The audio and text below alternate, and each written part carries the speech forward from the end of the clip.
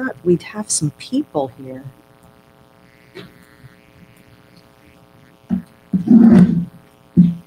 Well, imagine you're getting Christmas. What? You're like Christmas. I told them I invited them. So we started at 10. That's what it's. Is that clock correct? Oh, it's 9:15. 58. Oh, 9:58. Okay. Where?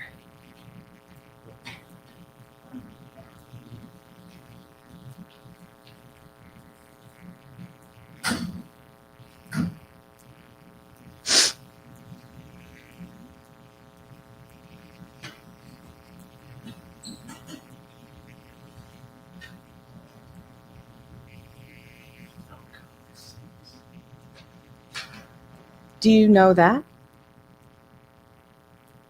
Yeah.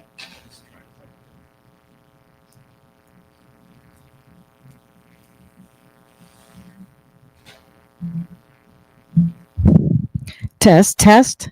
Hello. Check, check. And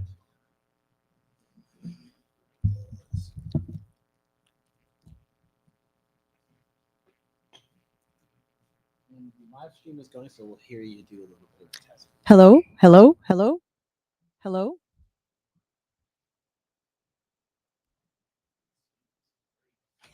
Front row, baby. Hello, hello. 2 seconds ago, like when I tested the first. Was that a fresh thing that was charged? Hello, hello. Is it supposed to be on green or no? It's just a That's power just button. the painting. Check, check. Test, test. Hello, hello.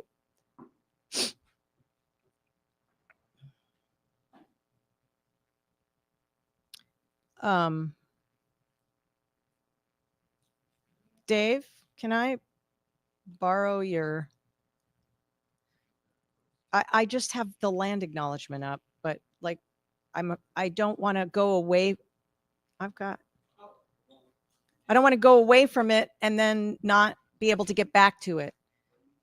I just need to look at the intro. I have the land acknowledgement on this one, and I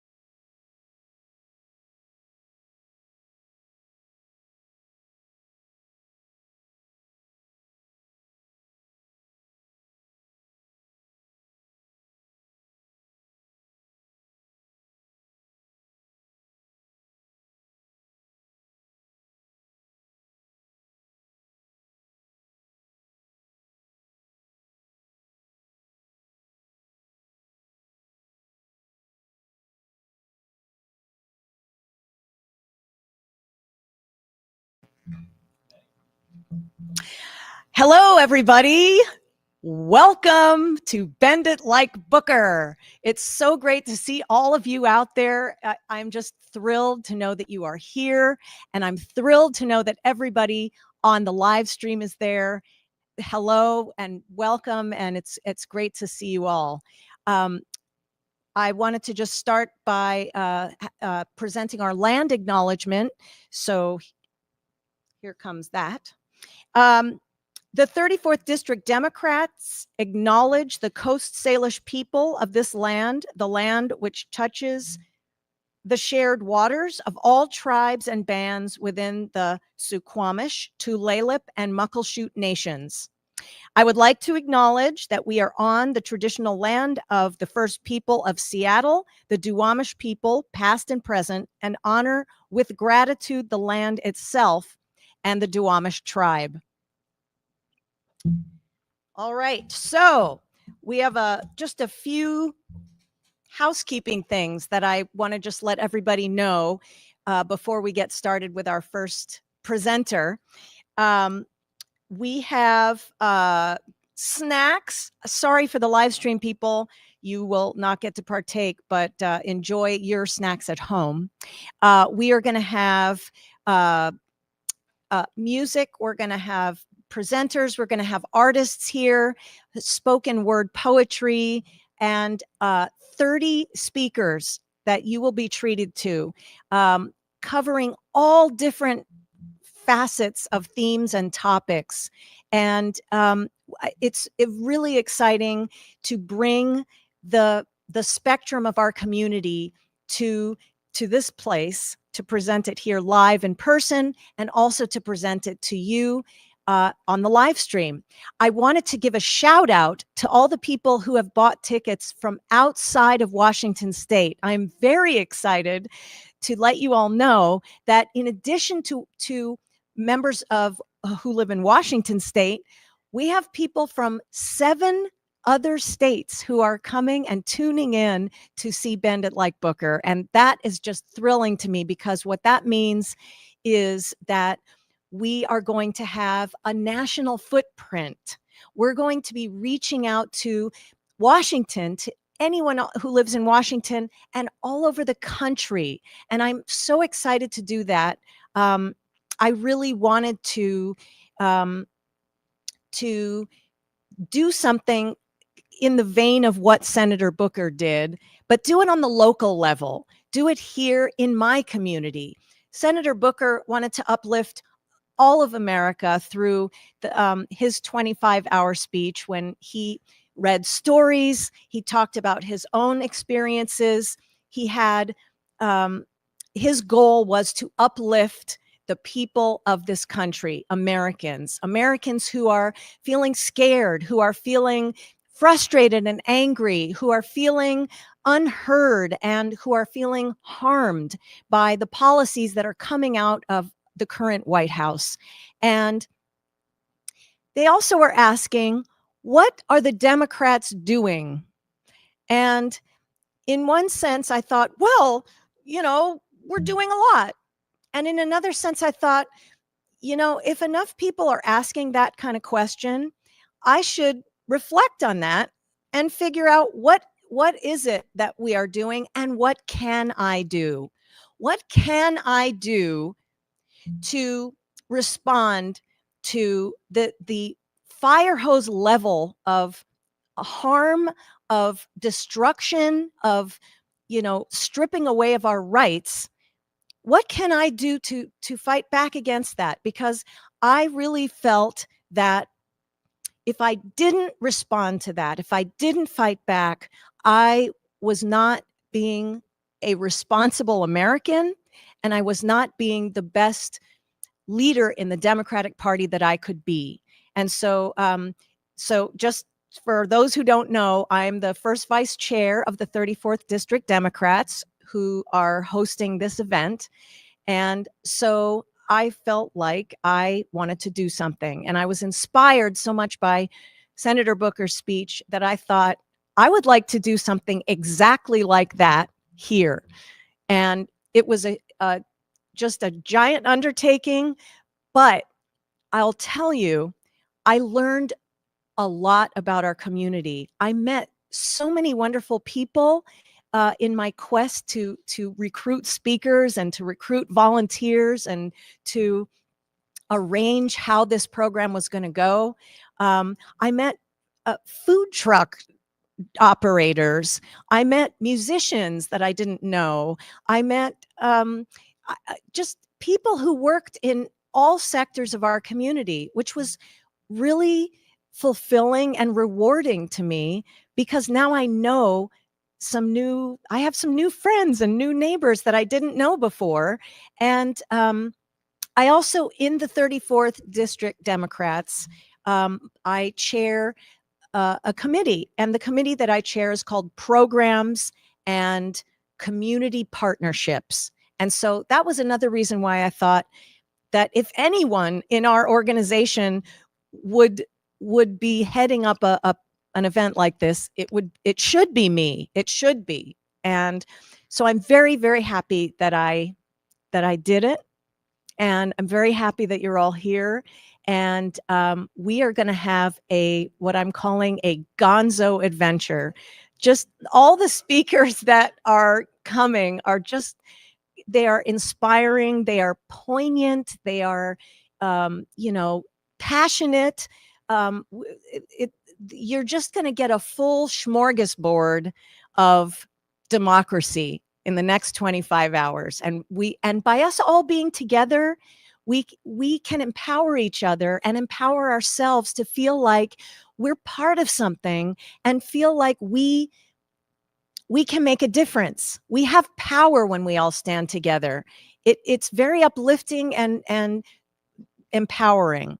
So I want you at home to also feel that you are empowered by taking part in this, because you are taking part in a national event. And I'm thrilled to have you here. So for those who are in the house, bathrooms are right across the hall. You can just, anytime you need to, just take a bio break and head over there. We have water fountains also out in the hall. We also have snacks, which I'm hoping I got enough to last for 25 hours. And we have tea, and we're going to get coffee later on for the night owls. And also I want to let you know, for those of you who are in here, there are restaurants just, I don't know, less than a quarter mile away. So if you do need to leave the venue and just, it's just walking down, you walk out Director and down 14th, and there are several restaurants, at least 5. So that will be available to you as well. So I just wanted to let you know about that.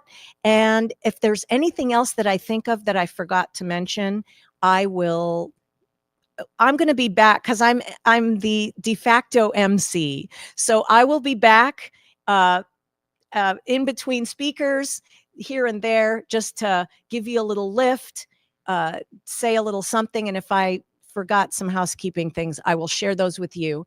The other thing is, I'm going to be encouraging everybody to move, so that you're not sitting for a long period of time. It's not good to sit for hours and hours, but we can stand up, we can move around.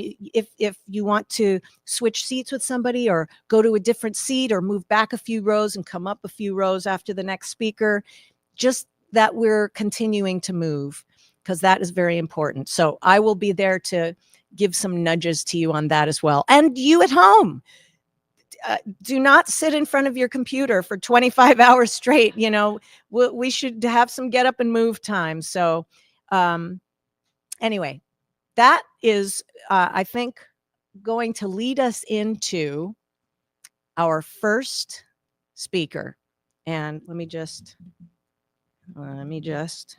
want to give her some justice to introduce her. And sorry, since this is a kind of an informal community event, yeah.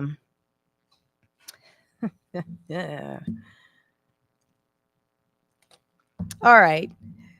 Here comes our first technical thing. I just have to get my computer to turn on. Okay. Hang on. Technical.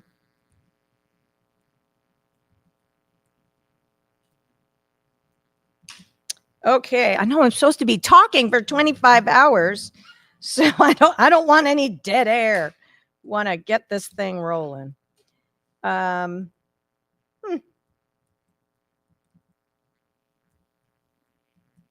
Probably.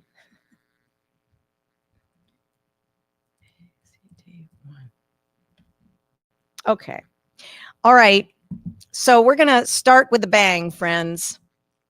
Our first speaker is going to be joining us. She is with her mom in India, so she was not able to be here in person. However, she sent a greeting.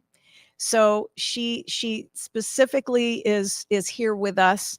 And then after her greeting, there's going to be it's a workshop of sorts where she leads us through a training for a program that she created called the Resistance Lab.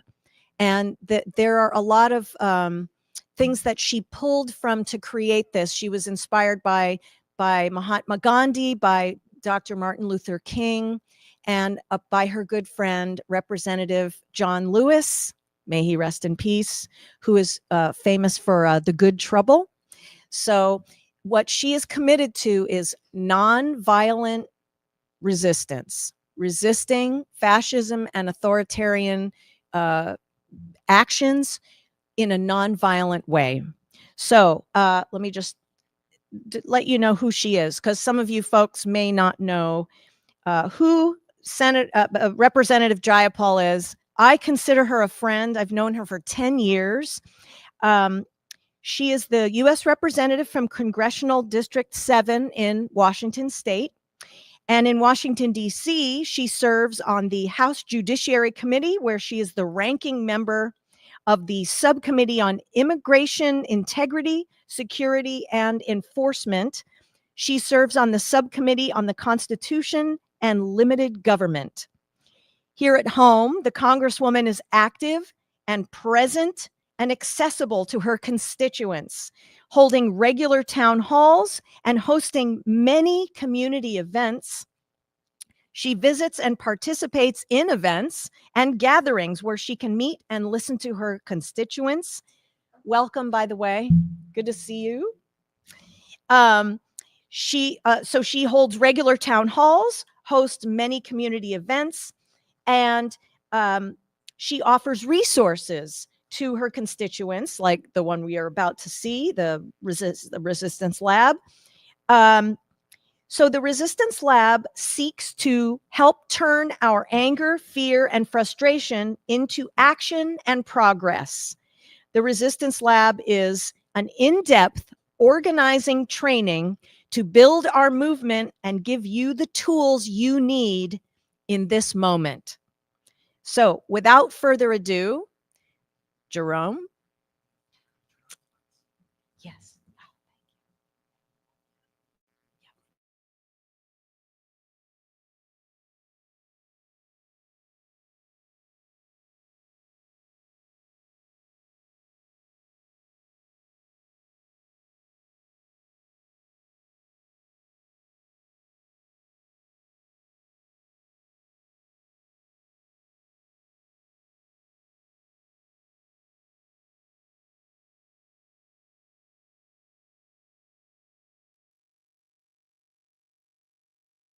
Hey everyone, Congresswoman Pramila Jayapal here. Thank you so much, Rachel Glass and the entire 34th LD Democrats, my home LD, for inviting me to speak with you for a few minutes today as you all bend it like Booker. I know that everyone in this room understands the fear, danger, and devastation that so many of our communities and loved ones are facing in this moment under this authoritarian administration. We are living in a United States that many of us could never have imagined, one where masked men are snatching and disappearing immigrants of all legal statuses off our streets, where our federal workforce is literally being dismantled and full agencies like the Department of Education are effectively being shut down. One where Republicans are stealing healthcare and food assistance from poor and working families. Each day brings with it a new example of the cruelty and the chaos of this administration. But one thing that I have learned over the years of organizing is that the most difficult times make the strongest organizers. We know that in this moment, we can come together, we can stand up, we can show that we refuse to accept Trump's actions. Grassroots organizing and resistance are among the most powerful tools we have in this fight. Since coming to Congress, I've always run a year-round organizing campaign. But after Trump was inaugurated, I knew that our campaign needed to mobilize even more people across the country to stand up and fight for our democracy more than ever. People were hungry for understanding, community, direction, and most importantly, real tools on how to fight back effectively against an authoritarian. That is exactly why I created Resistance Labs, to educate ourselves about how democracies fall, how our own country and countries around the world have effectively and non-violently fought back against authoritarian leaders, and how we, the people, can be most effective and strategic. Because when our checks and balances fail, when we have a rogue government that refuses to adhere to the Constitution, we, the people, have to be the backstop. And these tools are more important to understand than ever as we see Trump militarize and take over cities like Los Angeles and Washington, D.C. So far, more than 12,000 people in all 50 states and from countries around the world have participated in our Resistance Lab training, with that number growing with every single training we do. And if you haven't joined one yet, please go to resistancelab.us and sign up for an upcoming session. Whether it's through Resistance Lab or events like today's Bend It Like Booker, joining rallies or marches, calling your friends in Republican states, we all have to stay engaged. The chaos is Trump's strategy. He wants us distracted and exhausted and overwhelmed, all so that he can continue doing horrible things that benefit no one other than him and his billionaire buddies. So we have to be here to say that we will not look away. We have to show them that this strategy won't work, that we are here and we are ready to fight. And when we all use our voices, when we all come together, I know that our collective power will be stronger than their collective hate. In the words of my good friend, the late, great John Lewis, we must all be ready to get into some good trouble. So stay engaged, stay hopeful, stay active, and thank you for being here today to Bend It Like Booker. Hey everyone, Congressman.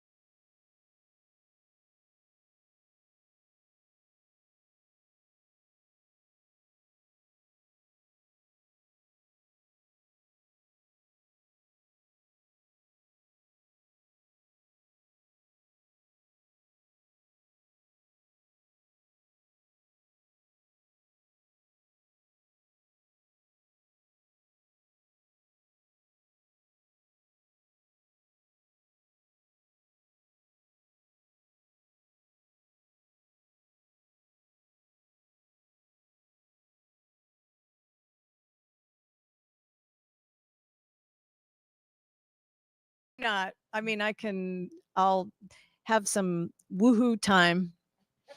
And then, what's that saying that goes, I'll sleep when I'm dead or something? It ready? Okay. So hi, Congresswoman.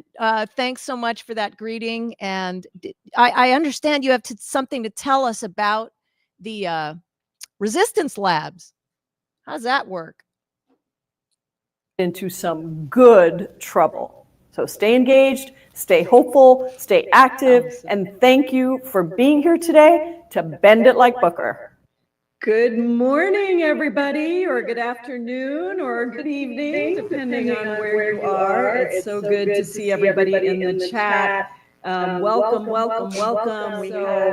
so happy to have you with us at Resistance Lab 1.0 training. I'm Pramila Jayapal. So today we have three main goals. First, we want to develop a community of people who have the same foundations and underpinnings of understanding of what others in the world and here in America have experienced. Second, we want to prepare you for action and for what is coming by looking at what makes for the most strategic and effective nonviolent tactics of resistance. And we want to help you seed, participate in, or coordinate those nonviolent, non-cooperation actions that will make a difference.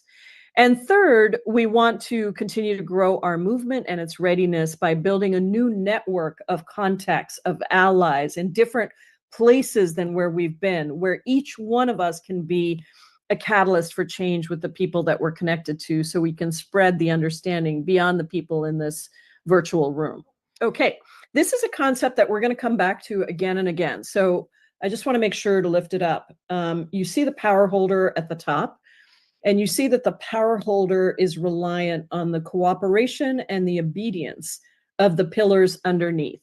Now you can think of military, industry, their own political party, universities, press, etc. And many people might think about power flowing from the top to the bottom, but our goal is not actually to go straight for the top power holder, but rather to think about eroding each of the pillars of support.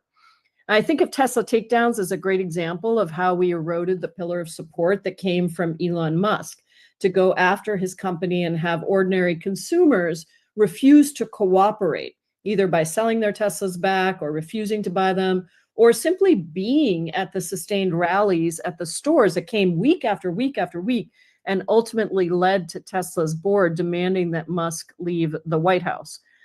The second concept that Erica touched on that I really wanted to lift up again is the diagram of the spectrum of allies. And for us to really understand this and think about this when we think about strategy. So this is the spectrum of allies that Erica referred to. Everybody in society sort of falls in one of these places on this half circle. And let's say that we're talking about Donald Trump being in active opposition to a people-powered movement in this country that's for democracy. So the wedge on the far right is active opposition. These are diehard loyalists, they're true believers, they're opportunists, exploiting the presidency for their own gain. These are the closest circle to the power holder. Then there's passive opposition, where people might sympathize with or vote for Donald Trump, but they aren't necessarily doing anything actively to support them and keep them in power now, and they might have changed their minds, which happens a lot. There is next a big wedge of people who are neutral. They sort of want to stay uninvolved. Maybe they haven't been interested before. They're not sympathetic or non-sympathetic. They're just going about their lives. Maybe they have 3 jobs and they can't afford to pay attention to this. It's all kinds of reasons why people might be in this category. Then you have your passive allies. These are folks who maybe don't like what the power holder is doing, but they haven't yet brought themselves to a place where they feel like they want to do something about it. They're not yet active. Maybe they've never participated. Maybe they've never organized anything before. Maybe this is just the beginning of this journey. And then, of course, we have our active allies, people who are already recognizing that they need to fight back. They're already part of the movement. What is really important is to remember that the idea with civil resistance is that the theory of change is not necessarily that people would be going from trying to get active allies to focus on active opposition and make those folks active allies. The focus is really just on trying to get every one of those wedges to move one click to the left. So getting active opponents into the passive opposition bucket, getting passive opposition into the neutral bucket, getting neutral people into being active allies, and then especially getting passive allies into the active ally bucket. The really important thing here is that it's important to be open to everybody. It's important to know that we shouldn't give up on anyone. Though some people might be easier to move than others, we are a big tent party, And people who may have voted for Trump, and I think we have some on this call, who may have voted for Trump are now thinking, oh my gosh, I am not sure I did the right thing. I want to learn what else I can do to make sure that I am really protecting our democracy. We want to welcome in all of those folks because at the end of the day, the way that we have, the reason why movements have succeeded in the past is because they have split the passive and the active opposition. They've dislocated authoritarians who are not working for the interests of anyone in the country, including the people from their own party. They have dislocated those authoritarians from these pillars of support.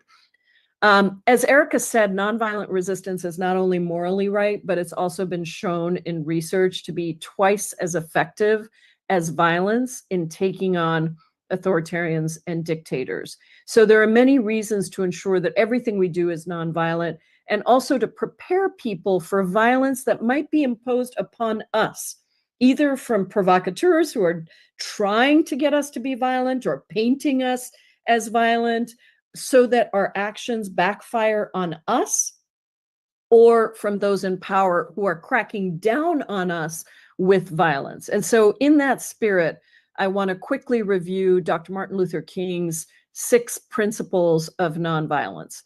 Principle 1, nonviolence is courageous. It is more courageous to be nonviolent and active nonviolent resistance to evil. It is aggressively, spiritually, mentally, and emotionally. Principle number 2, nonviolence seeks to win friendship and understanding and create the beloved community.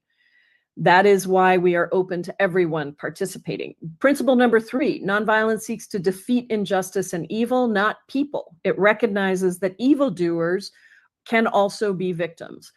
Principle number 4, nonviolence accepts that suffering can educate and transform. And it accepts that unearned suffering, when somebody inflicts violence on you, that is actually a redemptive and transformative force. And we have to build ourselves mentally, physically, spiritually to be able to accept that. That's a lot of what the article from Gandhi that was in your packets is about. Principle number 5, nonviolence chooses love instead of hate. It's spontaneous, unmotivated, and creative. And we'll get to a little more on the creative front in just a bit. Principle 6, nonviolence believes that the universe is on the side of justice, and the nonviolent resistor has deep faith that justice will eventually win, even if there's suffering in the short term. These are the principles that have led to the most successful nonviolent movements in our nation's history, in the face of what seemed to be insurmountable opposition and around the world. The courage that people exhibit in nonviolent resistance movements, whether it's South Africa, Sudan, or the South in the United States of America, that's part of what brings more people into the movement. So now that we have that grounding, I want to take a look at a framework that you received in your packets called the Hope Guide. And the goal of this framework is really simple. We want to undertake actions that make the political violence of power holders backfire on them and become counterproductive. We want perpetrators of violence to face high costs for their actions and shift the incentive structure so that political violence is no longer profitable, financially or otherwise, to the perpetrators. Now, one of the most powerful, successful acts of nonviolent resistance and non-cooperation in US history that backfired on the perpetrators was when Rosa Parks refused to give up her seat on the bus and she was arrested. That backfired enormously. And it was the action that led to the incredibly successful bus boycotts. Now, I want to be clear, this backfire on the perpetrators of violence happened as the result of enormous planning, training, and strategy that prepared people for this moment, and then allowed that moment where Rosa Parks refused to give up her seat to be the event that triggered massive outcry and press interest. It didn't just happen on its own. It wasn't something that just in the moment everyone knew what to do. It was training, and that is the focus of these trainings, is really to prepare us. And the examples are everywhere in history and in the present. Some are more planned than others, but being ready and thinking about backfire as a goal is absolutely critical. So how do we make backfire happen? How do we make our actions cost the perpetrators of violence and authoritarianism? How do we use that model to attack the pillars of support for an authoritarian leader? When we talk about costs on perpetrators, in this case, the Trump administration, think about costs in two ways. First, there are direct losses to the perpetrators, including loss of political support, loss of social standing, economic losses, and in some cases being held legally accountable. The second form of costs is actually when you can increase support, power, mobilization by those who oppose political violence. So I'll give you an example. By rallying around people who are targeted by political violence, by engaging in greater voter registration turnout, by pushing for new laws to be passed and enforced, or by supporting many other efforts that run counter to what the perpetrators are doing. A really terrific and successful example of this was actually in Tom Homan's, our border czar, Tom Homan's small town of Sackett's Harbor, just a few miles upstate from New York City. ICE kidnapped and detained 3 children in that small town of Sackett's Harbor. What did that town do? They mobilized a nonviolent campaign. This is a town of just 1,300 people, okay? And over 1,000 people marched on Tom Homan's house. And this was over a weeks-long campaign of nonviolent resistance. They got the kids released, and ICE's actions actually backfired. And so that's what it means to make their actions backfire. I would say that a lot of the immigration actions of kidnapping and disappearing people on the streets are backfiring. So I want to look at how this backfire model works to understand this further. It's got 5 principles, 5 R's that heighten outrage and increase mobilization against injustice. The first one is reveal. Well, let me tell you all of them. Reveal, redeem, reframe, redirect, and resist. And let's go through each one. So revealing is about exposing the injustice, right? Our opponents want to do everything in secret. Certainly the strategy of flooding the zone that we see right now is very much about hiding things, trying to get rid of rules in secret without public noticing, reaping financial gain off the markets, changing the rules. And so we can use our platforms to track, to expose, to call those things out, to call out anyone who backs them with our own reports, our information, our videos, our pictures, our credible stories. The second one is redeem. This is all about humanizing and validating the people who are being attacked. You see right now that our opponents want to demonize people. They want to call them criminals and aliens.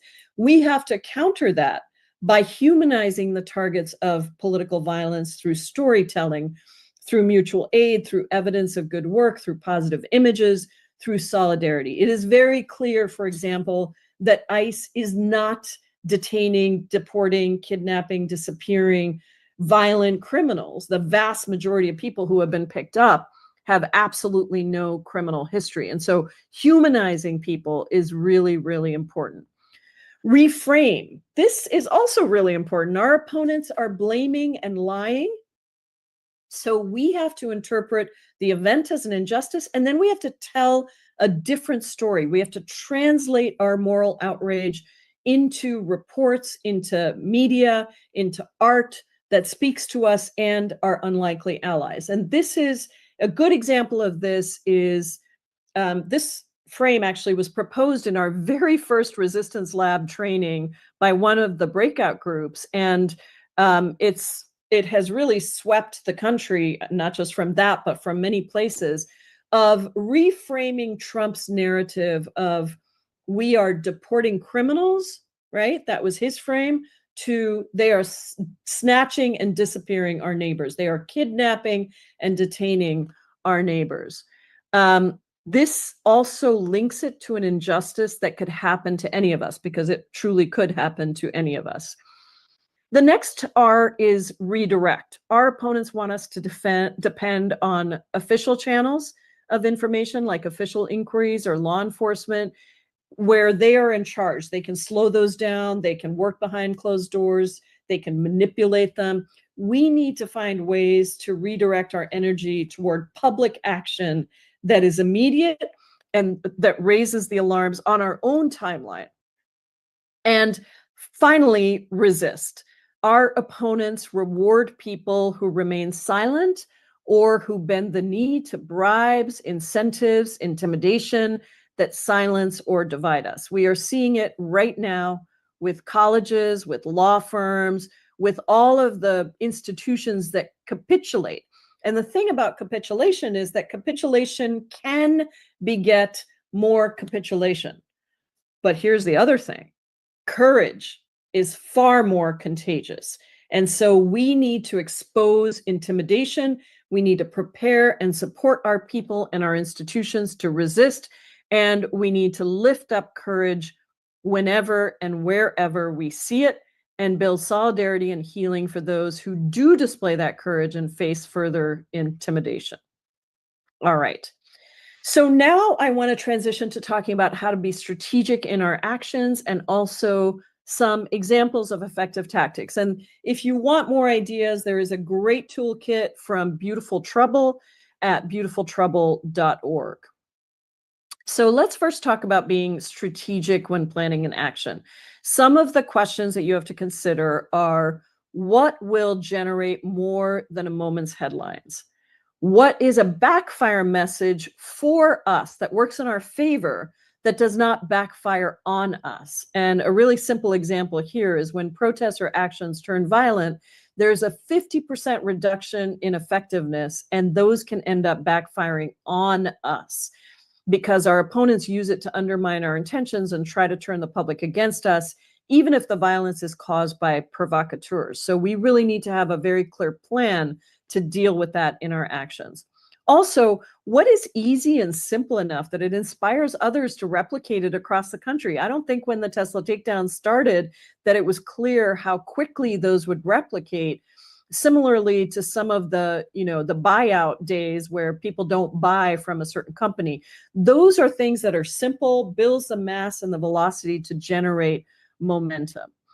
And then what is genuinely inclusive and brings in new people to the tent?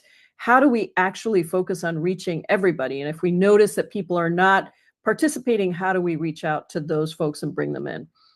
Finally, how can we ensure that we use anger wisely? Anger is a really powerful emotion. And if you have the moral high ground and you act with dignity and nonviolence, anger is compelling and people will join you. If you don't, you may seem a little scary and you may actually turn people off.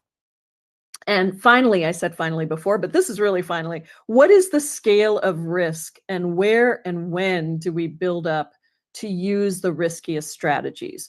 Part of what we are doing today is understanding our own strength. And as we develop that strength, being able to assess our risk tolerance, right?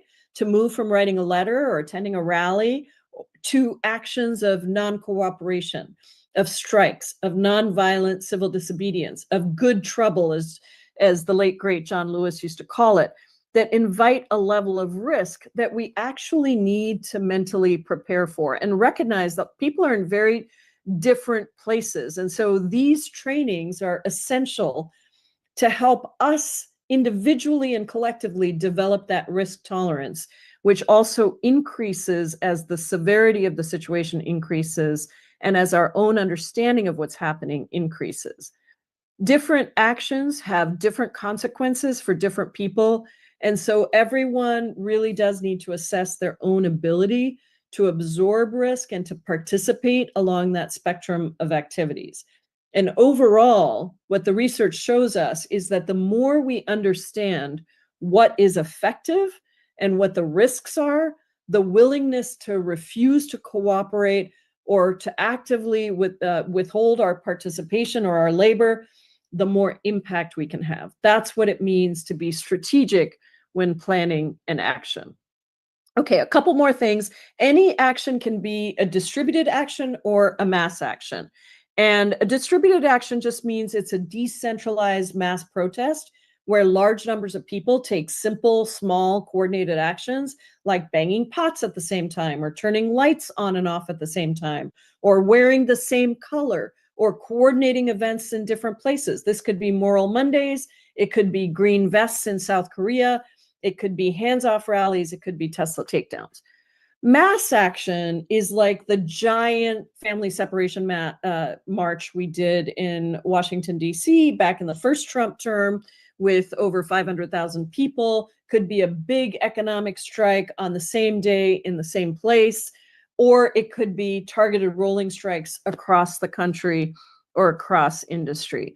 Both of these are really important. They both have a place in our toolkit. They both can be extremely effective, but you should know which one you are trying to accomplish.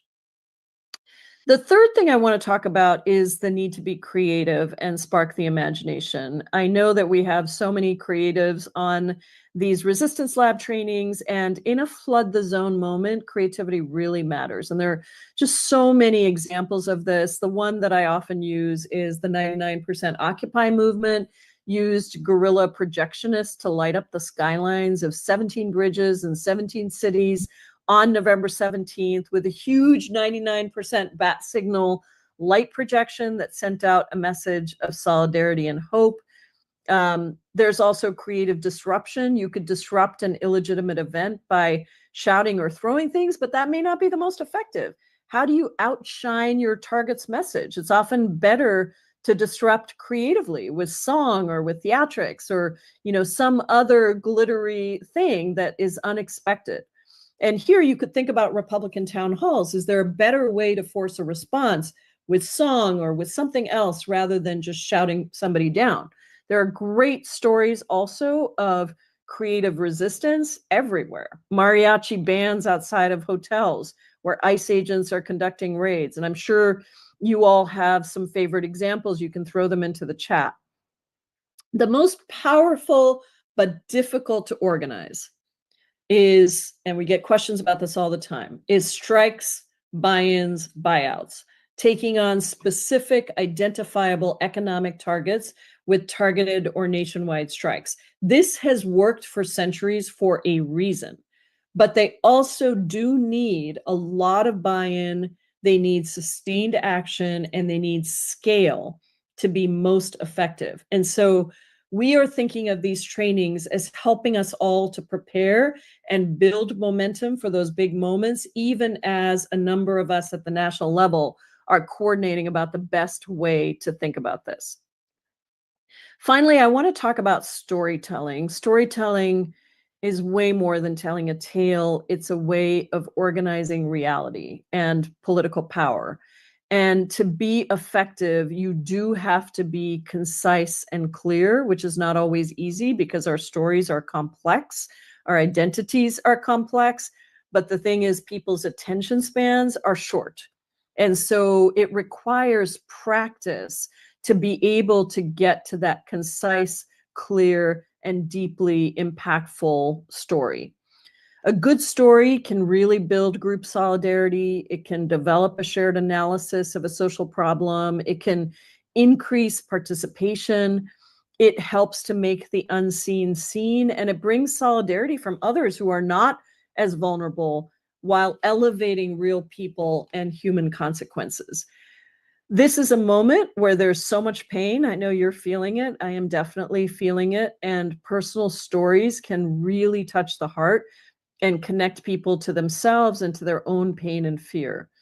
To get it right, make sure you think about who you are trying to reach and what would resonate most with them. For example, the story of the undocumented father of 3 U.S. Marines being snatched and beaten by ICE was a super powerful story for all the different pieces it touches.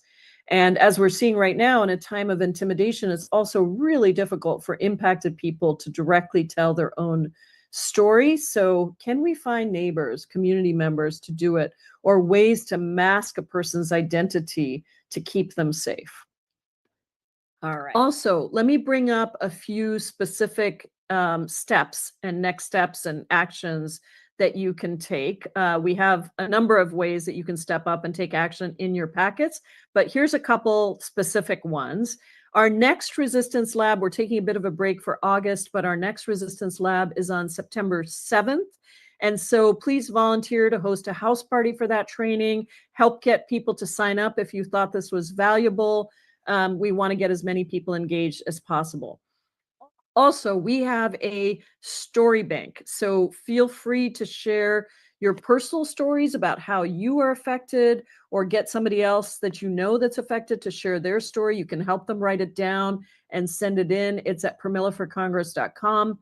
And as I said, keep an eye out for the rapid response list, weekly emails that we send out. Make sure they're not going into junk. It's a great update on what's happening.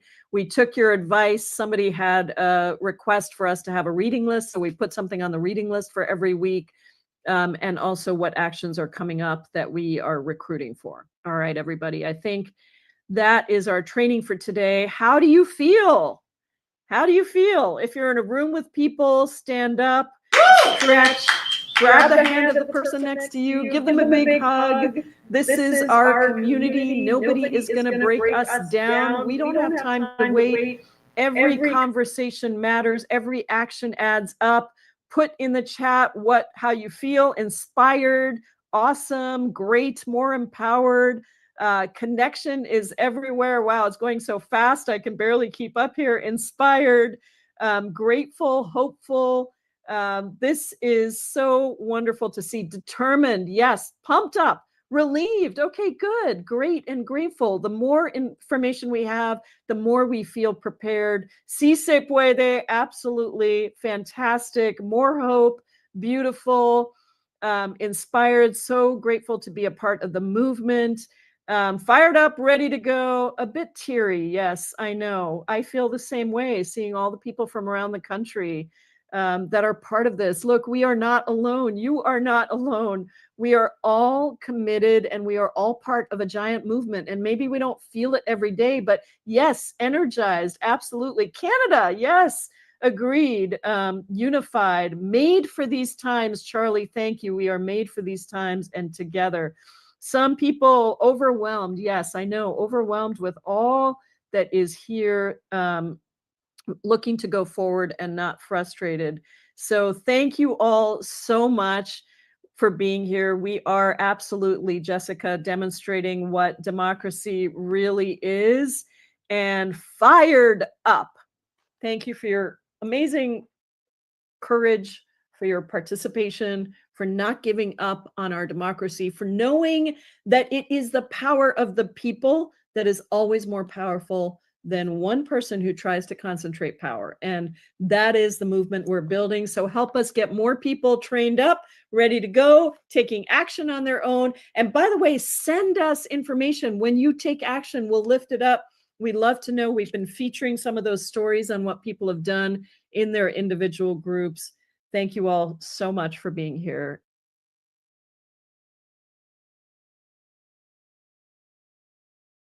Oh, Congresswoman Jayapal. She just does not disappoint in any way, shape, or form. So, yes, and the thing about the storytelling, that was one of the things that I really, really did want to include in this event was stories. And so we have asked people to send in stories, and just like the Congresswoman does. So I'm excited that aligns really right up with her resistance lab. I also, besides speakers, we are going to be featuring spoken word and poetry. And so this segues into my next speaker, who I would like to bring to the podium. She is Taylor Freeman. And Taylor is a multidisciplinary artist currently living in Seattle. And I happened to just see her in a show a few weeks ago, and I was blown away. And that's why I invited her to join us. So Taylor is working as the program manager for the Seattle Black Film Festival. Without further ado, I would like to welcome, and I ask you to please give a warm welcome to Taylor Freeman.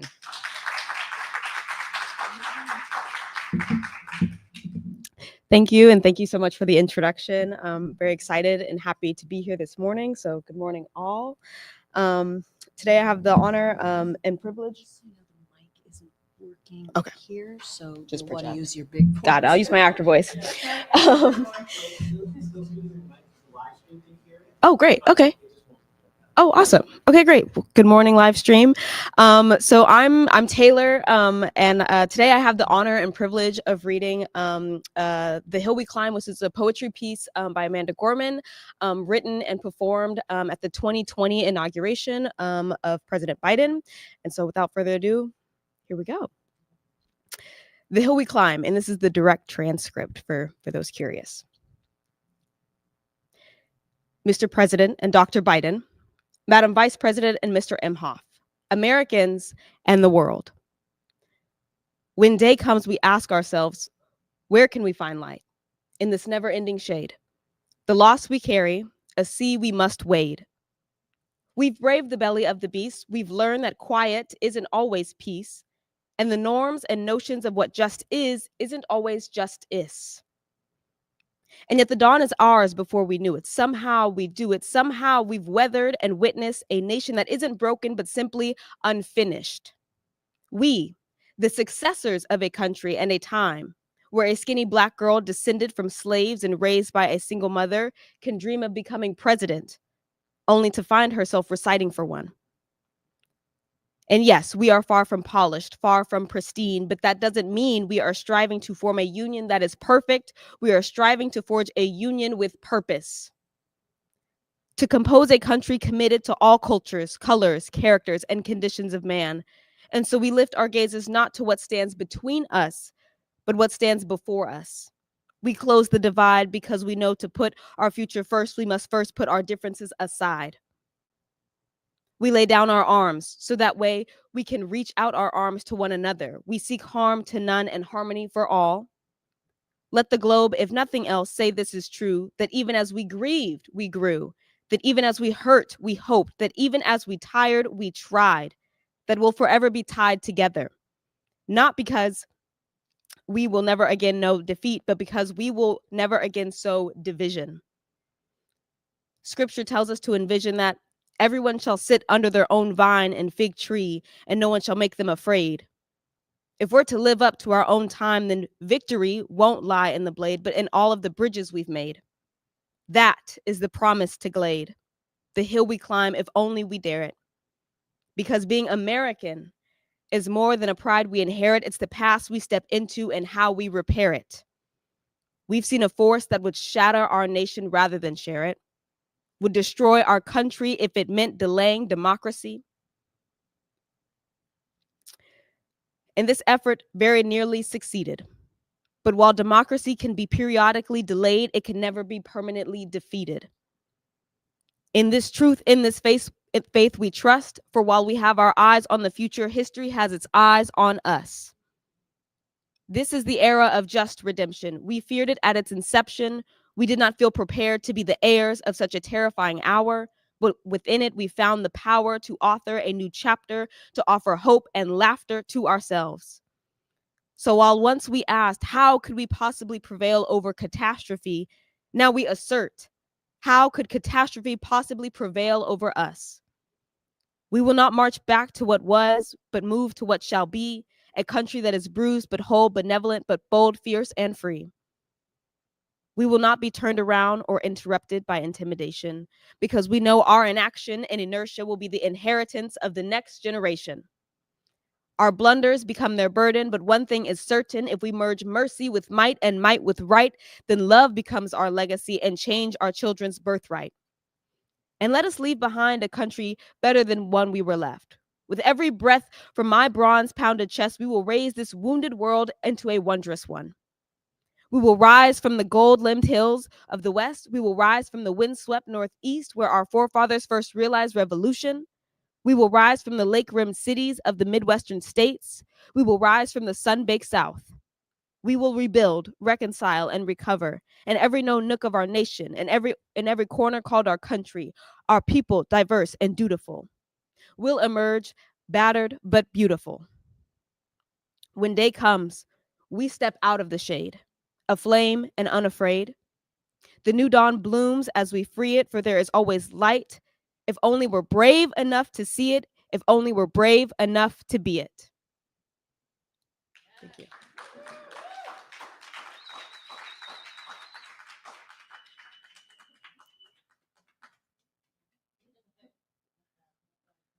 Ooh, aflame and unafraid. Wow. Yeah, that was a poem that has just stayed with me for the minute that she said it on that inauguration morning. It stuck with me. So this day is going to be uplifting and celebrating many people from our community and many themes that reverberate in our community. So I'd like to introduce our next guest. And we're a little early. Is that okay? Okay. All right. So one of the very important pillars of the ability to thrive is health. And what is happening right now is that our many people's health care is in jeopardy because of the policies coming out of the White House. And that is very concerning, because I feel almost as if people don't have their health, there isn't really much else. It's kind of a base necessity, is the ability to access good health care so that you can live your best life, you can thrive. So I thought it was very important that we should be prepared, we should be informed, and we should be armed with the information that we need when it comes to healthcare. So this next guest is somebody that I thought was very necessary to be part of Bend It Like Booker. And she's going to talk about Medicaid and Medicare, which is under threat right now. I know that perhaps we haven't seen the actual results or the actual destruction as of yet. And a lot of people are waiting on pins and needles, but it is, well, I'm going to let our next guest tell you about that. So Anne Watanabe is our next guest. Anne is a retired attorney and a proud member of Puget Sound Advocates for Retirement Action, also known as PASARA, if you know that acronym. It's an organization dedicated to uniting generations to secure a future for all. And we are currently fighting to protect and strengthen Medicare, Medicaid, and Social Security. So without further ado, are you ready? Yeah. Oh, yes. I've got my little thing that can, no, this is to advance the slides. So we just need to turn it on. Yes, we are high tech. You are going to be plugged in to something good. Yeah. I'm just going to try this to make sure it works. Let's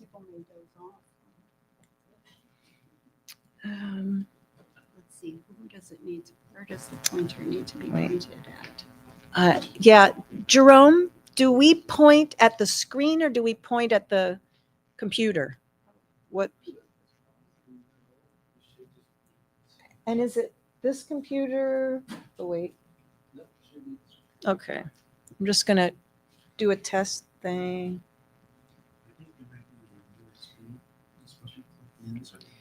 Oh, If not, yeah. you can let me Grab know. the- I'll be at the computer so I can advance it if it's not working. Oh, okay. Yeah. So you could advance it. I don't want to. I turned it on. Yeah. Oh, okay. But you don't know if I didn't do all the steps or something. So just so you know, I'm an actress and a theater artist. I'm not a tech person. So tech things and me, not the best of friends. Full disclosure. Yeah. I'll just like I'll work the slides for you. Oh, right. Thank you. Great. So let's give a warm welcome to Anne Watanabe.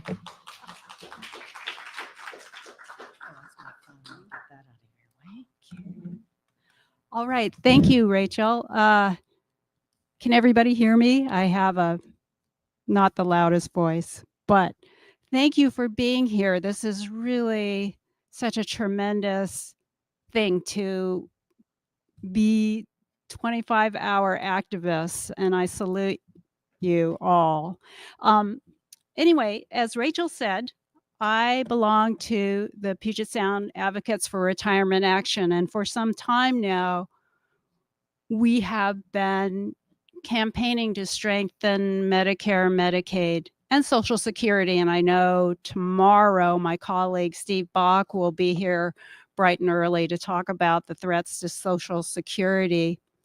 But there are, and I'm so glad we had poetry to start, because unfortunately this gets pretty weedy, the topic I'm going to be covering. I'll do my best to move through it quickly, but you will need more poetry after I'm done. And so I'm really glad that there will be some, because we all need that. But if I could just leave you with some very brief starting points before I get into this. Medicare and Medicaid are facing the largest cuts in their history, in their 60 years, where we've all been able to count on those programs. They're facing humongous cuts.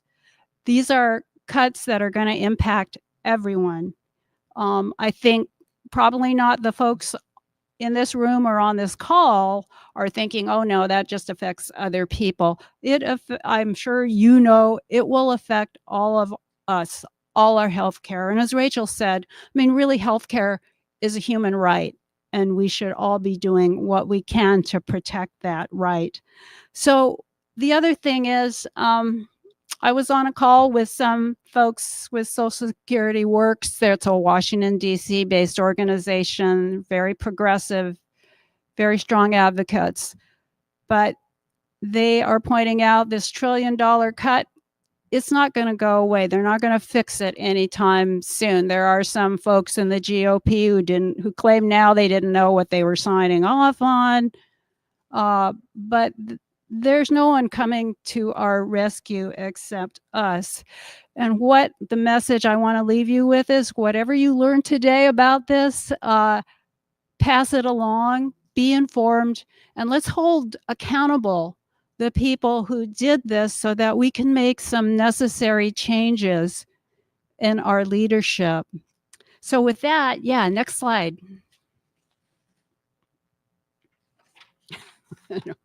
All right. So again, Medicare and Medicaid, they were enacted 60 years ago. That big, ugly bill that got signed on July 4th is going to have significant impacts, $1 trillion cut, and everyone will feel those impacts. Next slide, please. Okay. So as I mentioned, $1 trillion, we're talking about 16 million people losing coverage over the next decade. 10.9 million, and you'll see different estimates. Of course, it's hard to pin it down exactly, but 10.9 million is what the Congressional Budget Office decided would become uninsured because of these direct cuts to Medicaid. Meanwhile, another 5.1 million become uninsured because they're going to lose the Affordable Care Act tax credits, and there will be increased barriers to signing up with health insurers under the ACA. And you may have seen the news reports and estimates of how much people's premiums are going to go up next year because of these cuts as part of the big beautiful bill. I think a lot of people don't realize that they may be seeing, say, 75% increase in their healthcare premium. So a lot of people may just decide, I can't afford it. Okay, next slide, please.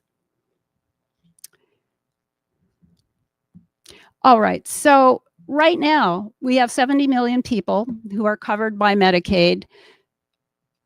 21 million of them were covered by the expanded ACA Medicaid, and you'll hear a lot about that. That was an expansion, a brilliant expansion that added so many people who didn't have health insurance before.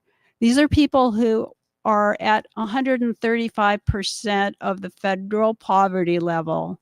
So rather than being at 100%, captured a lot more people who are frankly poor, but they could get health insurance. Now, we have more than 1.9 million, again, kind of a floating estimate, but we have Washington people and children who are covered by Medicaid, which we call Apple Health in this state, and Children's Health Insurance Program. So over 800,000 children are covered by Medicaid. And we have 620,000 Washington adults who are covered because of that expansion. Next slide, please. Okay, and these are just the statistics which you can see here. Large percentages of people in this state who depend on Medicaid. I think the highest one, of course, is nursing homes. If you go into any nursing home, you will find that people who need long-term care are dependent on Medicaid because they have exhausted whatever funds they had. All right, next slide, please. All right, so I've kind of in this particular slide, I'm focusing on South King County, but you could go around this state and find comparable figures. In King County, we had 445,148 enrollees in Medicaid last year. And you can see in these South End cities, a lot of children, 70% depend on Apple Health. And in Congressional District 9, 73% of nursing home revenue comes from Medicaid. So you can imagine what's going to happen if that disappears. All right, next slide. All right, and here's something that, certainly our rural colleagues in, say, some of the redder districts have overlooked, which is that there's an estimate that 14 rural hospitals in Washington are facing closures, partial or full, because of the loss of Medicaid.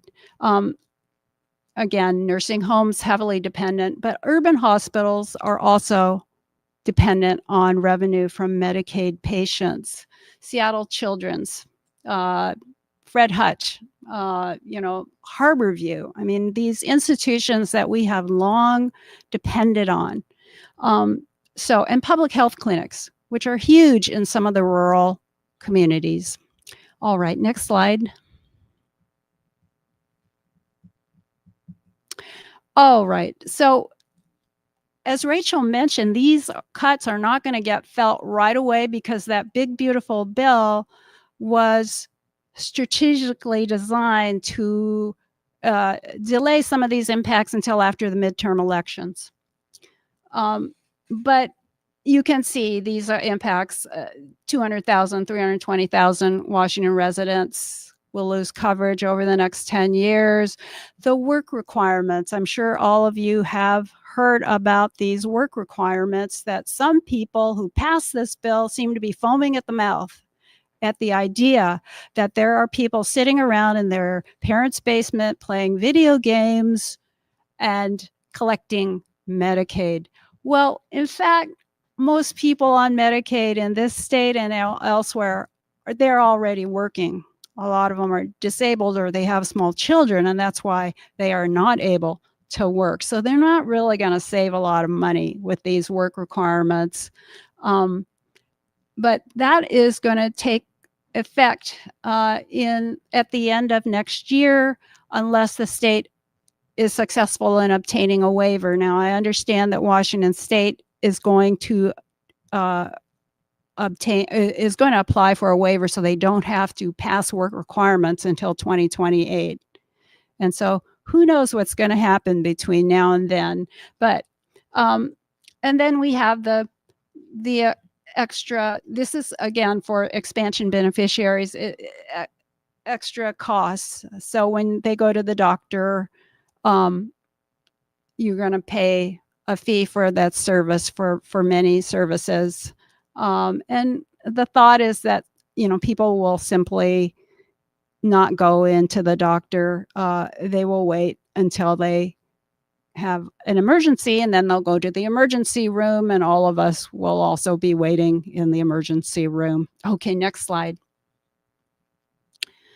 So there are some other things that really get into the weeds. There are tax mechanisms and payment provisions that for hospitals and other clinics that are going to end in 2028, and those are going to have big impacts on these facilities. And I do expect that they will be, they made some noise, the hospital associations, about this before the bill got passed, but even their lobbyists could not prevent these kinds of measures. So we're going to see some impacts from those.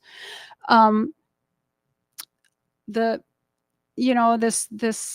have legal immigrants. These are asylum seekers and refugees who have been living and working and paying taxes, some of them for many years. They're not eligible for Medicaid. I believe it will be next year. So again, this is a familiar cultural whipping post, but next slide, please. All right, now let me shift over to Medicare, which is also under attack, and it's a little more subtle in some ways. We have the privatization, and I'm going to go into that in a little more detail because PSAR's focus for the last year or so has been on the threat to Medicare from the increased privatization. What goes along with that privatization are overpayments to private insurance companies running what we call Medicare Advantage plans. And I'll go into that in pretty laborious detail here in just a moment. Okay, so this last point, changes to Medicare are coming to Washington State in 2026 as a result of Dr. Oz and RFK Jr.'s initiative. So we're going to be a pilot project starting next year. Okay, next slide, please. So if we go back to the history, Medicare, 60 years old, it was for all seniors and the disabled. And as you can imagine, a lot of people 65 and up had health issues and couldn't obtain health insurance. Okay, next slide, please. And yeah, just you can scroll through the whole thing. It was such a brilliant idea, really. It was just everyone gets the same deal. It's simple and efficient. It's fine. Yeah, you can go through. It was originally planned to be for everyone of all ages, Medicare for all. Maybe someday soon maybe once we come out of this temporary Lol, we will see that again. So as it exists today, it's efficient, it's simple. Okay, next slide. But what happened in the 80s was that there was a thought that we could make it even better if we allowed private companies to manage some of it. So that's what we had. That's when we had Medicare Advantage come into being. And of course, you can see these are good intentions: lower the cost, improve outcomes. So let's look at what happened. Instead, we started seeing the limited networks, and I'm sure everyone who's got an insurance plan has encountered a limited network. In Medicare Advantage, we're now finding ghost networks where during open enrollment, they'll give you that glossy brochure that says, look at all the providers you can see. Some of them don't accept new patients. Some of them don't treat what you need them to treat. Some of them don't even exist. So it's been they have secret shoppers that have gone out to test these out. And this has been a particular problem in mental health services. Okay, frequent use of prior authorization. This is where the insurance company tells your doctor, well, we need to authorize the treatment or the diagnostic procedure that you want to use on this patient. There can be significant restrictions on care, of course. It's like, well, we don't offer that kind. We won't cover that particular cancer treatment. We won't cover that particular kind of new clinical trial that your doctor wants you in. So it creates administrative burdens for the providers. There was a 2024 survey for the American Medical Association. Physicians are saying there's an average of 13 hours a week spent dealing with the paperwork from insurance companies instead of dealing with their patients. And okay, next slide. So today, and I will tell you, one of the Congress people who was behind the whole private Medicare Advantage thing has recently, just this past summer, written an article saying, I'm sorry I did this. I can't believe what has happened. So it's now very profit driven. I'm sure some of you have seen the headlines about United Healthcare, which has become the biggest elephant in the room. So yeah, go ahead and next. So let's compare what we call the uneven playing field of original Medicare and Medicare Advantage. So you can see to our left that original Medicare, people pretty much get to choose their doctors, and Medicare itself doesn't get too involved. The decisions are going to be primarily made by the patient and the physician. Up until now, prior authorization has been rarely used, but we will see some changes under this pilot project that I mentioned. Okay, if we turn to Medicare Advantage, there's the network that you are with, and it can change, of course, from year to year, drastic changes. I don't know if some of you have been following, some of these brinkmanship type discussions that happen every year between, say, Aetna and Harborview and Fred Hutchinson and UW-Medicine, those kinds of major things where your network suddenly can be out of your network. Okay, prior authorization is often utilized, increasing use of AI to do that. And what I will also mention is that the way prior authorization has worked in original Medicare, where it's very limited, there's a quick time frame for reviewing those decisions, and it's a medical team that does it. There's a lot of accuracy. AI what we're seeing now is when these decisions are getting made by, say, United Healthcare, they've increased the number of rejections at that first level.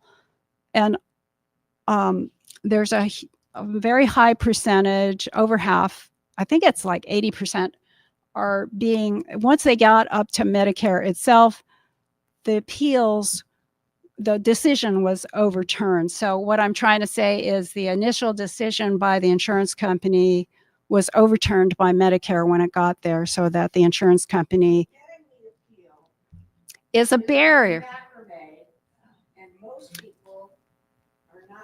You are absolutely right. And that is part of, I assume, the strategy is to prevent people from pursuing it further because they're sick, right? I mean, they just got to figure out another way to deal with their health issue. Okay, next slide, please. So, and you can scroll through all of those. So, yeah, and so it is an uneven playing field. The original Medicare, there's a lot of shortcomings. 20% copay. That's a lot if you are being treated for a heart condition or you've got, there's no limit on out-of-pocket costs except for pharmacy. The last year it was capped at $2,000. You've got to buy a separate policy. We call a Medigap policy to cover that 20% because otherwise you're going to be facing a lot of risk.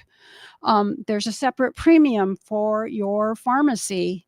There's no hearing, vision, or dental benefits. And as, of course, we know, people over 65 never have any hearing, dental, or vision issues. So now we get to Medicare Advantage.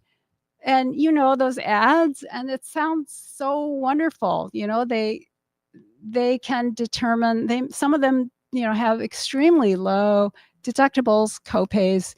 They cap their out-of-pocket expenses. You often get a prescription medication coverage, and you might even get hearing, dental, and vision. So that just sounds good, doesn't it? Okay, next slide.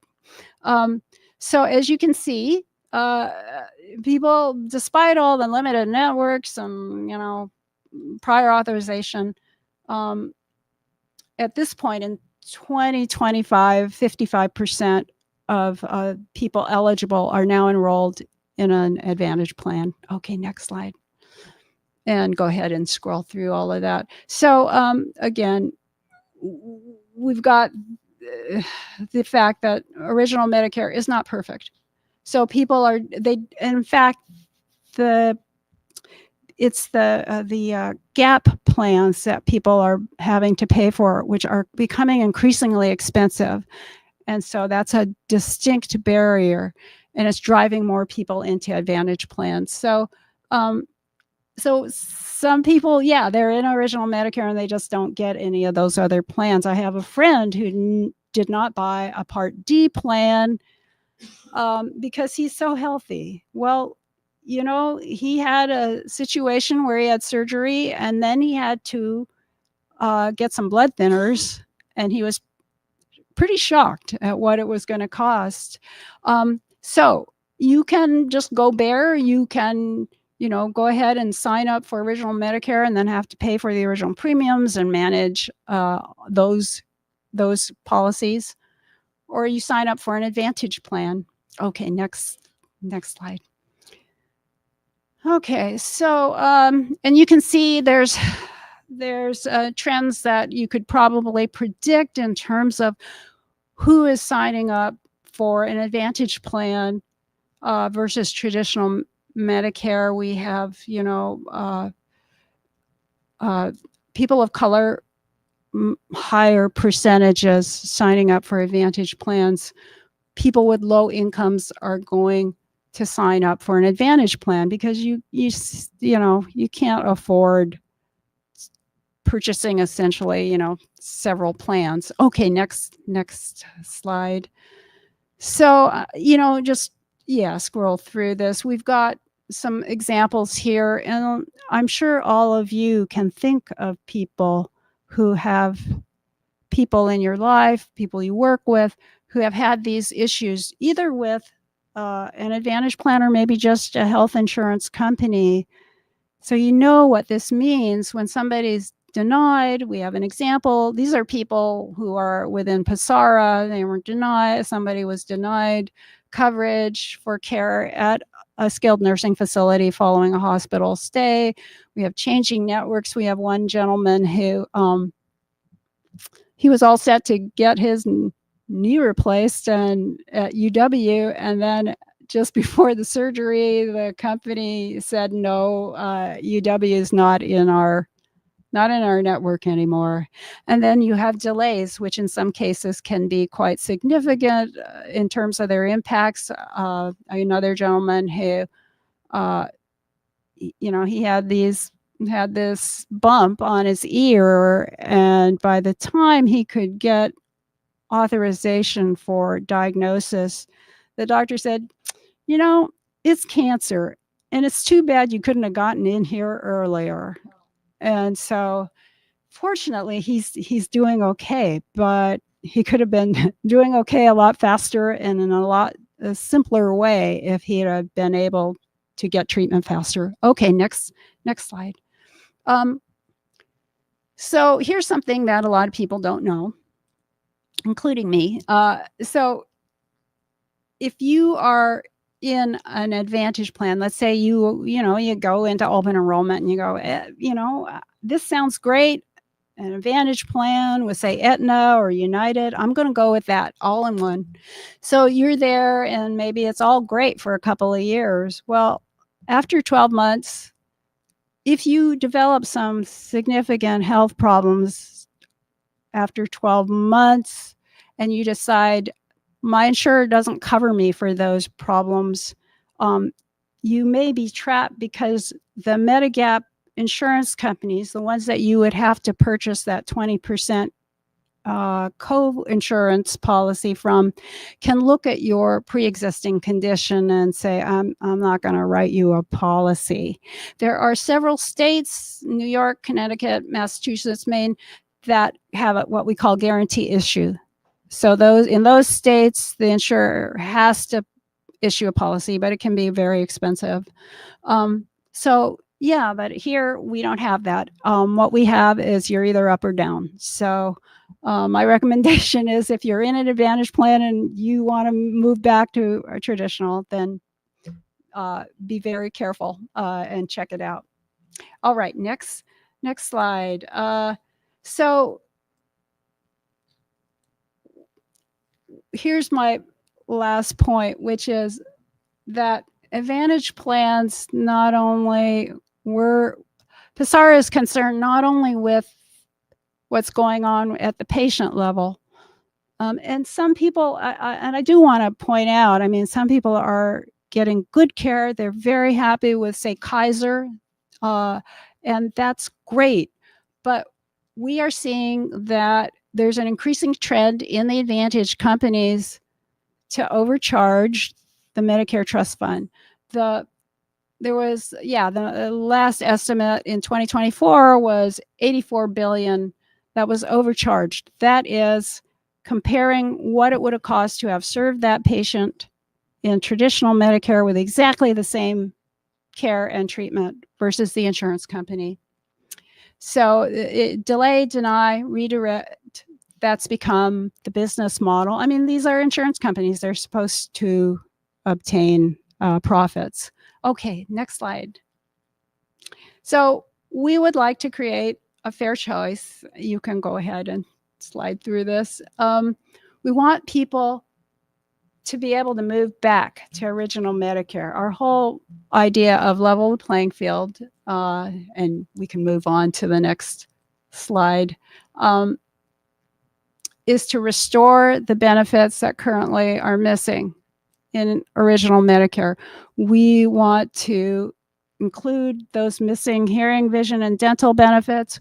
We want to cap copays and deductibles.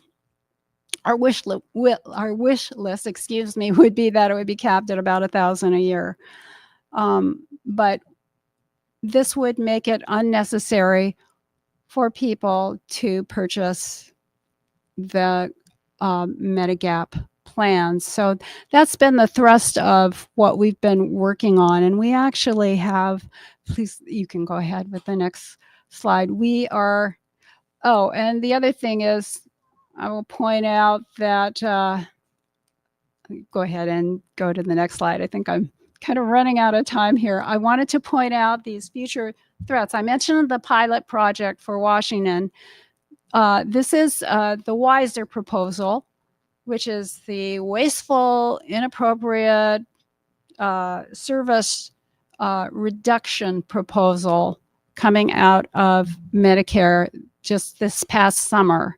So they want to start using prior authorization in original Medicare.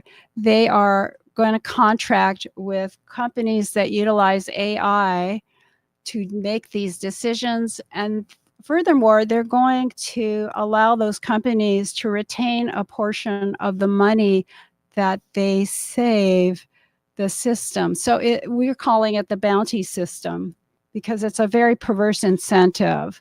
If you find, if your AI system says, no, they don't need that. And so, oh, okay, they don't need that treatment, and we've saved some money for Medicare by doing that, then the contractor gets to keep a portion of that. Oh, thanks.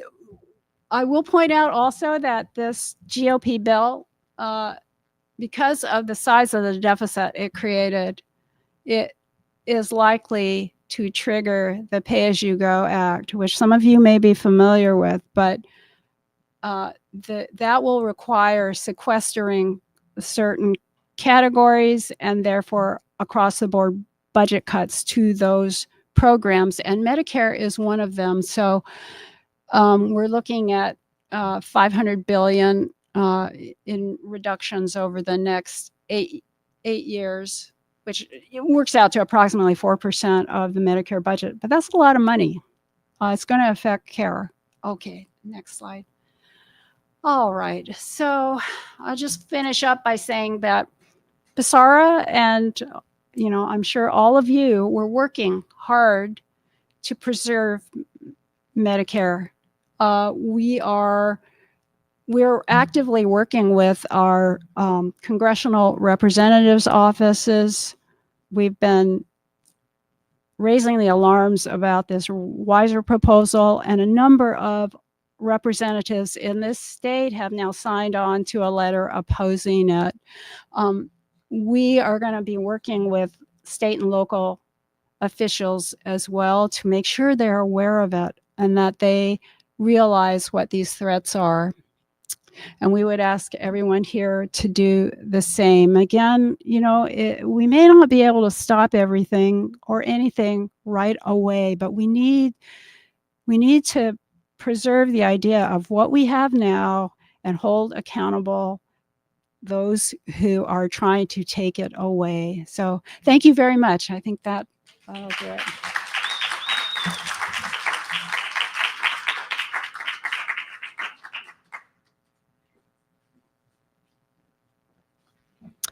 All right. Well, some of you may or may not know the reason that Congresswoman Jayapal could not be here in person today, and for those of you who are just coming in, we just got a visit from her. So talking about her resistance lab program. But the reason that she couldn't be here in person was because she had to head to India to be with her mom, who has some health issues. And watching this just actually kind of made me think, because the last screen said, call your Congress member to tell them to vote against this WISER Act and all of these terrible things that Medicare is trying to do. So I'm thinking, as we speak, Congresswoman Jayapal is in India with her mom, who is having health issues. And so she would probably be very glad to hear from you if you are in her district, 7th Congressional District in Washington. she might be thinking of her mom at the time that you call. And so anyway, I am sure she would be in the same camp with Adam Smith on this, because I just know that Pramila really is interested in legislation and action that is going to help people, not that is going to help billionaires or big corporations. And so anyway, but she might be happy to hear from you. She's always happy to hear from her constituents. Now we'll go, we're moving to a sort of a different vibe, as it were. Isn't that that's a instrument too. So one of the other folks who could not be here today, who I really did want to have join us in person, is Alexis Mercedes Rink, who is the position 8 city council member. So she represents this district on the city council. And so she was saying, yeah, I can't make it. And I said, well, would you be interested in writing something? And I told her a little bit about the theme and the vision and scope of what Bend It Like Booker is all about. And I said, this does not have to be a policy speech. In fact, I would love to have it be something about something that is personal to you, something that you are excited about, something that makes you wake up in the morning, something that you could talk about because you are so passionate about it all day long. And she thought a little minute and she said, I can't do that, the thing that she was thinking of. And I said, well, what are you thinking of? And she said, marching bands. And I thought, let's see. And of course, my brain goes into immediate, connect the dots and exponentially stretch out and see where can we go with that one. And I thought, wow, well, I mean, a marching band is kind of really all about some of the same issues that make up a community. And since community is really one of the most important things that I am hoping to uplift in with this event, I thought, how about comparing a marching band to democracy and to a community? And so we talked a little bit more about it, and she said, oh, okay, I will write something for you. And so she did. And although she can't be here, I wanted to bring some professional actors into this event to read some of these stories and testimonials that people submit. So throughout the event, you are going to be hearing from some professional actors who will be reading stories and essays that were submitted from all over the country. We have somebody from North Carolina who submitted an essay, somebody from Colorado Springs who submitted an essay. Again, I was so excited and happy to hear how many people around the country are interested in an event like this. So I'm going to introduce my good friend and one of my, actor celebrity heroes right now, Bobby Catula, who will be reading the essay written for Bend It Like Booker by Alexis Mercedes Rink. Bobby is a critical and popular favorite of the Pacific Northwest theater community. She has worked in all of the major theaters in Seattle, including the Fifth Avenue Theater and the Village Theater. She also has performed off-Broadway. How cool is that? Garnering rave reviews from the New York Times. And she is also a proud member of both performers unions, Go Union, Actors Equity, and SAG-AFTRA. And one final note, and I just thought this just tickled me, this aspect of this whole story. On a final note, Bobby Catula spent 3 years in the Freedom Patriot High School marching band. What are the odds? I mean, I did not even know when I asked her to read this story that she was in the marching band when she was in high school, and they had some pretty good cred coming out of that. Let's see. So Bobby was the first chair clarinetist, and first chair out of like 40 clarinets, which means she's pretty good. That is to get first chair up from for 40 clarinets.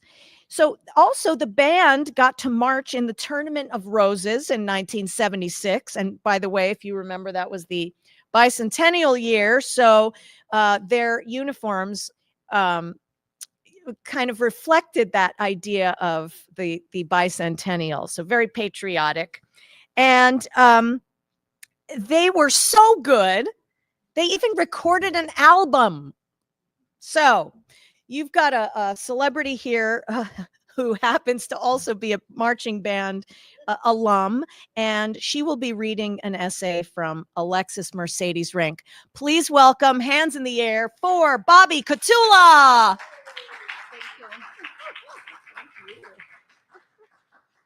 Hey, everybody. Can you hear me okay? Yippee. Okay, there she is. My friend gestured toward his daughter standing in formation, flute poised with nervous precision. She looked anxious, but I remember that feeling from my own first parade many years ago. She's been in the honor band for a few years, but this is her first time marching, he explained as we watched the West Seattle Grand Parade preparations unfold around us. I should have been lining up with the 34th Legislative District Democrats by now, but something about this moment held me captive. I found myself pointing excitedly toward the front of the ensemble. You see that person up there? That is the drum major with the conducting baton. And those fluffy things on his hats are called plumes. Oh, and that trumpet player better get his hair tucked up into that hat properly. If there's an inspection, he'll lose points for that. My friend looked overwhelmed, proud, and confused all at once. I caught myself mid-explanation. Sorry. I have all this marching band knowledge and nowhere to put it. It's totally fine, he said graciously. I don't know anything about this yet, but I guess I'm about to learn. As I surveyed the assembling band, something struck me powerfully. Every student wore a matching uniform. Crisp, new, properly fitted. It shouldn't have been remarkable, but it was. When I was in school, our uniforms told a different story.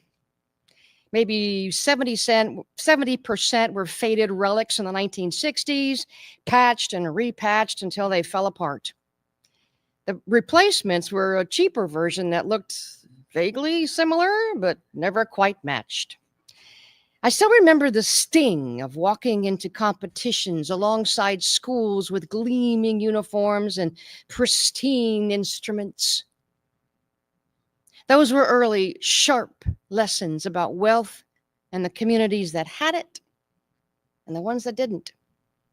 But watching my friend's daughter raise her flute to perfect parallel, joining the warm-up chords with quiet confidence, I realized something profound about the journey from that uneven playing field to this moment and how it shaped everything I now understand about building a more equitable Seattle. Marching band taught me that individual excellence means nothing without collective success. No single musician, however talented, can create the full, rich sound of a 100-piece ensemble. I learned this the hard way during one of my first rehearsals. Despite my individual abilities, I discovered that personal talent was worthless if I couldn't play in harmony with my bandmates. When I rushed ahead or backphrased, the entire woodwind section became a muddled mess. You couldn't make out the melody. My section leader pulled me aside after one particularly frustrating practice. Why don't you work with Avery on his parts? Why? I already know my parts. He just needs to learn his. And my section leader took a deep breath and said, Alexis, you've done good, hard work to learn your parts, and I appreciate that. But no one will be able to hear you if we don't know our parts as a section. Give Avery some tips. You're not a soloist. We're a team. Those countless hours of drill practice taught me to march in step with students from across the community, kids from different neighborhoods, economic circumstances, and family backgrounds. On the field, these differences became the strength rather than our division. What mattered was whether you could keep time, execute formations, and blend your sound with others. And I watched our director work tirelessly to ensure that every student could participate. Organizing instrument drives for those who couldn't afford their own, arranging transportation, using personal resources to support struggling families. I feel this way today working on affordable housing and fair tax policy in Seattle. A city's success isn't measured by its most affluent residents, but by whether working families, seniors, and our most vulnerable neighbors can afford to live and thrive in the communities they call home. Band also taught me the value of bravery, candor, and creativity. Can someone tell me the definition of insanity? Our director would be saying during challenging rehearsals. It's doing the same thing over and over again and expecting a different result. So, try something different. Too often in policy and politics, we revert to the status quo. We have a tendency to default into the same strategies that have yielded the same results, offering inequities. I find myself saying, try something different to my team, my colleagues, and to myself. And in times like these, we have to be bold and creative if we want to live up to the promise of serving the public. Now, leading up to every major performance, my bandmates had spent months perfecting their part through discipline practices, scales, technique exercises, memorizing complex arrangements. But when we came together for those climactic moments, something extraordinary emerged that transcended the sum of our individual contributions. Sound could move audiences to tears and create genuine transformation. Individual preparation and commitment channeled through collective action creates power none of us could generate alone. Now, marching band also taught me about the rhythm of sustainable change. Social progress, like musical performance, doesn't happen through dramatic gestures alone, but through steady, coordinated advancement. Each practice built on previous work, each performance prepared us for greater challenges. Success came not from perfection in any single moment, but from sustained commitment to showing up, keep improving, keep moving forward together. Standing there at West Seattle Parade, watching my friend's daughter prepare for her first march, I saw the full circle. She was learning what I had learned over a decade ago, that the most beautiful and powerful things we create happen when we choose to move forward together, each contributing our own unique voice to a larger symphony. The parade began, and I watched the band step off in perfect unison. Their music filled the street, bringing Together, families from every corner of West Seattle, some wealthy, some struggling, some new to the community, others with roots back generations. For those few minutes, the music created space where everyone belonged. As the band disappeared around the corner and I hurried up to catch up with my own paraded contingent, I carried with me the reminder that democracy, like music, works best when we all contribute our part to something larger than ourselves. Thanks.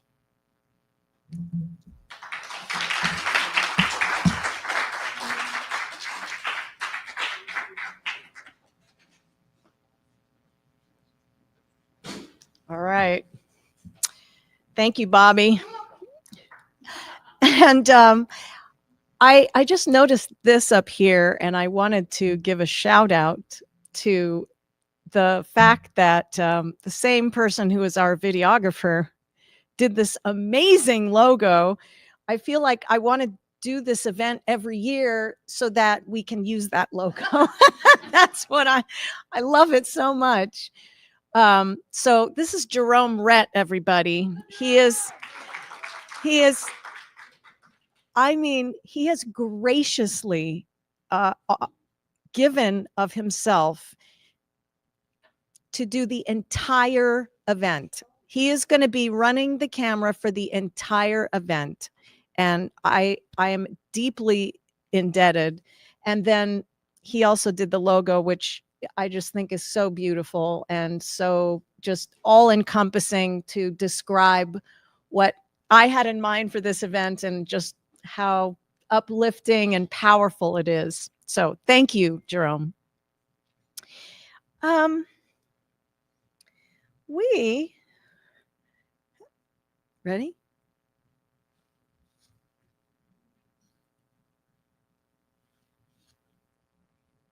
Oh, thank you. So we're not done with the marching band yet. I was inspired by Bobby's co-participation as a marching band aficionado. And so I decided with my husband, who's here, Dave, who you're going to be hearing from pretty soon, we made a little movie. We just got carried away.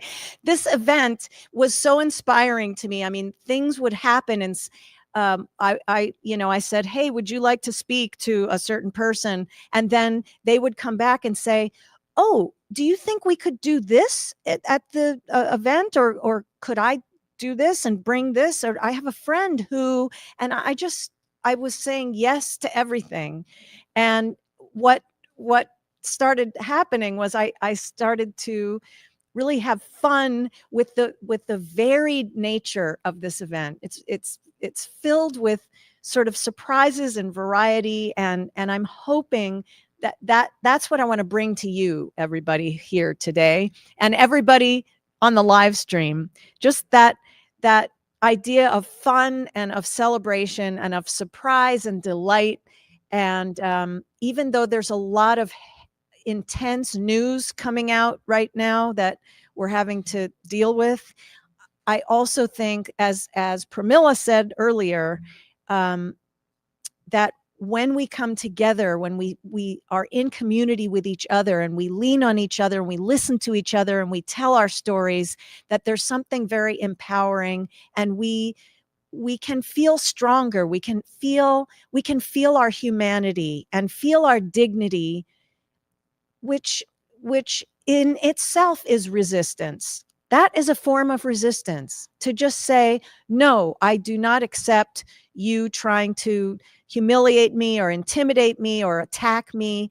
I am going to continue to shout my humanity out. And so I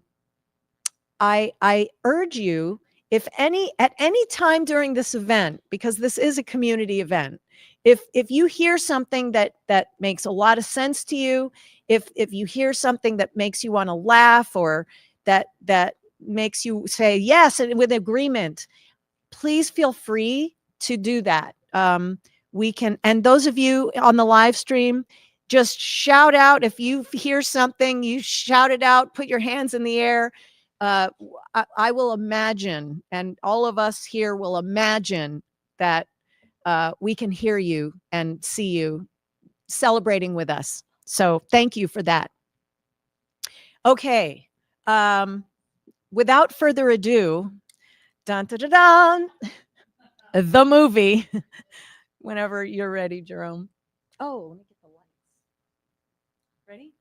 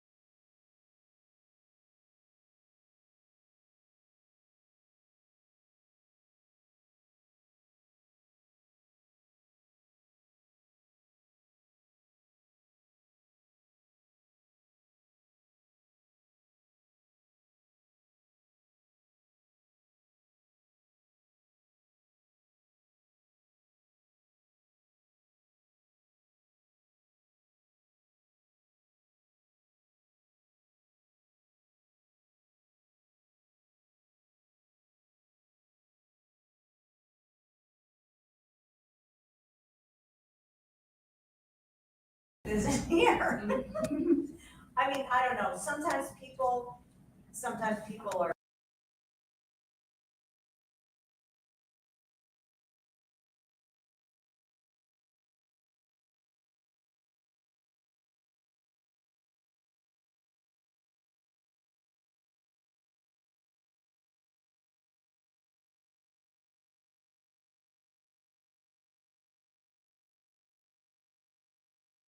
The Union Hall, it is very cool.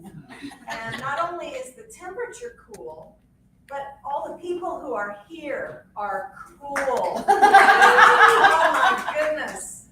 We have got a cool crowd here. And to you at the live stream, I just know you're cool because I know some of you. So I know you're cool too. So to beat the heat, as Randy said, I'd like to shout that out double. Come on down. If you know somebody that you thought was gonna come or that you wanted to invite, just shoot them a text and say, it's so hot out there. You don't need to be out in that 88-degree weather. Come here, listen to some really eye-opening information and some really fun stories and some music and just all kinds of things. It's cool. Bend It Like Booker is cool. All right, now.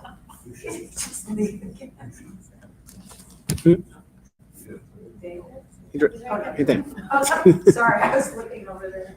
All right, friends, we're gonna keep the theatrical celebrity going. And I would like to introduce to you David Quickstall, who is a really cool guy, just, objectively speaking and empirically speaking.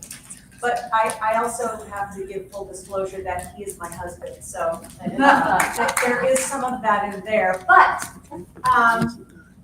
David has also had an illustrious career in theater on the stage here in Seattle. He has trod the boards, as they say, at all the major theaters. And he also is, in addition to being an actor, he is also a playwright and a director, an award-winning director. And so he's a real Renaissance man in the truest sense of the word. So, without further ado, Do you want to introduce what I'll be? Yes, David is going to be reading an essay that was submitted from North Carolina. And so I'll let him tell you about it. But without further ado, please give a big, giant welcome to David Quickstall.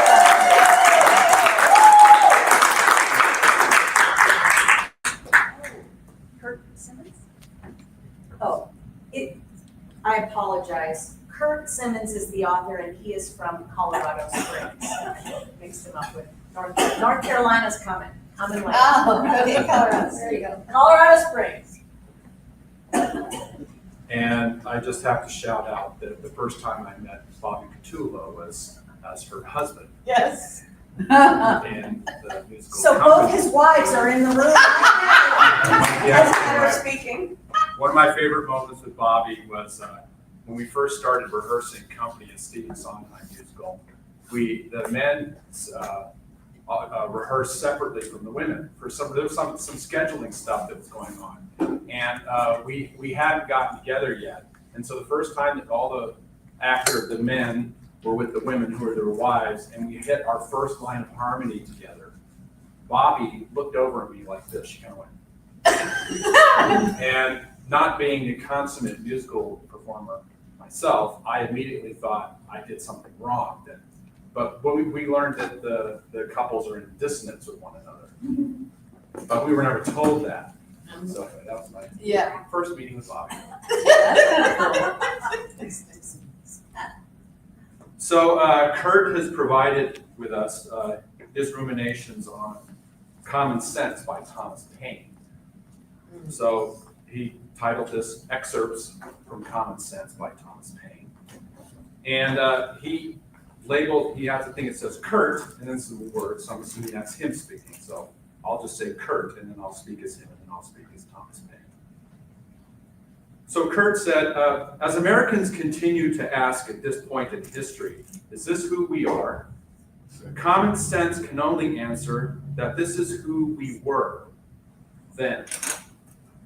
Published in 1776, Common Sense was a major influence on the evolution of the American desire for a fair and humane government and a free and open society, not to mention the voice and the content of the Declaration of Independence. Built on the themes of equality for all humanity and the rejection of slavery, tyranny, autocracy, and all absolute governments, divine right, hereditary rule, Common Sense, particularly the first two chapters, engages us as a remarkably personal and human level as it describes the fundamentals and the roles of society and government in our lives. It defined the American mindset for freedom and self-determination, and it set the urgent tone for the American Revolution. That urgency has returned, because whether it be the struggle to obtain freedom and independence or the struggle to keep it, the stakes are always the same: to be ruled, to be enslaved, to be property, or to be free, to live life your own way. Until the battles of Lexington and Concord in April of 1775, colonial Americans grappled with the financial burden imposed by the British Parliament and the Stamp Act of 1765. And while the colonists resisted, most were still strongly attached to Great Britain and reconciliation. In 1772, Thomas Paine was fired from his job in England after publishing a piece supporting the reform of his position as an excise officer. He separated from his wife, sold his property, and sailed to America. Arriving in 1774, and with the help of a letter of introduction from Benjamin Franklin, Paine found work as a journalist in Philadelphia. In 1775, he published African Slavery in America, attacking international slave trade, including the colonies, as a violation of Christian principles answerable to the final judge. In his 47-page pamphlet entitled Common Sense, Thomas Paine reframed the problem the colonists were having with the actions of Parliament as the problem with the nature of monarchy and the divine right of kings. The king reigned, the people obeyed. The popularity of Common Sense was an instantaneous and enormous.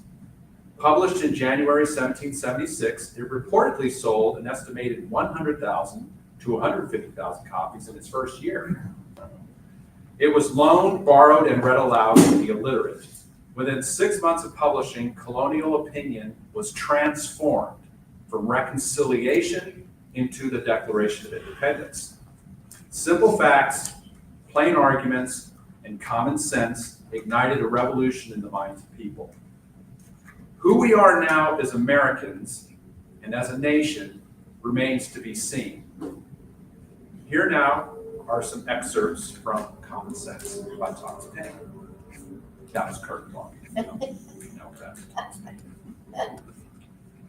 Some writers have so confounded society with government as to leave little or no distinction between them, whereas they are not only different, but have different origins. Society is produced by our wants, and government by our wickedness. The former promotes us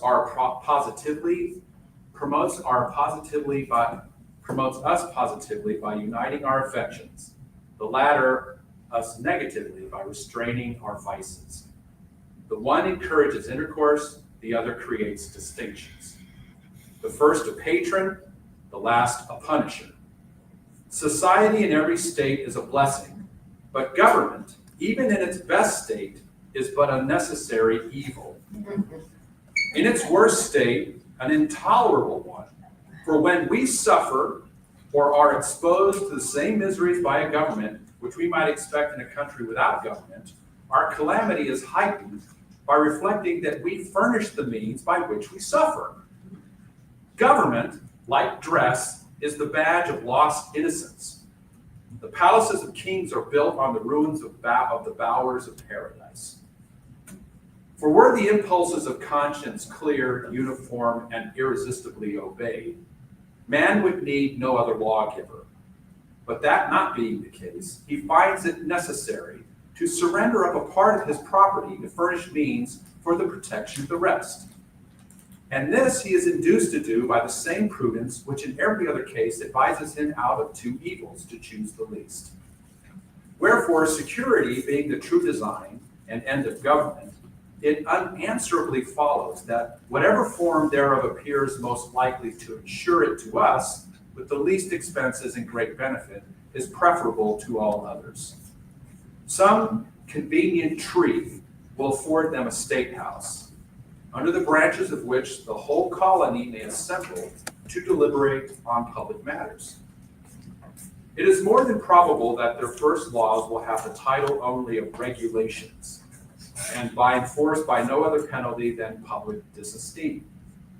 In this first parliament, every man by natural right will have a seat.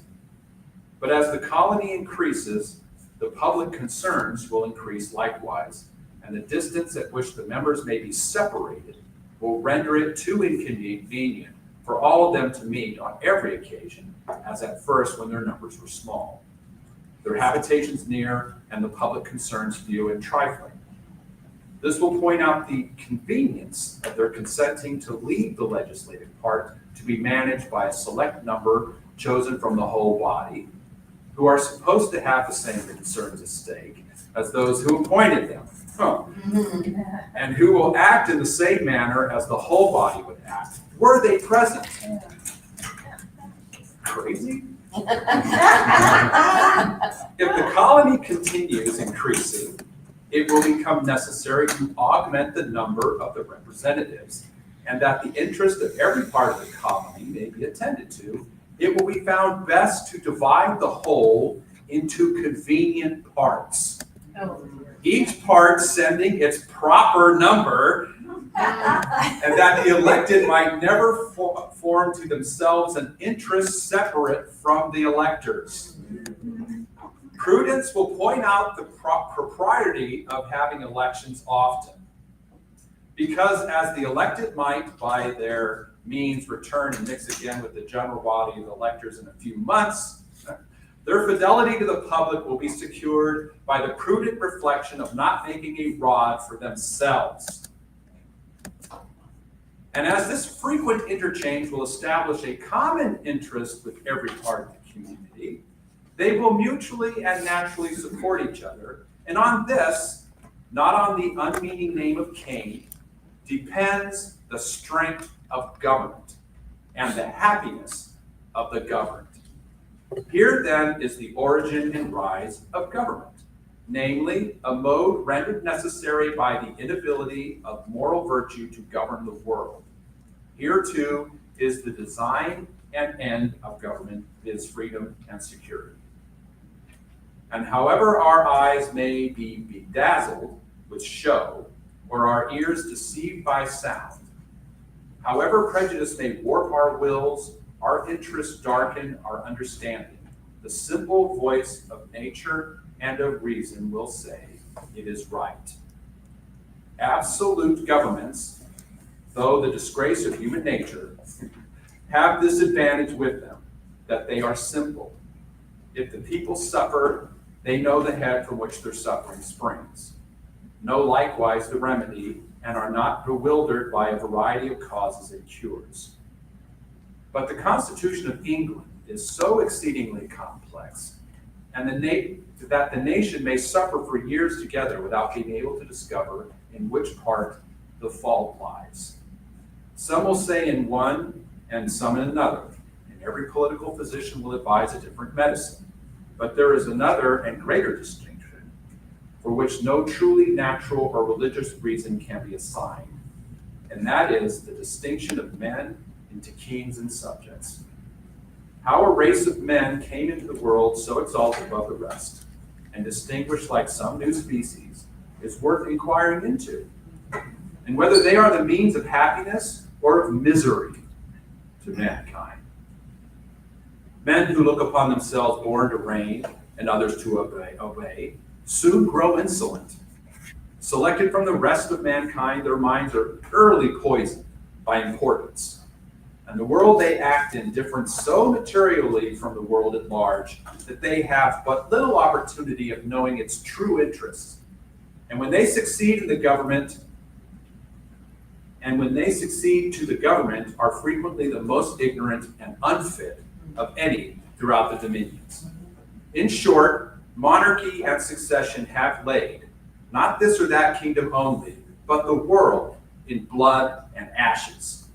'Tis a form of government which the word of God bears testimony against, and blood will attend it. In England, a king hath little more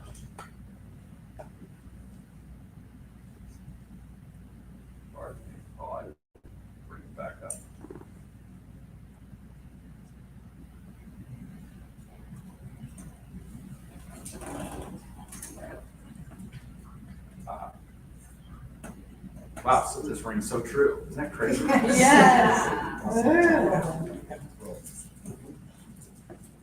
In England, a king hath little more to do than to make war and give away places, which in plain terms is to impoverish the nation and set it together by the ears. A pretty business indeed for a man to be allowed 800,000 sterling a year for and worshipped in the bargain. Of more worth is one honest man to society than in the sight of God, than all the crowned ruffians that ever lived. For as in absolute governments the king is law, so in free countries the law ought to be king. And there ought to be no other.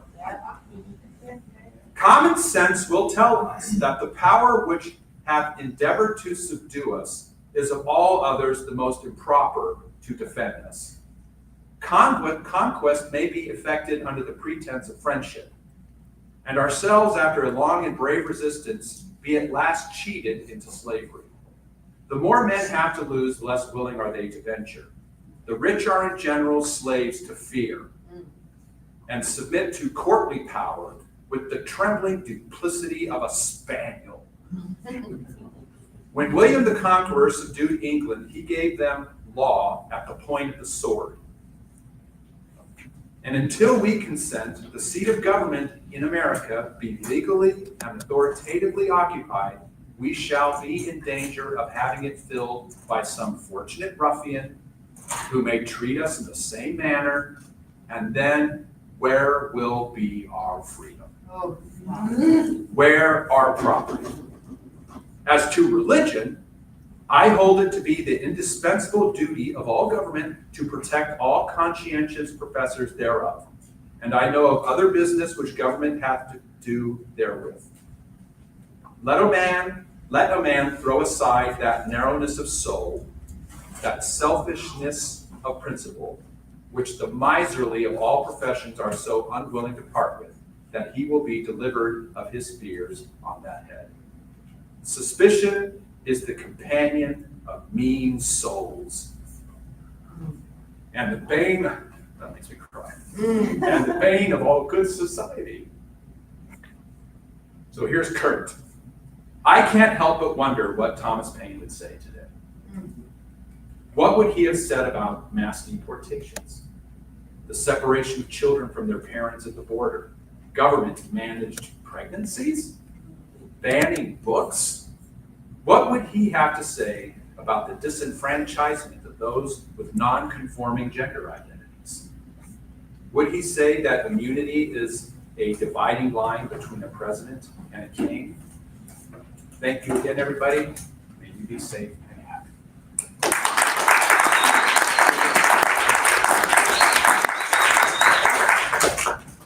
You guys are smart. Yes.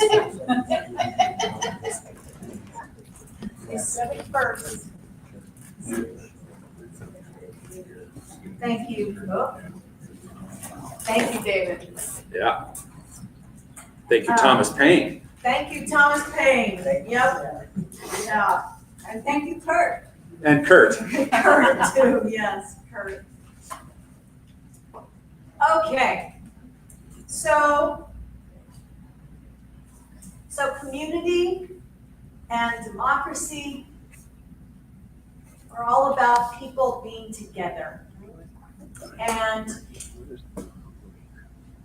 the power of people being in close proximity. I mean, I think all the time about what devastation happened during the pandemic, because we literally were not allowed to see other people. And there were friends of mine who were alone. Like they didn't have a family, or they didn't have a spouse, or they didn't have siblings, and they just were alone for 2 years. And the thought of that it's mind-boggling to me, because it's not just, oh, bummer, I didn't have friends to hang out with. There are, medically, and you probably know this, medically, because Preston's a social worker, so he knows about mental health issues, that there is medical, psychological damage that is done, that people, present these symptoms when they are not able to be in community with other people. So again, when we are feeling despair, when we are feeling fear because these terrible things are happening to us, what are some remedies? Well, my next guest has some fascinating ideas, some tried and true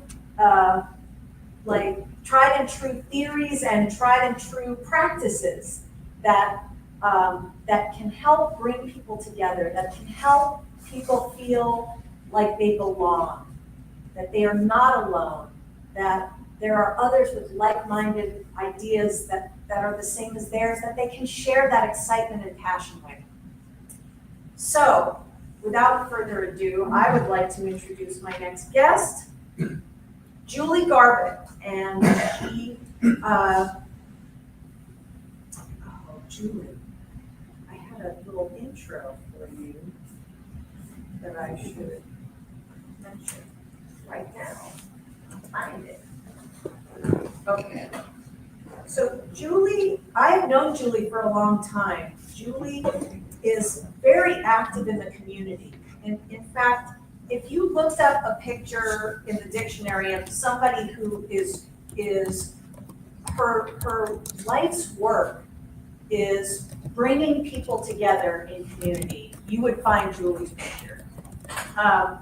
Julie, with her helpful heckler, Hannah Love, is the co-facilitator for the new and now forming West Seattle Joiners. Do you see where I'm going with this? She is a health and wellness coach and a lifelong community builder. And Julie, is this a quote from you? Some helpful actions? That's the title of my speech. Oh, okay. So we're going to be treated to right now some helpful actions that we might take while we are waiting and hoping for change.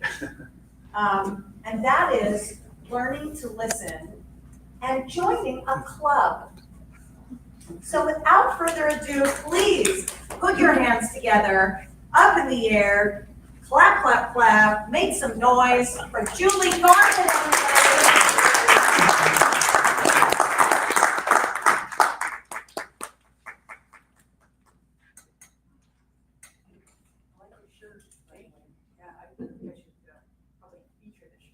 Yeah, really. So, I guess the point of my talk today is that. Go to the mic. I will. Okay. I want to show the shirt first, that elections matter, Yes. but they only happen every so often. So what do we do in the meantime when we can't have an election? Let's start with kind of the background of my story, because that informs some of the comments that I'm going to make. I grew up in Ohio, and my wife and I often joke about the Midwest, that it's a great place to be from. And that's true, it is a great place to be from. I think that I learned a ton growing up in Ohio, and I value my Ohio family and my Ohio community. Early influences, I still remember being in elementary school on the school bus, and I had Jimmy Carter for president. Little fun. So, and also like growing up in my room, I had Dukakis for president, Geraldine Ferraro signs. You're seeing where this is going. It's a patron saint of lost causes. But I should have known there was a problem when we held a little election in my elementary school class of who would be president, and maybe two of us voted for Jimmy Carter and everyone else voted for Ronald Reagan. So that's a little background with that. So I was really active politically young, and I knew that I was going to vote day one when I turned 18. Probably an influence was John Patterson, who was my American history teacher. And he think that's probably where I learned about the filibuster, and that we could speak truth to power and help make change. He went on, we called him Father Patterson. He went on to get his PhD in teaching, and that wasn't enough. He impacted so many people's lives and ended up serving in the Ohio House and was one of the proud Democrats in the Ohio House. I think one of the last Democrats in the Ohio House. But just his brave stance to, again, represent his community, but also be willing to listen to the other members of the community was really impactful for me. Very rural area, and it took me until college to realize that it was okay to be myself. When I went away to Kent State University, I discovered, yes, I think I'm gay. What do I do about that? It definitely was not a great place to be in Ohio. So fast forward, graduate from school, now I'm in sales, decided that I'm going to do a career in sales. So I worked in sales for 6 years, and now you find me in Washington. So I moved to Washington in 2001, where it was really okay to be me. I really appreciate our state and all the privileges and the benefits that we have from living here and the protections that we have from living here. With marriage equality, the fact that in 2009, my wife and I we were domestically partnered in the state of Washington, so we have our little wallet card that indicates that we're an LLC. We had to go to the Department of Corporations in order to get incorporated. And it was amazing when marriage equality came into being. So with the current administration, I'm obviously really concerned that these protections will be rolled back. However, I'm buoyed by the fact that we live in Washington. We live in this amazing state that is going to stand up for our rights and still honor our marriage because the state recognizes our marriage. So that's a little bit of background about where I'm coming from. My point of view in the current state of affairs comes from my college education as a historian. In fact, I'm a former Midwesterner. My targeted community status is being a lesbian. That sales person impact of being in sales for 7 years taught me a lot. And then I took a weird little turn where I was an auto damage adjuster for an insurance company, and then later worked for some independent body shops. So I had to look at the facts on the ground and assess the damage, and then I had to figure out how to fix it. And then the last little turn in my career is as a health and wellness coach. And I think the piece that's important there with my remarks is that as a health and wellness coach, we have to look at each individual and see that they have universal positive regard, or have universal positive regard for every individual that exists within our sphere, and believe that they are capable, creative, and whole. And so while we're stuck in between elections, actions that we can take is to listen and to join. And the listening piece, I think, is really important. Go back here, we're in this blue bubble, and I hear a lot of frustration with my fellow citizens about those people.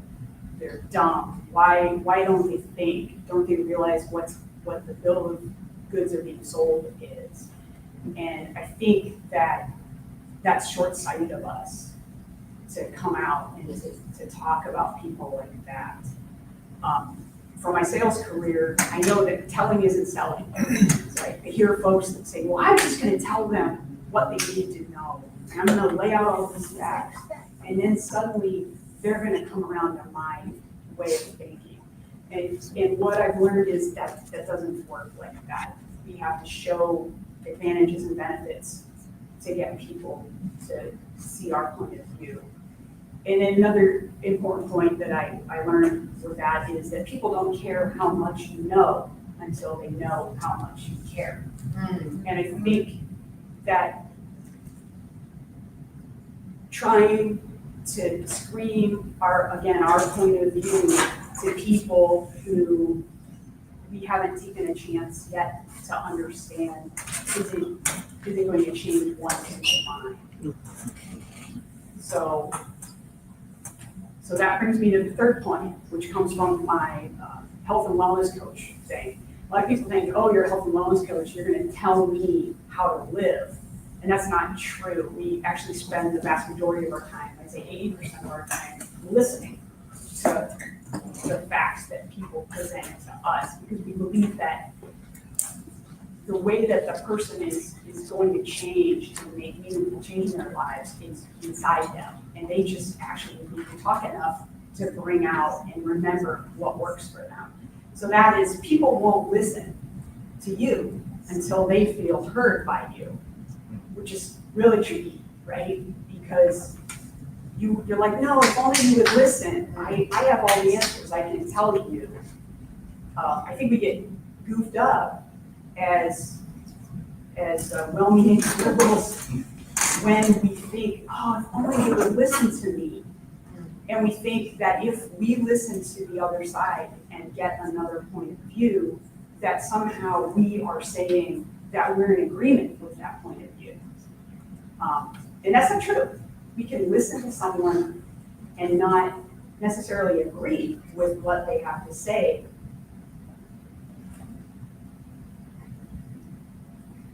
And then the other key with that, you're like, okay, well, great. Well, you can listen to me first. and then once I get a chance to say what I want to say, then they can say what they need to say. No, someone has to go first. And unfortunately, I think this goes back to a lesson I just got a few weeks ago on an airplane, where I sat down, prepared to watch movies and read a book my entire 5-hour flight. And I sat down to this gentleman, and we talked the entire 5-hour flight. My wife completed a show, 2 books, she took 2 naps, and I talked to this gentleman who I'd never met before for 5 solid hours. And for the first 3 hours, I just asked questions, just listened to him. And eventually we were served a meal, things happened, we all got up and went to the bathroom. And I thought, will I ever get a chance to talk? Is he ever gonna ask about me? And you know what, if you wait, you'll get your chance to talk. Someone has to go first. When we take that, when we're listening, the other pitfall I think we can fall into is that we're listening to gotcha, right? We're waiting for those talking points, and that we know that we have the answer to, and we're looking to almost vaccinate them against these lies and stuff. And that's the wrong way to approach this. It's really listening to understand, not to build a case against the other person. If we have a very sincere take, an authenticity, and show some vulnerability and willingness to lean into what the other person's saying, to the point almost where you're listening so deeply that you're surprised that they actually make some sense. You might even, to quote an author that I really appreciate, Monica, she talks about, you know you're on the right track when you're listening deeply if you say to the other person, huh, I never thought of it that way. Because you're challenging your own beliefs when you're listening that deeply. When you're listening, the reason why we talk about that in the health and wellness coach realm is we're listening for story. And human beings are wired for story. My friend over here would love to tell us all. You're listening for story, and why story is so important is that values bubble up in story. And by listening deeply, you notice what those values are. And people's values, if you can identify them, you're going to discover that they drive people's actions. And those will come up they'll come up in just the most random stories. You'll find out, oh, this person's doing this because, let's just use the example of a normal MAGA voter. We think, oh, why are you voting like that? That's against your better interests. Yeah, your better interests. And what you find out, if you listen to them long enough, is that they really have they put a high value on fairness, on everybody having a level playing field, and they don't feel that the playing field is fair. So we're listening for values drive actions, and finally, if we can identify those values, we can start to understand motivations and the speaker better, and develop a relationship. And I think that probably leads into my next point around the joining the community building. Because once you listen long enough and you understand the values, you think to yourself, well, I value fairness. You discover that you just see fairness in a totally different way. They're looking at, say, an economic fairness playbook level, and you're like, no, but there's been this historic lack of justice around this fairness. So we can probably get together around fairness. And the other point being, if you let someone talk long enough, they're going to find the problems with their argument. They're going to run out of talking points that they've heard hammered into their head again and again and again. And they're going to say to themselves, oh, geez, wow, what I just said doesn't make any sense. I'm going to have to rethink that. But I don't think we let people give them enough runway to let them express themselves, to really hear what they're saying. So that's one part of my talk. I hope that helps. It's a former Midwesterner talking to new state folks who are like, why do these people think that way? Because when I went home, it's always this thing. I think people are like, oh my goodness, you live a different lifestyle, you live on the West Coast, you live in that crazy town of Seattle where we hear all these things on the news about, and they're afraid to talk about politics. But it's great when you can actually get someone talking and learn more about them. But then we pivot, probably 15 more minutes to pivot. That's why I went through that. We pivot to an event. The other thing that I love to do is build community. And this is going to be very much about West Seattle, but I guess where I'm coming from is this is what I'm doing. Because I feel like in our current moment, where we could assume that we're powerless, the current administration would love to have us believe that we're hopeless, to have a lot of apathy, to just quit caring. I mean, I get a lot of that with my business. I talk to my clients and they're on the news constantly. And I'm like, turn off the news just for a few days. Like, really be mindful of how you're taking in this information because it affects the way you show up to other people. They're angry, they're fearful. Well, instead, what we can do is two things. We can, if we don't know what to do, we should either help someone or we should create something. And in this moment, I think we can't really do a lot more here in Washington as far as our representatives are going to vote the right way. We can call them, we can call these other folks, maybe they'll change, but we can impact our own communities and show up locally for our own folks.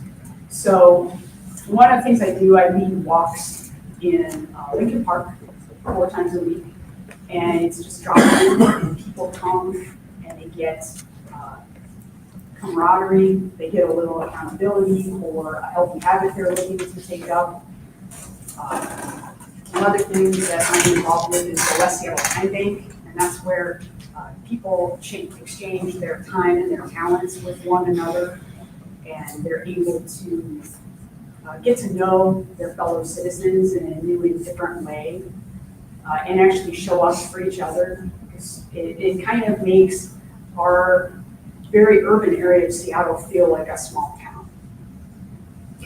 But in that vein, I was struggling for another way to plug in.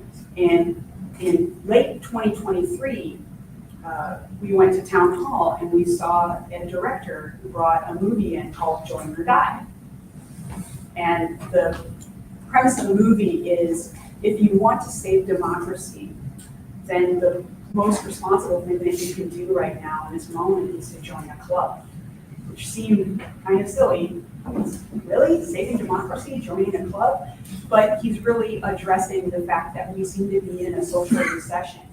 And he's looking to create a social revival. And this is the gentleman, Dr. Robert Putnam, who has created a book, you might have heard of it in the 90s. It was All the Buzz, Hole in the Loan.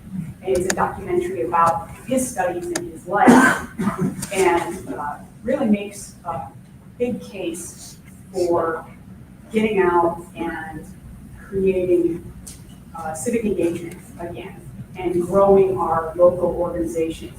He makes the point that in local organizations like Kiwanis or the 34th Dems or even my little walking group, that there's a lot of important democratic work being done. And we're growing a whole new group of leaders in those places that you have to work through conflict, because you've got to decide, what day are we going to do this? What is the primary focus of our next movement going to be? So conflict management, leadership skills are learned. And then we also learn how to listen to each other and respect one another and show up for one another. And it's kind of a way to mobilize people. So I watched this movie and I think, wow, everyone needs to see this movie. But, you know, Joe Biden is in the White House, and it terrified me to think about what a giant project it was going to be to get this movie shown through Meaningful Movies. And I had a crazy audacious dream about it, that not only would it be to show this movie and to see how it would impact people, but I thought it needs to be followed up with something. You don't just see this movie, get inspired, and then you go, okay, well, what do I join? It needed to also be a joining fair. So that would involve contacting all these different groups in West Seattle, doing the research to discover there's a West Seattle quilting group. Who knew there's an actual West Seattle quilting group? That there's a group called the Coldwater Collective that swims in the Sound every week, and they have these amazing potlucks. And this is where the young people are. Where are the young people? They're swimming in the Sound, talking to each other, breaking bread over a potluck.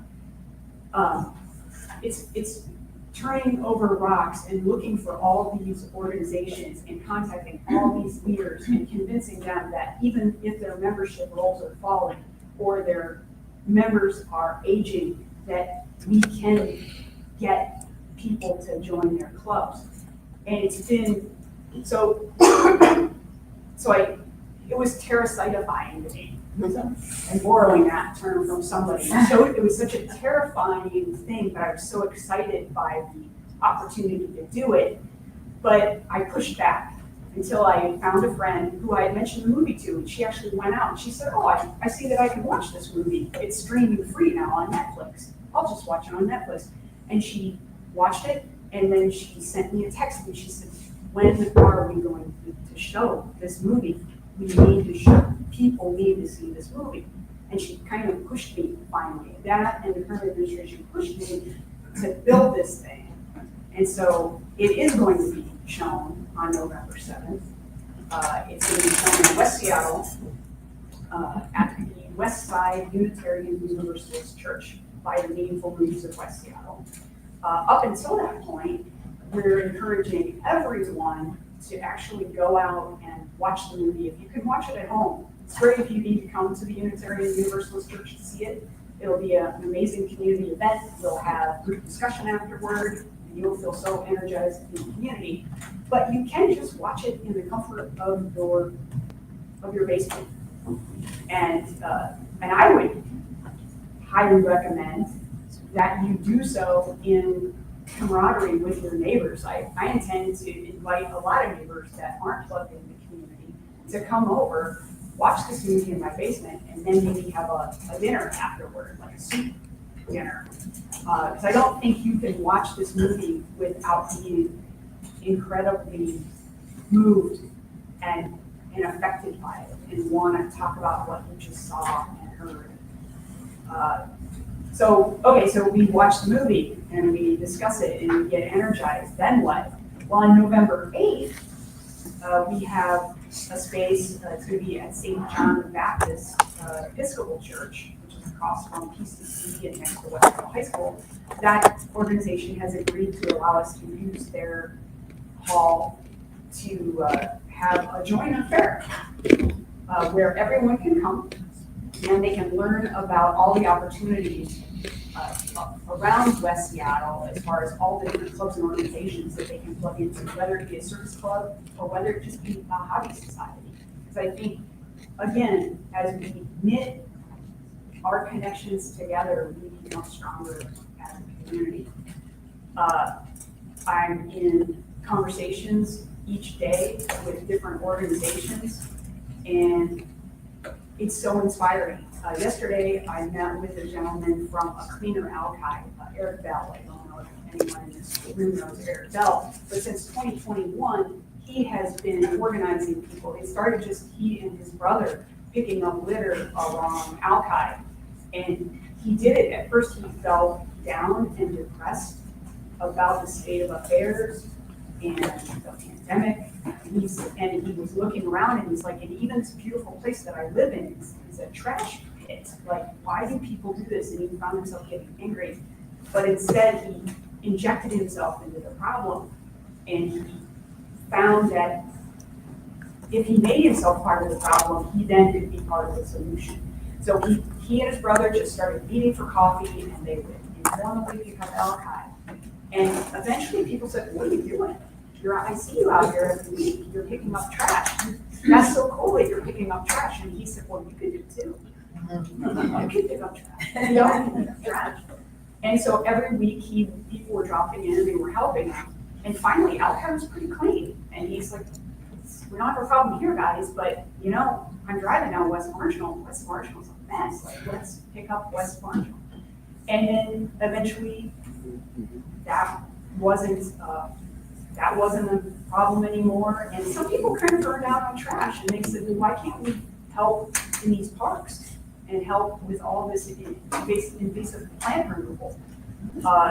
Because I want to be surrounded by green things, not litter all day. And so now they're cleaning up the parks. I don't know if anybody's been through Lincoln Park lately, but it's amazing. He shared with me yesterday that there are 84 parks in West Seattle and that there are 2 gardeners for all 84 parks. So, you know, we can wait for government to come and save us and take care of this problem, or we can join together, think about how we can combine resources and we can take care of our needs until government steps in. So he's doing that. So yesterday I talked to him, and the way my conversations always end are, who else do I need to talk to? So I guess that's one question I have from this group today is, if you know someone that I need to talk to that is holding some little knitting club in West Seattle, we're also including White Center. Basically, it's the whole Southwest that we're trying to engage in this joiner affair. Who do I need to talk to make it happen? Couple wrap-up points that I have. Listen first. If you do so and you do it powerfully, you'll get your chance to share. Because Richard did eventually let me talk about my work. And amazingly, my work helped him, I think. By the time he got off the plane, he was going to go home and restart his exercise routine. So it was beneficial for him. But I learned so much listening to Richard. Another point, no one has ever been harmed by being listened to. But we certainly have all gotten into a head-to-head fight with others by trying to talk too much. And then reconsidering your status, if you're one of those people that go, I'm not a joiner. That's for somebody else. I don't see the value in it. Just getting together, meeting your neighbors, feeling seen, feeling heard, allowing them to be seen and heard. This getting rid of this whole isolation culture that we have and this loneliness culture that we have is so important.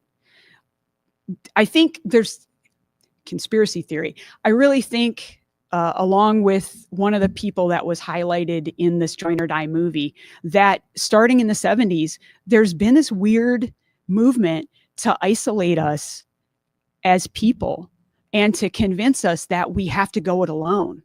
You know, it's American vibe of, if we don't go it alone, that somehow we failed. And how much different would it be if we were seen and doing things collectively? It's certainly a lot more powerful to do things collectively.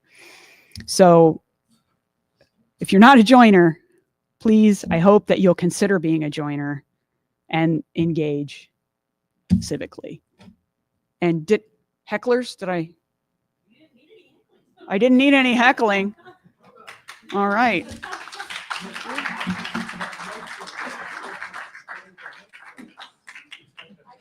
And now you know why I could sit next to that guy for 5 hours. And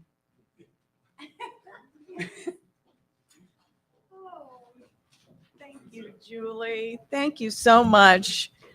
Oh, one of the things that is making me, hi, Andrew. One of the things that's making me feel empowered is that I feel like I'm saying things, and then somebody comes up and they're speaking about something that literally aligns with exactly what I'm thinking. And I feel so gratified and happy to have that experience. It's a really positive and wonderful experience. Okay. Did you say that it's good? It's done? You're ready? We don't need to do the 10-minute thingamabob. Well, what I was going to say is, if everybody, we need to move. We need to get up and move our bodies, because it's been since 10 a.m. when we started. It's been 3 hours, and I think it's just really important to keep our blood flowing. I mean, if anybody's getting cold because your blood is pooling, we can do some calisthenics. You can do anything you want. We have snacks over there, friends. Sorry for the live stream. You won't get to partake of our lovely snacks, but I welcome everybody who's here to venture over. We have restrooms across the hall. We have water fountains across the hall. We have tea and snacks. And later today, we will have coffee, because I would be irresponsible if I hosted a 25-hour event and did not provide coffee. That would just not bode well.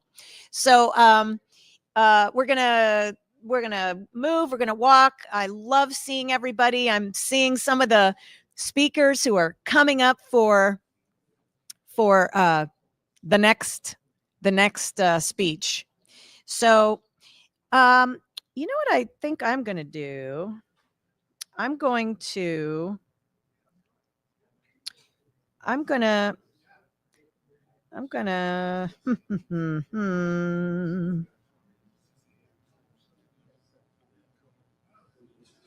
well, what I can do is speak to the live stream people, because the live stream people are probably still there. I don't know if you have gotten up to shake a leg and get a little movement going. But I do want you to know, I thank you for coming to join us in this event from all the states that you have come from. We have folks who bought tickets from, as I mentioned before, North Carolina, from Colorado Springs, from Pennsylvania, from New York, from California, and Hawaii. I don't want to leave anybody out. So I am so grateful for you being here. And thank you. Thank you for that. Thank you much.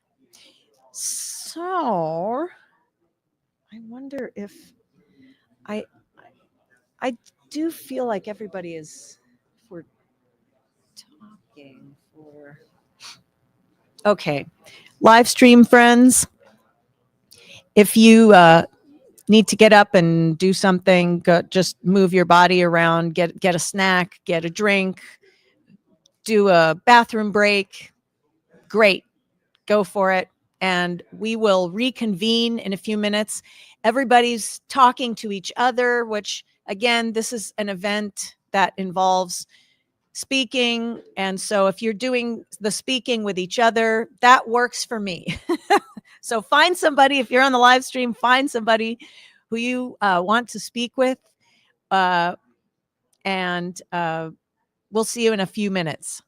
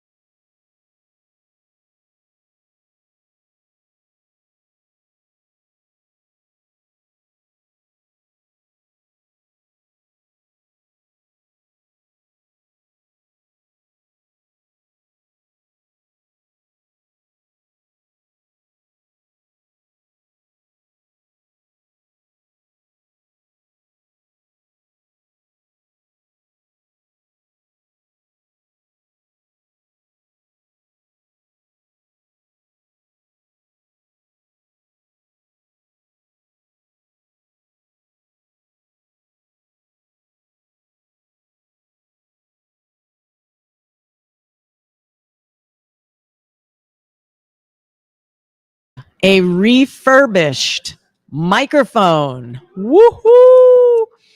Microphone is in tune.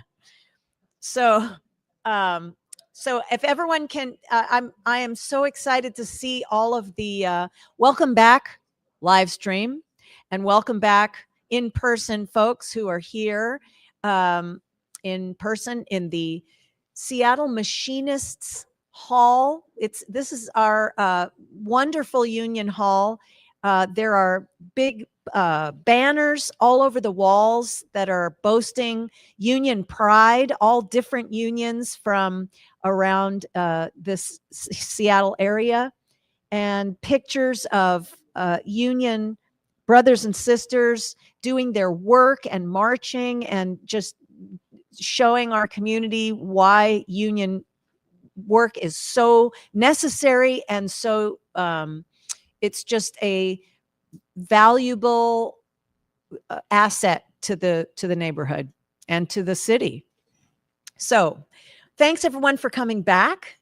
Good to see you all again. Good to see you all on the live stream. I don't know if this sounds different to you, but it sure sounds different in here. We've got, we are electric in here. I mean, it's amplified. Woo! It's amplified and it is hot and cool at the same time. Can you imagine? We are able to be one and the other all together. Right. Yes, that's right. That's right. So what I would like to do at this point is to take the opportunity to welcome our next guest. And I am just loving all the creative, artistic aspects of our community and how many wonderful, Julie was just talking about in our last presentation about create something and help someone. That is it's so simple, but it is such a powerful way to bring people together just with those two simple little activations. So as we speak about activations and creating things, I would like to introduce to you a creative artist who creates through her words.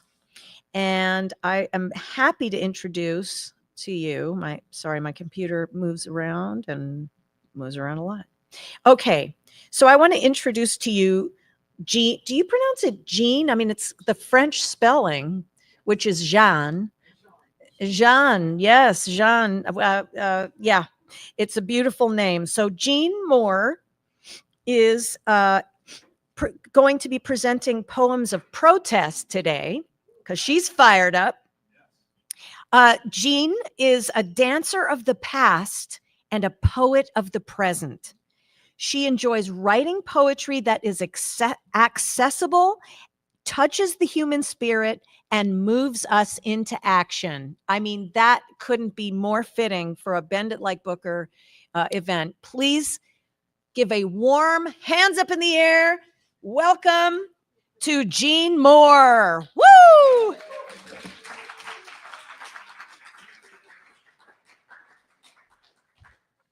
Thank you, Rachel. And thank you so much for putting this. I know how much you have worked on this, a lot of work, and appreciate it very, very much. And thank you all for being here. Put these guys on. I recently, I don't need it yet until I read my poems. I recently became a poet. Just 2 years ago, I started writing poetry. And after Trump got elected, the only poems that seem to come out are political. I wonder why. It's just, that's the only thing that comes out. But I have found them to be quite therapeutic. It's a way to express all the anger and frustration I've been feeling in a creative way. So I recommend all of you try some poetry. It really does help. And when they talk about moving the needle to from a passive ally to active, that's really what these poems are for. And they're also for helping to give some salve to the already active protesters. So when Rachel told me about this event, I always like to write poems for the event. So the first poem I'm going to read was written for this event, and it is called Bend It Like Booker. Imagine that.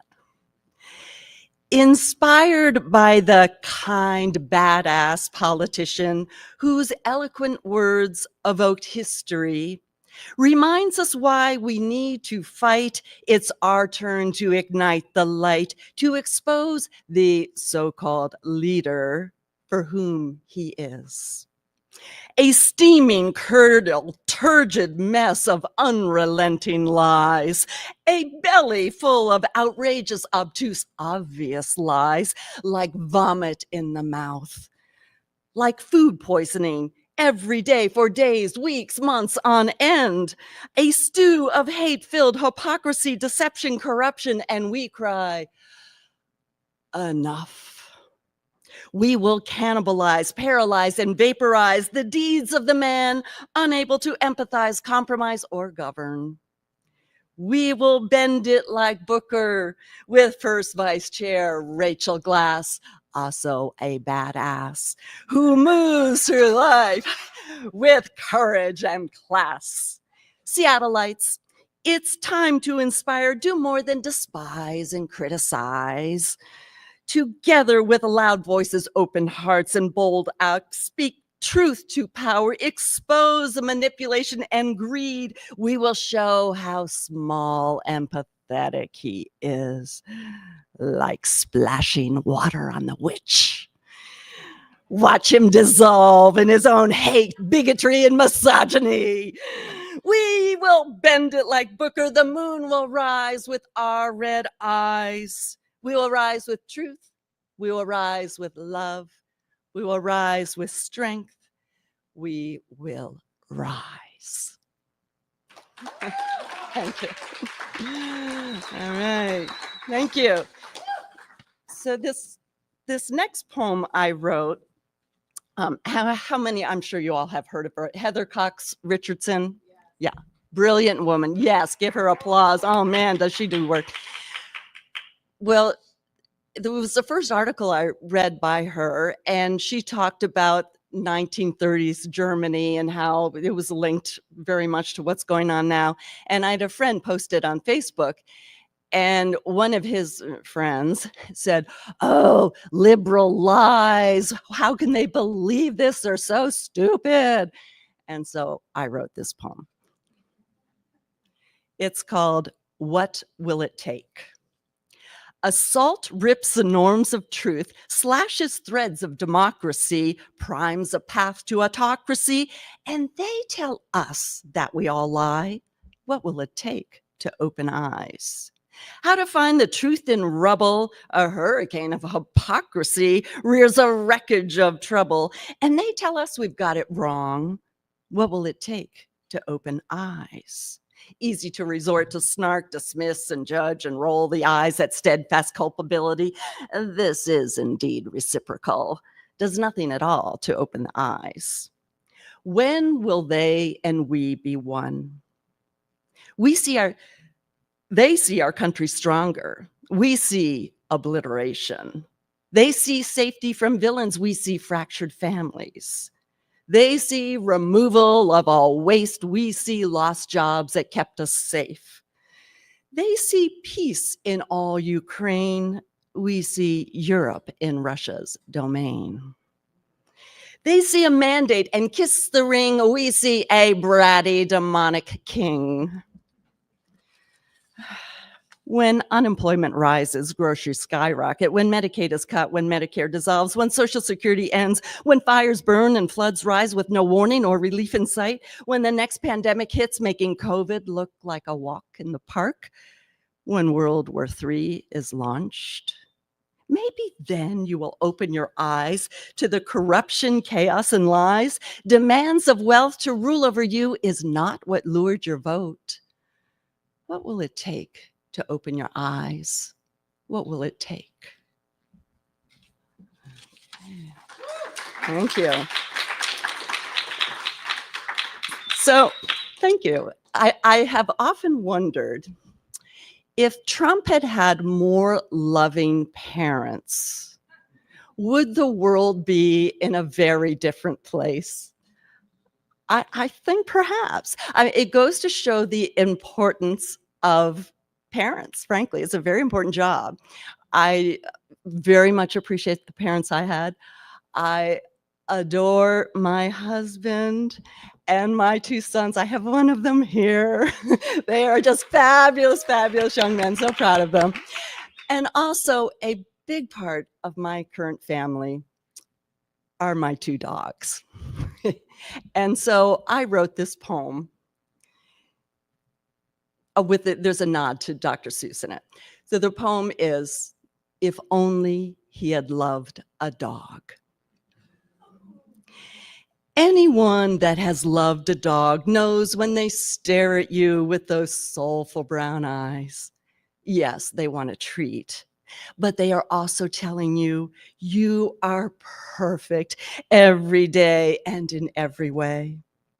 And when they rest their paw on you and circle, plop, groan, curl up next to you, yes, they want your warmth, but they are telling you they will never leave you any way or any day. If only he had loved a dog, maybe his heart would have swelled like the Grinch, whose heart grew 3 sizes one day. And if his heart didn't feel quite so tight, he'd no longer need to cause such a fright. He'd not separate families, fire people doing their jobs, gut years of research, leaving patients in lurch. No, he would not. There'd be no room in his heart to poison the water, rape the land, give villains a bone, claim land not his own. No, there would not. Perhaps the world would be a kinder, gentler, safer place if in his heart he had made space for the love of a dog. If only he had loved a dog. Thank you. Okay. So thank you. I am very grateful to live in a blue bubble. Almost everybody I know is like-minded, but I have noticed a lot of friends and neighbors that they're reluctant to get too engaged. And I think it's, people are busy, but I know one man the other day said, I think, I just want to put my head in the sand for 4 years. I'll vote, and then I get up and everything will be okay. And well, I hope he's right, but I worry he's not. So I wrote this poem called Quicksand. I grew up in Connecticut, and my main worry as a kid when I walked in the woods was that I would die falling into quicksand. I realized there is no quicksand in Connecticut, but the Western TV show Gunsmoke made a lasting impression. Now it seems like every day I am stuck in quicksand sinking. I look to you to pull me out, and you look down at your phone as if it's just another day. I watch the quicksand spread, sinking. That was that one, yes. Okay, the last one I'm going to share, I'll be up here 2 more times in little slots, but the last one for this section, one thing I've noticed, I've been to a whole lot of protests, I'm involved in West Seattle Indivisible, and let's just say my demographic is very well represented. Have any of you noticed that at rallies? And there's a lot of older women there and some older men too. I also know in order for us to really make a change, we need to get everybody as actively engaged as possible. So I wrote this poem called White-Haired Women Welcome You. White-haired women wave signs and wonder when our smooth-faced compatriots will join us. No longer swinging from one dysfunctional side to a slightly less dysfunctional side. We now careen off the rails toward a past we thought abandoned. White-haired women remember this time. We remember smog-choked cities and rivers that burned.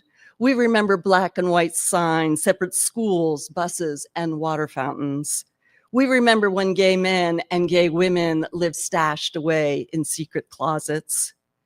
We remember dark alleys with coat hangers covered in blood. A past and future weaves into now when others are dragged into cells of no agency, deported, jailed, or disappeared with no due process. White-haired women welcome you with open arms. We need you. Our country needs you. You need you. Thank you very much.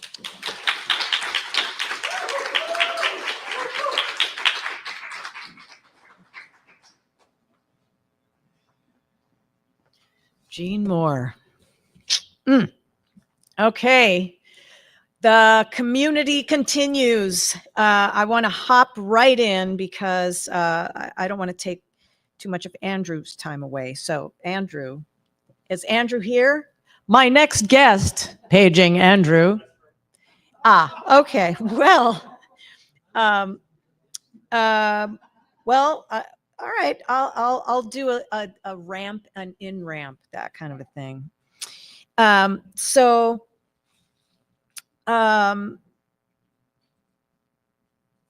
Yeah,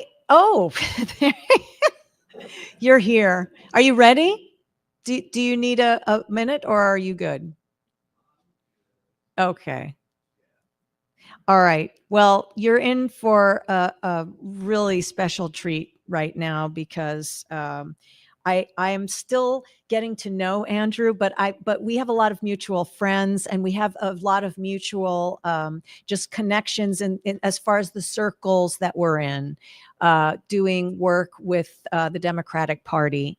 And what I love about Andrew is there's a glint in his eye all the time, like whenever I see him.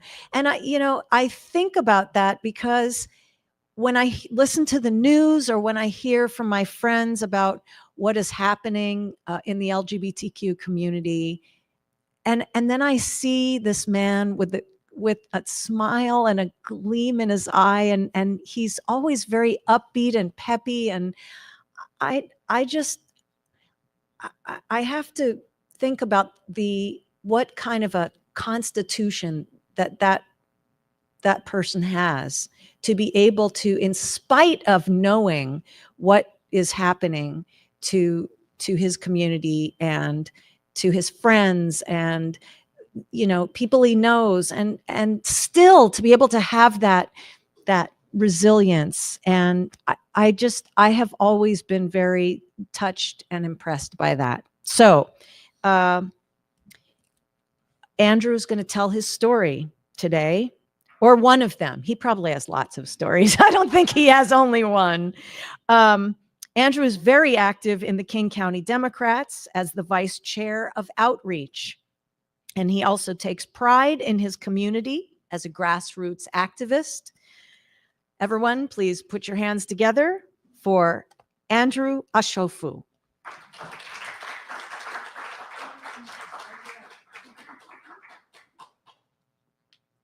How is everyone doing today? It's such an honor to be here. Thank you, Rachel. Thank you, Jordan, to the executive board of the 34th LD and members. And when I saw the list of speakers, I was like, oh my gosh, that little boy from Houston, Texas is speaking with such an amazing group of people. My name is Andrew Ashofu. I use he, them pronoun, and people say, why do you use them pronoun? I say, because in my local language, there is nothing like he or she. We only have one pronoun, and that's they, them. And, it shows how much ignorant people are about other people's existence. Good afternoon, friends. Good afternoon, allies, and good afternoon, members of the community and defendants of justice. Well, my topic I was going to talk about is, this is personal. The fight for the LGBTQ plus community, dignity in the face of rising authoritarianism. As I stand before you today, I'm the co-chair of the Washington Stonewall Dems, but I'm standing in front of you as a child of Nigerian immigrants as a gay person, as a queer person, as someone that has been living with HIV for over 20 years. I stand in front of you as someone who has stood up, who has fought, and will keep on fighting. Not for me, so that people that come after me would not go through what I went through. I was born in the United States to Nigerian immigrants' parents, and they came here with the hope in their hearts and the weight of generations on their shoulders. They believed in Americans' promise. My parents came to America after a civil war that wiped out my tribe. My dad saw his brother and his father killed in a massacre in front of him. We came here with the hope that things will be better. They came here with the hope that their children, children, and the future generations of our family will have a better life than they do.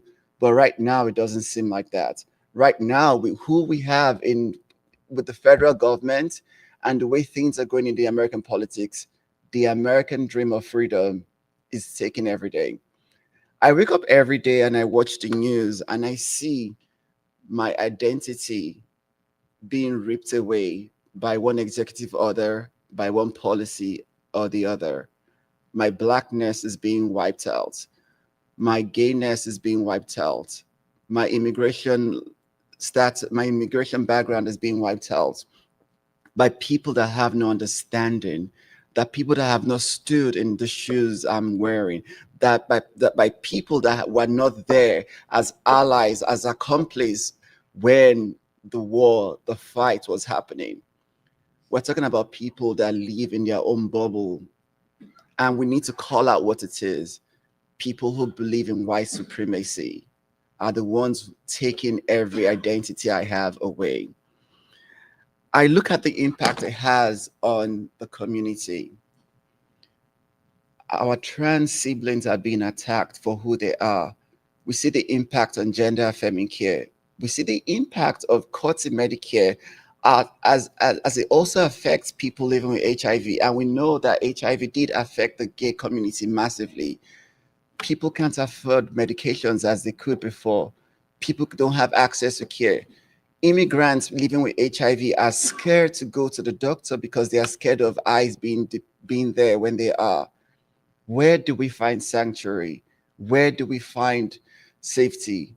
Above all, where can we be who we are? And one of the few places in the USA where that could be is right here in Seattle. But as we are in Seattle, we also see that being wiped away gradually. Not long ago, we had the whole event in Carl Anderson, and we saw the response of the SPD attacking a community that just wanted to exist. That should not be. Come August 30th, those same people are coming back to our city. They are coming back to have a louder voice. But you know what is different this time around? We will let them be what they want to be, but we will celebrate ourselves in Carl Anderson August 30th. We will celebrate our trans siblings. We will celebrate our LGBTQ plus community members. And above all, we'll celebrate the Black and brown people in the community that have been most impacted. So August 30th in Carl Anderson, you all should come and celebrate with us. Well, those who want to hate could hate, because we have got nothing to share but love. I cannot stand here and not say a great thank you to council members like Alexis Mercedes Ring, and also Joy Hollingsworth, who has stood firm and tall and supported the community, who worked for us when we needed a voice, who've been advocates for us on the city administration. And we thank them for that. We also do acknowledge the work that the local LDs in the Democrat Party has done for us. We celebrate Pride all the time. It's always an amazing time because I see the Democrat, well, I have to say because I normally lead the Democrat group. But you see, all this is because people stood and fought. people like Marsha, who fought in the Stonewall, Bayard Rustin, people like Carl Anderson, who made pathways for us to be where we are today. And, you know, people say, what can we do? What can we do? I'm tired of allies, because anyone could be an ally. I want accomplice. They are two different things. And, you know, I mean, an ally could sit in their couch and say, yes, I support you, I love you, and all that. But I need accomplice that are going to give me a French-style revolution. Yeah? Yeah. We need to take up the picket lines. As we stand in this Union Hall, we need to do the same thing with our liberation. We need to do the same thing with our democracy. We need to do the same thing, because if we don't stand up and fight right now, if we don't stand up and fight for communities being affected, I'm Nigerian, and, you know, I would always have to say proverbs on Nigerian thing. If we don't do that, there's a saying, last, you don't cast, now everybody go chop breakfast, meaning at the end of the day, no matter who you think you are, you will be affected by taking no action, because they would always come for someone. And when they eliminate the next round, they will come for the next round. But once again, we are going to have a French-style revolution. We're going to have a French-style revolution on how we vote. We're going to have a French-style revolution by registering people to vote. We're going to have a French-style revolution with our money, donating to organizations like Lavender Rights, like Utopia, like Queer Power Alliance, like the Seattle LGBTQ Plus Center, like Entero Hermanos, like Spokane, all the way in Spokane, like Spectrum, because we are creating a safe haven, not just in Seattle, but in Washington. I cannot do that by myself. My community cannot do that by ourselves, but we can do that together. They say that a single broomstick could be broken, but when you tie a broomstick together as a bunch, it can never be broken, which is true. I tried that as a kid when I read the novel. Another good thing, you know, there's that novel that things fall apart when the center cannot hold. And also, that's a good book by Chinua Achebe, you know, from my tribe. I love him. Nobel Prize winning. But you said, how do I keep that sparkle? I think I keep that sparkle because of one thing my grandmom told me, is no matter what happens to you in life, as long as you're alive, there's always a glimmer of hope. She said, no matter what happens to you, when you're alive, there's always an opportunity. And that didn't make sense to me as a kid till I became an adult. When I was homeless, jobless, you know, I saw people, that was when I was diagnosed with AIDS, not just HIV. And I look at where I am today. So that's why I have that sparkle, because I know where I was, I know where I am, and I know that what I'm doing is so that nobody could go through that experience, making changes in policies so that they don't have to navigate systems that were not created for them. But above all, I know that I have people that support me. I know that I have people around me, and that's what the LGBTQ plus community needs. We see our students in schools being attacked. We see books being wiped away, books that are supposed to educate, books that are supposed to show support, books that are supposed to show encouragement and to tell people you're not alone. I didn't have that. And for a while, we had that in schools, and we see that being wiped away. We need to stand for those seeking gender affirming care, those that come to Washington State. Now we've seen a high rise in gender affirming care here in Washington State, people coming from Republican states. We need to call it what it is. This is an attack on humanity. This is an attack on every one of us, one way or the other. And we must rise. We must stand up, and we must not keep quiet anymore. We need to support, we need to encourage. Above all, we need to be accomplices in the fight for survival, in the fight for freedom, in the fight for liberty. You know, because no one can do it alone, but we can do it together.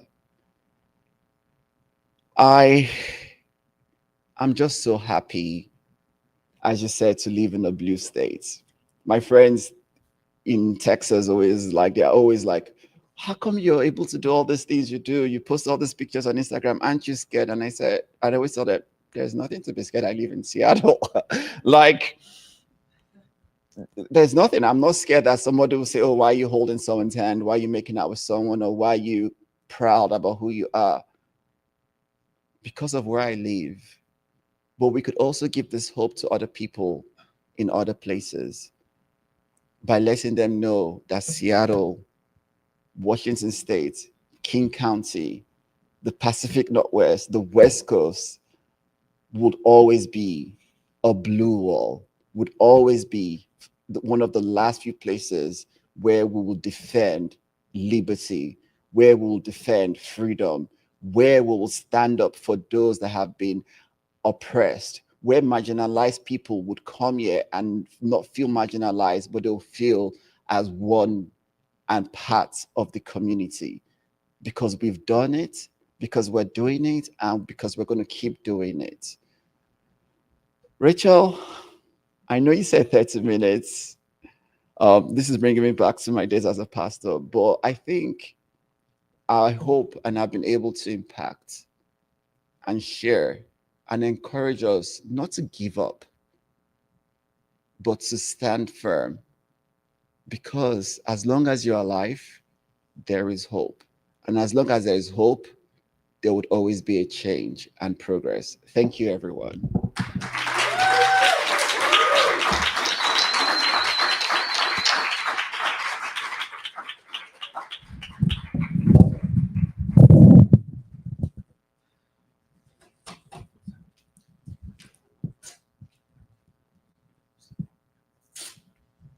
It's just too heavy.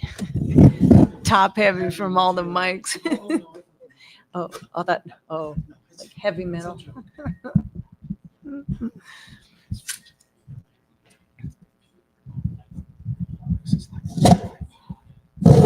Yes. So just so you know, live stream family, we are just having some technical times here. Our mic fell over, so we're using some real high technology stuff called tape to hold it up. Because, you know, again, being creative, you can get all kinds of amazing things done through creativity. And I'll just say this real quick. I know our next guest is coming up pretty soon in minutes, but I do want to say this about creativity, because part of the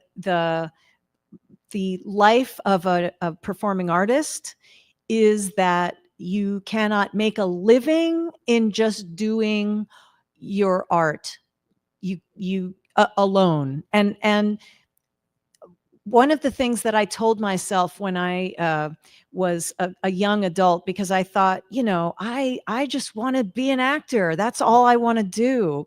And it became clear pretty quickly that you can't make a living doing that.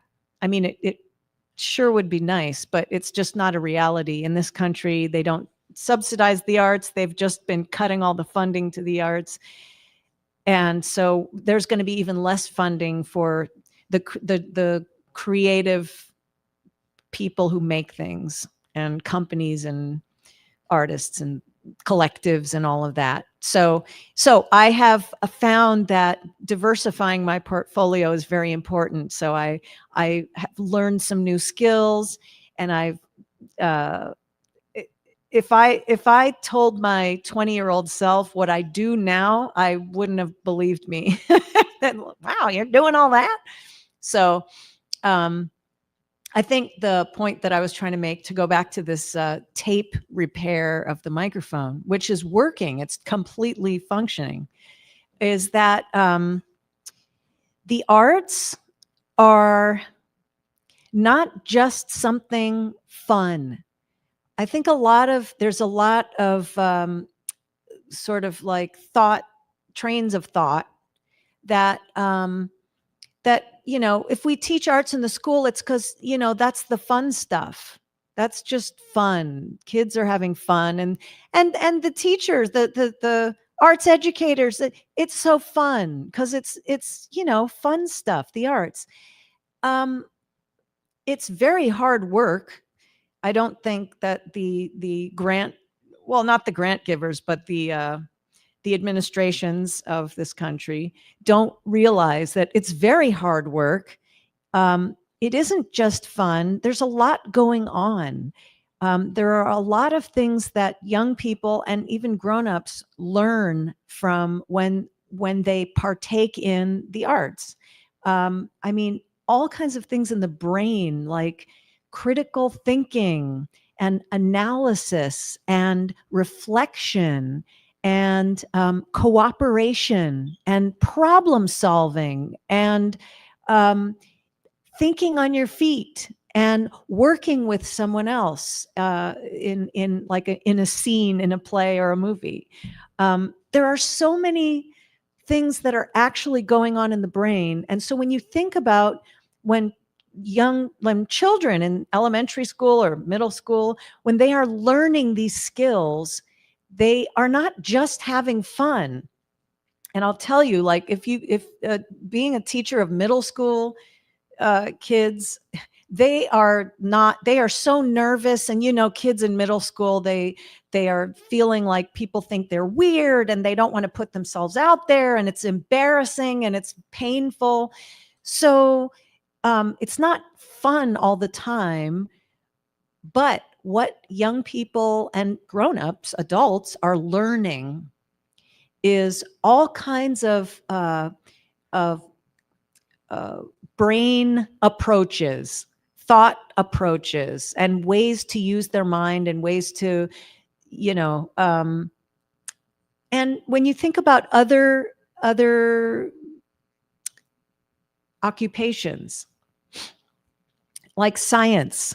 You think, oh, theater and science? Come on, how does that go together? Well, scientists are creatively thinking all the time. They're asking questions. They're predicting things. They are trying something to see what will happen when they do experiments and when they do research. They are predicting what they think the outcome is going to be and looking to see if that's what's going to happen. They're working together. Sometimes they work in teams, and the teams have to work together.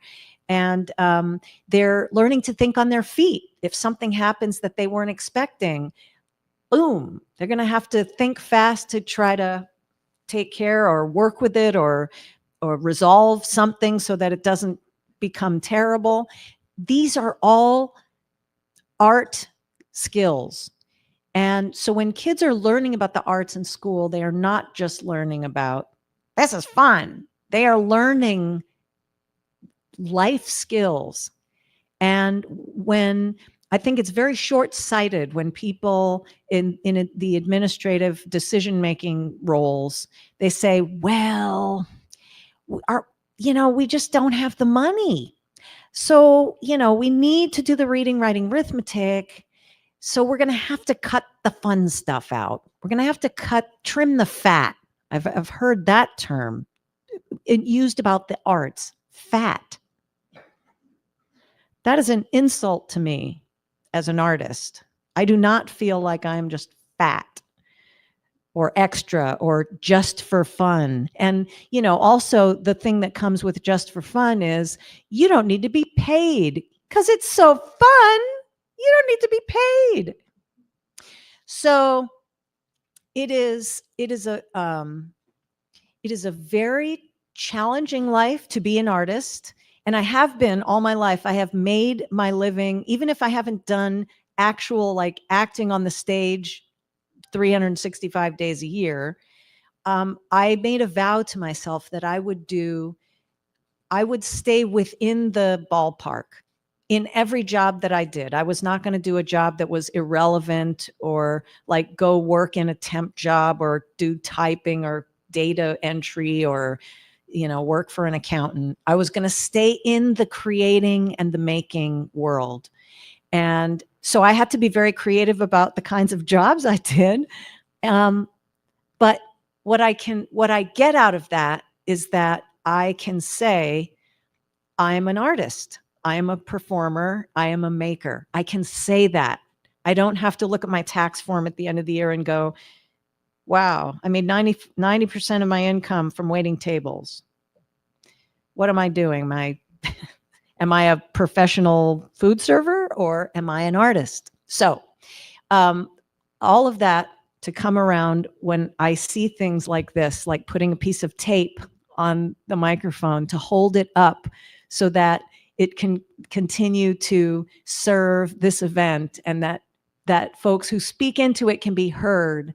And, for folks who may, have hearing issues, they can hear what is being said because it's not like the person has to shout without a mic. So there's all kinds of benefits to being creative.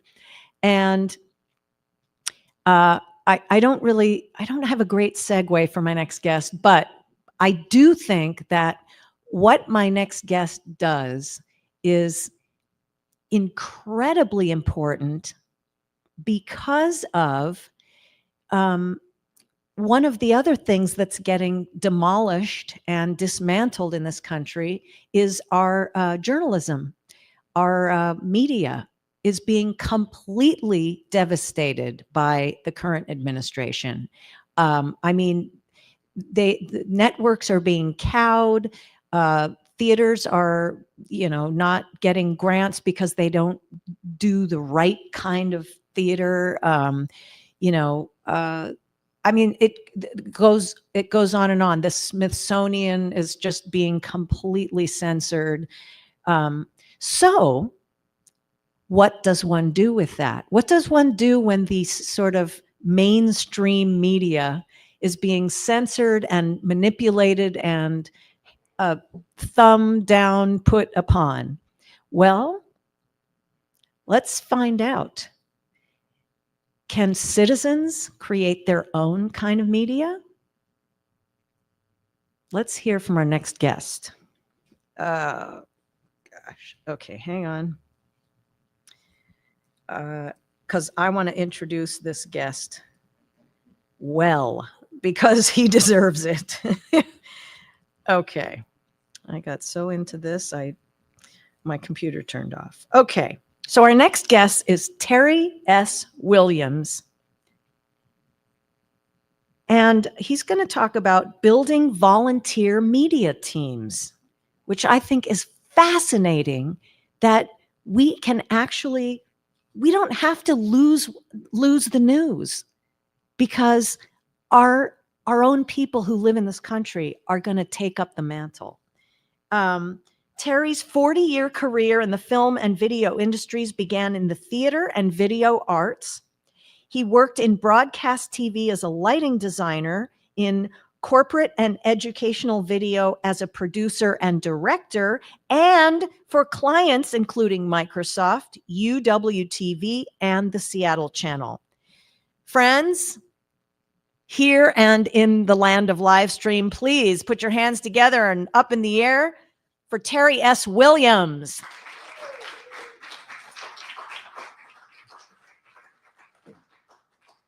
Thank you. Thank you for being here. Thank you for being out on the stream. So actually, going into that, when Rachel heard my topic, she thought it was a little narrow, perhaps. And here's what she wrote me. She said, isn't there more to this question? Couldn't the goal for building volunteer teams be for the other purposes? I mean, these media team tools you're sharing could be used for anything, right? I'm just thinking in light of the crushing devastation the Trump administration is visiting on media outlets. Okay, well, that got me spinning. It was like, okay. So yes, she's right. And actually, I have to turn it into hope. Okay, so I call this the dark future. Okay, the dark future is one in which none of our people are on network TV or cable TV. None of the shows are that because some moguls have bought them up, and it's struggling to get our message out. And we have to go underground. That's the dark side. The bright side is never before, particularly not in my lifetime, have there been so many people who know how to use media, who know how to film stuff, who know how to post it, and they do it much quicker than I do. And it is, I find it nice to know that that could be what we have, and that's what they're doing. So when I try to look at the bigger picture, I really have been keeping my focus on just doing the next video, the next thing that we're doing. But it's refreshing to actually think about what may end up being in 6 months or a year or something. And so I guess I do have something to say to everyone out there, because you too could at some point be running media that is the only way that we have to communicate with our base, with our accomplices. Okay, so let's see if this works. Oh, there's batteries next to it, which doesn't really necessarily. I got it. Oh, you got it. Yeah, it's good. The technology works. Hey, what do you know? Anyway, there's a QR code. This is my group, my team. The QR code up in the upper left-hand corner will take you to the videos website of West Seattle Indivisible. We have over 60 videos that we've made.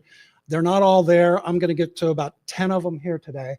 The QR code up in the upper right-hand corner will get you to the West Seattle Indivisible site. So that's my home right now.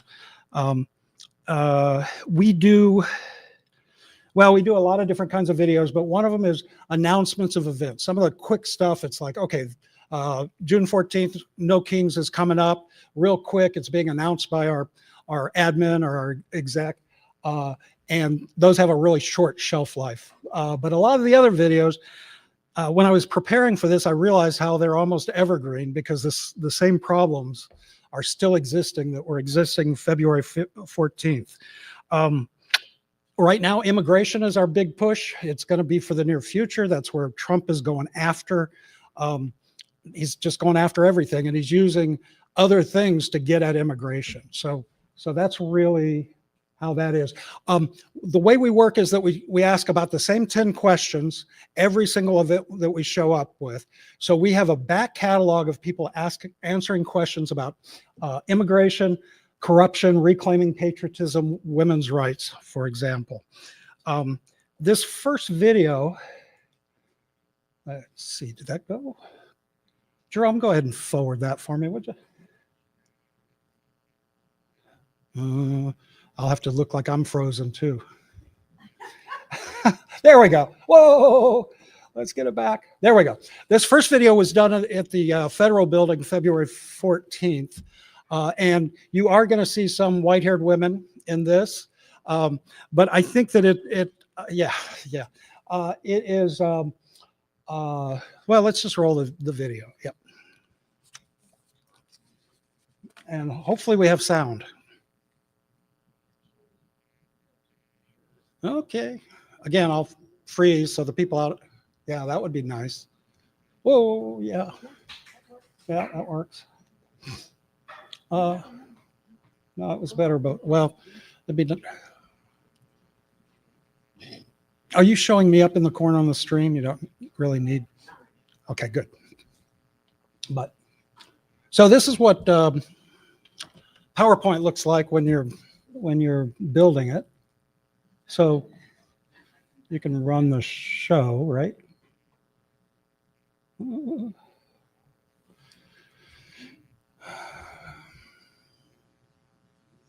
I'm going to need more light because of this.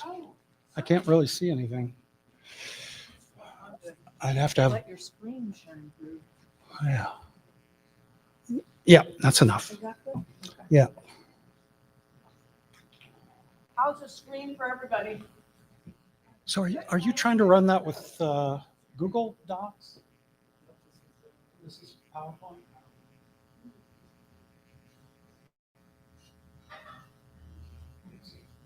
So slideshow. Just go to slideshow. Oops, should be play for front slide.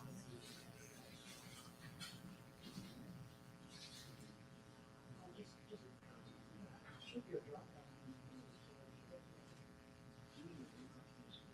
Oh, so drop down menu up under slideshow.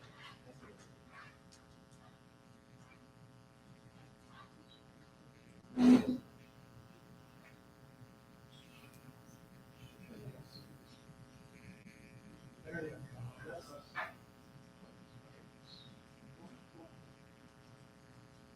Okay. Oh, actually. Yeah, go back to that last slide. No, we'll try it again. Go back to the previous slide. Yeah. So this is a little portion of the questionnaire that we ask. This is the first few questions, but the main thing, the first question we usually ask is motive. What brings you here? And of all the things going on, what is the reason you're here? Because most people who get out and join us at an event, they know what made them pissed off this week. They really do know, and you get the best part of the interviews then. So let's go to the next one, Jerome, and great. If you just, here, let me try it. There we go.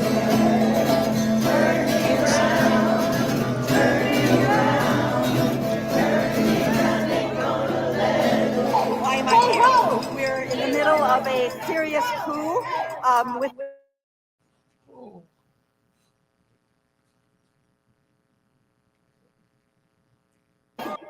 billionaires thinking that they have the right to cut programs that Congress has already allocated funds. I'm here because I have lots of concerns about where our country is going. I'm a child of immigrants that I worry could, even though they are citizens, I worry that they could be deported.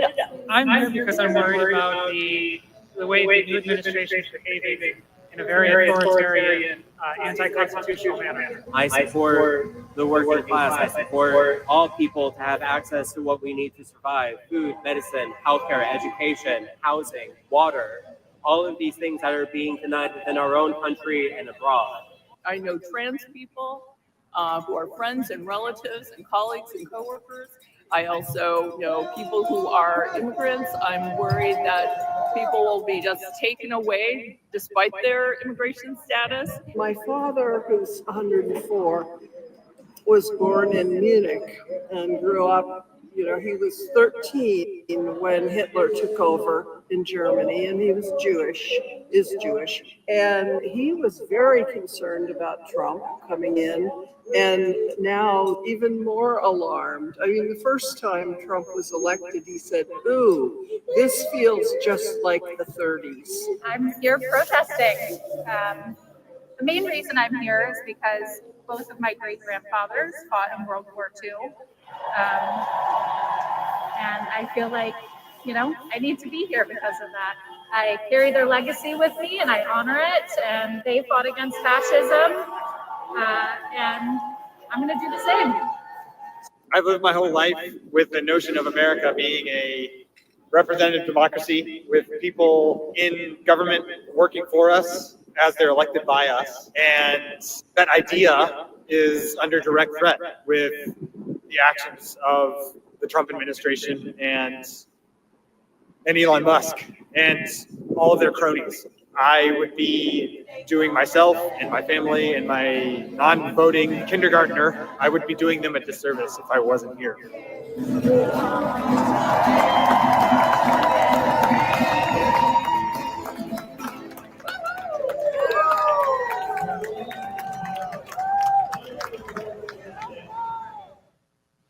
Okay, thank you. Did people feel that was a little too long? Oh, raise your hands if you thought it was too long. Okay, okay. And if you thought it could have gone on forever. No, never mind. One of the things we discovered from these first few, and that was about 2 minutes and 45 seconds. And next slide, please. Really, the main thing we learned was shorter is better. You know, it really does work these days. And the second thing we learned, I learned this from Devin from Defund Musk, is don't put people's names on there. I thought it was folksy. I thought it was great. You get a first name of somebody and you find out what neighborhood they're from, Wallingford, whatever. Very nice. He said, don't give the feds a break. You know, make them work for it. Yeah.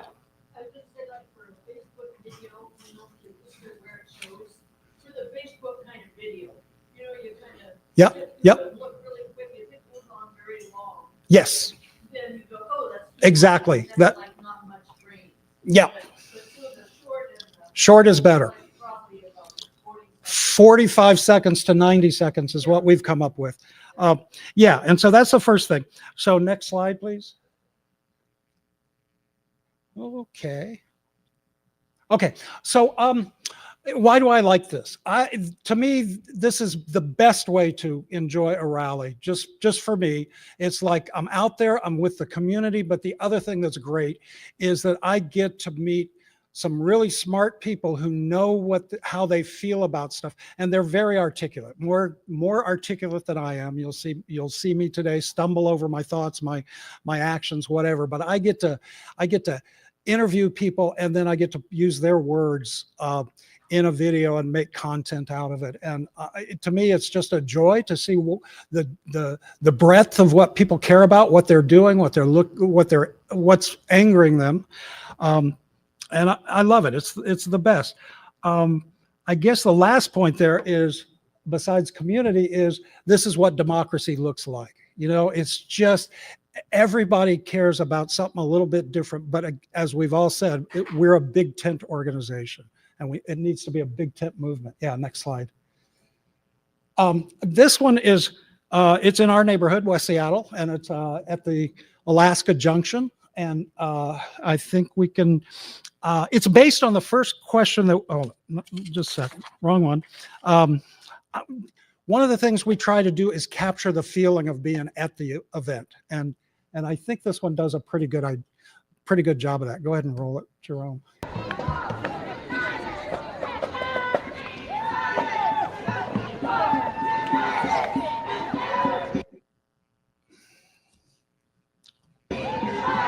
I'm really upset, and I can't sit around and just watch what's happening. Like my sign says, your silence is your consent. I've learned that you have to take a stand or you'll fall for anything. And I want to stand up for democracy. What's going on today with mass deportations and rejection of rights that we hold so near and dear? Hands off the Americans that are just trying to live their lives and without being kidnapped or disappeared. Checks and balances are the basis of our Constitution, and that is being attacked. Hands off our Constitution, hands off our health, education, and welfare. Hands off my body. My body, my choice. Even though we're only in our own neighborhood, in a blue bubble with like-minded people, you still have to stay connected, because if we don't stay connected and organized, we're going to just dissipate, disappear, and get rolled over. So that's why I'm here. There's so many little problems, but if we all join together as one whole, we can make a difference. I want to stand up and be counted. So here's your support. I want to commend and thank the organizers for putting this together here in West Seattle. So another thing that I like about doing these teams, and this came from 5 different teams of people interviewing.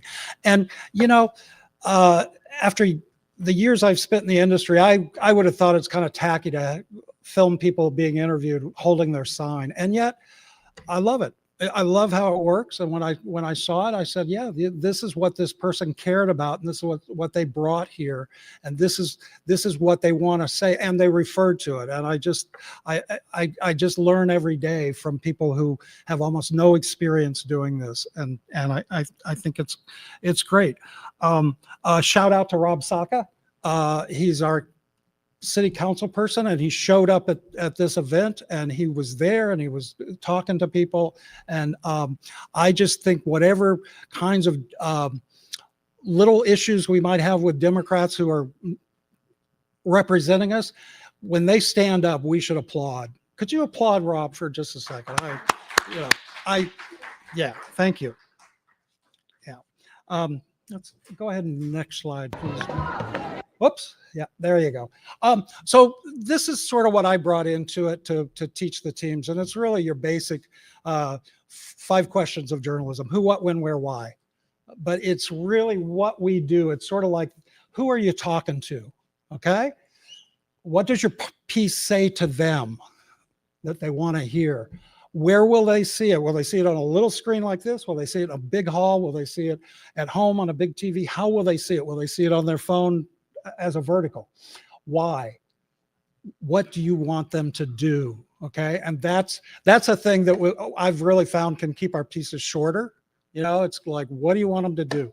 And then when, distribution, how are you going to take care of that? And then the final thing, I don't know how to deal with that, but it's results. How do you measure success? I think the best answer I've come up with is the day that Donald Trump is gone, out of office, or constrained within his executive branch constitutional abilities, then we'll have succeeded. That's really it.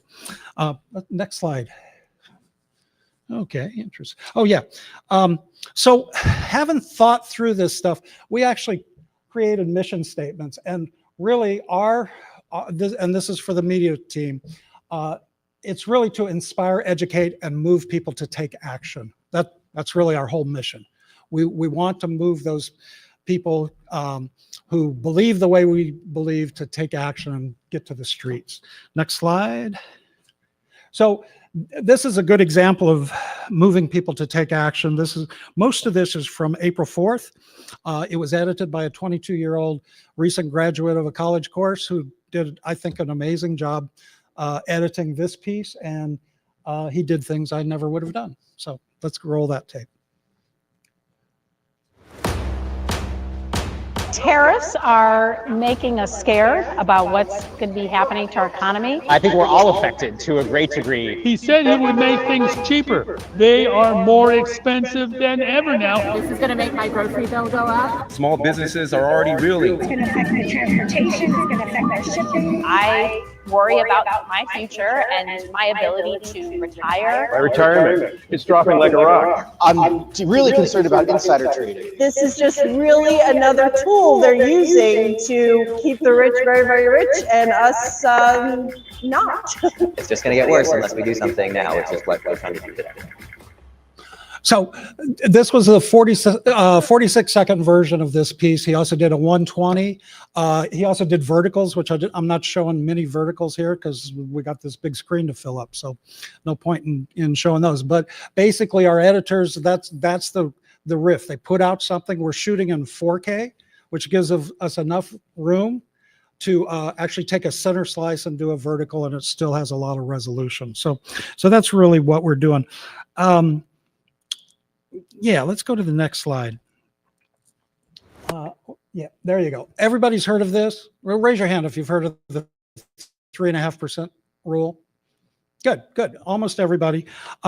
It's basically, this is part of Pramila Jayapal's resistance training, which she started off the session this morning with. And it's really from this research by these 2 women who have studied 150 years of authoritarianism. And what they found was it just takes 3.5% of the population persistently and consistently in the streets to push back and let them know they're going to stay there and be there and always be a burr in their side. And either they'll be overthrown by a military or someone else will kick them out. They'll be deposed, they'll resign. Those things can happen in weeks, but it has to be persistent and consistent. So next slide. So we've altered that. Our mission is to mobilize 7% because we figure, my God, we're up in the upper left-hand corner. We're totally a blue district. We're the most blue district that there is. And we ought to be able to double that amount. Now, just to give you an example, No King's March hit 70,000 by some estimation, which is about almost 10% of our population. But it happened once. It's got to happen more than once a month. It's got to happen weekly. One thing she quoted was that Solidarity won in Poland when they could call a general strike at 7 a.m. in the morning and everybody stayed home. And then at 1 o'clock after lunch, they could call it off and everybody went back to work. And the powers that be realized I have to deal with Solidarity. I have to deal with this political group. And I have to, they're the ones in control. And within a short time, they were. So anyway, let's see. Yes, next slide. Yeah. So another thing in her training is that really the thing that we have to, I'm up here almost shouting, and the message of what we should be doing is that we are a bunch of joyful neighbors who are on the streets to protect democracy, and that what we're doing is fun. And it is fun because we're building community. That's really the message that we try to work into virtually all the things that we've said so far. Big Ten organization, once again. Next slide. See how we did. This piece, it kind of does that. Again, it takes the crosswalk Four Corners area of the Alaska Junction. But this was done by a sound engineer. He works in feature films and documentaries. He does sound mixing. And what he's done here is he's taken the sound, the ambient sound, the rhythm sounds that came from like 5 different clips, and he's woven them into one piece. There's no interviews, no nothing like that. It's a sound mix piece. Let's go ahead and play it. So, yeah, there. Can I get a little more volume? Any more? No more volume? Okay. So here's a second track, and then a third track. That's a discrete track. And here's the clip it came from. Palms down. Some horns from another track.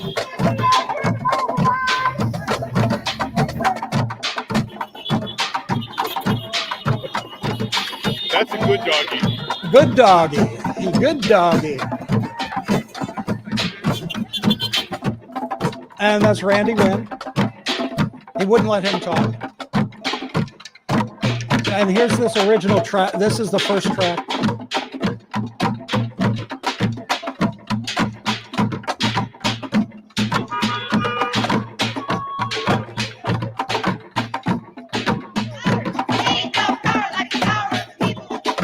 Another track. Why are you here today? I'm here to take out the trash. I need a bigger bucket.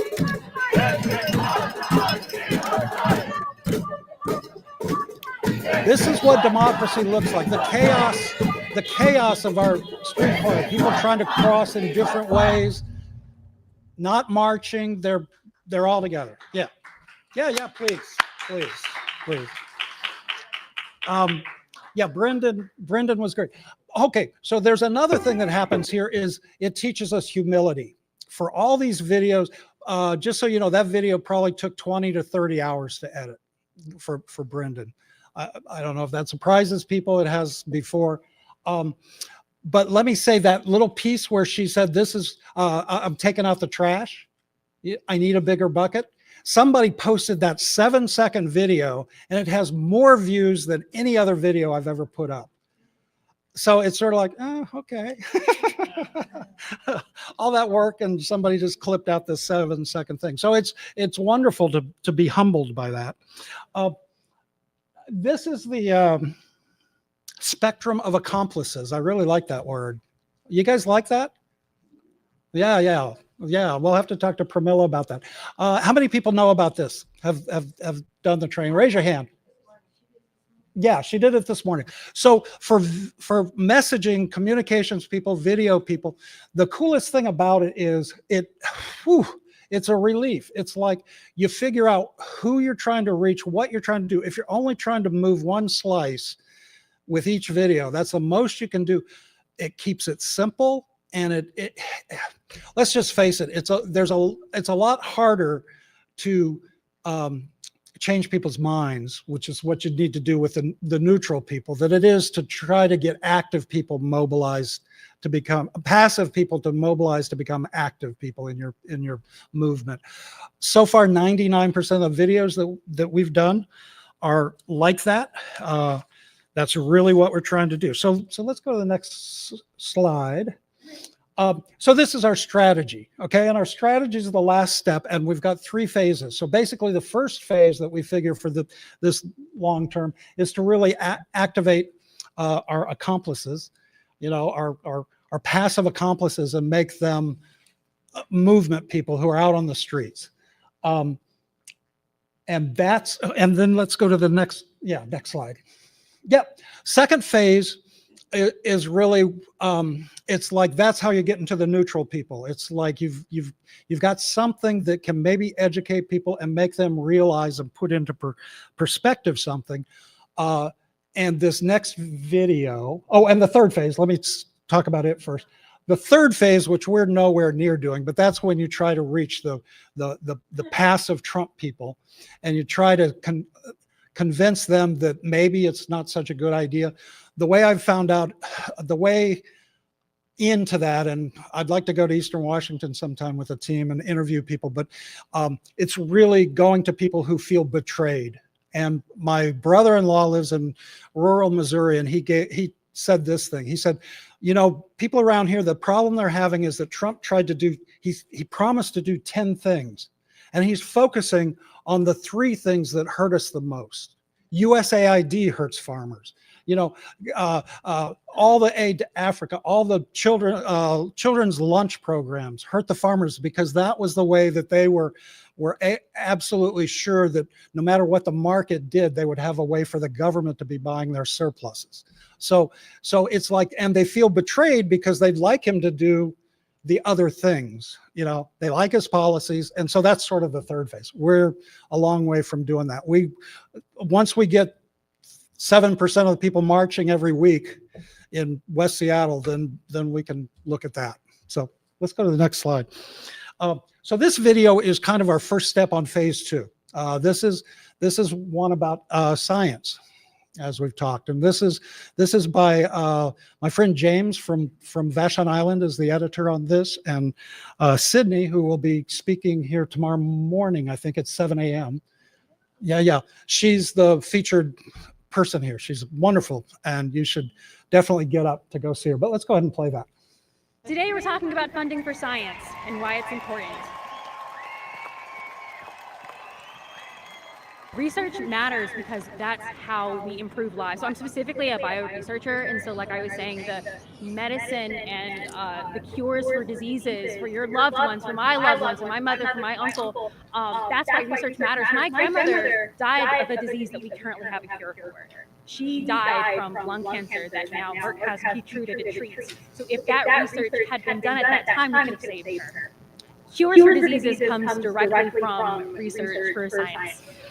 Testing things in the lab, that's where it starts first at the university level, at the research institute level, before it even gets to pharmaceutical companies, before it even gets to the hospital. When the doctor says there's nothing more we can do, it's because there wasn't anything at the finish.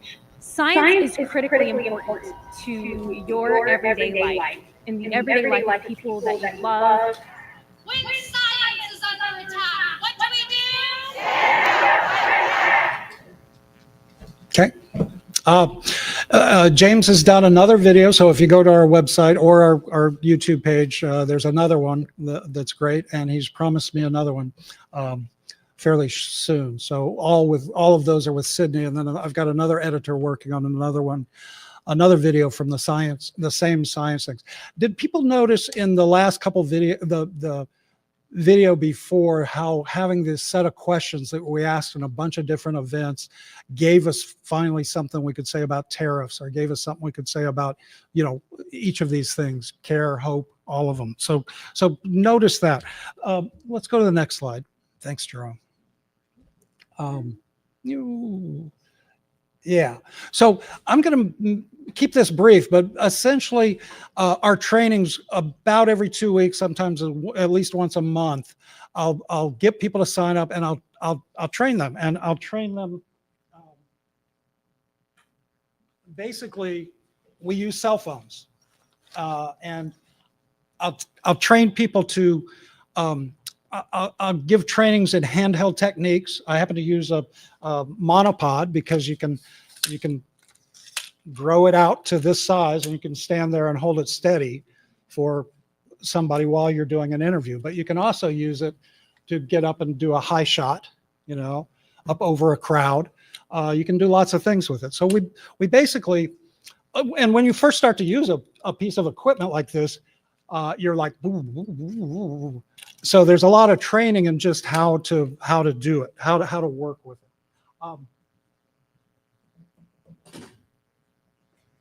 We also do a little bit how to see an event and translate it into your frame. Okay, so it's like a filmmaking 101 with a specific surface, a particular endpoint.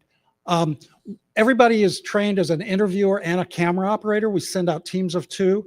Partially that's because giving an interview to an interviewer, that gets you the look, the typical look like Sydney was looking off camera. It's pretty traditional. It's a traditional look. The other reason we do it is because it's safety. We're at a crowded event. We don't know what's going to start happening at these events. We really don't. So having 2 people, it's safety in numbers, but it's also, if I'm focused looking through the camera and I have a producer, an interviewer, who can watch the whole place, they know when somebody's about to come up behind you and bump the frame or something. So it's really a lot about safety. The last thing we do, and we've trained people to do, is that every time they ask a question, they stop camera, and that creates a new clip. And then when they get back, they upload their own clips, and then they name them according to keywords like immigration, tariffs, whichever of those things, so that the editors can then go in and say, oh, I need to get stuff on immigration. And it makes it much easier. We'll talk about more of that. Let's go to the next one and go ahead and skip that one. Let's skip to the next one. Nope, skip. Yep, there you go.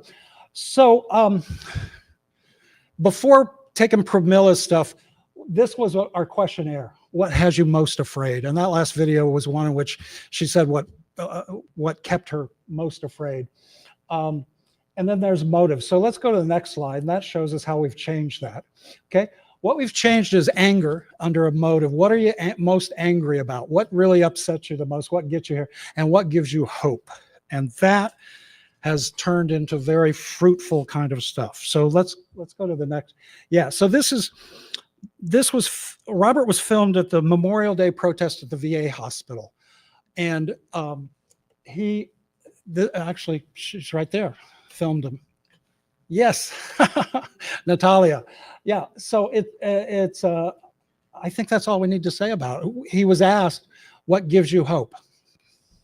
Go ahead. What gives me hope is that all our issues are interconnected. The attacks on veterans and on their care and on those who serve veterans what gives me hope is that all our issues are interconnected.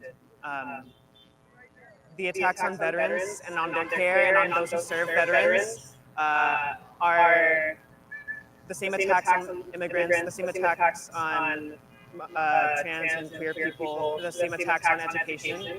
So what gives me hope is that more of us are waking up and seeing that we need to work together. We need to show up for each other when all of us are under attack. And I believe and I know that history tells us that when we come together, we win.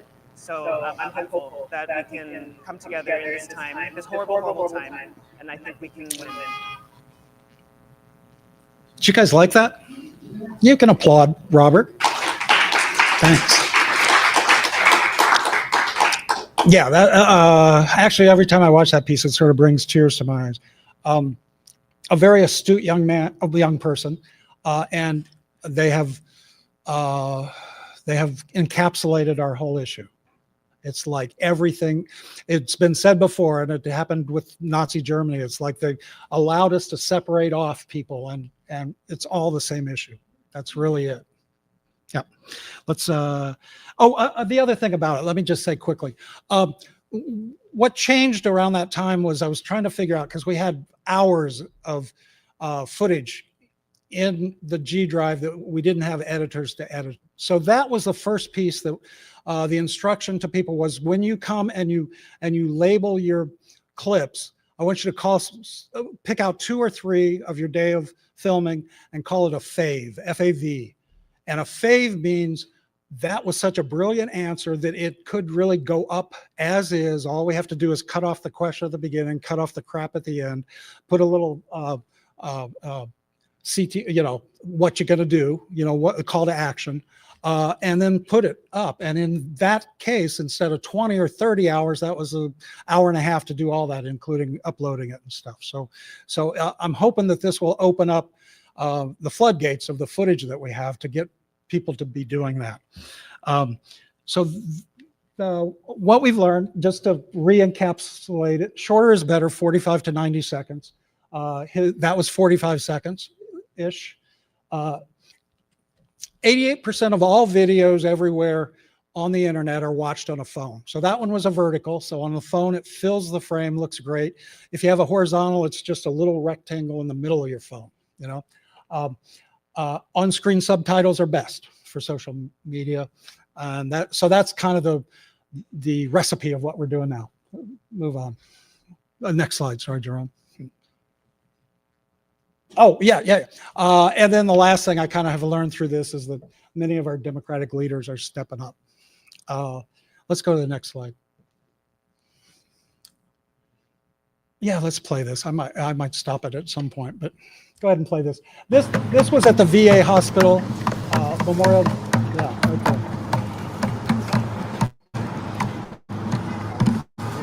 Target audience on this is older. Active duty in the Army. Thank you, Robert. I'm gonna do my best not to cry too much here. Two of my 3 closest friends ever died in the first Gulf War.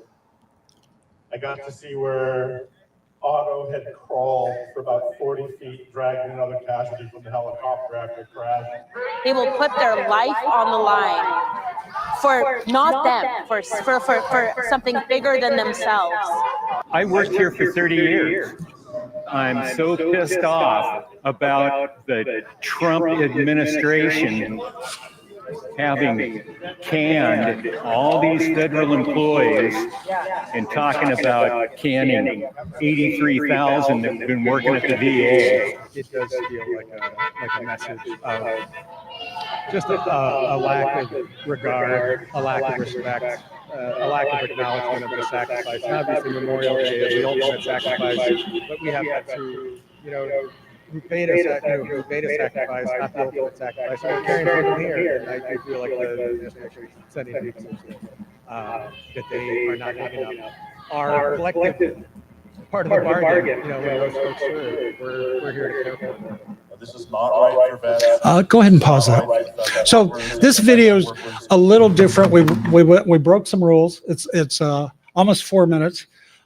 Our target audience on it is older, tracks older. It's vets. It's sort of like the vets who are being betrayed by the Trump administration. Not all of them are liberals. So basically, it had a different thing. Christian, who is with the white hair and the white ponytail, he'll be here tomorrow morning, I think.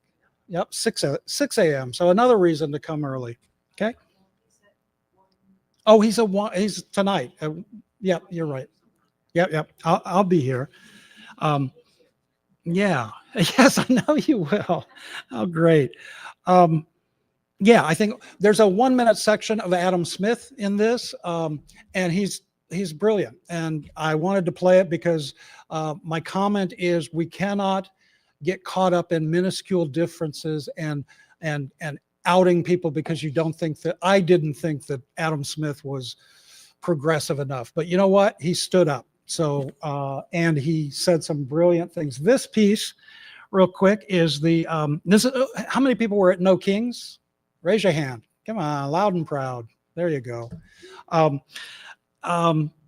We have several pieces on the website that came from this. This one is edited by Jasper, she, her, And she created both horizontal and vertical pieces of this really short thing. And one of the things we're working on was getting the feel of a place. So let's go ahead and roll that one.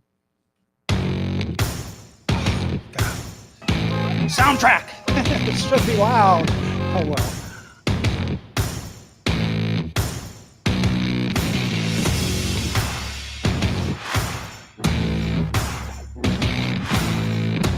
What gives me hope for the future of America is things like this. Protests like this, translating into action. When I see more people coming to these rallies, I feel like I'm not alone. And that's really important. It doesn't take much to upset the whole system. We're going to have to rebuild.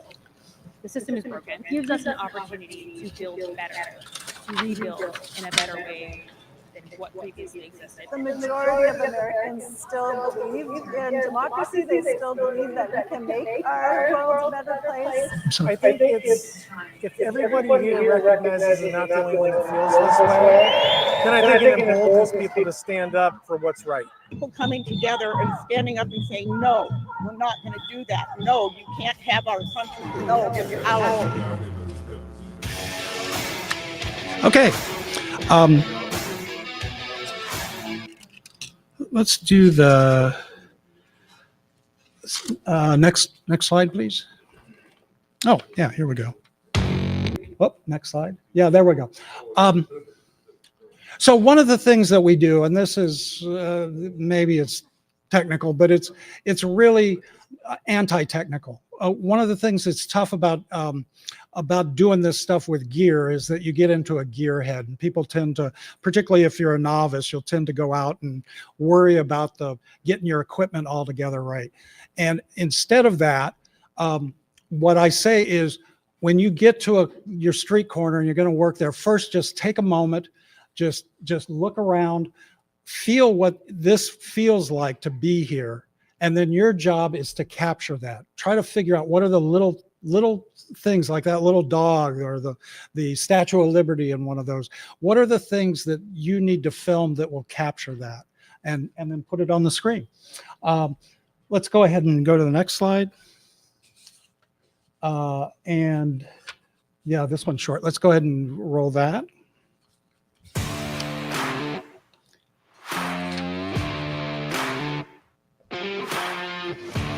This is the Handmaid's Tale event at Defund Musk Women.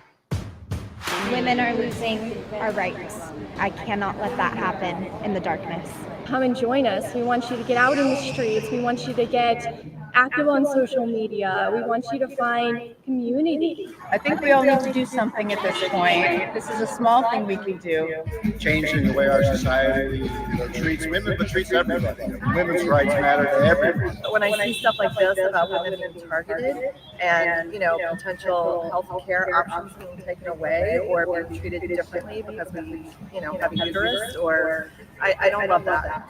People deserve to be in control of their own destiny and their own body. You should just be able to go to your hospital, you should be able to go to your physician, you should be able to have access to health care, first of all. The fact that you're not alone, ultimately, we refuse to go back. And I want to do a little something to stand up and say, we're not going to just roll over for this. We're not going to just take it. We're here to push back against the system that's trying to bring us down. Great. So one last video from this same place. So this is, of course, Alexis Mercedes Rink. And I think that she gave she did a 17-minute talk, and the last 2.5 minutes, we get our marching orders, what we need to be doing. And there's so many calls to action, or so many options of calls to action that you can take. So let's go to the next slide. We'll skip that one. Yep, there we go. Go ahead and roll that. Thanks, Jerome. I want to close with this because I want to be clear that speeches don't change the world, you all do.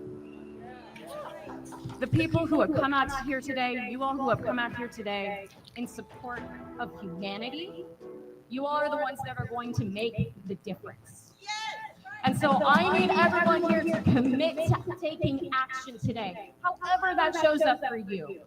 whether it be talking to 5 of your neighbors, whether it be volunteering with an organization that houses people, that feeds people, that accompanies people in immigration proceedings, or accompanies people while they're seeking an abortion.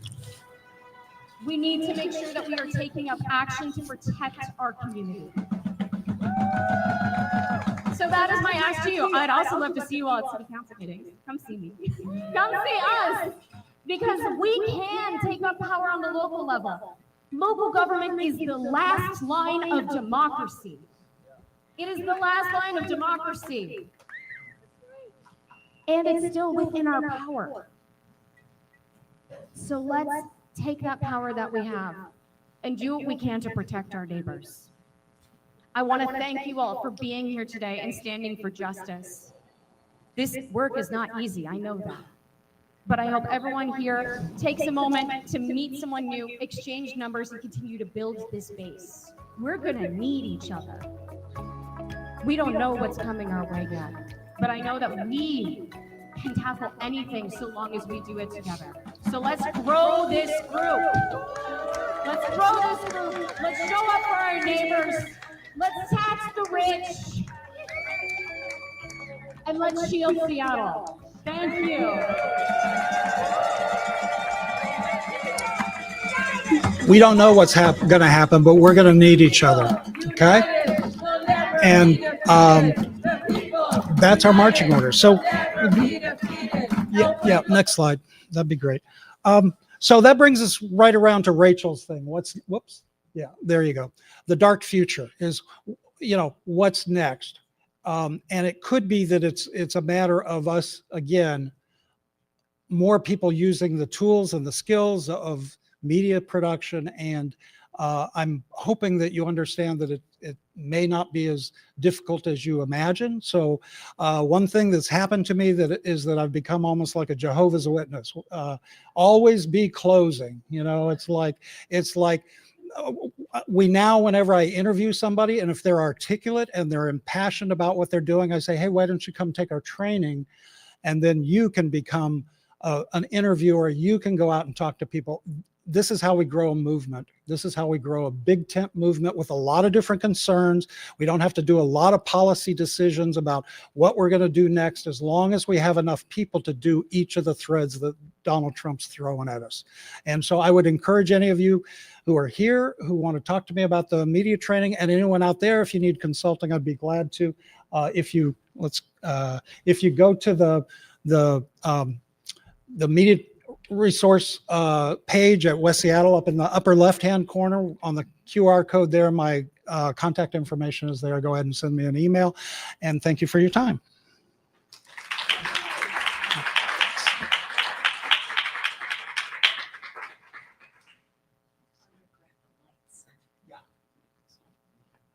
Thanks for doing that. Yes, sure. Ooh, let there be light. Thank you, Terry. All right. Well, I can already see guests aplenty who have shown up, and you're all welcome. It's great to have all of you here. I can't wait, and stick around, because these are all folks you are really going to want to meet and have them introduce themselves to you. So my next guest, we're going to switch around the order of things just a little bit, because I want to give respect to our next guest's time. This is Erica Evans. Erica is a former assistant United States attorney running for Seattle City Attorney, and bringing the federal thing home with her. So she's going to talk about the Department of Injustice. You ready? Here we go, everybody. Put your hands together for Erica Evans.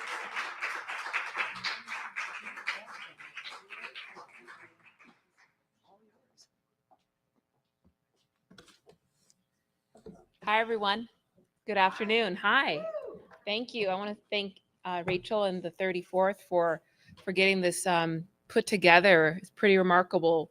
What was really remarkable, what we saw Cory Booker do for 25 hours. And for us to recreate this with many folks, we are in the presence of greatness to be able to be part of that. So I'm going to start by talking about the history of the Department of Justice, a department that I was working for close to 4 years as an assistant United States attorney, something that was a dream job to represent the United States. You know, I would go to court and would say, Erica Evans on behalf of the United States of America.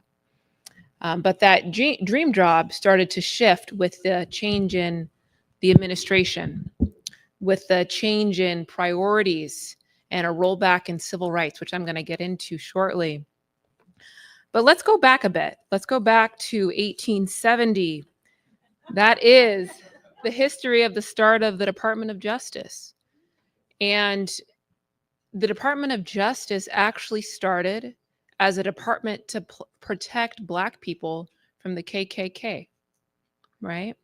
And a lot of folks don't know that. And when we look at that, when we look what was happening at that time, you know, the DOJ came in to help protect civil rights for people.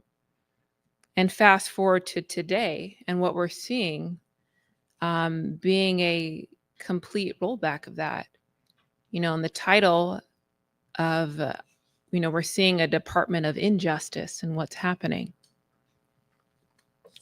One of the things that for me was really devastating was getting those executive orders. And I'm going to go into one of them in particular, and getting memos to report on colleagues doing diversity work in the office. That's crazy that we're being told if we report on colleagues doing diversity work within a set amount of days that we wouldn't be in trouble.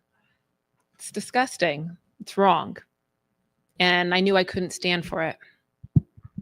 You know, I go back and think about, you know, the legacy of the shoulders that I stand on. Folks like my grandfather, who was born in the 40s and in California. And as a child, my grandfather worked in the fields every summer with my great-grandparents. And he would pick cotton, fruits, and vegetables. And he remembers after a long day going to the weigh-in scale and being cheated at the end of the day, and knowing that was injustice, and using that as a catalyst to want better for his future generations. My grandfather went on to go to college, and he got a scholarship at San Jose State University. And he, along with a couple other black athletes, made the Olympic team. And my grandfather went to the 1968 Olympic Games.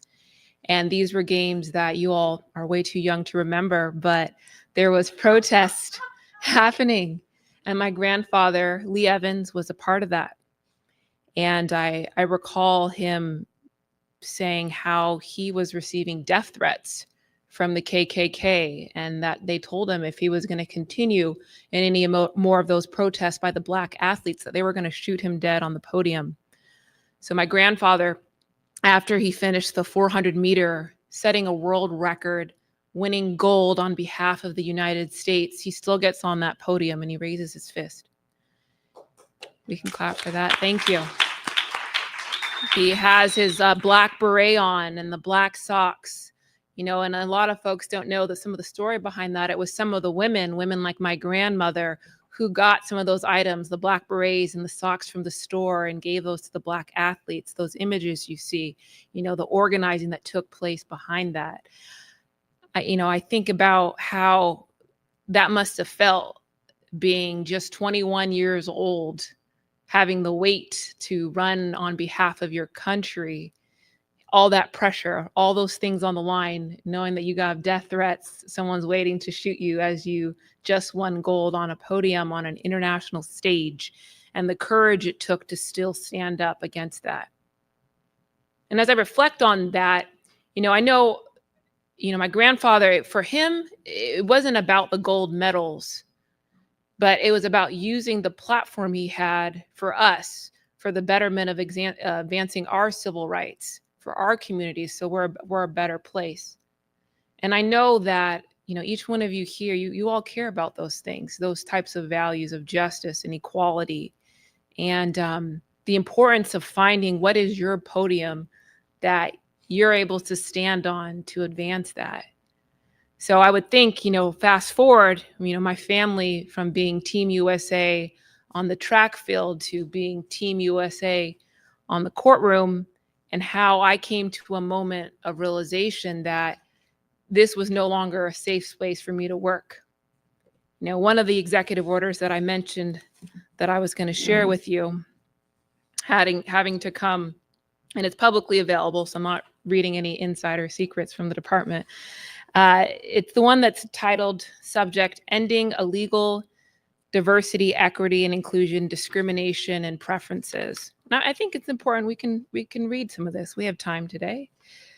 The Department of Justice is committed to enforcing all federal civil rights laws and ensuring equal protection under the law.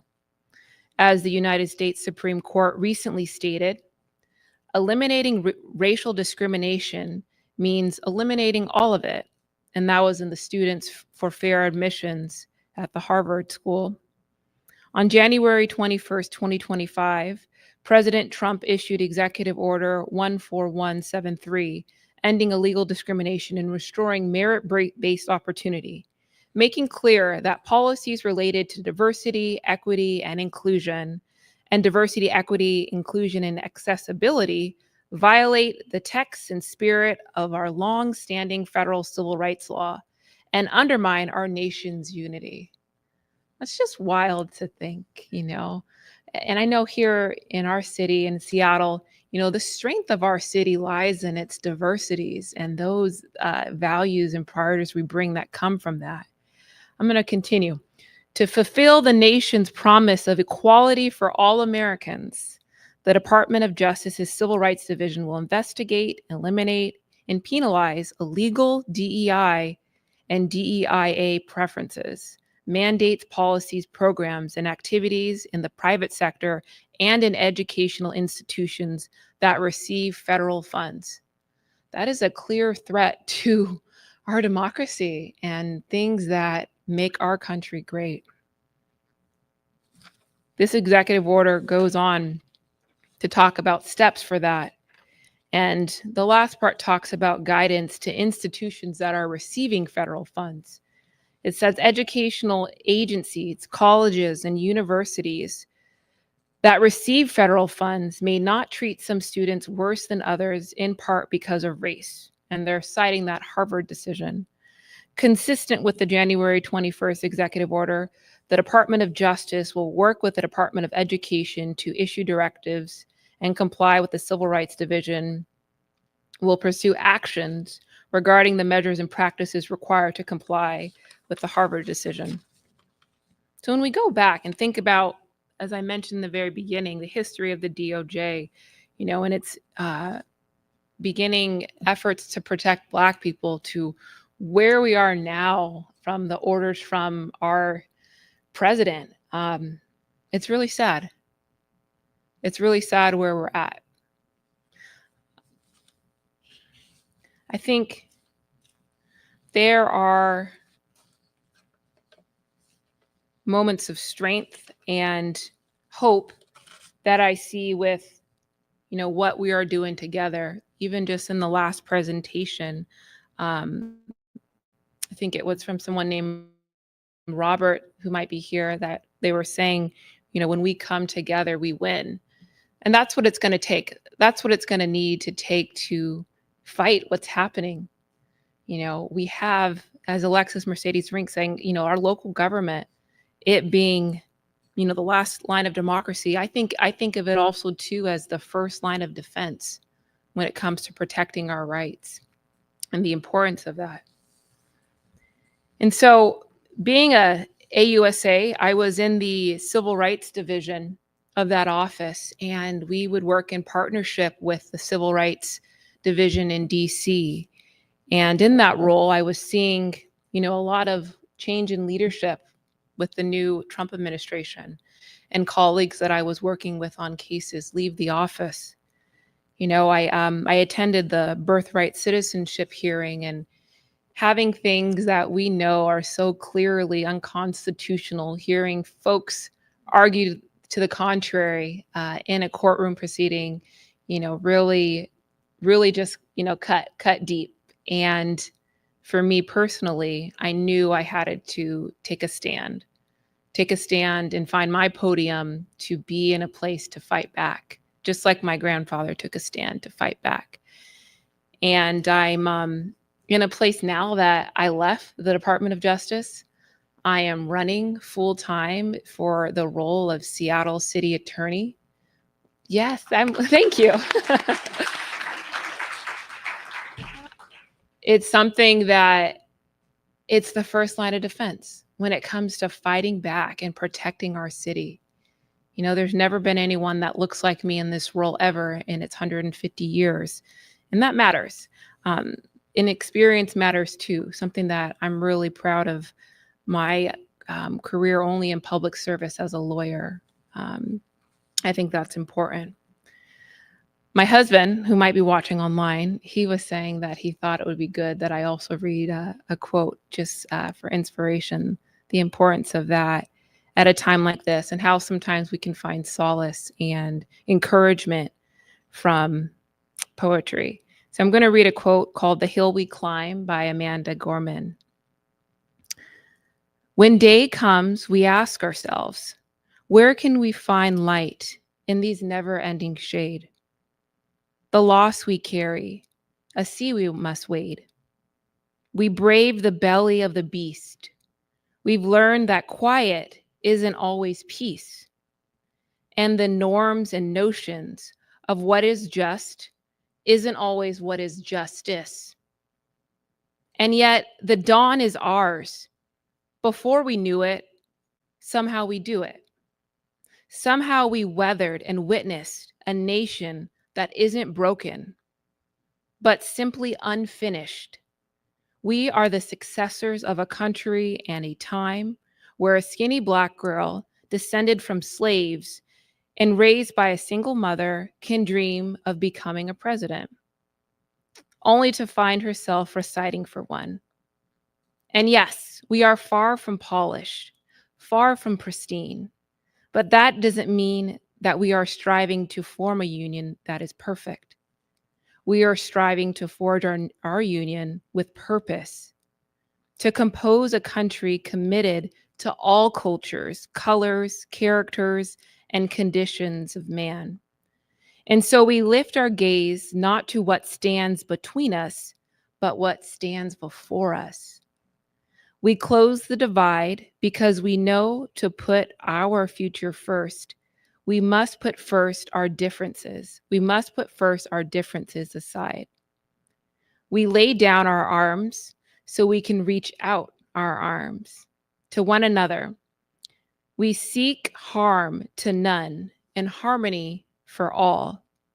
Let the globe, if nothing else, say this is true, that even as we grieved, we grew, that even as we hurt, we hoped, that even as we tired, we tried. That will forever be tied together, victorious, not because we will never again know defeat, but because we will never again sow division. Scripture tells us to envision that everyone shall sit under their own vine and fig tree, and that no one should make them afraid. If we were to live up to our own time, then victory won't lie in the blade, but in all the bridges we've made, that the promise to glade the hill we climbed if we dare.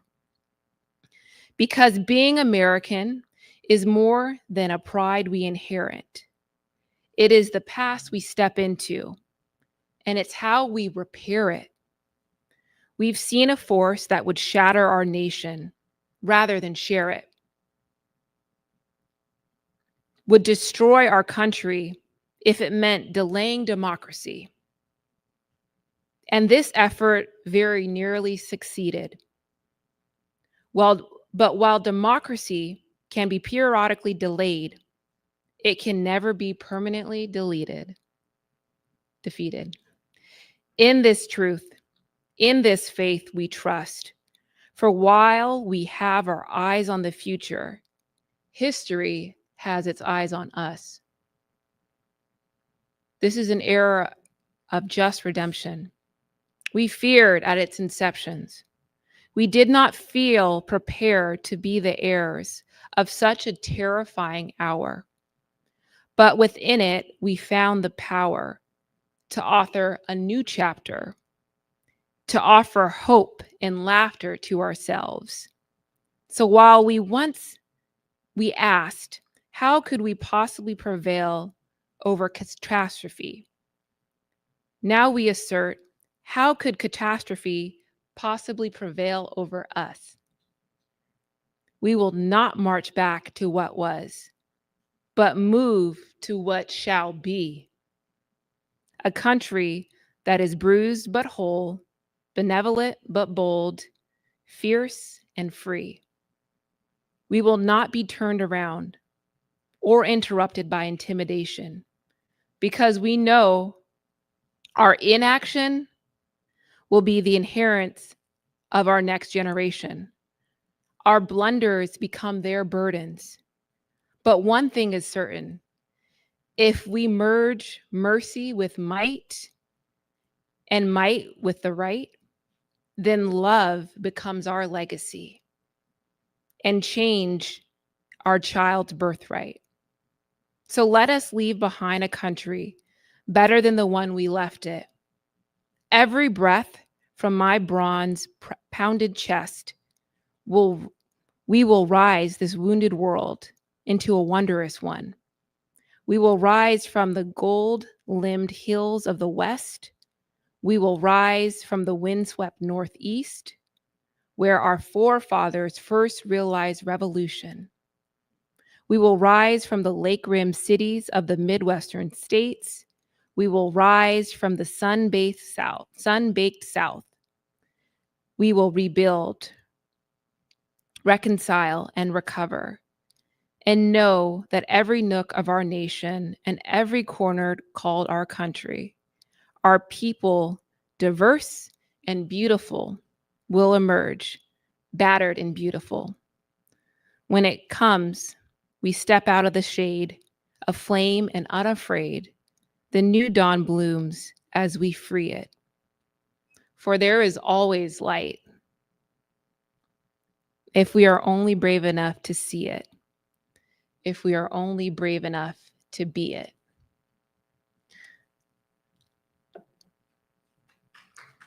Thank you. And that's what I want to leave you all with. What is our podium? What is our light that we're able to shine, to fight the good fight, to risk everything, even when your life may be on the line, to fight back and speak truth to power? That's right. That phone is time. It's time for us, right? Because we're in this together, right? And when we work together, we can rise together.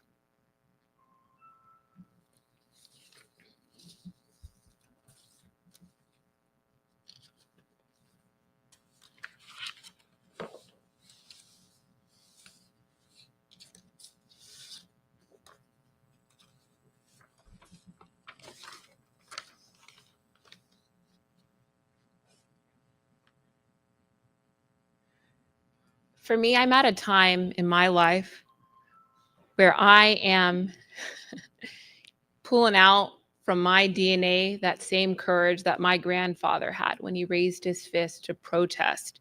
As a young 21-year-old, his life was on the line on behalf of his country, running, but still risking it all. You know, he stood, because he stood, I can stand. And so in closing, I'm asking all of you to stand with me so I can stand for you. Thank you all so much.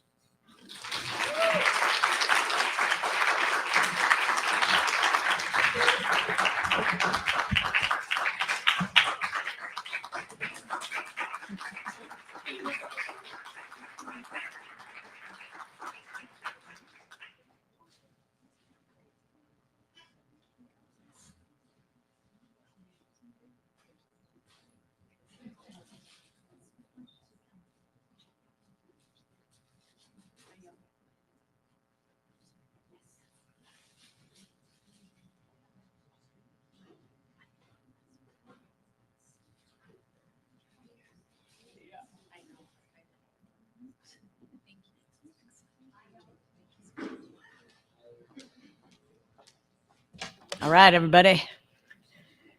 Woohoo! All right. We will probably just have time to head right into our next special guest. And one of the things that somebody in their speech today, over the course of today, was talking about the importance of youth. And I mean, there are many things. I know that seems to be a recurring theme, and in our organization, and lots of voting kinds of organizations where they say we've got to reach out to the youth, and we've got to get the youth, and there's that push to engage with the youth. And I think that there are many reasons for that. One, of course, well, in my estimation, just because I've been doing activism and I've been working with the 34th District Dems for a very long time, and because being active civically and being involved with politics, you probably know or notice that there's always something going on. There's always something to fight against. There's always problems. There's always, eesh, we got to fix this, or, ooh, that thing's not good, or, there's always something. And I think of politics sometimes like a garden, in the sense that you constantly have to tend it. You have to work at it all the time. It's not like every 4 years you vote and then dust off your hands and you're done. It's something that has to just be taking your constant attention if you want your garden to be beautiful. And when we have these moments in our society where things come together and it just is like a genie in a bottle, it's beautiful. It is beautiful. And when you're in your garden and it's a sunny day and all the flowers are at their most brilliant and the grass is just smooth and green and all the trees are pruned, and it's beautiful. But you can't just let it do itself. Gardens do not do themselves. Somebody once told me that gardening is a war against nature, and nature always wins, which is like, there's something like, kind of disappointing about that. But what that means is, if you want your garden to thrive, you have to stay on it. And it's the same thing with politics. And electing the right people, and making sure that your representatives are doing, here, Thomas Paine, your representatives are doing the things that you want for your own community. So one of the ways that we have to keep that garden tending and the political tending going is that we need new people all the time. And what better folk to be doing that than somebody who's got energy, and somebody who's got fresh eyes, and somebody who's maybe just coming into it, so they don't feel tired. They're ready to go. They're fired up. That is something that young people bring to the process, because they've got energy, they've got interest, they've got sort of that fresh new look to it, that because they're just coming in and they're seeing it, and they're fired up, or they're mad, or they're excited, and that energy is really necessary. Because as with a gardening is hard work. I'm sure that any of you who garden know that it's hard work, but it's so rewarding.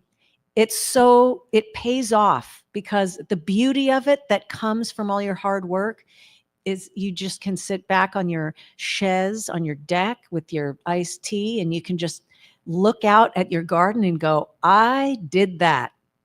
I made that happen, and it's lovely. Same with politics. I helped on that person's campaign, or I knocked on 1,000 doors, or, I did that. I put myself and my body and my soul into it. And the thing that I wanted to have happen happened. That is a glorious feeling. So with that, I knew that I needed to have the POV of the youth in this event. I wanted to have it a lot because I really think it just, when we have young people fighting along with us, doing the journey, coming in, bringing new ideas, bringing new energy, that is really necessary to help keep that momentum going, because it's forever. It's forever. I've been doing politics for a very long time, for decades. I think my first sort of issue action thing was when I was in 4th grade. And it was about saving a piece of land. I grew up in Hawaii, and it was saving a piece of land in Hawaii. An entire valley really was what it was. And I was really excited about the fact that I could do that. And the fact that, the person who brought this thing to our class, we were on a field trip, and they made it sound like we could do something and we could make a difference and we could make that happen. We just have to get out there and do it. And that was way back then. And here I am, and I'm still doing it, and it's not done. It's not ever going to be done. We thought we live in a democracy. Come on, that we're good. We're good. And look who we have in the White House. We are, for all intents and purposes, living in a fascist state right now. This was us thinking, the beacon of hope. And you're going to hear some folks talk about having left their country of origin to get away from authoritarianism and come to America, which is the beacon of democracy. And now they're going, this looks an awful lot like home. So youth are valuable, important, bringing what we need to the process. So without further ado, I'm going to introduce our next guest, Anushka Sane, on the importance of uplifting the youth voice. Now more than ever, the urgency of it. Anushka is a rising senior at Eastlake High School in Sammamish. She is currently serving as the chair of the Washington State High School Democrats. Folks, let's give it up in a big way for Anushka Sane.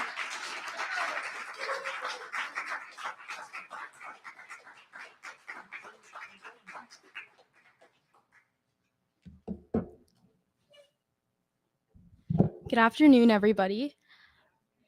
My name is Anushka Sane, as mentioned, and I'm so excited to be here with you all today. I currently serve as the chair of the Washington State High School Democrats, more better known as WASDA. For those of you who are unfamiliar with WASDA, we are an organization that is statewide, dedicated to uplifting youth voices, connecting students with opportunities to engage in politics, and preparing the next generation of leaders. When people think of politics, especially at the high school level, they probably imagine a small after-school club. A few students may be gathering to debate issues that they couldn't vote on. But in reality, WASDA is a part of a nationwide movement. We are a coalition of passionate young people who work to turn curiosity into action. And I'm standing here today because I've seen the firsthand transformative power of youth voices. And I've often also seen those voices be dismissed. That's why I want to spend this time today talking with you all on why the youth voice matters and what we bring to the table and how you all can help us be more equivocally heard. Before we dive into that, I just really quickly want to share my own story because I didn't have a very formal introduction to politics until around 3 years ago when I first moved to Washington State. I was a typical teenager who was just trying to find her place and just starting high school. I didn't have a roadmap for civic engagement. And I didn't come from a political family. And honestly, politics felt like something that had happened far away over there in Washington, D.C., and I was here in Washington State. What I did notice, though, when I first moved here that I hadn't noticed when I had lived in California and Massachusetts were signs. Everywhere there were signs. And I constantly wondered why people would put up signs and who were these people and what did they stand for. This curiosity was my entry point. Soon after, I joined the PAGE program, an opportunity for students to spend a week working in the Capitol and experiencing the government up close. This 1 week really changed everything. I still remember being on the floor for the first time, the marble hallways, the bustling offices, and the endless folders. It was overwhelming, but it was truly electrifying. I watched as elected officials debated on laws, education, transportation, and justice, and something that I realized was that the decisions being made in this room would shape my life, my classmates' lives, and the lives of millions of Washingtonians. Yet almost nobody in the room looked like me. That wasn't a reflection of talent or interest. It was a reflection of a system that rarely gives young people a seat at the table. But instead of being discouraged, I felt empowered. I realized that politics isn't something that happens to us. It's something that we can shape. So I started seeking out ways to get involved. I volunteered on local campaigns. I joined WASDA, and I even started my own podcast dedicated to helping youth understand ways that they can get involved in the current opportunities that exist. So this really brings me to the topic of my speech and why the youth voice matters. Let's talk about the word essential. Youth voices aren't just nice to have. They're not a bonus perspective. They're a critical piece of a healthy democracy. And history proves this.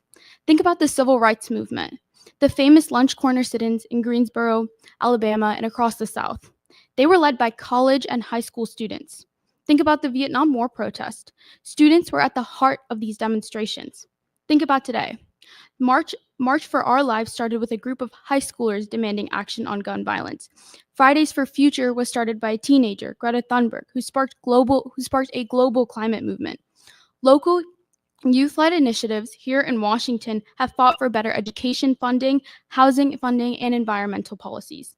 When we look back, we see that every major social movement has been fueled or at least supported by youth's energy, creativity, and courage. But why is that? One reason is that young people are always bringing a fresh perspective. We are not weighed down by the way that it has always been. We are willing to ask the essential question of why not.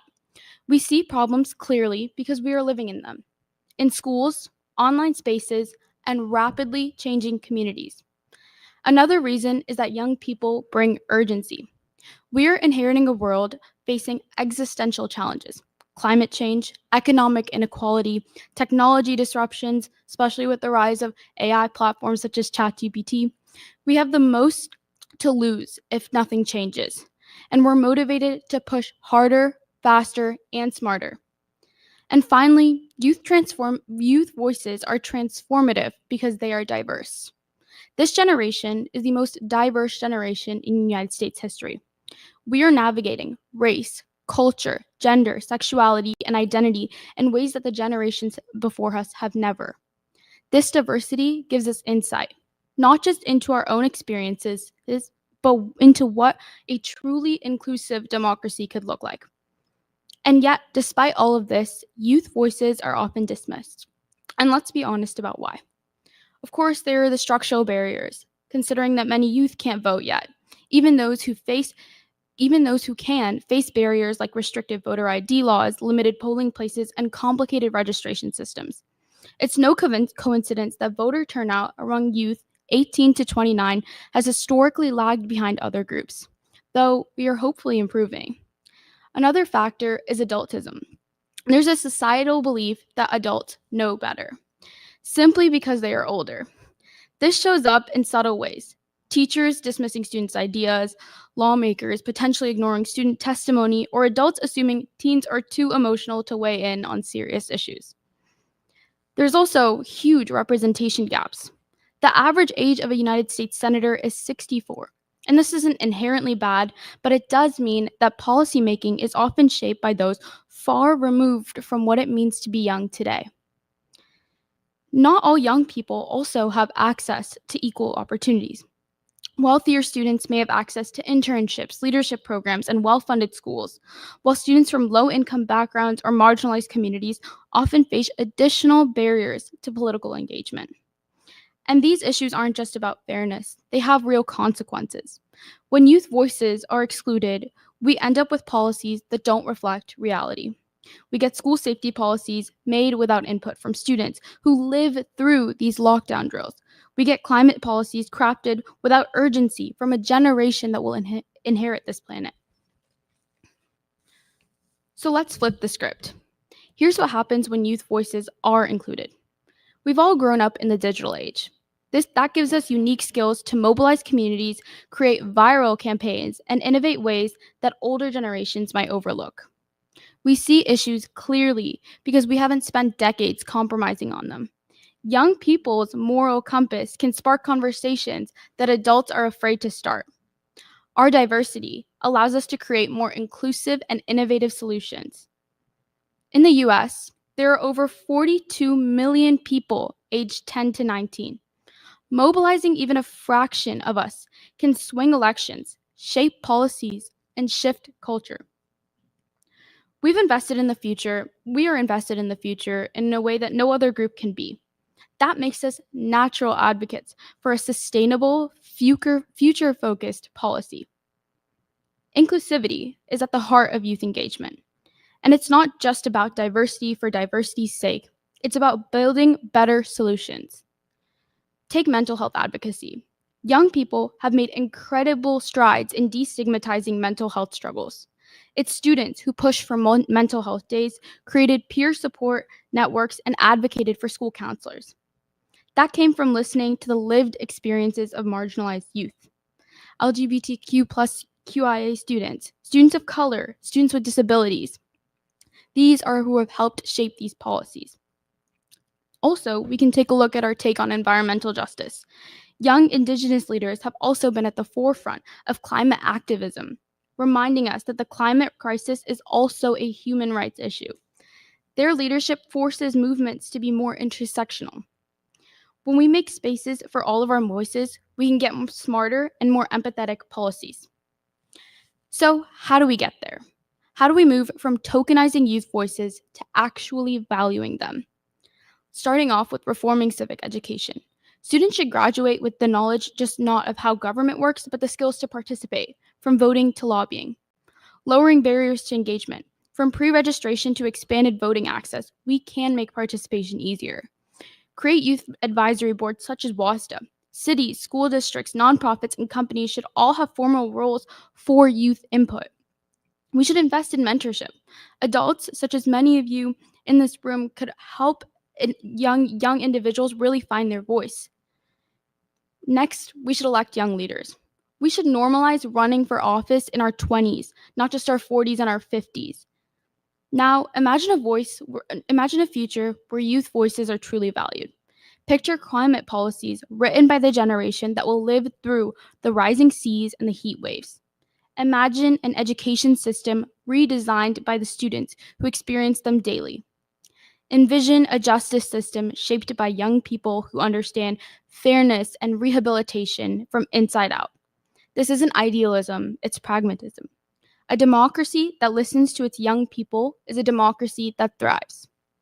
Before I close, I wanted to share something, an upcoming event that the Washington High School Democrats are having, which is a way that you can help support the youth voice. This event is one of our favorite traditions, which is a chance from high school students across Washington to come together and network and learn from each other. We bring in elected officials and organizers to teach skills like canvassing, public speaking, and community organizing. But it's also a space to make friends and share experiences. So tomorrow, August 24th at Benefit Shelter Park in Seattle, we're going to be having our first summer mixer of this season, essentially, followed by many more WASDA events. So if you're interested in coming out and supporting the youth, feel free to talk to me or check out our Instagram afterwards. But to end off my speech, I'll leave you all with this. Young people haven't always been at the forefront of change. We're not just the future, we are the present. The choices we make now, the energy we bring now, The voices we raise will determine the kind of world we inherit. So don't wait for permission, don't wait for adulthood, and don't wait for the perfect moment to the young people in the room. Your voice is needed now. And to the adults in the room, make space, listen deeply, trust us, because if history has taught us anything, it is that youth are not only capable of shaping the world, we already are. Thank you.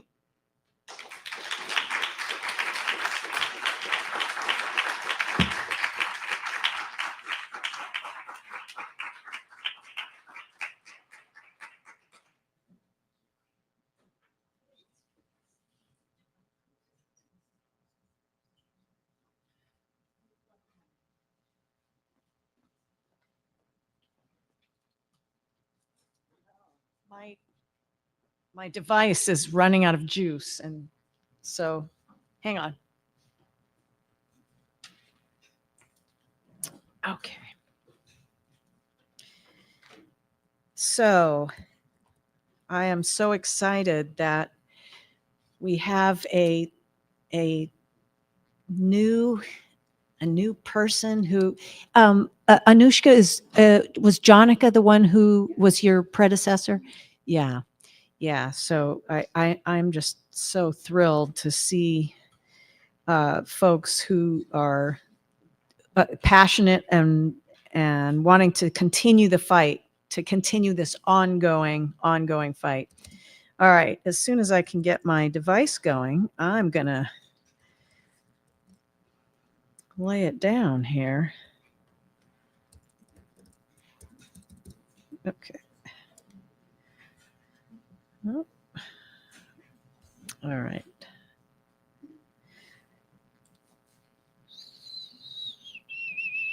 Talk amongst yourselves. Okay.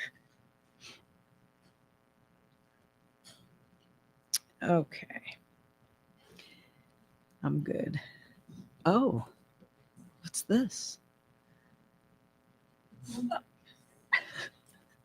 All right. Thank you. Thank you for being patient, everybody. I've got, all right. We've got some great things coming up. So to continue in the path of the young voices that are uplifting our state and our county and our cities, I have a group from Bellevue, hailing from Bellevue, who have come here to talk to you about what they're working on right now. And so we have three folks. Randy Litzenberger, who's a great friend of mine, and he also lives in West Seattle, but works in Bellevue. So that's where he is called to for his work that he does as a teacher. Randy Litzenberger is a social studies teacher in Bellevue School District and a PCO with the 34th District Democrats. He currently serves as co-chair of the BSD, that's Bellevue School District, is that right? BSD Sustainability Design Team. And we also have Phoebe Jorge. Am I pronouncing that correctly, Phoebe? No? George. Oh, okay. Thank you. I was going all like Spanish. I thought I'd be up on it, but I guess not. So Phoebe is a rising 11th grade student in Bellevue School District. And this fall, she will serve on the BSD Sustainability Design Team as co-chair. That is fantastic, Phoebe. Fantastic news there. And Vicki Salazar is a BSD parent, volunteer, and former employee of the Environmental Protection Agency. Woo, that's good work right there. She currently serves as co-chair of the BSD Sustainability Design Team. So this is a fantastic trio, a triumvirate of great visionaries. I bring to you, please put your hands together, drum roll, for Phoebe, Randy, and Vicki.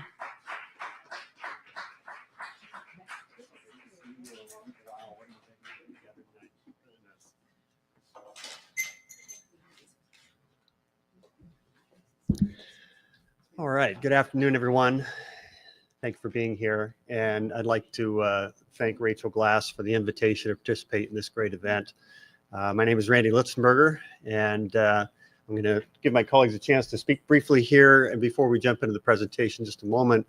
But I wanted to start a little bit with the why. Why would we have a few of us come over from Bellevue School District to be able to address this group here today, here assembled in the Machinist Hall, and then also there at home or on your devices. For me, for my why, I've taught social studies for coming up on 28 years now in Bellevue. And the why for me very much is about my students, the chance we heard from Anushka in her great presentation. Congratulations and thanks for your efforts. The chance to be able to get students engaged in a process that is civic and that focuses on, for our case, issues of sustainability. And that extends from the 150 students that I teach every year to my 2 sons as well at home, who get the chance to understand a little bit through their dad, through some corridors of teaching, education, the environment, and then as well into politics, what it means to engage civically and why it's so important. I don't need to tell this group here that we're at a fulcrum moment in American history. And I think a big part of what we're trying to accomplish here is through local government, the importance of getting students to engage there, to understand that level of government a way that is quite powerful. So that's a little bit about my why. I'm going to invite my colleagues here to come up just briefly and share a little bit about their why, and then we'll jump into the presentation formally. You sure? Okay. Alrighty, so my why. It's because I look around this room and I see all of you looking my age, not Phoebe's age. And when I look at the voting, what I see is that people are not voting for progressive action. They're voting for looking backwards and changing back to the way we used to be, not the way we should be. And so when I work with students like Phoebe, my other co-chairs on here, and the probably 50 to 100 students that are engaging with us, they are thinking about their future and they're thinking about how that future can be different. I come from, the environmental angle, really working on climate action. We need to go. We look outside today and we're going to hit more records of heat. We're expecting wildfires. They haven't hit us yet this year, but we know that they're going to. Earlier in the year, Los Angeles, it was on fire and it was built, burning the downtown areas. We see floods, we see increased, heat events. We see, when you look over to the East Coast, we see, really devastating storms. So why is it that we, us older people, and so I'm going to exclude you there just for a second and you, why is it that we didn't activate the people like us? I'm not actually sure. But what I do know is that we have a chance to activate people like that. And so let's do it. That's why I'm here. So my why, I think like Anushka said earlier, there's not a lot of opportunity for students like me to get involved in the community and also spark change within other like districts or even our planet. And so I saw a lot of problems even in my school district, and I was wondering how I can get involved because like she said, we are the ones that are going to live through these crises and these issues, and I just wanted to do my part and see how I can make a change and help inspire others to do so as well.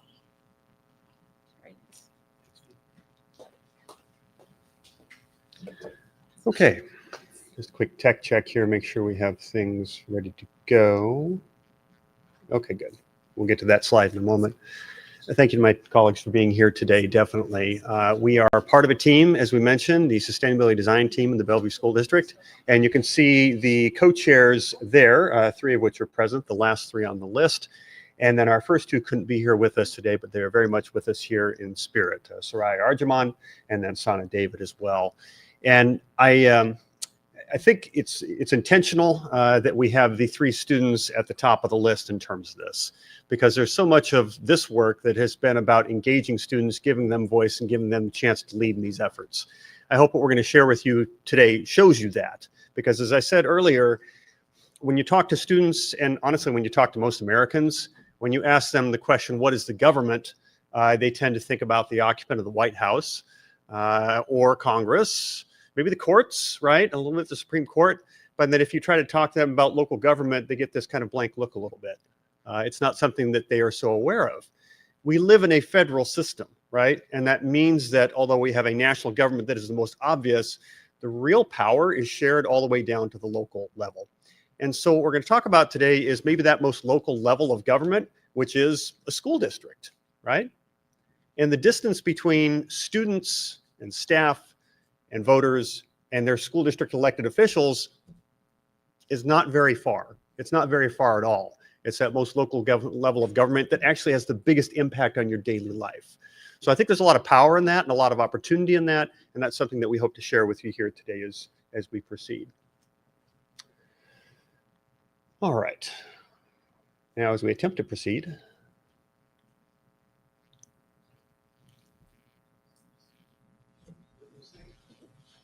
there we go. Great. All right. So we're going to come back to these two images in just a little bit, but I want to kind of set them in place as a bit of a marker. Because what you're looking at here, first off, in the question, does sustainability education and climate action matter to students? Well, we wouldn't be here today if we thought the answer was no.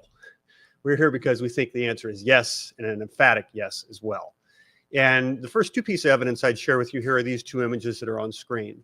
On the left, you're looking at a student petition that comes from November 2022. More about that in a moment, but on that petition are the names of 35 students in the Bellevue School District who saw fit at that point to organize and petition, to use part of their First Amendment constitutional rights, and to be able to petition to their local elected officials, the school board in Bellevue, to be able to say, we want you to do something.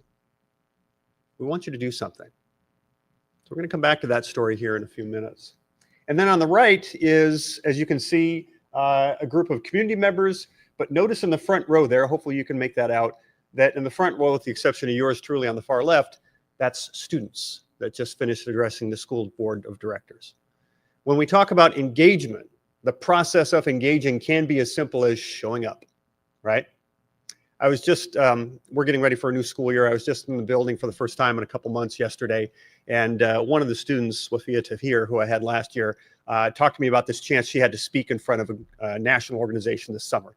And she told me something that I thought was perfect for this moment today, which is, you know, it's really amazing what happens if you just show up. If you just show up. For her, that opened the door to opportunities. I'm sure for Anushka, she learned that lesson as well, and I know Phoebe certainly has too. Phoebe didn't say it yet, and she will in a minute, but this is not her first committee she's worked on with the Bellevue School District. In fact, you see her there, second from the right in the front row, there speaking to the school district board of directors, part of that team, and then work on the strategic planning team last year as well. So when students show up, amazing things happen. Amazing things happen, and these two artifacts are going to point us in that direction here. Now, if we can advance to the next slide, thank you. Appreciate it. Let's continue with the justification of cause here, right? So when we think about the question of climate, sustainability, and all those things, I want to give you a few different examples here today. The first one is a headline from the Seattle Times. It comes from May of 2024. And I think you can see that pretty plainly there. But for those at home, high school students frustrated by lack of climate education press for change. The posit here from the Seattle Times is that students may see climate as a topic or the environment or sustainability if they're in the right class. Usually it comes in high school. Probably it's a science class, maybe even something that specializes in environmental science class. Well, the argument here from the Seattle Times and elsewhere is that only a few select students in the country get the privilege of doing that. We can't have climate and the environment be this overwhelming crisis, as my colleague was talking about earlier, that's affecting us seemingly more and more every year, and not have the chance to be able to teach students about it. That's a disservice, right? We need to do better than that. And not only the kids are all right, as they say, the kids are sharp. They know what that gap is between the reality of what they're seeing outside their door every day and what they're not seeing in the classroom on a regular basis. So that's something we need to do more work on. Next slide, please. The Annie E. Casey Foundation did a survey in terms of the issues, social issues that matter to Generation Z, and they argue that there are really a critical 8 here. 2 of those, which I've highlighted in green appropriately for you, include civic engagement, right, as well as the environment. Now, the other issues are salient as well. They're big. But these are the things increasingly that young people want to see their education be about and want us to deal with in terms of the challenges there. We could talk a lot today about the problems that are existing in Washington, D.C., and many others have, and I agree with them as far as the challenges that are there and the brutal decisions that are being made by this administration regarding a whole host of things, many of which are on this list, right? But when it comes down to it, what can we affect here, at least for now? And so much of that, again, is at local government level. Please. Almost 5 years ago, there was an international survey of 10,000 students, 10,000 young people across the country. And that survey showed us something that I think measured, or was a good measure of salience on this issue. How present is this? How much of an issue is this for us? So young people's climate anxiety revealed in landmark survey that published in Nature in September of 2021. And you can see there, as it talks about, that young people's ultimately thoughts that negative feelings about climate change can cause psychological distress had an overwhelming majority agreeing with that. Extremely worried, 27% of young people that responded, 27% of 10,000 young people as they responded. 32% very worried, 25% moderately worried, and only a very small minority at 16% that were either a little worried or not worried. This is an overwhelming issue for young people. Now, we can perseverate on that, or we can talk about what action can we take, right? And that's what we're attempting to effect here today. So if we can get help with those now. Coming your way, courtesy of my colleagues, is a pen of random colors and choices and a rather standard note card because, you know, coming from a classroom experience and a school experience, of course, we like our audience to be engaged. Our apologies for those of you at home. We can't virtually hand you a card, but if you'd like to take track of those yourself, that would be very much appreciated. So what we'd love for you to do as you follow along in the presentation, as we proceed here, is, of course, write down your questions or comments. We want to answer those for you soon. We want to make this worth your time. We've scheduled in, I think, sufficient time to be able to answer your questions as they come up. So please be ready with those. That would be appreciated.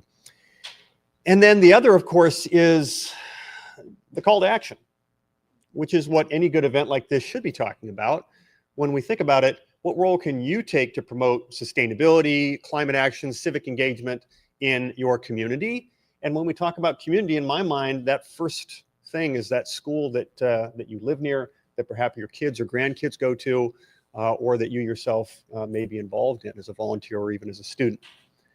So be thinking about that, your questions or comments, and what's the role that you can take?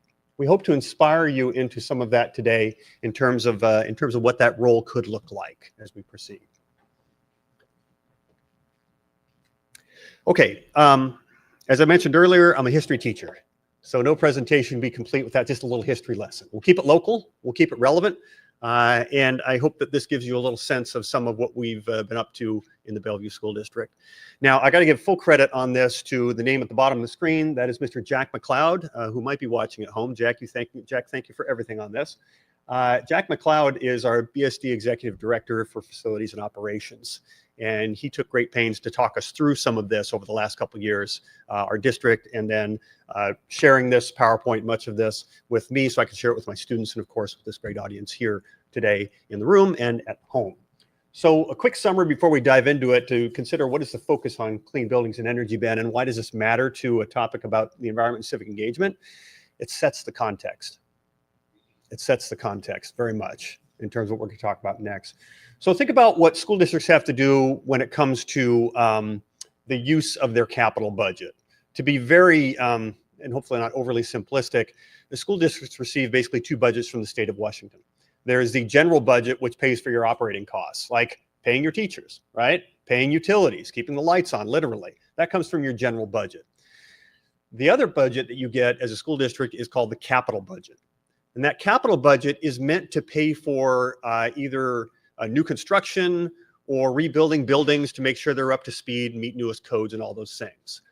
Now the magic happens over there on the right if you play it well, as Jack, I think, and his team has done very well for the last couple decades, you can maximize your capital fund utilization by doing so in a way that saves you money in your general fund. Now think about this for a second. If you have clean buildings that are energy efficient and maybe even produce their own energy, that's money you don't have to spend from the general fund on your utility bill. That's what Bellevue has tried to do, and I think what a number of other districts are trying to do as well. We're not the only player in this game. It's just the one I'm most familiar with, so forgive the narrowness of the focus. As well, they need to comply with the 2019 Washington Clean Buildings Act, which very much includes schools, right? Which holds us to a higher standard in terms of energy efficiency and environmental impact. We can see that they need to as well achieve net zero EUI, that's energy use index, right? Trying to get to net zero in buildings feels like the holy grail because the built environment is a big part of our climate impact and our carbon footprint. So for schools to push towards that, as well as other entities, is a big deal. And I'll give you an example here in a few minutes of that in Bellevue. Facilitate communication between users and designers is always a part of this. And then finally, build and upgrade educational facilities, which is probably the most basic function of all. With your capital budget, you have to make sure your schools are safe, your buildings are safe, that they meet the expectations of the 21st century. These are all the things you have to do with your capital budget, right? Go ahead. So in the beginning, literally the beginning of the century, Phantom Lake Elementary was the first Bellevue School District school to be completely replaced this century. You may know this, but Bellevue's history isn't that old. In 1940, the population of Bellevue was maybe 1,000 people. And then in the 1950s and 60s, sort of like Seattle, the population exploded, right? We went from a couple hundred students in 1950 to 24,000 by 1970. That's explosive growth for a district. It's hard to keep up. So you build as fast as you can. Well, eventually those buildings need to be replaced. They age out and the like. And Phantom Lake was one of the first in this century to be replaced. Go ahead.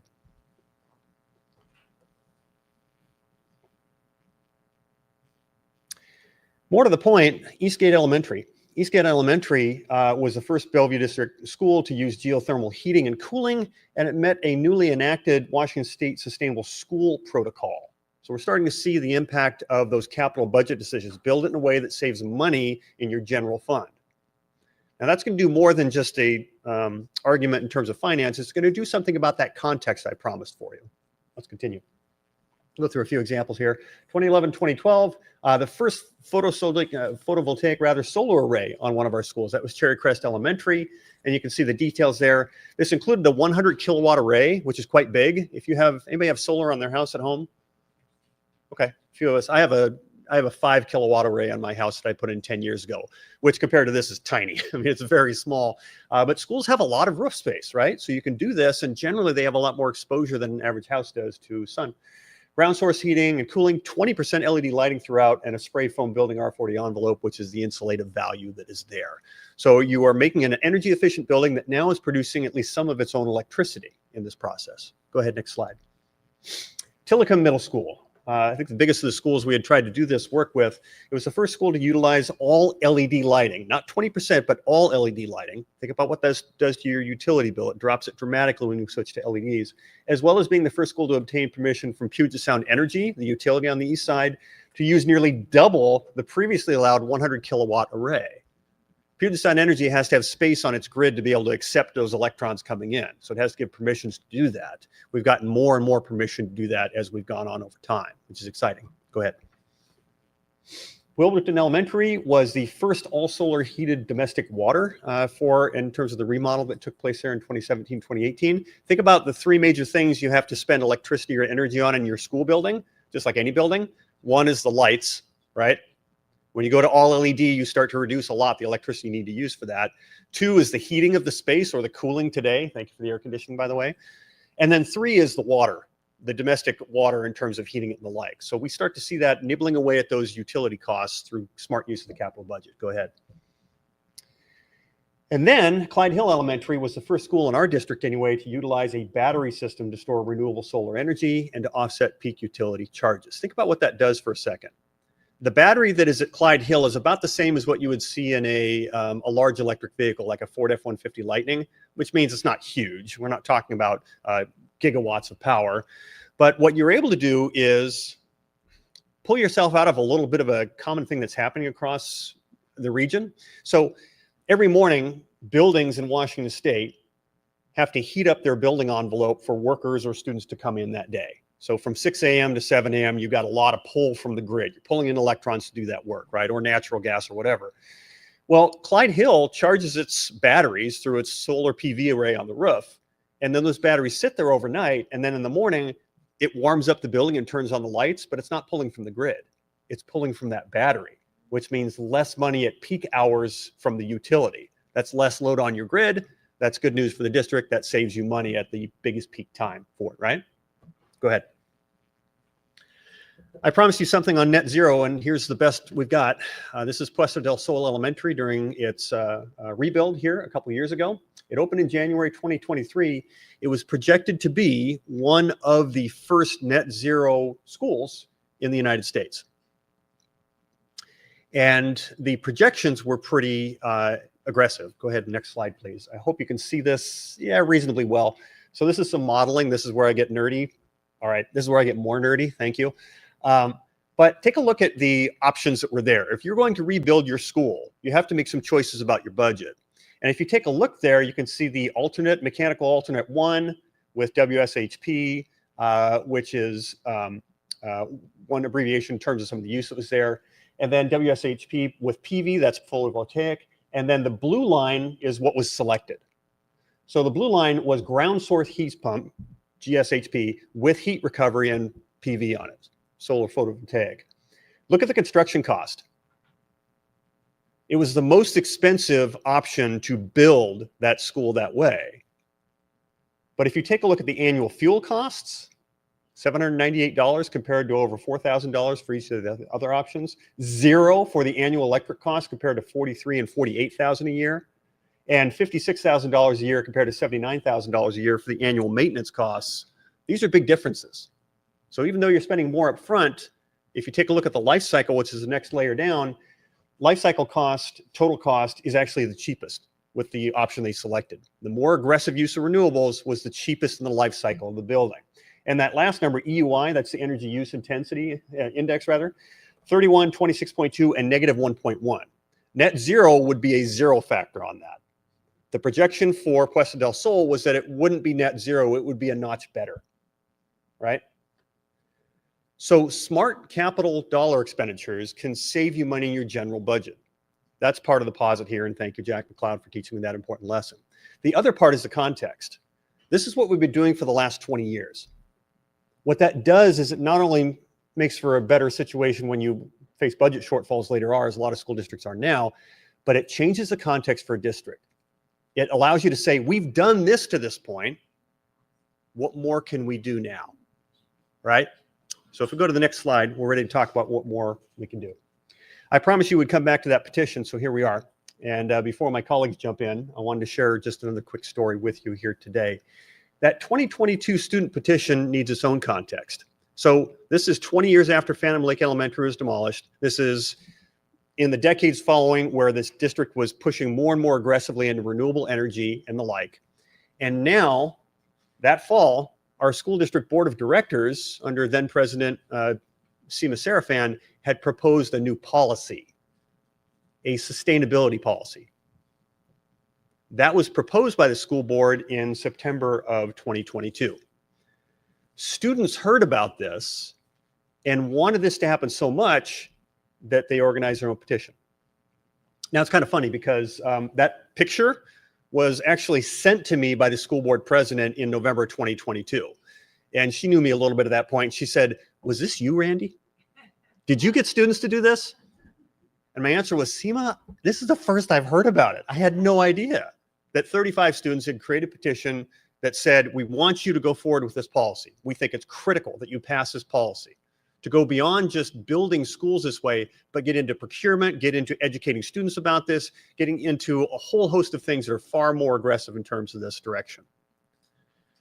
What happened over the next several months between then and April 20 of 2023 was we surveyed students. We had over 200 students across the district survey, give their response on this. They're overwhelmingly in favor of that policy passing. Students wrote the school board, and then students spoke to the school board as well. Now I'm going to forgo that link because I want to be sensitive for time, and tech-wise it'd probably take a couple minutes to set up. But believe me when I tell you, at that meeting, When the school board voted, they voted unanimously to pass that policy. That was a 5-0 vote, which was better than we thought it was going to be coming in. And the reason why is what John Harrison, our executive director, our liaison to the school board, said right after the vote. He said, President Serafan, I want you and everybody here to know that this was the biggest involvement we've ever seen from students on any policy in this district's history. It was overwhelming. The students wanted it, and very quickly, the adults voted in favor of it. So when you get back to Anushka's point in terms of student involvement, right? There's real power in what you're talking about. There's real power. And that power exists, I think, most powerfully at the most local level. There's a dramatic impact that can happen there. And this is evidence of it. So from a spontaneous initiative by students to engage their local elected leaders to the work of the last 3 years, which has involved me, sure, but more importantly, students like Phoebe and my colleague Vicky, and this next part is their part of the story to tell. So I would give the ground over to our next speaker.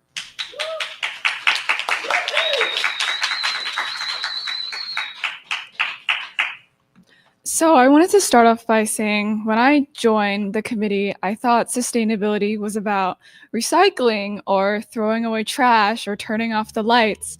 But I've realized that it's more about designing change that lasts and making sure that everybody's voice is part of the process. And so our committee in 2023 was made up of students like me, maybe 30 or so, parents, teachers, and also district leaders. And we often began our meetings by brainstorming what we wanted to see changed in our districts and voicing what we wanted to work on in the future. And we would separate these problems into different categories. And so while we all came from different backgrounds or levels of expertise, we all shared a common passion for the environment, and we also all wanted to make a difference. And so, next slide, please.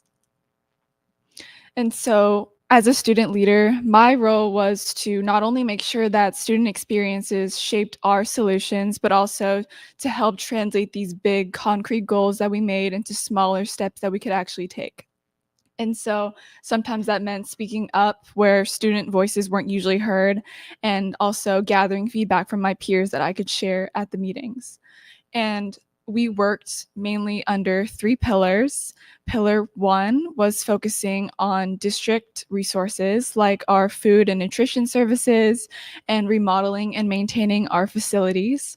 Pillar 2 focused on environmental concerns like our filtering, air quality, and also kind of preparing our district for any climate-related impacts in the future, because I'm pretty sure back in, I think, November of 2024, we had a bomb cyclone and our facilities were shut down for a good over a week. And it was, yeah, we wanted to make sure that if in the case that something like that ever happened again, we would be better prepared for it, basically.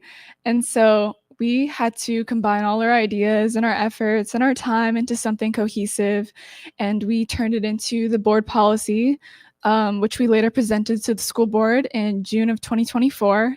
And like Randy said, it got approved, and a lot of the students were extremely happy about that because we all had a say and like we contributed to something that was important, and I think they saw that too.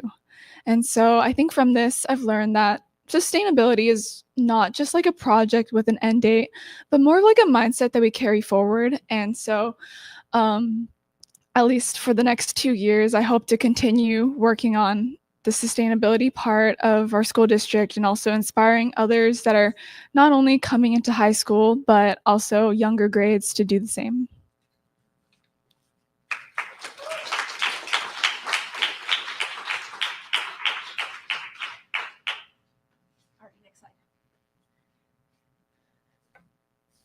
So, as you heard from Randy and Phoebe, and was that there was a lot of work going on in the district. But what you didn't hear a lot about there was really activating the students in the schools. The district was doing things and really amazing things, but it was a little bit invisible when you translated that from the district action to what was happening at the school level. Like, students just showed up and the lights were LED. And what we heard from the students was, we want to be personally involved and we want to be personally activated around these actions. So the last year was really about, as we were kind of going from the policy to what we're calling the implementation, we were saying, well, what do we do differently so that students are part of the solution and active in this solution? The other thing I just want to say is that when we talked about sustainability, and this is something that we heard from students, it wasn't just environmental sustainability, and it wasn't just the economics that Randy was talking about, that it just actually is cheaper to have some of these things in the long run. But we needed to think about the equity piece of it and including all of the students, whether or not they were showing up at our meetings on a monthly basis. So we talked about, we did individual activities kind of across schools. So Interlake High School, they did a cleanup, and I was actually not involved in that, but I know Randy was. And they had lots of students involved in that cleanup. And so they were touching some of the change. And as Phoebe said, you can't get to sustainability with recycling, but it's a great entry place that people can see and feel and touch when they're trying to make change. Interlake High School, one of our high schools, has kind of an amazing horticulture program. And throughout that program, the teacher integrates these concepts of sustainability. She's doing hydroponic growth, and they're actually taking the food from Interlake High School's horticulture program, and they're eating it at Interlake High School in the lunchroom. That is a really closed circle that Bellevue's doing. And they're doing it because of the leadership of the teachers. Randy can't toot his own horn, but it is important to have teachers who are active and engaged and interested in doing this work and supporting their students because they see them every day.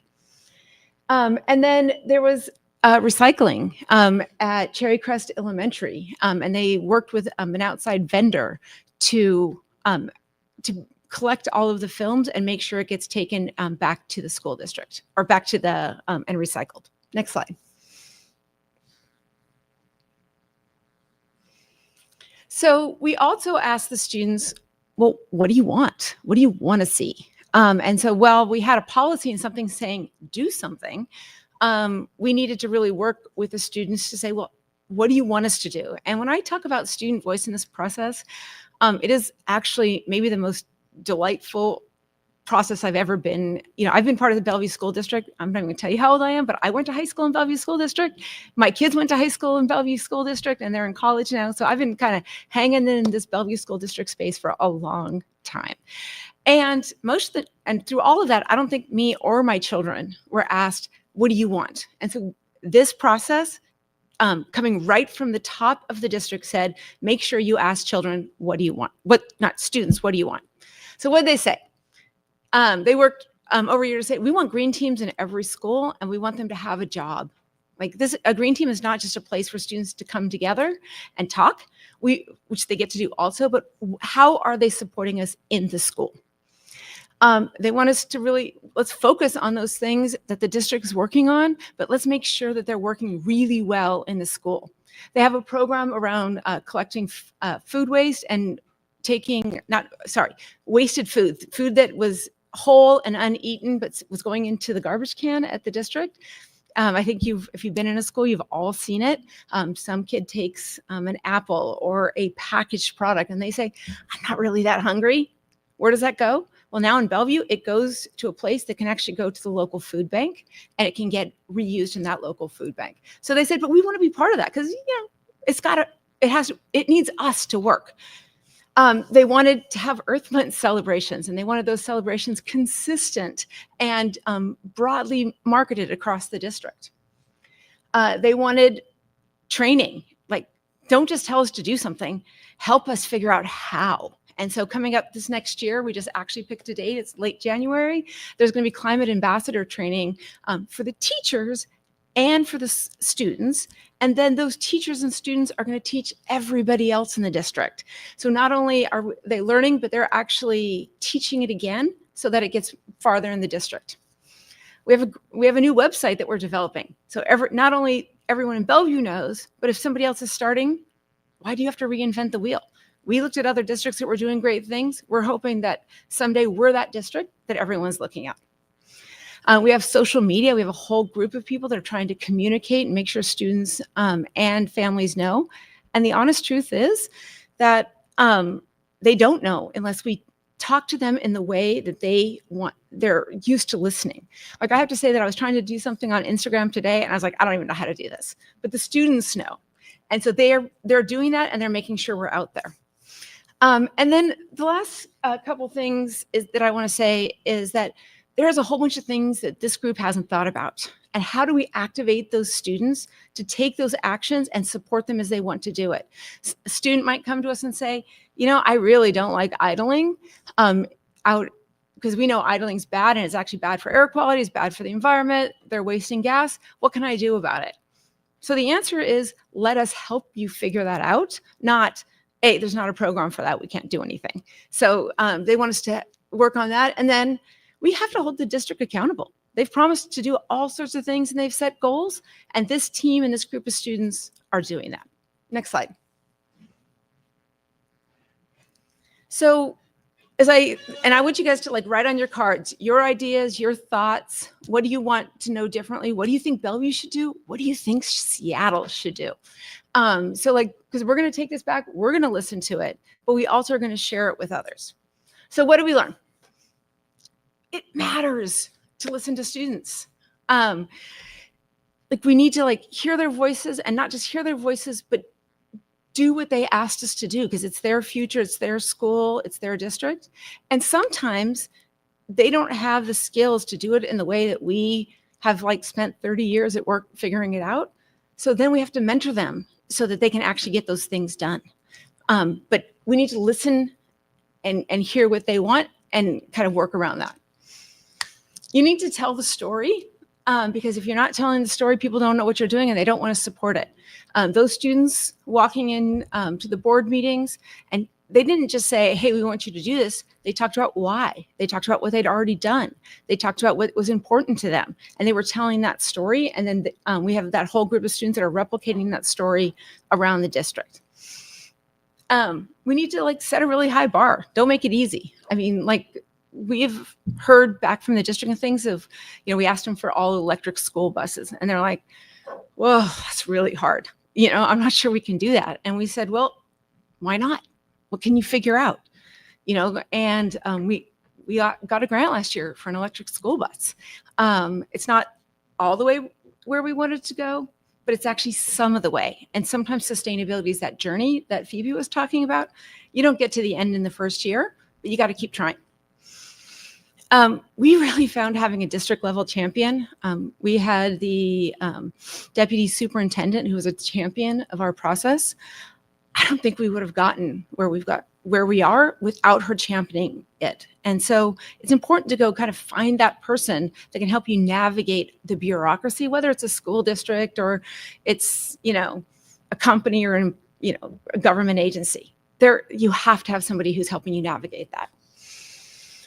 And that maintaining that engagement is hard, right? So we find that like the beginning of the year, we have a whole bunch of students showing up, and it kind of trickles off, and we have to do things towards the end of the year to keep them engaged. You know, they've got finals and exams and all sorts of other important things to do.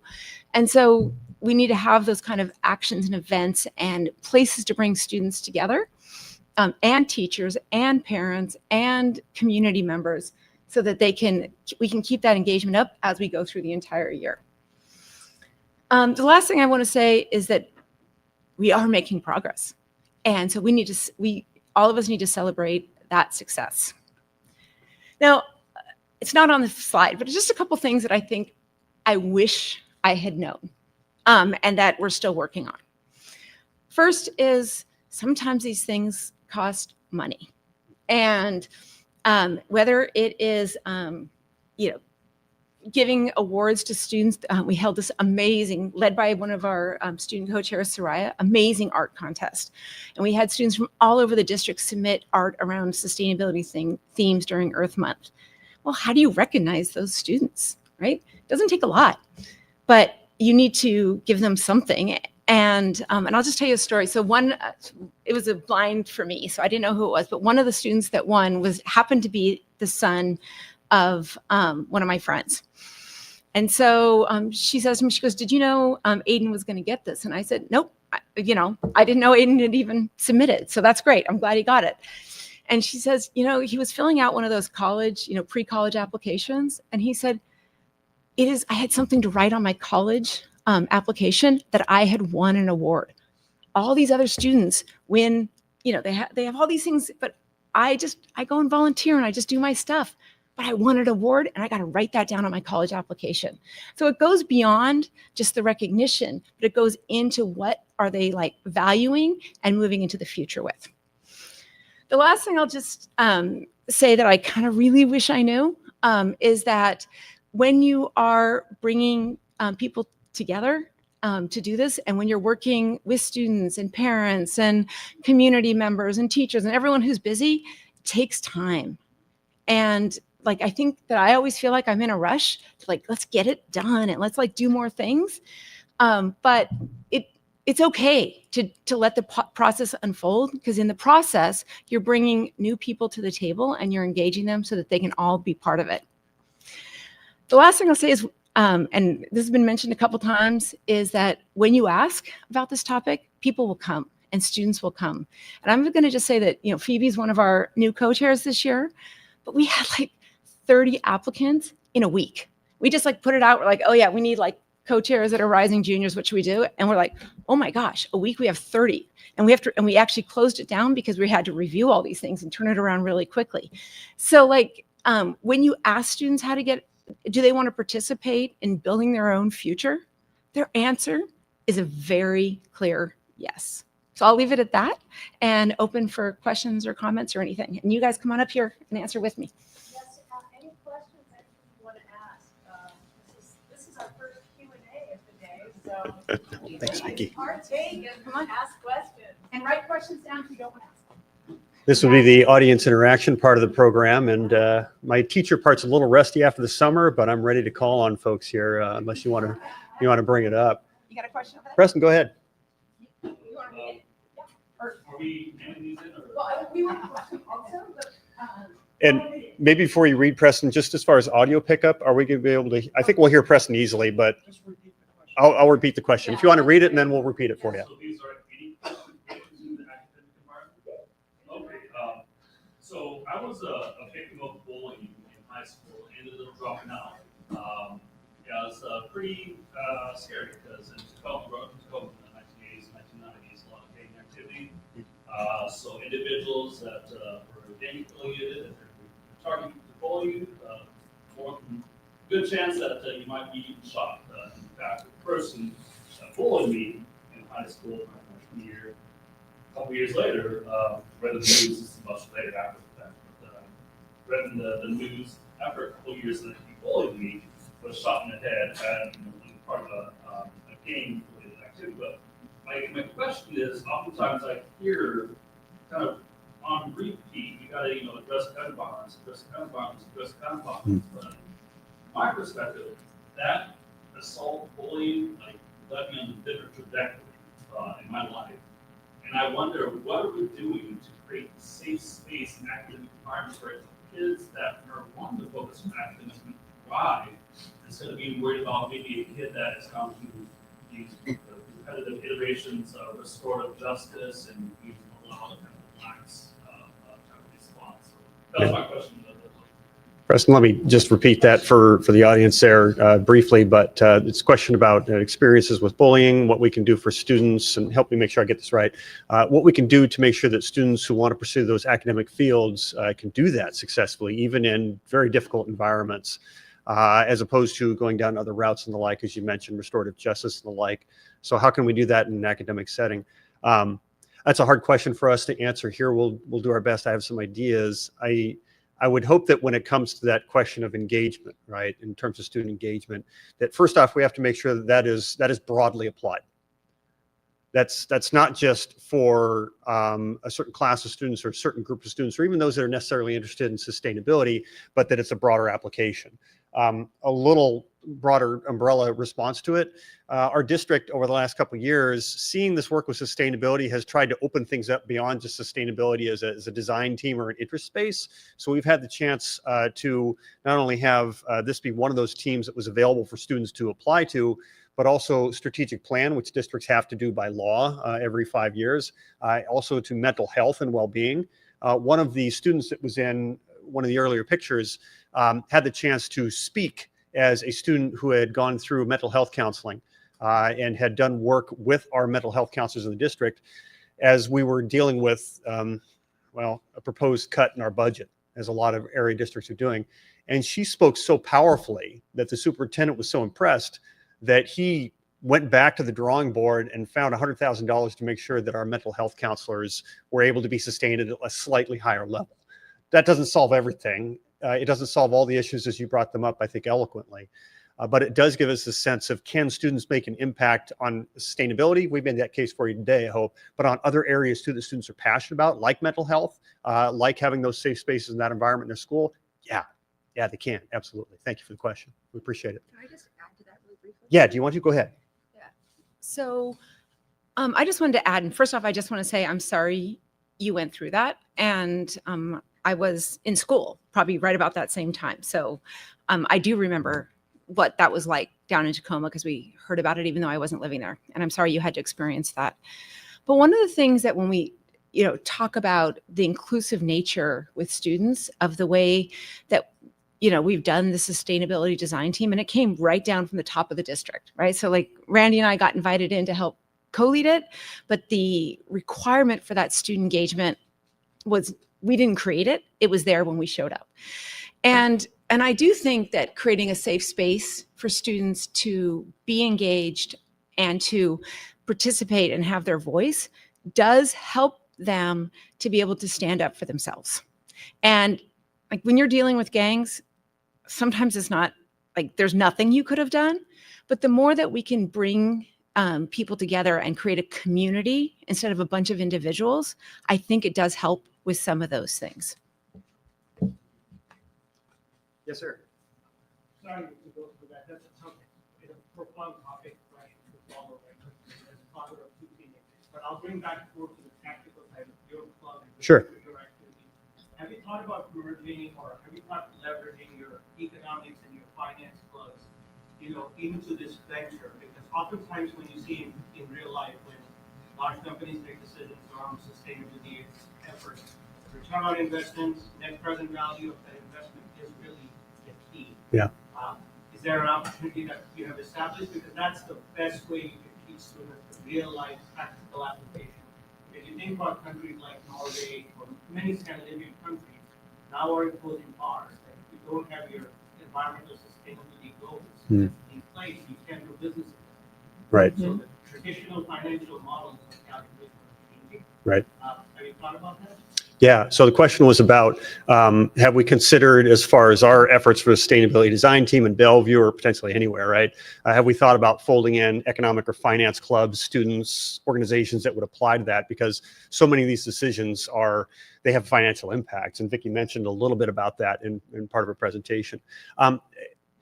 I think the best answer is, yeah, we have, but maybe not quite as directly as you're talking about, because certainly in the district, part of the pillars of Policy 6811 include this idea of education and curriculum beyond just the conventional spots, like I mentioned earlier on, for an environmental science program. We want it to be broader in terms of its application there. Part of the reason I wanted to share with you the story about capital budget versus general budget is that, I mean, we exist in a context in the world now where clean energy is having a revolutionary period. The price of solar and wind and battery storage have all dropped by 90% or greater at different times over the last 20 years. So what 20 years ago was a non-starter conversation now is like the cheapest, most reliable, best way to go. So I think there is opportunity, like you were talking about there, to bring in students to say, there's the environmental part of this. It's big. We're all concerned about that. But there's also a financial component of this that increasingly is starting to dominate the conversation. We know right now in China that their installation of renewable energy just in 2024, in terms of their total just renewable installations, exceeded the equivalent of the entire power grid of Great Britain in 1 year. So we're looking at this runaway transition that is happening right now. And that has an economic and financial component to it, which is fascinating. And I think it's one that would be a great thing to increase our understanding of it and to engage students in a way. We hope that we want to see students do this not just in a science class, but in a social studies class, which they do in my civics class, but also in arts, in economics, in all these fields, in math, right? To give that a broader piece. And that's going to look different in each spot, but to have a component of that in each part gives everybody a little piece of that pie that ties back to these same goals. So a great question. I hope we answered it for you. Yeah. Thank you. Yes, ma'am. I had a couple of questions concerning the plastic film project. At the elementary. Ridwell, yeah. Yeah, Ridwell. Question, yes, Ridwell, which I subscribe to. So Great. Me too. Thank you for that. It's the coolest thing. I was Yeah. so thrilled. I live in Des Moines, and I was so thrilled with Yes. finding the down there. But my first question is, how involved were the students at the school in deciding to do that project?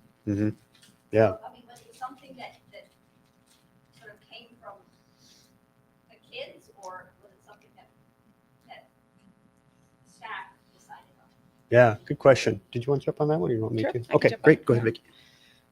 So Cherry Crest Elementary does have a very active staff member, and she is really phenomenal about bringing these experiences to the school. She runs a very active green team, and so she does work with the green team and gather their input.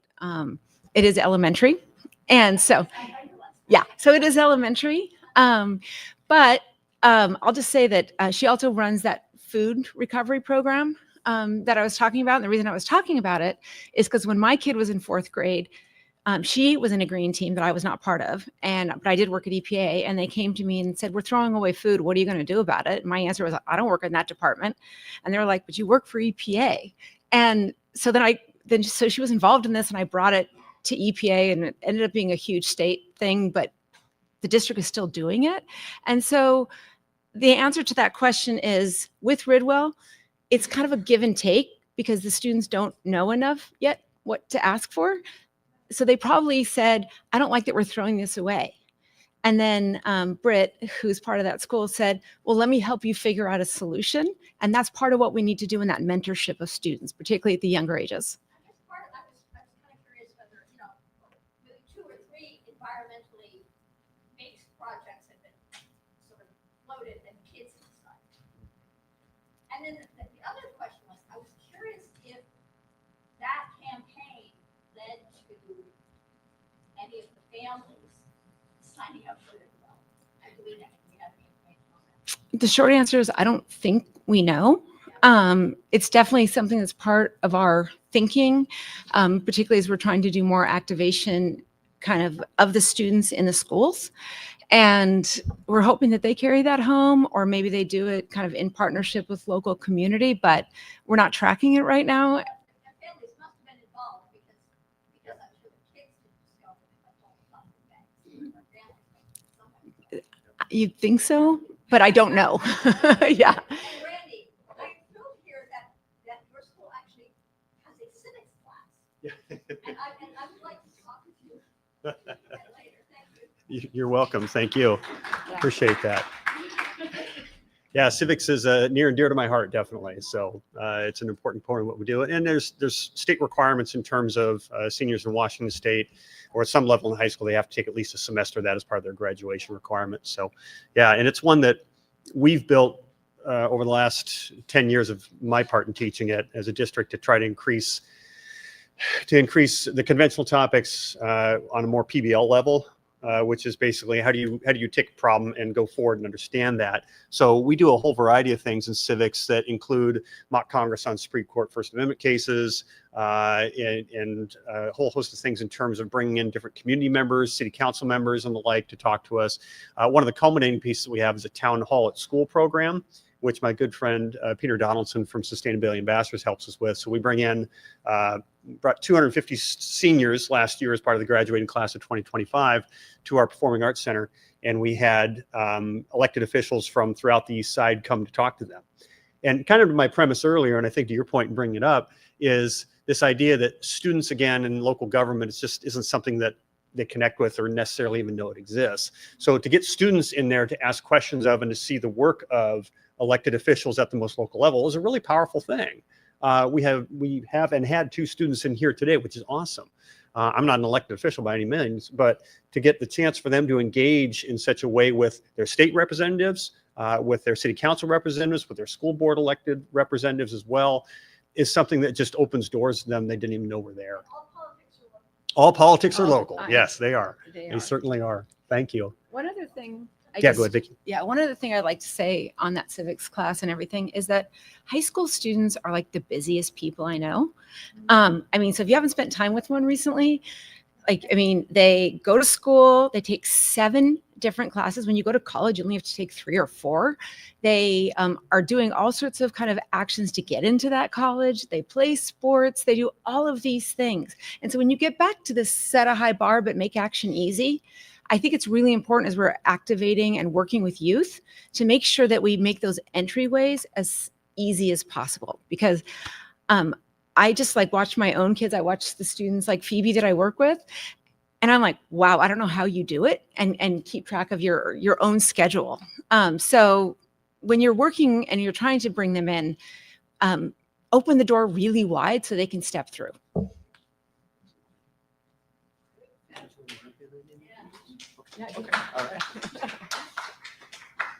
Okay. We are close to time, but I think we have time for one more question. Yes, ma'am, it's to you. I think that I worked in Seattle School District for about 15 years. And students that we brought up our sons through it. So I know there were similar models in place when I first started that sort of slowly disappeared. I'm wondering if you have connections with the school district, if you guys have talked with them. This is something that I think a lot of people feel sad that has sort of taken a back step to. And I think it's important that people in Seattle are aware of how little of this is happening currently, at least in elementary and middle school levels, and how many engaged and civic-minded students energy is going to waste right now because people are not actively pursuing and helping students to do this. And I think civic engagement is really important at the middle school and elementary too. So Phoebe, I'm looking forward to hearing about good things from you as you start to reach down and you reach out to other students in your school. So I encourage you to keep doing that. I think the Ribble project is amazing. And I think that students at elementary schools have very clear ideas about things and know a lot more about ways to do things from the environment and for sustainability than maybe we always give them credit for too. So that's the other thing, my message I would want to get across is that our young people from a very young age, as young as 8, can verbally tell you probably more than a lot of adults can say about what they're concerned about the future of their world. So, very fair. I was very excited to hear this for your district, and I'm hoping if there's anybody here who's connected to the Seattle School District, that if you have concerns, that you set them out there, because I think this has been set aside with everything else that has happened. We've had a lot of influx and a lot of different things happening in your district, but it's an important issue, and I'm hoping that we'll see a process. So I put my email here. Thank you. Thank So you. if you guys have or want input or connection with people, That'd be great. And thank you for your service to Seattle School District. Both my kids are Seattle public school kids. One at, he's jumping from Rocks Hill to Denny Middle School, and the other is at Chief Sealth, but he's also doing Running Start this fall and kind of a part-time thing. So he's got a foot in both schools, really. And so we've been enthusiastic Seattle public school parents for a long time. And there are, sure. I think what it takes is, and the recipe's there, right? This was a recipe for student engagement. And I think part of the recipe includes that advocacy at the highest level in the district, And then as well, having staff, preferably the more the better, especially since Seattle's such a big district compared to Bellevue, which is not small by comparison, but double, triple the size. How can you activate staff members to be passionate about this, to give their own time? Because I mean, we're all volunteers with this. And last year, I don't know how many hours we put in, but it was a lot. Yeah, we don't want to think about it too much. But it's this passion commitment, and we see the need for it. And I agree with you that the more we can do that there, the better in terms of districts like Seattle and beyond. I had at that town hall I was mentioning earlier, we had a student from Issaquah come to the town hall as well, just of his own volition, because he'd heard about this. And his question was, how did you do that? Because we want to do it there. So when you get, I mean, the student energy is in every district. It's just, how do you give it a direction? Yeah.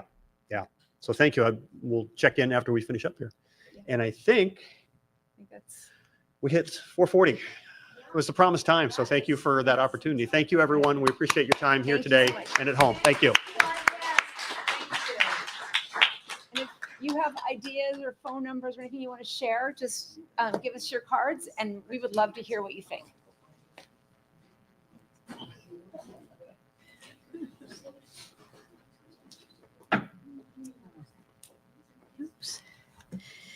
All right. Hey, how's everybody doing? How's everyone out there in live stream land? Doing good? It's great to have you. Maybe we've had some new folks come in. We've had some folks who were here all morning, and they're leaving some seats nice and warm for the next folks to come in. So we've got a crew of folks coming in for the late afternoon and evening shift, even though I know on the East Coast it's already the evening for you. So thanks for being here. And thank you all for being here. Everyone in the house here at the Seattle Machinist Hall, thank you for joining us. I'm just getting my computer to cooperate. That's always a delightful treat. Here we go. Okay. So now I have, for those of you who may have not gotten the good fortune to see our next guest, who has already presented, but she just has so much good stuff to say and so many good words to share that she's going to come back. I insisted. So I'm sorry, everybody. I'm trying to get my device to behave itself. There we go. Let's try this. Gee, I'm staying up the whole time. Come on, computer. I challenge you. Stay up with me. Come on. Okay. Let's find ourselves. All right.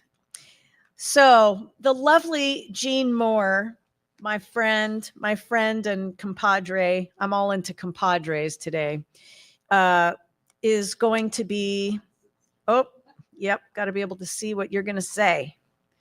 So Jean presented or performed. Do you call it performing when you do your poetry? Performing or presenting? Presenting just sounds so not as fun and artistic as performing does. Yeah.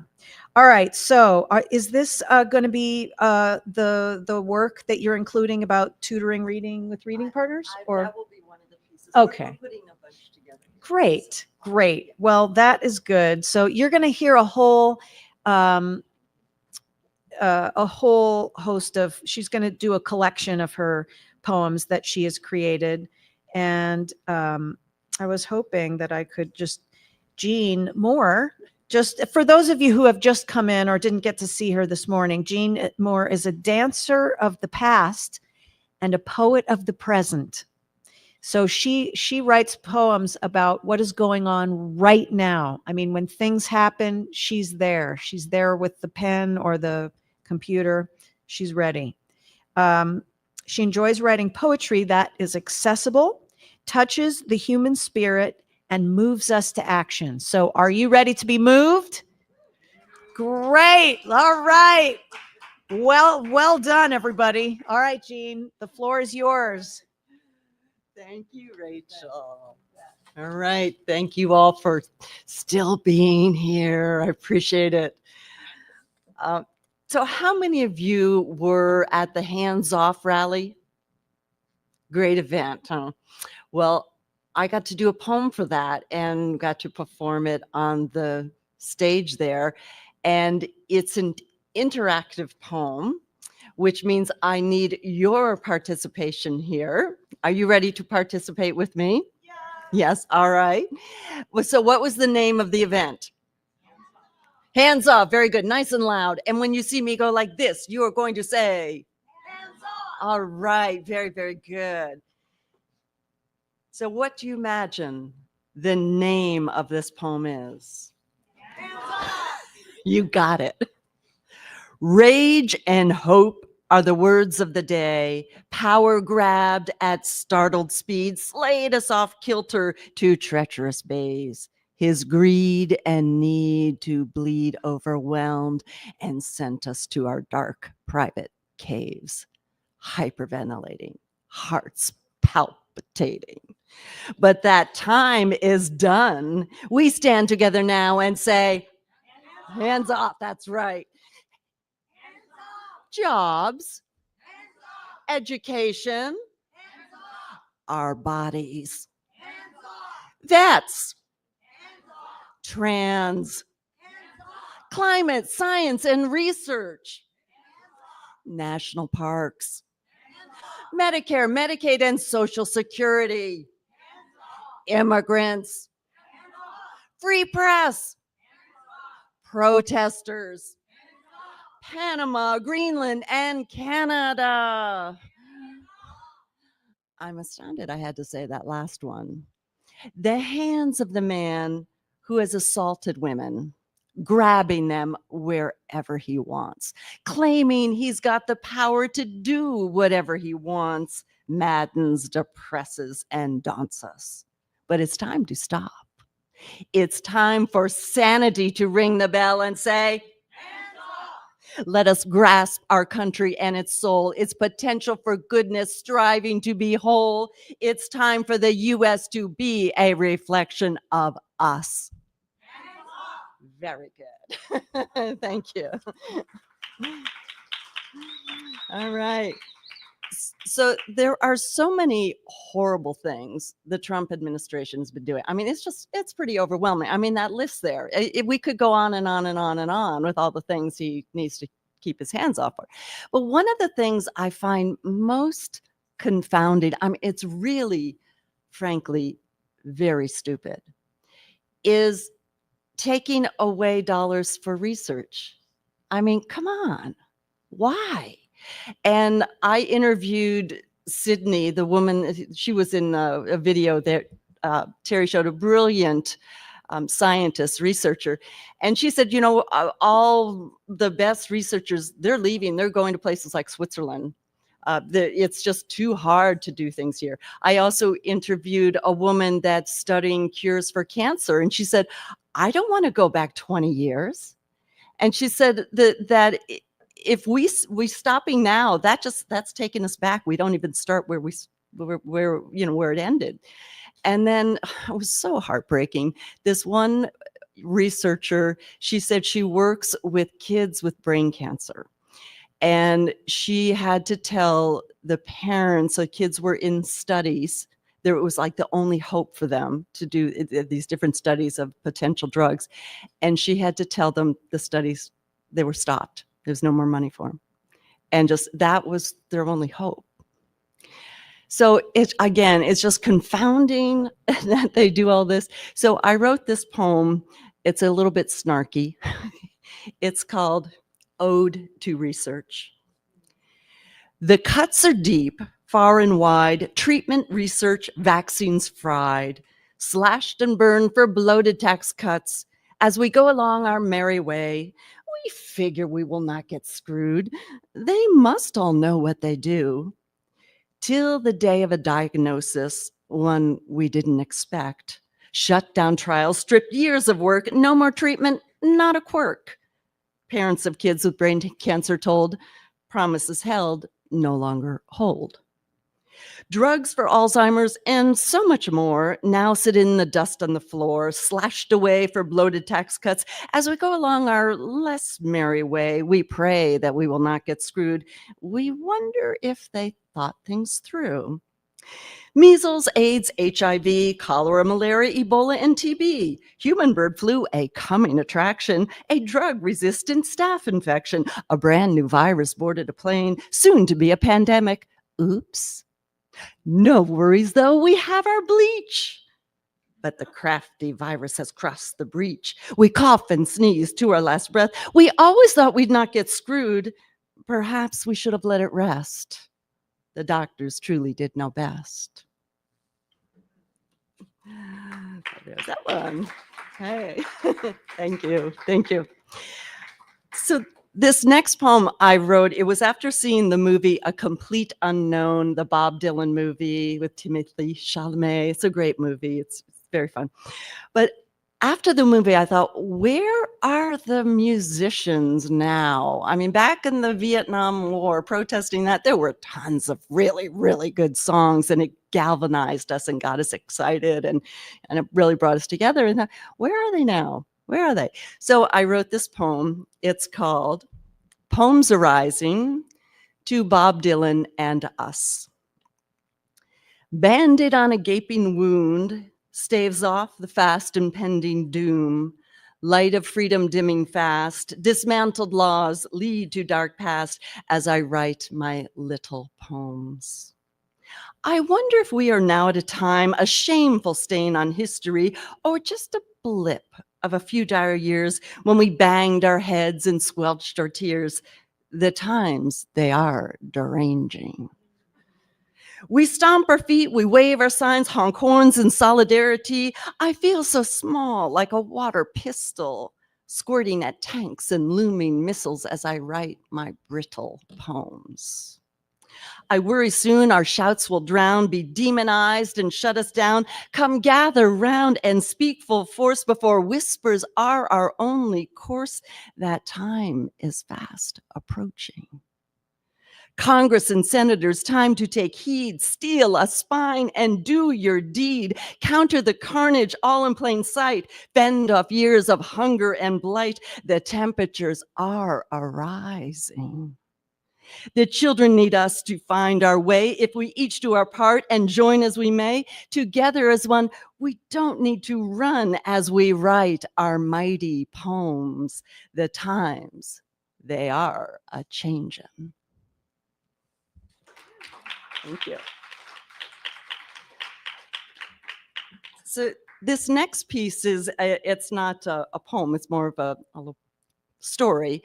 I had the pleasure of teaching reading, tutoring through Reading Partners. I don't know how many of you are aware of Reading Partners. It's a great organization, and they will match a student up with a volunteer tutor where you meet twice a week for 45 minutes for the whole year.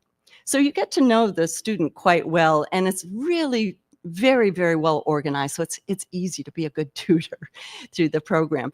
Now they have AmeriCorps helping out in running the program. So we were very scared for a while that it was going to be shut down. This program of 25 years doing amazing work, we were worried it was going to shut down. But they did win a lawsuit. So for now, it looks like things will be okay. But I wrote this story in honor of this wonderful student that I worked with and my worries for her and people like her. Do chipmunks fart? She asked. I wondered if I heard her right. I'd never considered such a wonderfully curious thought. Yes, I said, I imagine so. Everybody farts. This past year, I've been tutoring Ayana, a first grader, reading twice a week. It was a bumpy beginning. I started to count remaining sessions early in the year. But with a sudden turn toward trust, I have witnessed her flourish with astonishing speed. Her jeweled eyes slightly obscured by her pink framed glasses. She is proud to recognize new words. Our hours together every Tuesday and Thursday are now my favorite days of the week, a rare glimpse of light in these tangled times. My favorite books are Barbie books. I cringed when she first told me that. The long blonde locks, so disparate from her wondrous wild dark hair, typically tamed into tight braids. But after reading her a few Barbie books, I realized it was not the blonde locks, long legs, or light skin that propelled her in, though pink is definitely her favorite color. It was the kindness Barbie showed to her friends, her pets, her garden that delivered delight. One day she came to our session, unzipped her Barbie backpack, and presented me a handmade card. It had a dazzling array of rainbows and hearts. It had stick figures labeled with both of our names, my name spelled J-I-N, along with I love you and you are the best teacher ever. I had never received such an unexpected, unprompted gift of kindness. I stifled my sobs as I read to her, assuring her they were happy tears. As my voice quavered, I realized in that moment, when she grows up, I might be a person she remembers. I'm not sure there's a truer act of love than to give someone that gift of significance. I dread our country will not show her the same kindness she has shown me. I worry one night she and her brothers and her Ethiopian mom with a swollen belly will be snatched from their beds and parceled off to a faraway land. And if not her, someone just like her is certain to be. For a country that claims freedom, fairness, and liberty, the cruelty is unfathomable. It treats people like lint to brush off their sleeves, corralling faultless families so good numbers can be recorded. If only our leaders would see how much our country dims if we banish this girl with the wild dark hair who gives unprompted kindness and peels open hearts, this wonderfully curious girl who wonders if chipmunks fart. Thank you. So this next piece I wrote, it was actually after I was at a protest. And when I was there on the sidewalk, this person in a scooter whizzed by me really fast. I mean, it was just like a half inch away from me and was like, whoa. And I thought, you know, one little tiny shift and okay, I wouldn't have died, but I definitely would have gotten hurt. And I think there's oftentimes we don't realize like how close we can be to something happening which could change life significantly, make things pretty bad. And shortly after that, I had a little bit of a health scare. And then I think about our country and being on this course of like, what's going to happen? We like to think maybe we'll all be okay, but yeah, who knows? Anyway, I wrote this poem called, oh, sorry about that, called Close Calls. The heartbeat of close calls reveals a precarious edge, closer than we like to think. Thump, thump. The breeze of a fast car, one small step to the left would have spelled disaster, thump, thump. A CAT scan shows severe blockage. New prescription keeps the flow. All is fine for now. Thump, thump. We hover on uncharted course. Bloated veins of autocracy melds into normalcy. Plaque breaks loose to head and heart. Scales of justice sway on edge. Thump, thump.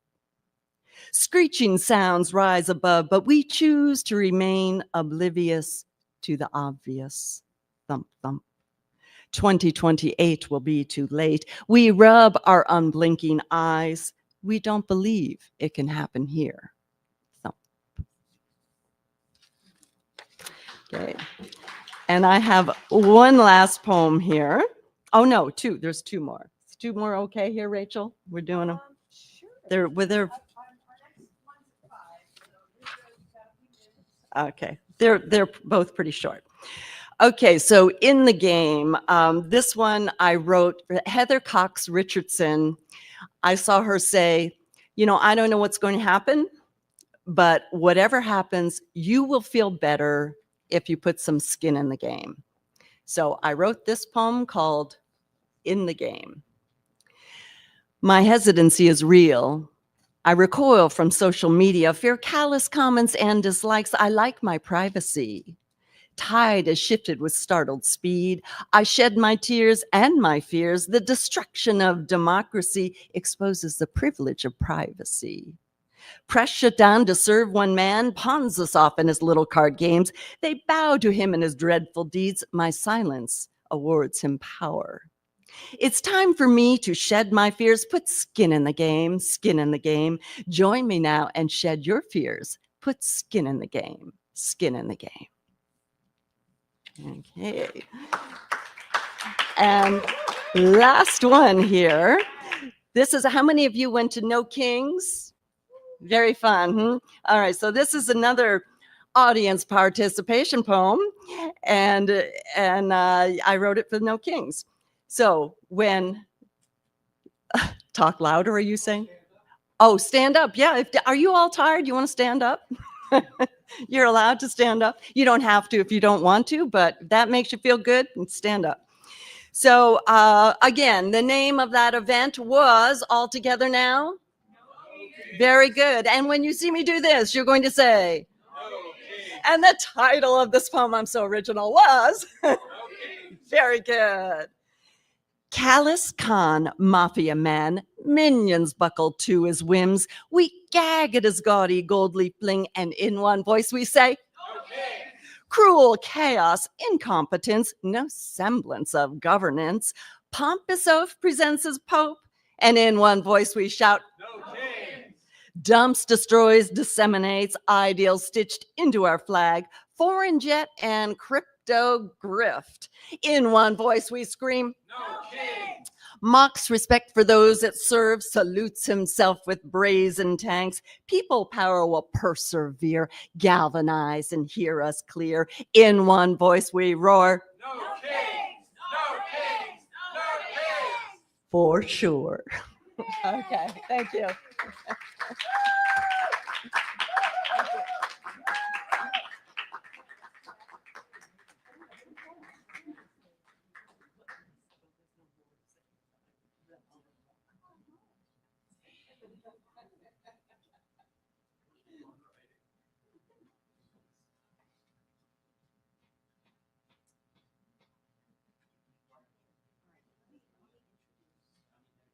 Our next special guest. All right, everybody. Does anyone need, if you've been sitting for a while, I welcome and encourage you to stand up and take just a big scoop of air. Yes, just grab some with your hands and scoop it up. And Dave's making coffee. Woohoo! So sorry, live streamers, that you can't enjoy our delicious coffee with us.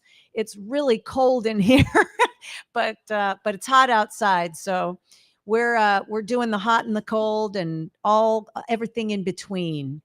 So we got some set design going on. So while that is going on, I will set up the technical stuff. Oh, I'm excited. We got set design. Yes. Yes. Okay. So, all right. Nice stretch, everybody. This is not the 7th inning stretch. This is about this 7% out of 100 stretch. We've got the rest of the night. We've got all morning, and then tomorrow, and we're gonna burn this thing up. I know it. Okay, friends. The next guest is a very good friend of mine. I've known him for quite a while, and we share a love of physical exercise and athleticism. So we both work out at the same gym. So, you think, oh, you go and work out, but we have excellent talk sessions and debates about the topics of the day. And, who knew that the gym is so conducive to such things? But it's good. There's just more community going on there too. So, so my guest is Preston Anderson, and not only do I know him from the gym, but I also know him from the 34th Dems. He's on the board with me, and he's also very involved with his community.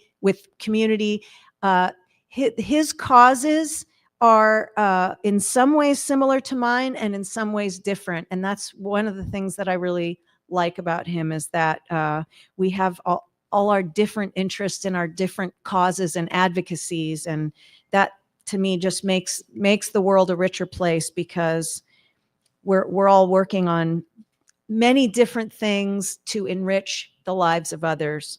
So Preston is an Army combat veteran who is now a clinical social worker. He has worked directly with the unhoused population for over 15 years. He volunteers his time with a number of local nonprofit organizations and with the local Democratic Party. So please, everyone, hands together, hands up, clap, clap, clap, snap, snap, snap. Let's welcome Preston Anderson, everyone. Come on up, Preston.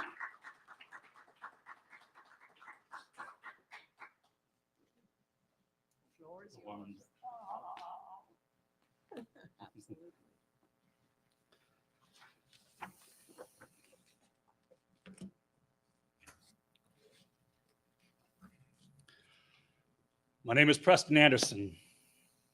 I believe in the true and living God, the God of righteousness, the God of everlasting truth and authority. I share this because it has become unclear to me as to what, if anything, many of my peers believe in, especially and particularly in the absolute sense.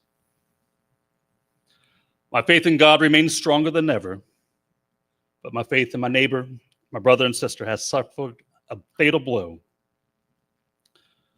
The apathy within the Democratic Party toward the suffering in Gaza and the canned platitudes of social justice has become a feature of the party. Indeed, there are many in the party who are more quick to defend misguided speakers than to speak out against the gross injustices facilitated by the policies and practices of these very leaders. I found that the Democratic Party has become replete with don't rock the boat Democrats or play it safe progressives. And I think our approval numbers reflect that. The same observation applies to many of my so-called Christian peers who have become go-along-to-get-along Christians. In fact, this had what led me to stop going to my church that I attended in Seattle for over 2 years.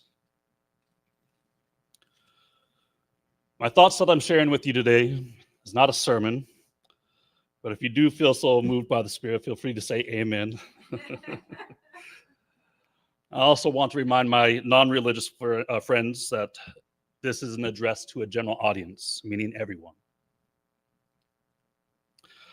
For my part, I am going to do my best to honor my ancestors and to speak the truth.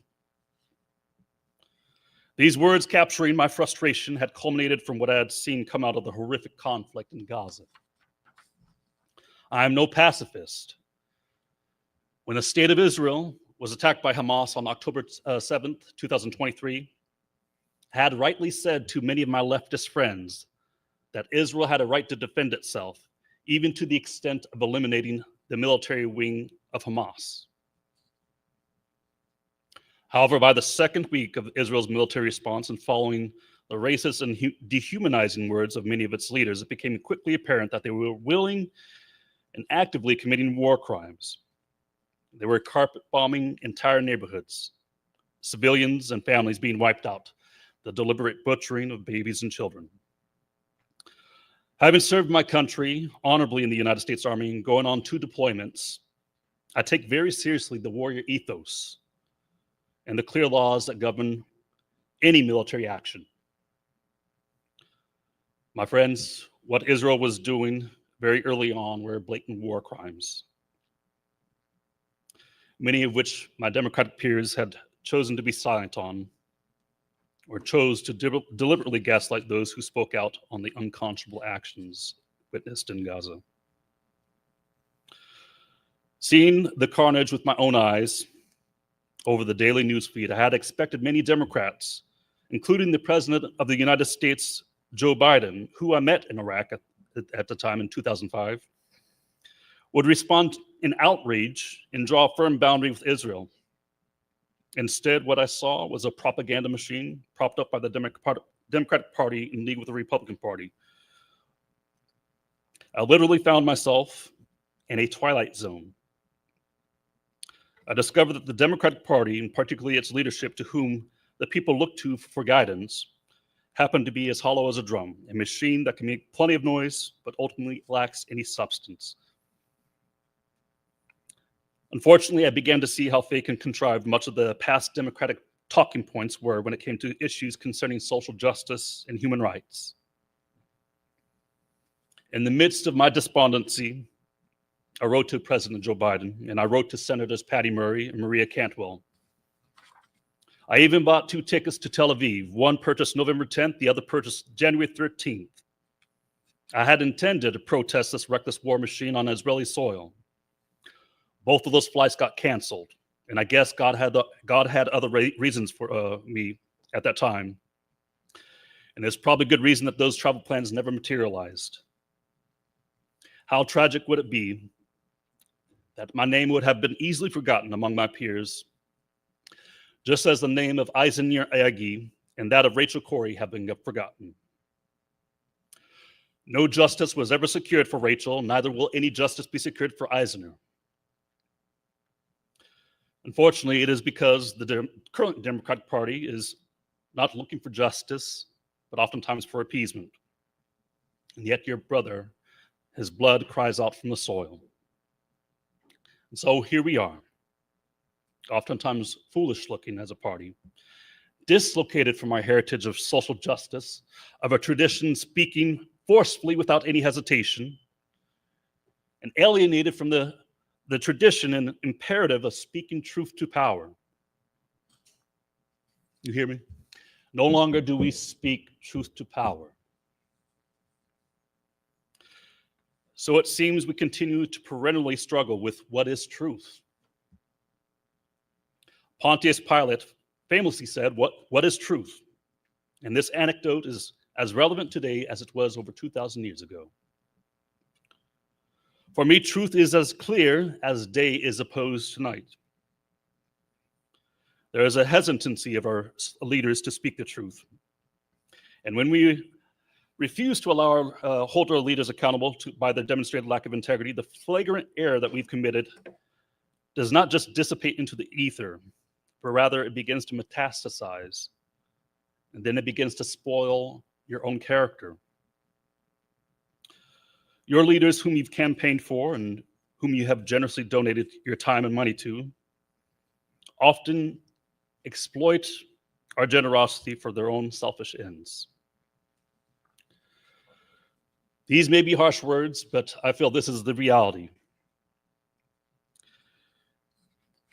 And regarding the historical and prophetic consequence of what I see in the flawed arguments of many and the allegiances that they commit to, our future does not look bright if we continue on with the same attitude and petty prejudices. Let there be a warning to those who have strayed from truth. His winnowing fork is in his hand to clear the threshing floor. For many of you who may take issue with me in rebuking the Democratic Party and not addressing the failings of the Republican Party, I would add that there needn't be too exhaustive of a tribune impugning the integrity of that party, as they had already abandoned truth and integrity back in the early 20th century. They are what they are, and that has been clear for some time. Indeed, their many deals with the devil over time has led the party to being directly responsible for the constitutional crisis our country now faces, and the cause of imminent peril of democracy, not only in America, but the world over. So my focus right now is on a different subject, and that is the examination of the Democratic Party. Maybe the absence of our collective outrage is due to the fact that we have become too busy and spread ourselves too thin with too many commitments.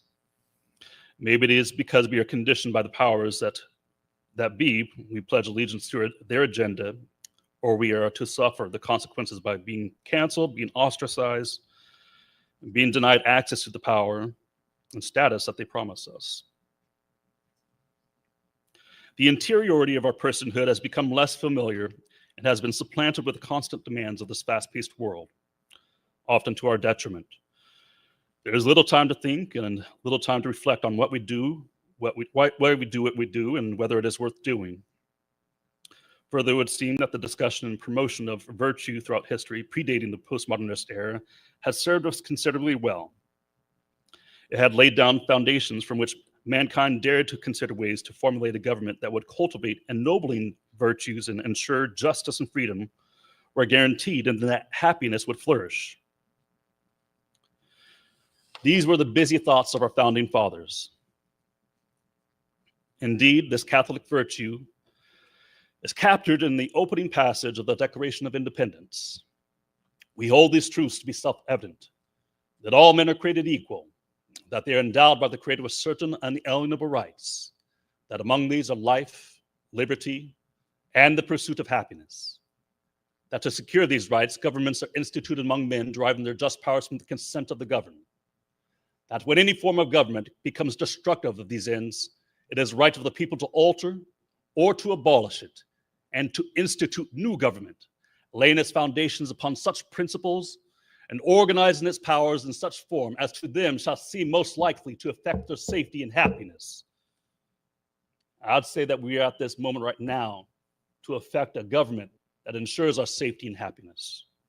And I know we can do it when we come together. And being a red-blooded American and proud of my heritage and grateful for the unique blessings which I enjoy, it is only natural for me to recoil viscerally with outrage anytime I see people suffering under despotism. And so should it be for any American or any individual who has a modicum of integrity. My allegiance is firmly placed within this patriotic responsibility. And I see it clearly, and I do not hesitate to defend its honor. So where does your allegiance lie? This type of courage, which ought to be modeled for our children, can be found in the words of William Lloyd Garrison. I will not equivocate, I will not excuse. I will not retreat a single inch, and I will be heard. On matters of right and wrong, we must be ready to rebuke those who would petition for complicity in a corrupt system, demanding your silence. We mustn't retreat from our duty to bring forth the balm of truth against sclerotic systems, to include those systems which we help build up and to defend. If we must defect due to our unshakable allegiance to truth, then let us defect. Let us stand upon our principles and be the model for salvation, though we be in the minority. Many within the ranks of the Democratic Party were quick to persecute those who spoke out against the Biden administration, to include Kamala Harris during her presidential run, over their complicit support of war crimes committed by the State of Israel. Indeed, the status quo within the Democratic Party is still in league with the State of Israel in spite of all atrocities committed by the IDF. Yet many would continue to pledge their allegiance more quickly to the Democratic Party than to truth and justice itself. There is something very perverted about this behavior. Yet many within the leaders within the Democratic Party would demand that you bow to the powers that be. So in effect, we have become idolaters and cowards. Oftentimes, we kneel more readily to the power of the party or the status quo than we are to praise the creator of this universe. And this is where I might have a legitimate grievance with our postmodernist ethic that promotes a relativistic interpretation of our shared reality. In this wishy-washy world of half-truths, being a sycophant to bullies and bastards is an ennobling trait, considering that you're likely to ensure you're rising within the ranks of a corrupt system. However, corrupt systems, particularly corrupt political systems, can only thrive by recruiting those willing to be corruptible. So where does your allegiance lie? With the political system or with truth and integrity? Maybe to explain why my words are so strident and forceful, let us invoke the words of Frederick Douglass to underscore why my words may appear to solicit rebellion. The wisdom of Frederick Douglass, speaking on the virtues of integrity and justice, were given during a speech entitled The American Apocalypse. It was an address that was delivered in Rochester, New York on June 16, 1861.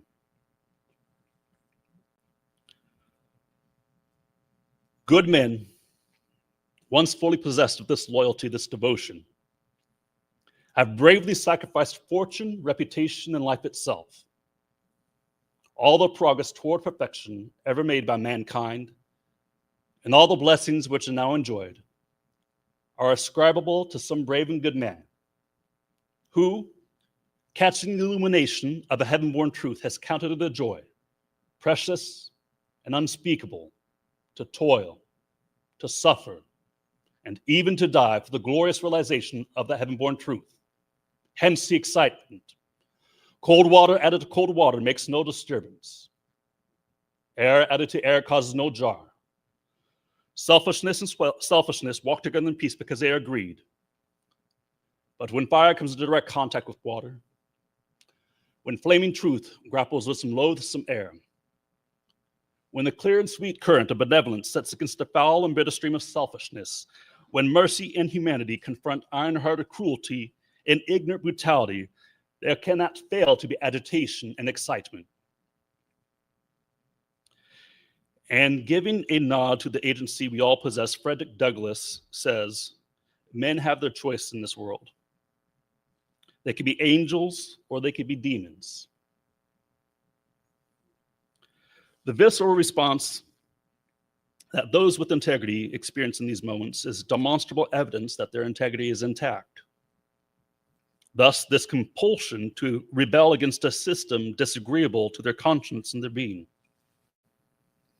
Their being a human being first, composed of love, composed of kindness, which supersedes any nominal affiliations. Speaking out against the evils in this world requires us to be nonpartisans. Our founding father of this nation, George Washington, knew too well the perverting influence political parties would have upon the flourishing of our democracy and upon the direction of our salvation. In what became known as a farewell address of 1796, and speaking on the spirit of the party system, he says, "It serves always to distract the public councils and to enfeeble public administration. It agitates the community with ill-founded jealousies and false alarms, and kindles the animosity of one part against another, and foments occasional riot and insurrection." I could easily say that a brief observation of our current political climate makes his words prophetic. My friends, I'm asking you to walk shoulder to shoulder with me in defense of truth. Leaders come and go. Political systems shift in character continuously. But your Creator knows the plans He has for you. Those are plans and thoughts of peace, not of evil, to give you an expected end. And the surest path toward that end is to hold firm to the principles of truth. It is to fully become who you were always designated to be. This allegiance is foundational for us all. I would argue that the time now is to not spark a revolution, but to spark a revival.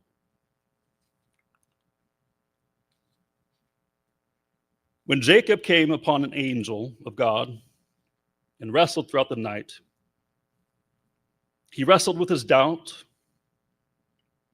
he wrestled with his shame, but more importantly, he wrestled in that moment against what God called him to be. And when he overcame his shame, when he overcame his doubt and his insecurity, He was rightfully called Israel, and God's anointing was generously poured out upon him. We are called to be God's children, people of good conscience, goodwill, and of resolute integrity. This is no time to be cowardly. So where does your allegiance lie? My friends, I ask you to be patient with me in my generous references to Scripture. The way I see it, evil is not distant, but instead upon our doorstep. And in order to prevail against this evil, it would be wise to take the full armor, not to just seek recourse and remedies through process, procedure, and protocol dictated by corruptible political systems, nor to rely upon the threats to physically butcher each other into oblivion. For those of my atheist friends, I'm talking about a soul power, a power that will shake the foundations of any principality of evil that opposes the will of God. The people willfully rebel against God through their prideful actions and deeds, and then deny his existence when they see so much wickedness and suffering in the world. However, Jesus said he would provide you a comforter. In your times of persecution and suffering, he would provide you a comforter. Many would go on to assume that those words were just abstract religious fluff. However, they missed the point, the most pressing fact that mankind was gifted the most precious blessing, and that is of agency and free will. The fact that every human being is born with agency, yet we see so much suffering and wickedness in the world, is more of an indictment of our cowardly wickedness than any evidence against the presence of God. With the agency we have at any given moment, we are capable of dispensing with love if we choose to do so, with kindness if we are compelled, with honesty and integrity if these be the values which we pledge our allegiance to. These constituent parts make up what Jesus identified as his comforter. The insolence arises when we say nothing can be done to stop the injustice. It is like when you have starving children, yet you would allow them to starve, saying you have no bread, even though you have the constituent parts of flour, water, yeast, salt, and oil, and you say that all is lost and nothing can be done. The profound arrogance of this statement and this belief. You have agency. It is more of a matter of where your allegiance lies and where and when you choose to utilize that agency to be the comforter for people in distress and in desperate situations. You are not a human was, but instead a human being active in this moment, infused with agency. So long as you live, do the right thing.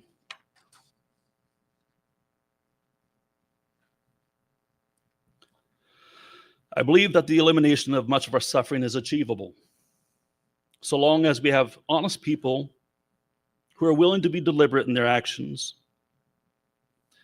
and to be humble enough to incur sacrifice when called to do so. This, in the Christian world, is called bearing the cross. In the words of the reggae artist Burning Spear, this justice and peace is achievable when all hearts shall correspond and beat in one harmony. Let no one throw any confusion upon the plans designated for those of good character, and never forget your duty.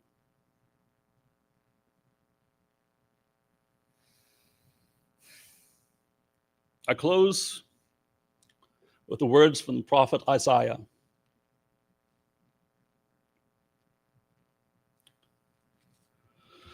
Call out full-throated. Do not hold back. Raise your voice like a horn. Proclaim to my people the revolt to the house of Jacob the sin. They seek me day after day, and they express delight to know my ways, as if they're a nation that had practiced righteousness and had not abandoned the justice of their God.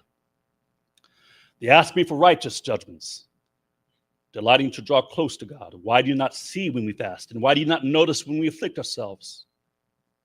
Because on the day of your fast, you pursue your own interest, and you oppress your labors. Your fasting ends in quarrels and fights, and you strike with the fist of wickedness. You cannot fast as you do today and have your voice heard in heaven. Should the fast that I choose be like this? As a day for someone to afflict himself, to bow down his head like a rush, to make his bed on sackcloth and ashes. Is this what you call a fast and a day pleasing to Jehovah? No. This is a fast that I choose. To remove the fetters of wickedness, to untie the bands of the yoke bar, to let the oppressed go free, and to break into half every yoke bar. It is to share your bread with the hungry, to bring the poor and homeless into your house, to clothe someone naked when you see him, and not to turn your back on your own flesh. Then your light will shine through like the dawn, and your healing will spring up quickly. Your righteousness will go before you, and the glory of Jehovah will be your rear guard. Jehovah will always lead you and satisfy you, even in a parched land. He will invigorate your bones, and you will become like well-watered gardens, like a spring whose waters never fail. They will rebuild ancient ruins on your account, and you will restore the foundations of past generations. You will be called the repairer of broken walls, the restorer of roadways by which to dwell. If because of the Sabbath you refrain from pursuing your own interest, and on my holy day you call the Sabbath an exquisite delight, a holy day of Jehovah, a day to be glorified, and you glorify it rather than pursuing your own interest and speaking idle words, then you will find your exquisite delight in Jehovah, and I will make you ride on the high places of the earth. I will cause you to eat from the inheritance of Jacob your forefather, for the mouth of Jehovah has spoken. Thank you.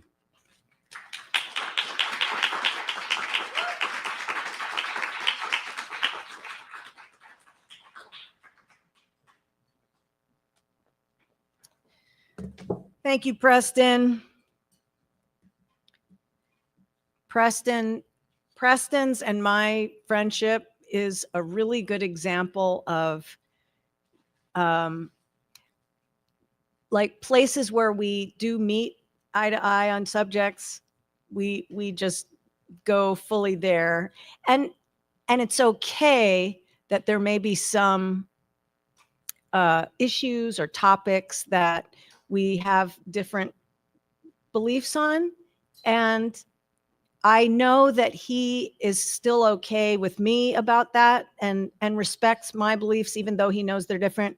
And I fully respect his ideas. And so there's something really empowering about that, which I can imagine might be the same kind of thing with some of the speakers who have talked about engaging and listening to, like Julie talked about, engaging and listening to folks who might be straight up MAGA or Republican, and just listening, even though we know that we have different ideas about things, but that it's okay.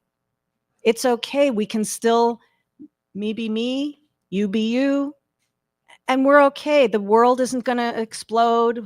We're not going to burn up, or it's okay. And I think that the more of that we can seek out, just the idea of being with a person and maybe not all our ideas line up, and that's okay. So that's one of the things that I really find to be a special aspect to Preston's and my friendship. So I just thought I'd bring that up since he just presented his very powerful and personal speech. Thank you for that, Preston. Okay, let's get to not take away time from any of our speakers. Okay, so passion abides, passion continues, energy is happening, momentum is coming. Our next speaker is Lori Reinhardt.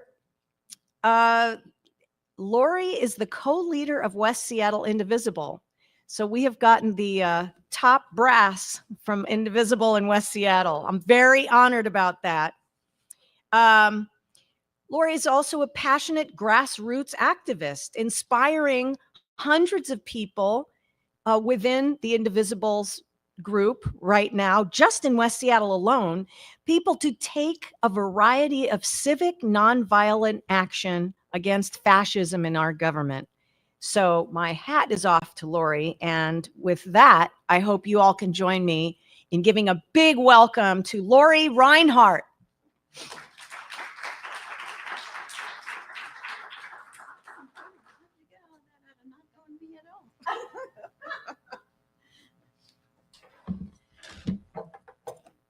Okay, I'm super short. No, if we had, you know, a block this big for me to stand on, that would be better, but I don't care. Hi, everybody. I'm Lori Reinhardt. And I am, hello, and I am the co-director of West Seattle Indivisible, but I didn't start that way by any means. And I came into the movement in February, and it has changed my life in many, many ways. And my professional life, I'm a sign language interpreter, which means I'm behind the scenes. And my opinion, my impact is only to help facilitate the communication for other people to speak to one another that don't share the same language. So to be able to come out from behind that veil and be myself and engage with people and do a lot of peopling, which is really hard, even though we all are in the same tent and we all have the same goal, I absolutely love it. And I have grown immensely, and I am proud to stand with people in West Seattle. We rock. I was inspired by Preston's speech to be challenged to meet the moment and where we're at. And that's what I flipped in the middle of his speech. I flipped the order of my slides. So the next slide is just essentially the title slide. And from there, I thought it would be really wise of us to take charge of this moment that Preston has set us up for and to really engage in meeting the moment. So the next slide, please, is really about what we can do. And I'm going to challenge us right now, right out of the beginning, to do an exercise that will help us be able to get some strength from one another, to challenge ourselves and how we've lived our lives and how we can impact the world around us right now. So we're going to engage in something that I called Be Bold. I did not make this up. I actually interpreted this exercise in a group with a group of people and then have brought it to West Seattle Indivisible. I'm now going to bring it to you. So if you have a piece of paper, if not, I have cards for people. This is audience participation. And those that are at home, if you're watching this by yourself, then you can contemplate and think about this. If you've got someone else, I'd like for both of you or the 3 or 4 of you, whoever are there, to engage in this as well. So if you have a piece of paper or need one, let me know. Thank you. I do not have any extra pens or something to write with, but I think we could probably scrounge up what we need in the room. Like I said, this time that we're living in is extremely difficult. Okay, great, thanks. So I can do it myself? Yep, and just point it right at the computer. Okay. Which one do I press? Okay, thank you.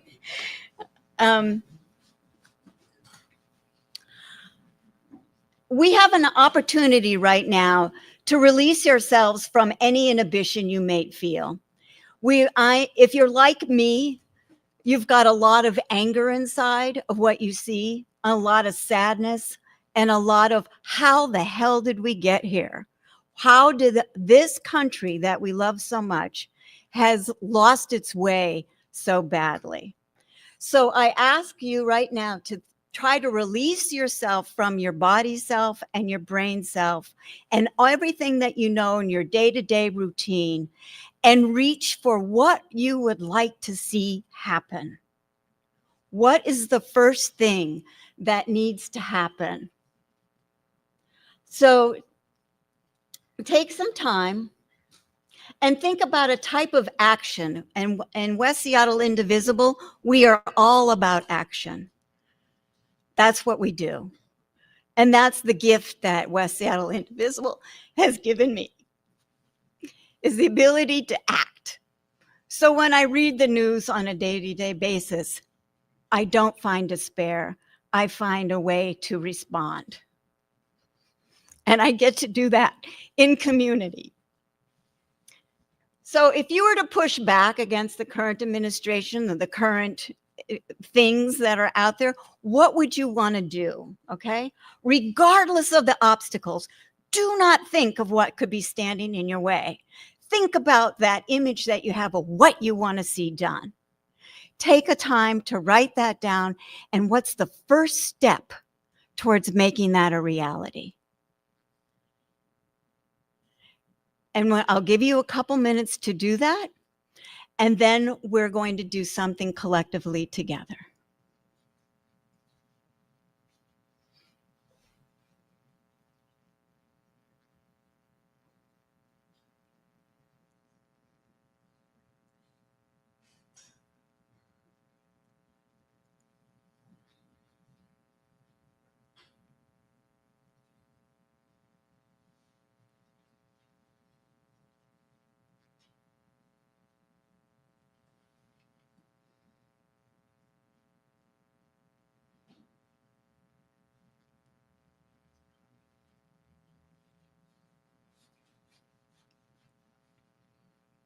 And if you're ready with give me some sort of signal if you need a little more time. That's groovy too.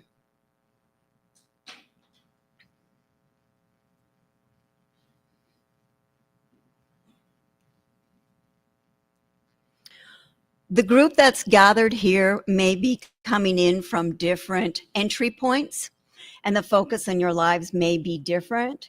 We may not all be like, oh, what does West Seattle Indivisible want to do? What does the 34th Dems want to do? What do I as a teacher want to do?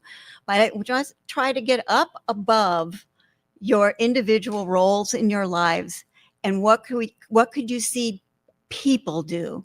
Because everybody's telling us, if this is going to change, it has to come from the bottom up. It has to come from us. So think about it from that perspective, and that's the frame for which we'll move to the next step. Okay? Let me know when you're ready.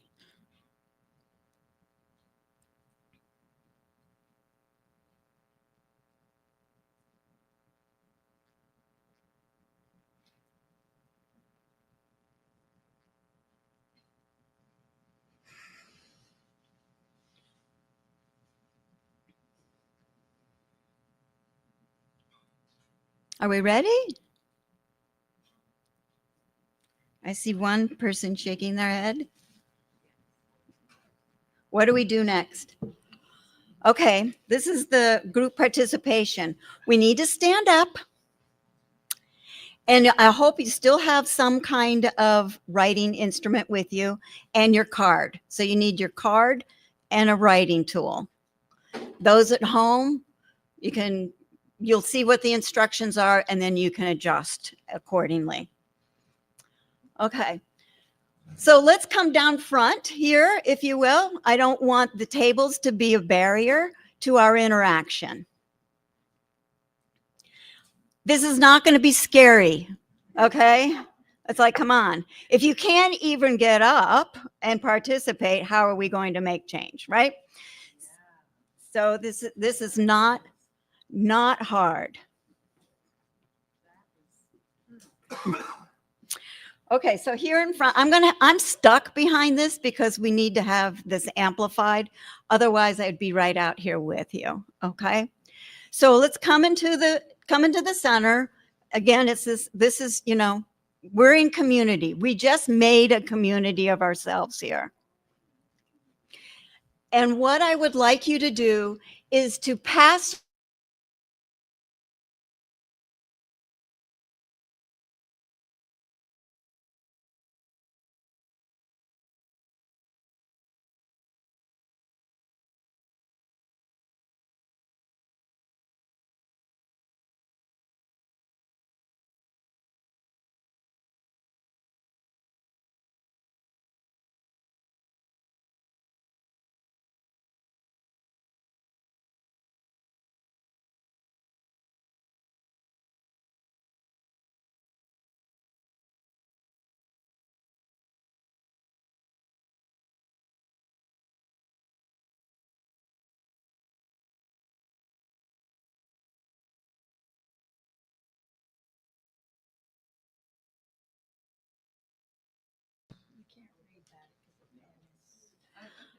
Okay. Does everybody have a card that's not your own? And hopefully someone you don't know. Read your card to yourself. Then I'd like you to flip it over. And on the back, with a number of 1 to 5, write down how much you resonate with that sentiment. On the card that you're reading. On the card you're reading, on the back of it, say, you read it and you go, yeah, or ooh, yeah. Okay. Number 1 is the least able to relate to it, or the least resonance that you get from reading that. 5 is like spot on. That's exactly how I feel, or exactly what I would like to see. Maybe I didn't think about that, but that is great. Okay, 1 to 5. Okay. Somebody need me to repeat that? Okay, so you've got somebody else's card, you've read it, and then how are you responding to that? Does it resonate with you? And I want you to give it a number. 5 is it resonates well, 1 it doesn't. And somewhere in between. It could be a 4, it could be a 3, it could be a 2. Okay? Now, when you're done with that, change cards again. We're going to go through this process 5 times. Okay? So just give the card to somebody else now. Because even if you know the person, you don't have a card. You just want to make sure you don't end up with your own card. Have you switched cards? In the beautiful green jacket here, have you switched cards? Okay. Several times. Good. Okay. Okay. So do it again. Write a number on the back. How do you resonate with this one? 1 to 5.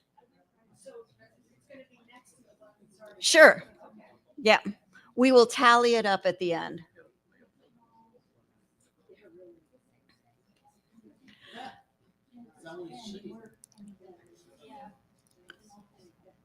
That's good. That's fine. Okay. Switch again.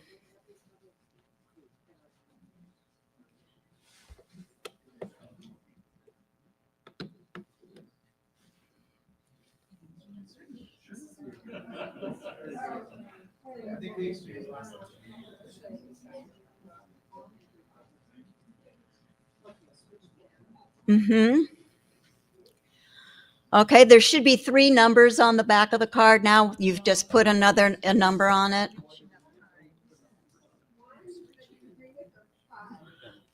One, it doesn't resonate with you. 5, it does. In between, and anywhere in between. Okay, you did it backwards. 1 is like, 5 is yay. Okay. took it from here. I want you to look at me.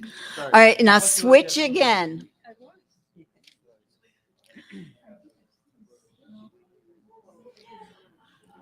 And you may have to go to the other side of the room to get a card that you know you've not seen yet. It should be your fourth number now. Yep. So once you add your number on this card, you should see 4 numbers on it. How many? 4? Okay, you've seen that one, then find somebody else.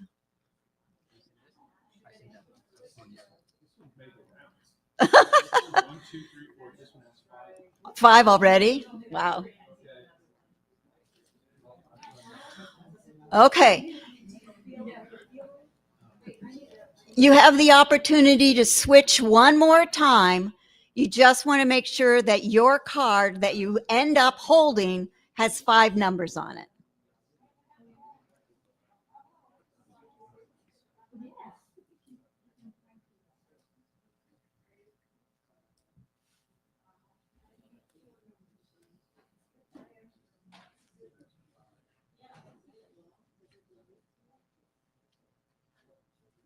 We got 5 numbers. Does everybody's card that they're currently holding have 5 numbers? Okay, 5, 5, 5, 5. Everybody got 5 numbers? Nope, don't turn them in yet. If you've got 5 numbers on, I want you to tally the numbers.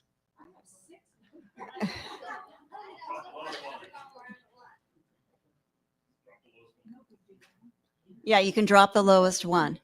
So the highest number should be 25, and the lowest number would be 5.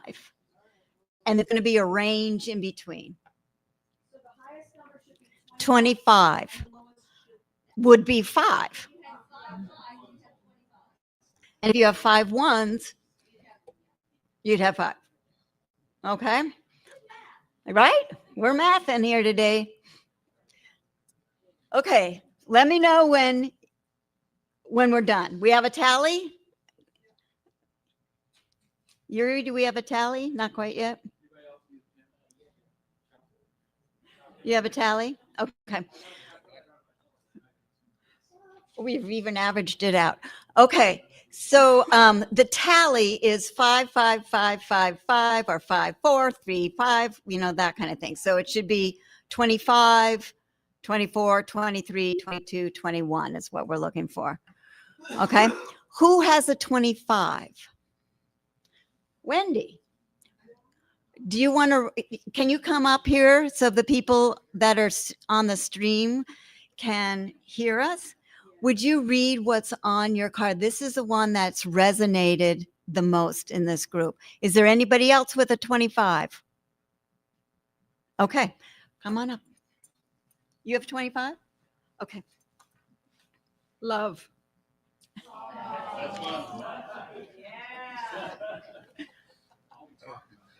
Okay, so I'm going to see if I can read this handwriting, but what it says is put Trump in jail, take back the House Senate, restore funding to all departments if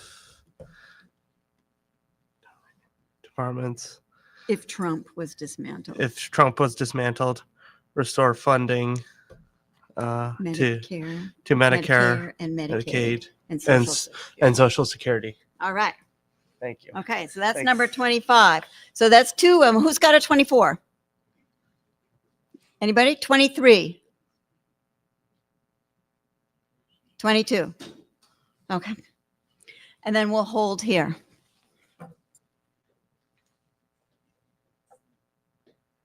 Can I offer a preamble because it links to mine?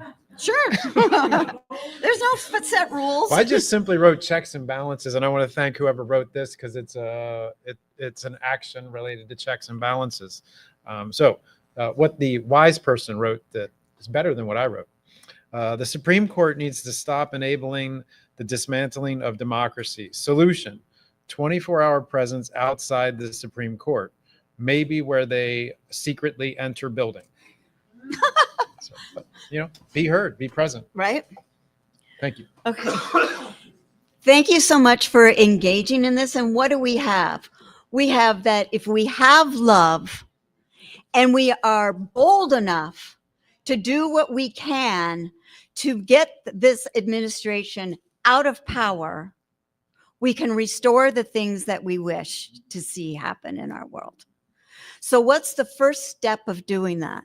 We've got love, right? That we can start right now. That we can start right here. That's what we can take home. That's what we can take to the streets, is love. And we with one another. Okay, I get so emotional. Okay, thank you guys for indulging me in this particular exercise. And now I'll spend a little bit of time sharing with you what West Seattle Indivisible has done and what we're about to do. And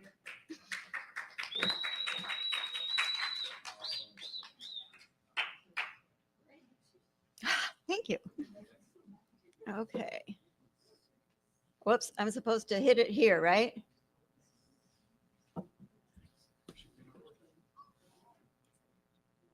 Well, you can do it. All right, my buddy over there is going to be running the PowerPoint. Just the next slide, yeah. And thank you for whoever turned off the lights in the front. I appreciate that. Do you still want them off, Lori? Oh, yeah. Okay. Yes, because it's all photographs.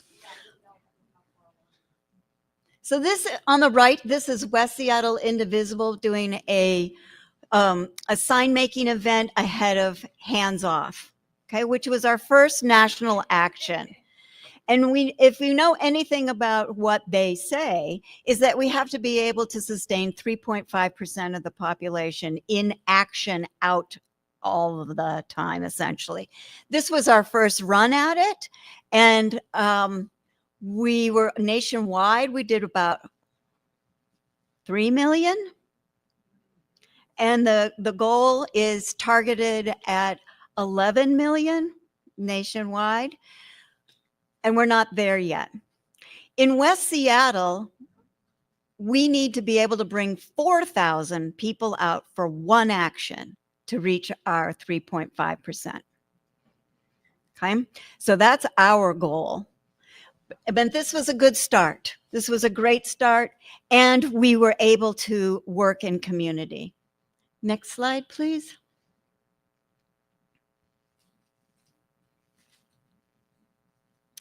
Right after Hands Off, we came back to our own communities, and it was called a DIY, do it yourself. The next action was something that each community could take on and do as we chose to do. So in West Seattle, you see the little stars on that vertical line there. Those are 15 different intersections in West Seattle on California Avenue. And we did a street rally where everybody came out, stood on the street with their signs, whatever they were, whatever your passion was. And the response was incredible. All the honking, all the cars. And in fact, at one point, some of the people that were standing there with signs got in their cars so they could have fun driving up and down the streets. And I love what this woman on the right, it says due process. And if you look closely, she made her sign on a pillowcase. Whatever you got, get out there. Say what you need to say, do what you need to do, and get out there. Behind her, you can see people up the street on the opposite side of the street. That day, we brought 2,000 people out in West Seattle. Big score, big win. We're halfway there, right? Next, please. This is the run-up to what? No kings, obviously, no kings. So what we chose to do, because we knew it was going to be a sea of people, how do we stand out? How do we show up in West Seattle? So we made 60 of these pole signs that had no kings on it. And actually making them was so much fun. Now, I'm not sure Debbie would agree with that, because Debbie and I did the prototypes and made the little pieces of the crowns, and then we assembled them all together. And the next slide, please. That's what it looked like. at No Kings. They stood up above the heads of everybody. They stood out. They reflected what we were there, why we were there. And it was incredible, absolutely incredible to see 60 of these things bouncing around. Next slide, please.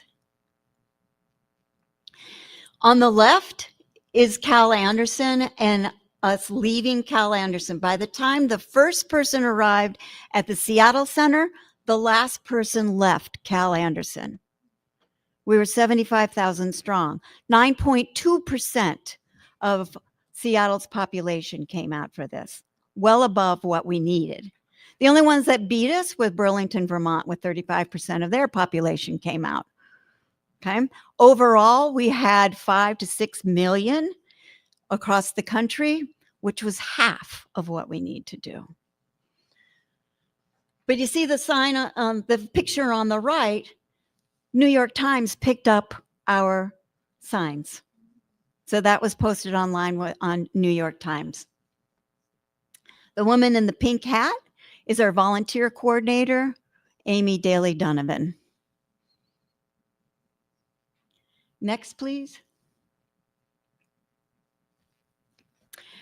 In between big actions, we figure out how do we still keep getting our message out. We have 2 pedestrian overpasses. We're not blessed with a highway overpass, which is really wild. And I know you've probably seen all of the work that's done on overpasses.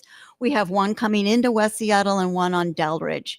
So we've made different signs. The one on the bottom left is Stop the Cruelty.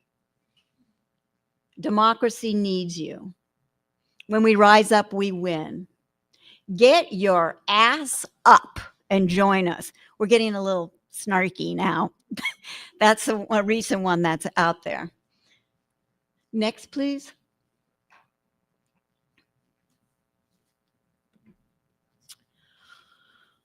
One of the things that we did this summer, which was really a highlight for me, and someone said, oh, well, let's be in the West Seattle Parade. And I'm going, West Seattle Parade? You know, the old Hi-U Parade, if you're from West Seattle, that parade's been around since the 1930s. And it's like, okay, let's do it. And how are we going to show up? Because it's a family parade, you know, it's like everybody's there. So we made a democracy garden. Next slide, please. Here's the people gathering behind the staging area. And what we did was promote voting. And how we did that is when democracy grows, we thrive. Next, please. And that's what we looked like walking down California Avenue. There was 100 of us. And everyone had, again, one of these pole signs there was a butterfly, a dragonfly, a sun, flowers, and you see the votes, the old-fashioned round buttons, you know, vote, so that our message got out. And that was a blast, okay? That was a blast. And now it's summer. So people are sort of like, okay, I'm burned out. I got to do this. I got to do that. You know, I got to go on vacation, whatever. But now we're looking ahead. And we're looking ahead at International Peace Day, which is September 21st. I invite you all to put this down in your calendar right now. September 21st. It's a Sunday morning. Next slide, please. Whoops. Yeah, that one.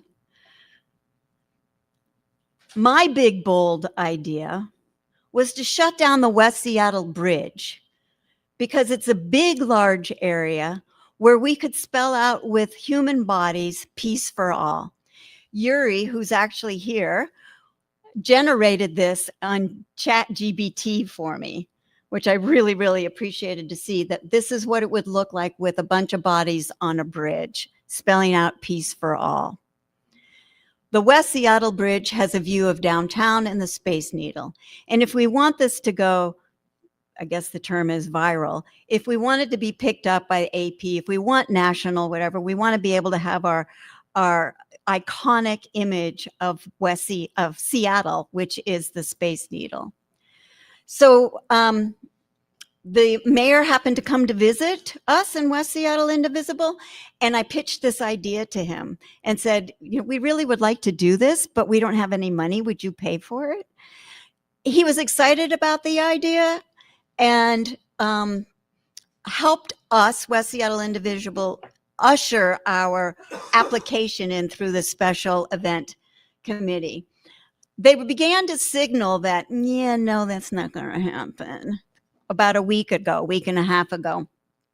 So as a result, I was like, I could see the writing on the wall. They did deny the application. They said that that the West Seattle Bridge was not intended for foot traffic, and that the cost of doing it was going to be between $40,000 and $50,000.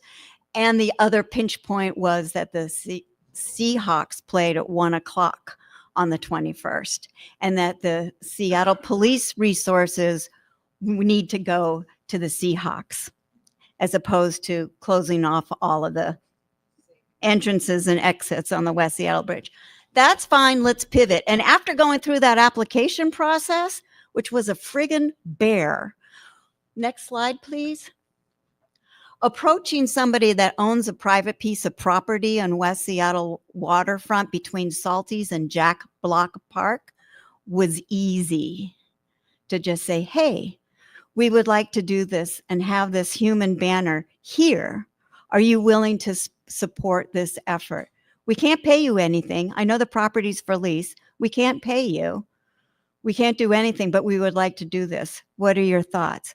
And I threw in the fact that the Seattle police had to be at the Seahawks, so that's why we couldn't do the West Seattle Bridge. And they said yes, as long as you had liability insurance, as long as you've got people being able to stand on the water side to make sure that nobody falls in the drink. I said, that is cake next to what we had to go through to get something through Seattle, the city of Seattle. Last slide, please. So if just imposed on the ground, it's 3.5 acres. It's about 100 and 150 feet wide at the widest point. And I just sent them the liability insurance yesterday. So this is hot off the press. This is what we're going to do. Just put words, opposed words on top of this aerial view. But this is why I want you to put September 21st, 2025 in your calendar. Yep.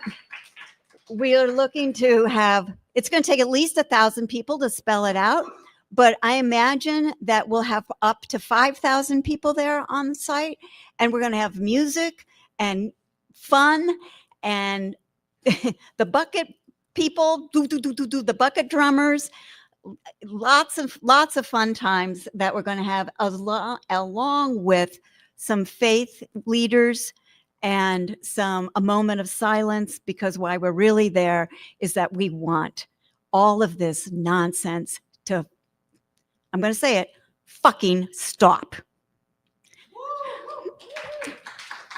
And that's it for me. Other than I want to say that I'm really, really proud to be working with some people that are here, Jean, Terry, Yuri, Natalia, who you're going to be hearing from later on. John, thank you, in the front. I could come up with his last name, but not his first name. Other people that are on your program, we're really, really, we're doing good things. We fight, and then we kiss and make up, because we know that we're in it for the long haul, and we know that we're doing good work. Thank you very much.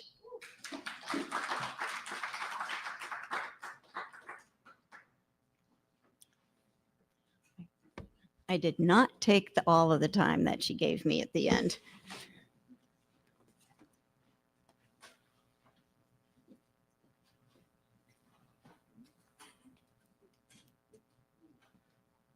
Sorry.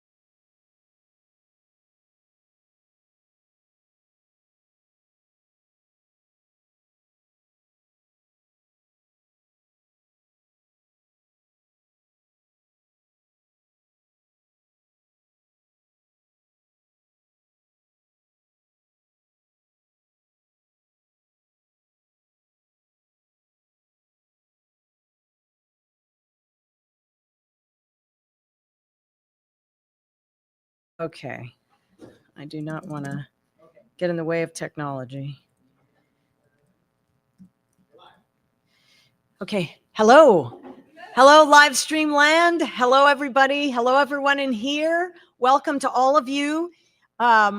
We have just been enjoying such a wonderful day. You know, supposedly it was supposed to hit 88 for a high today. Very hot. There's a extreme weather warning in Seattle. Well, in here, in the Seattle Machinist Hall, it is cool. It is so cool, I had to put on a jacket. So not only is the room cool, but everyone in it is cool. So I would like to welcome you all back from our little tech break that we had. Hope everybody got to get up and move around. It's very important to move your body, move your legs and your feet and arms and elbows, and just get yourself blood circulating and moving, because it's not good to sit for 25 hours straight. So I would like to introduce our next very special guest. We have not had, until now in this event, any words from doctors. And I feel like with everything that's going on in the world as far as our well-being, our health, our ability to thrive, that our health status is very important. I don't know if you're going to talk about health issues or if you're just talking about other things, but I mean, it probably all has to do with health. So if you want to come on up, doctor. This is Dr. Do you pronounce it Rieken? Okay. Dr. Carl Rieken is our next very special guest. And the topic of his speech is going to be health, militarism, and nonviolent action.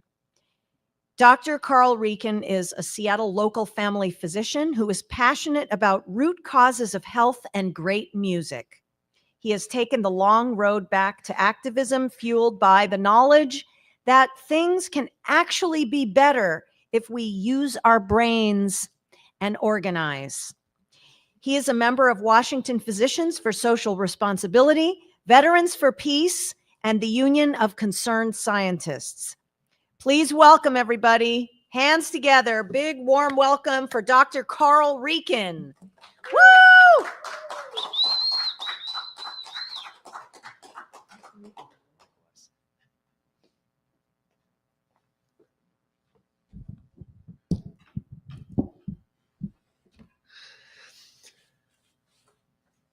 Let me start by saying that anything that comes out of my mouth over the next 30 minutes is not necessarily a representation of any of the organizations for which I work for my employment. Now, the organizations that I volunteer with, that's a different story. So, as she said, my name is Carl Rieken. I am a member of the Washington chapter of Physicians for Social Responsibility. I'm also a member of the local 92 Daniel Ellsberg chapter of Veterans for Peace. And then I'm also an active member of the Union of Concerned Scientists. Most passionate about something my generation probably doesn't think about very much, but nuclear disarmament. So today, I'm here to tell you my story of why I'm standing here in front of you, and why, though I'm terrified just like everyone else, I am choosing to stand on the side of history that I believe is the right side. Not even just believe, but I know is the right side. So I'll share with you what I wrote. To grow up in America so often means the slow loss of what's truly important, only to discover it again later in life. Unfortunately, for most of us, it comes too late. Let me tell you how I find myself on this stage tonight. I've often thought I might write a book one day. the title right now to me is the most important part. I'd call that book Overcoming Advantage. I stand before you as a person with tremendous advantage in life. I have so much implicit privilege. Of course, I've worked hard, but I'm also tall, I'm white, I'm male, I'm straight, all the things that give me a head start against others in different categories. To go overcome advantage is to realize the realities of this and to do something about it in the world. I started out as a professional musician. That was my first career.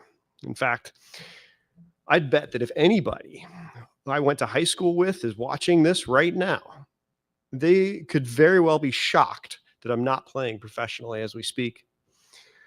Though I'll plug myself if you're looking for a local drummer here in the Seattle area. But anyway, those who have tried to make a life as a pro musician or performer in any regard, you know how difficult it is within a capitalist system. I gigged and I taught and I did what I could, but I couldn't make it happen. All the while, I continued to develop a passion within myself for health and human performance, which I'll get to. Of all things, I started doing some coaching within triathlon. Given my background in swimming and cross-country running, coaching became a side hustle to what might already sound to some people as a side hustle of being a musician. But with lots of energy and luck and some privilege, I eventually had some super fortunate breaks, getting to work for the Olympic Committee and then eventually running a human performance lab in Florida. Don't worry, I just condensed about 5 to 7 years of my story with all that. It definitely wasn't overnight. During that condensed timeline, I also decided that I needed to go to medical school because in my mind, I was never going to get anywhere, and no one would be willing to listen to me without the right credentials. This was the beginning of the building of an internalized violence inside of me. I needed to be better, with more letters after my name so that I could be thought of as someone who mattered rather than a gigging musician I had been before. Pretty sick, right? Not only did I need to have the credentials, I needed to be stronger, fitter, smarter, more disciplined than everybody. I wanted to make the ultimate human beings, but I was conflicted. The conflict wouldn't become clear for several more years. Flash forward to 2017, I finally got into medical school, and at the age of 32, after a remarkable sea change, going from a gigging musician to coaching triathlon to getting a master's in exercise physiology, collecting stupid, and I mean stupid amounts of credentials and certifications, working for the Olympic Committee, running a lab, teaching as an adjunct professor, while also taking undergrad classes and actually getting into medical school and keeping my body in relative good condition to regularly, win a couple 5K races, which I also thought of as an advertising for my coaching services. All American, pull it up by your bootstraps kind of story, huh? Also in 2017, I agreed to, let's say, a scholarship of sorts that would dramatically decrease the financial burden of medical school and get me more credentials. I won't go into who that scholarship was through, but you can infer if you like. Romantically enticing it was. Remember, I have yet to be enlightened at this point. I signed. That kind of thing you do when you don't feel very centered in yourself, when you live for the approval of others instead of who you are. It's almost laughable now, but at the time, I really thought of myself as unemployable. Like so many of us, I craved the imaginary stability of a good-paying full-time job, but I continued to think that no one would ever hire me. Really, I believed that. And I'm not up here to get your pity. I'm here to speaking because I know I'm not alone. That means that you are not alone, and neither are you. We've all had that feeling of needing the stability, of needing to know that things are going to be taken care of, and when we work hard, we're going to be able to get the reward for working hard. Now, something else I didn't say before was that in addition to my undergraduate degree in music, I double majored in cultural anthropology. Yeah. Well, remember how I was interested in health? Well, I thought anthropologists have at least partly figured out all this health thing by studying all the variety of culture and would have compiled this into knowledge that, to the great book of health that would be covered in one of my classes, of course. Surprise, it wasn't. But that only made me search more. Almost at the same time I finished my undergrad, something else in the fringe of the medical world was going on and gaining traction. It's called functional medicine. And the idea was this, is that the majority of disease is caused by identifiable antecedents, triggers, and mediators, like things we can figure out. By looking back as far as you could in a patient's health history, to include at least as far back as the health and the conditions of the person's mother while she was pregnant, you could figure out the things that led up to the patient in front of you having diabetes or a heart attack or cancer or lupus. I promise this is where my story starts to connect with my topic. Just hang on. I finished medical school in 2021, and my wife and I moved here to Washington so I could start residency in Tacoma, up on the hilltop. Now my education was going to begin again. During my undergrad, I took some pretty hard-hitting courses in sociology, highlighting economic disparity, but that was easy to compartmentalize when you're on a beautiful college campus. Now at a federally qualified health center in the center of Tacoma, that disparity became impossible to compartmentalize. Imagine this juxtaposition. I'm trained in elite human performance at this stage, the epitome of privilege, where people can spend and did spend enormous amounts of their disposable income to pay me to make them into the ultimate performers, better than their competitors. But now I'm trying to doctor those who do not even have a reliable roof over their heads or ways to get 3 meals a day. And in case anyone wasn't familiar with medical residency, no matter how benign the program is, it's the very definition of a psychological crucible and a rite of passage. And maybe you can see why I found it difficult.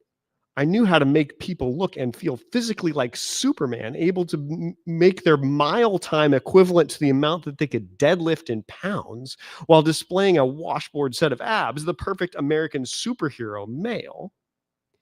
But the people in front of me could barely acquire shoes for their feet, let alone a quality multivitamin, in case you didn't realize that it wasn't something covered by Medicaid, if they were lucky enough to qualify for Medicaid. And of course, this cognitive dissonance was straining my personal relationships far beyond measure.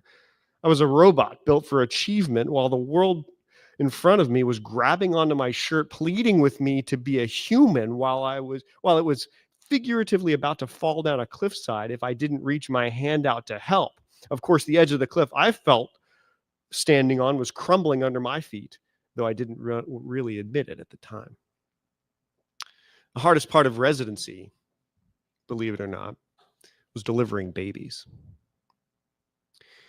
The birth of a child is supposed to be a joyous occasion, and nothing I'm about to say is in any way attempting to take that joy away from anyone. But so much was crashing together in my subconscious and conscious minds while wearing hospital-issued scrubs and worn-out running shoes at 2 a.m., standing at the foot of a bed, encouraging a mother to push, usually in a non-English language, while surrounded by nurses and attendings who were watching me, perhaps cheering me on, perhaps bored, perhaps tired, or waiting for me to mess up. But I couldn't. The mother and baby before me depended on my not messing this up. But that's just one train of thought. The other, the more germane to why I stand before you, goes something like this. Try, if you will take this challenge, to hold all of these following realities in your mind simultaneously. 1, it's very likely that the mother in front of you is an immigrant, traveled many thousands of miles, who knows nothing, who traveled many thousands of miles by who knows what means to be in a foreign land where an entire team of people doesn't speak her language, is helping to deliver a baby that's possible she wants more than anything, but is equally possible that she is the victim of rape in her home country and felt she had no choice but to flee to Tacoma, Washington. You don't even know if the people she has brought to be in the room with her are people she feels safe with or her captors. She may or may not have told you the truth in her pre-birth appointments if she came. Both of these realities turned out to be true about equal amounts in the populations that I saw. My educated guess is, though, that the latter was actually more likely than the former that I saw. And the adage in medicine is, I know I saw this much, but it probably saw me more because I didn't know how to see it or how to ask the right questions. That's number one. Number two reality. You personally have studied intensely the intricacies of individualized holistic nutrition and lifestyle and how to facilitate not just great health, but optimal human performance. You've worked with highly privileged women who have been told that they were infertile told that they were infertile, and you worked with them on their nutrition only to have them conceive and bring to a child a full term within a year following your advice. No meds involved. And you've been able to coach women during their pregnancies to be athletic and deliver healthy babies also without medication, minimizing risk for some of the worst health problems and challenges of pregnancy. But they were privileged. They could afford to take your advice and act on it because they didn't have to worry about making sure that the vitamin they needed was covered by Medicaid, or worried about transportation to get to appointments, and the advantage of being able to get time off from work and have their kids taken care of. But you can't share that. You can't share that with them. Why? There are so many layers as to why you can't. Language barriers, economic barriers, educational barriers, cultural barriers, with each having more depth than you can imagine. All this while you know that mom would do everything she could to make her baby healthy. So you're some kind of gatekeeper trying to figure out how much and which instructions is enough, but not so much that it makes this mother feel helpless and overwhelmed. You can never get it right. That's an unwinnable battle. That's two. Number three. Though buried for a number of years, the lessons you learned in your undergraduate sociology courses are real and right in front of you. It's very likely that the mother in front of you has no more than a 4th or 5th grade education, because one of the top reasons that women don't pass that point is because that's when their menstrual cycle starts. Menstrual products cost money. Birth control costs money. Both of these expenditures, though, make it more likely that a woman gets more education. The baby you are delivering may be there because the mother was out of school without contraception and becomes dependent on a male who can finish school and doesn't have to worry about bothering with menstrual products.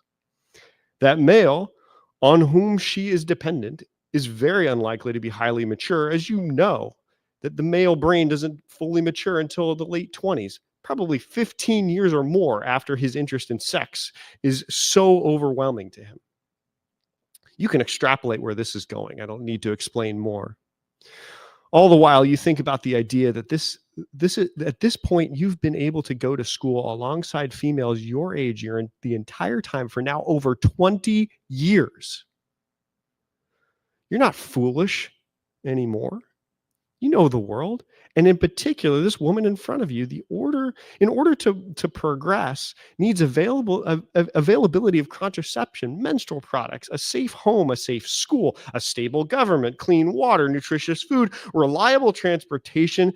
And that's just to catch up to a fraction of your education that you squander by not acting on, when you know, not helping by not speaking and not acting for those things because you are afraid of your fellow countrymen and women judging you for being some kind of bleeding heart weenie. But you're not a bleeding heart weenie. You're easily some fraction of some 1% of the highest educated people on the planet. The stuff you know is real. You just haven't been standing up for it. Does your brain hurt yet? How about your heart? What about your soul? Of course, what I said isn't always true, but how is it excusable that if it's true only one time? I'm not done. Remember that agreement I signed? Well, that's about to enter again. So if it wasn't clear already, residency was a struggle. but I'm exceptionally well trained at performing, even while stuff is far out of control. From the age of 3, when I was handed my first violin, I was trained not so much as to blink when I made a mistake on stage. And countless times in the back of a symphony orchestra, while being a professional percussionist, a cymbal will drop or a stick would fall on the floor during the silent moment. I was trained to quickly, with minimal movement and absolutely a blank facial expression, to act like nothing happened, making the audience believe that in their mind that they must have been playing. It must have been playing tricks on them. That skill followed me, and though I have my struggles during residency, I never let on when it would detract from patient care, which was pretty much constant. So when I said toward the end of residency to this unnamed organization I went into the agreement with that I should probably step away, they said, no, you have no evidence that you need to step away, and we need you as a doctor. I knew better, but that reality and that knowledge was yet to come. In family medicine, you do it all. To some, this looks like being a jack of all trades, master of none. To me, the struggle to see it all allows you to see connections and appreciate them the way that no one else can. In my last year of residency, I got to do a 2-week rotation with Washington Physicians for Social Responsibility. For those who are unfamiliar with WPSR, it's an organization of physicians and other healthcare workers who want to see the world better for all. WPSR has 3 primary task forces. Incidentally, and I challenge you to do this, you can ask your favorite generative AI engine to list the top threats to human existence. They line up perfectly with WPSR's task forces: nuclear weapons, climate change, and economic disparity. Notice I didn't say immigrants or anything else. No. Nuclear war, climate change, and economic disparity. Those are the top 3 threats to human existence. Those are the enemies, if we want to take sides.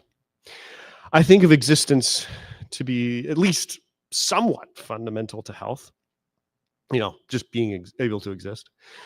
So there seems to be, so these seem to be things that physicians, and everyone for that matter, should care a little bit about. During my 2 weeks, WPSR asked me to come up with a project. Now, I happen to live close to the SeaTac airport, and the folks at WPSR alerted me to the idea that there were promises made by the Port of Seattle to mitigate noise and air pollution for those living near the airport. I'll let you decide whether those ever happened. I dove into the project, producing an op-ed that I submitted to the Seattle Times. It was never published, to my knowledge, but the project itself was more important to me. For the first time, I was starting to believe in the totality of my education, and lived experience, that I had very important things to say that would impact the health and well-being of potentially many, many people. To remain silent about what I know is a betrayal of my education, and especially to all those people who taught me. So now you know the important highlights of my education: anthropology, human performance, nutrition, medicine, functional medicine, sociology, and real-world economic disparity. Let's explore the newer part: war preparation and militarism. I distinctly remember one patient, a male, about 35 years old, not too dissimilar from myself. He was doing all the right things. He was eating well, exercising regularly, and had a stable home and a job. And this was at my residency in Tacoma. By all accounts, on paper, he should have been free from disease. Not so.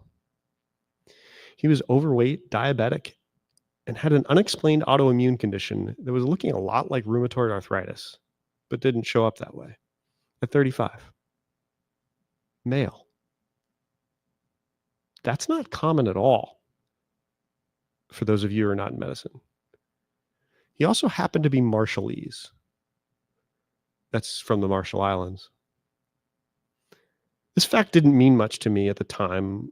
The only thing that really mattered to me at the time was that I couldn't find a translator. That was next to impossible, because it's next to impossible.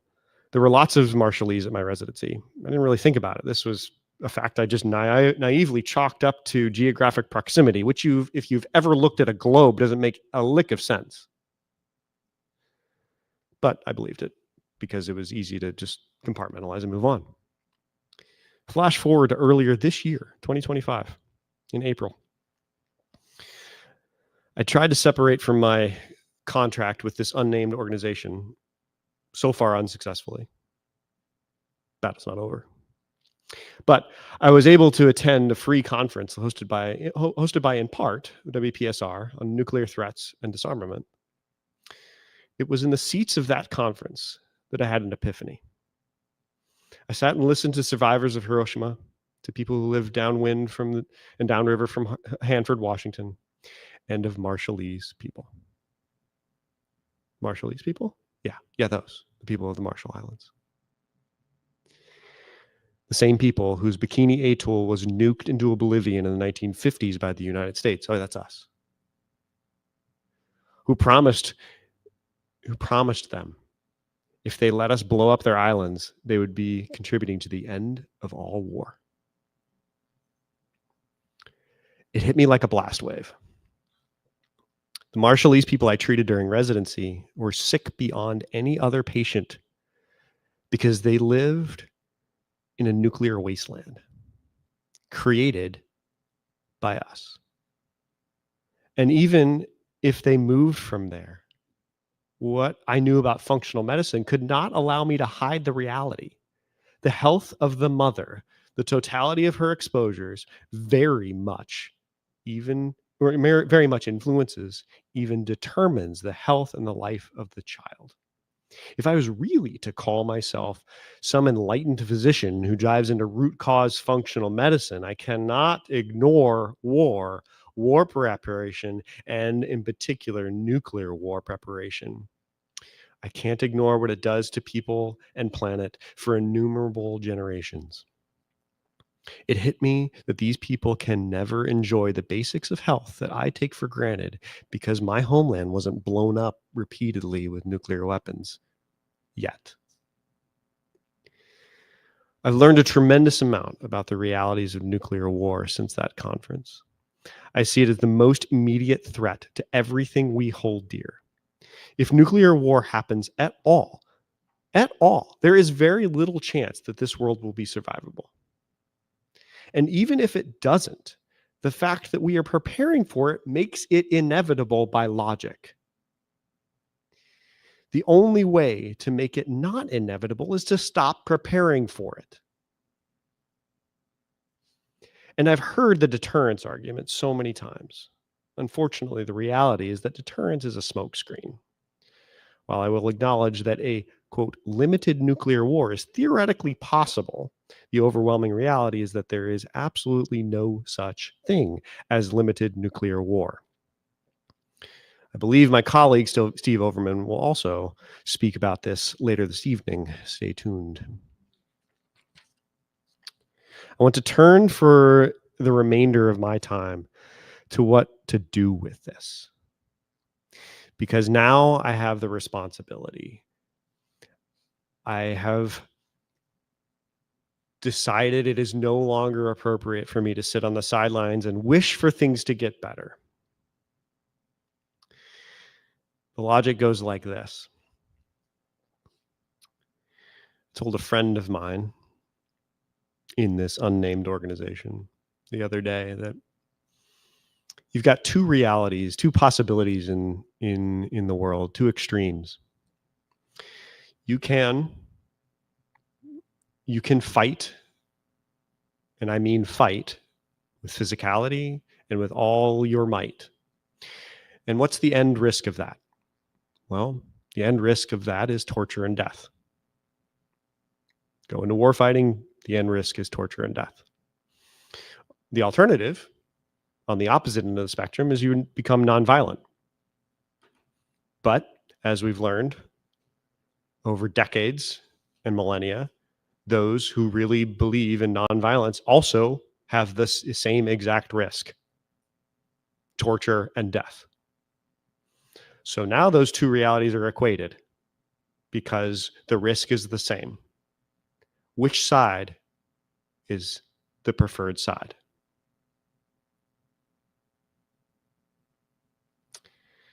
There is a romantic idea out there. The idea is that if we are fit enough, strong enough, and have the economic power, we can have our way in the world. And that's on a micro scale or a macro scale. Our way is equivalent to the right and holy way because it's our way.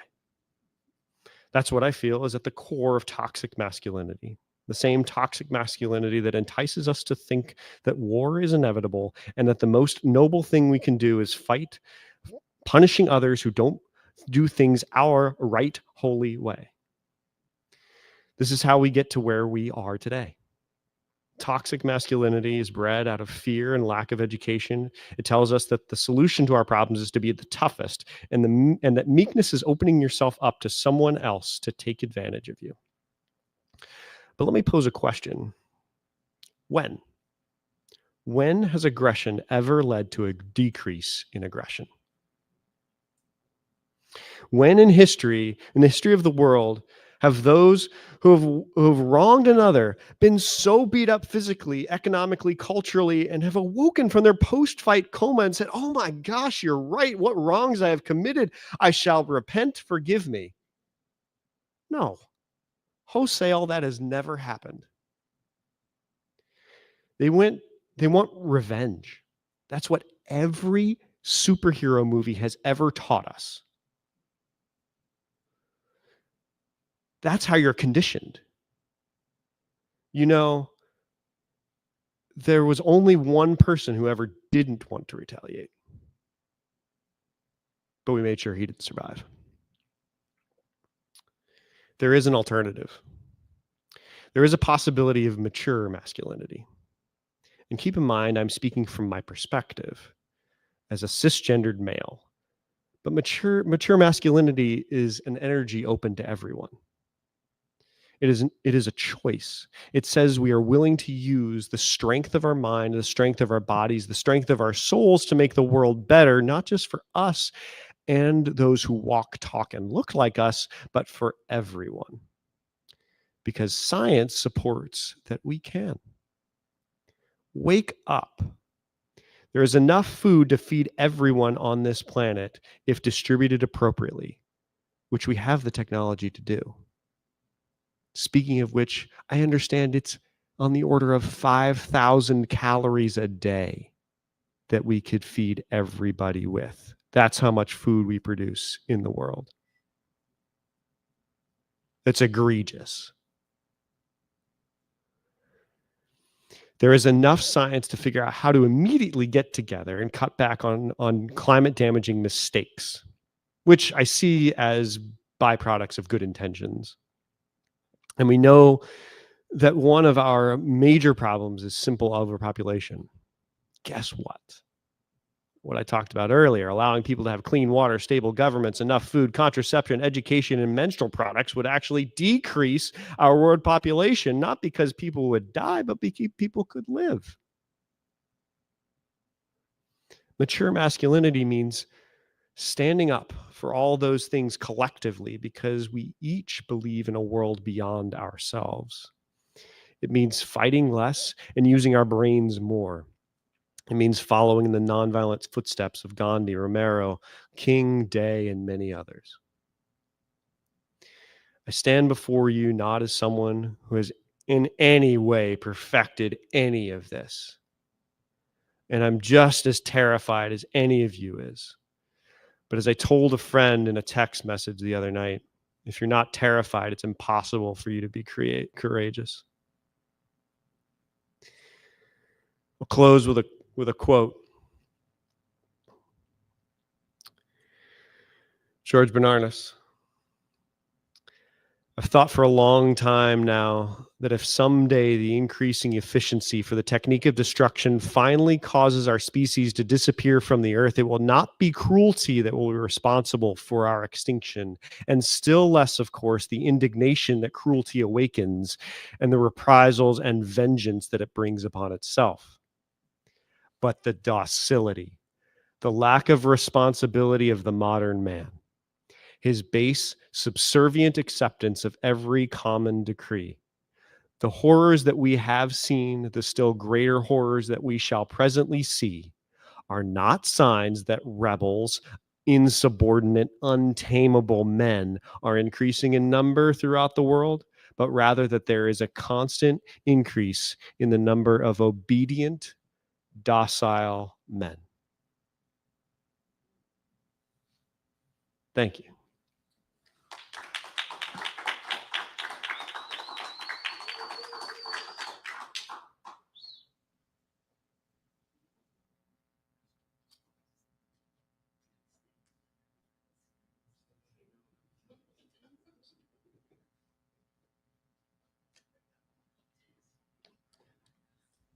Thank you, Dr. Carl. I don't know, do they call you Dr. Carl? Anyway, that was just something. I'm just excited about all the people that are, Steve, nice to meet you. Some of our guests are coming in, so I'm just greeting them. I just got to get my device keeps shutting off. It's shy. Okay. So let me just find where I am. Okay. Oh, we're ready to go. Well, without further ado, I would like to bring up our next fabulous guest. Maren Costa is here. We are lucky to have her speak with us. Maren is a keynote speaker, climate justice leader, workers' rights advocate, tech organizer, and former tech worker known for challenging corporate power to drive systemic change. Maren was featured in the Emmy Award-winning Netflix documentary called Buy Now, The Shopping Conspiracy. She has been speaking at climate, tech, and business conferences all over the world on the intersections of big tech, politics, climate, and inequity. Ladies and gentlemen, friends out there in live stream land and right here in the Seattle Machinist Hall, let's give a big warm welcome to Maren Costa. Woo-hoo-hoo! Down over here. Oh, hi, everyone online, especially. It is really great to be here. This is a fantastic event. And I've been, like Rachel mentioned, speaking everywhere. I just came back from Brazil. It's really nice to speak in my hometown. So I'm really happy to be here. Okay. So let's test out the clicker. So today I want to share how I've come to believe that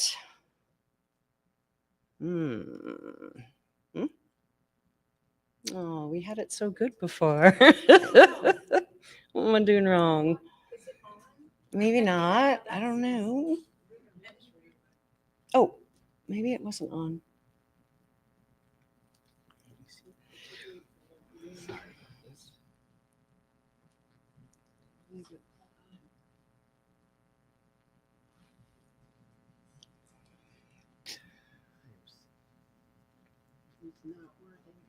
Like there's this, what's this little like, oh, that's a laser pointer. What is wrong? Here, let's just try reconnecting.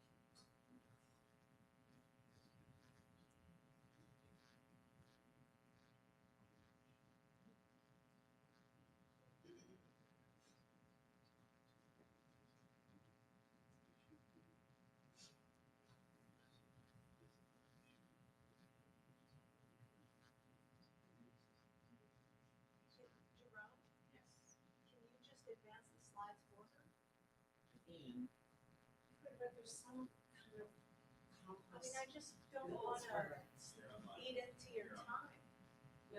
I just don't want to eat into your time. You know what? Instead of saying next time, please, I'll just make a motion because then I don't Yeah, have just to make the signal. You guys Some make of the them. bills are like right in the middle of a sentence. Yeah, just make. Okay, let let's know just what try you one want more and time. you guys can figure it out. Okay, so I'll just give you a little hand wave.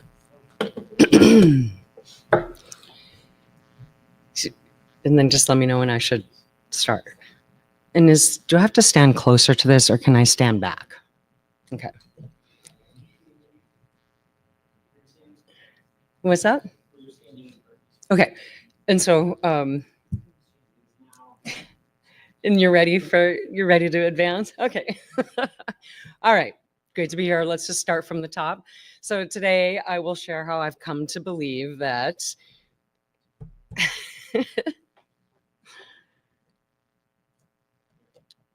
yay. Okay. And now it's, that, oh, it's going to be hard for me because I talk with my hands. That we will need urgent radical systems change achieved by global solidarity amongst the 99.999% to ensure a livable future. Not yet. That's a big claim. You may be wondering why urgent? Why radical? What exactly is systems change? And why the 99.999%? In hope of answering these questions, I'll offer my own story, the journey that shaped this belief, because stories have the power to change us, and we together have the power to change systems.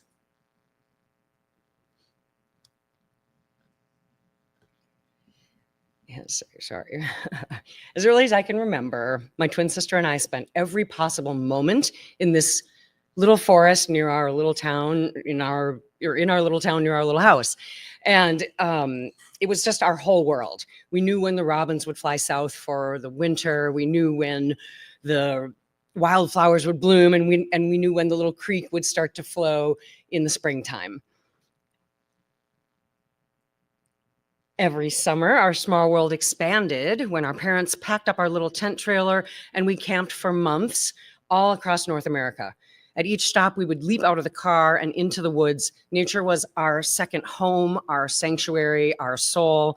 That instilled a truth I still carry, that all of us here together, humanity, is just one unlikely leaf among billions sprouting from and sustained by the universal tree of life. We are inextricably in this together, and I, for one, will be awestruck and grateful every day just to be here. That love for immersing myself in new worlds led me to study and travel abroad.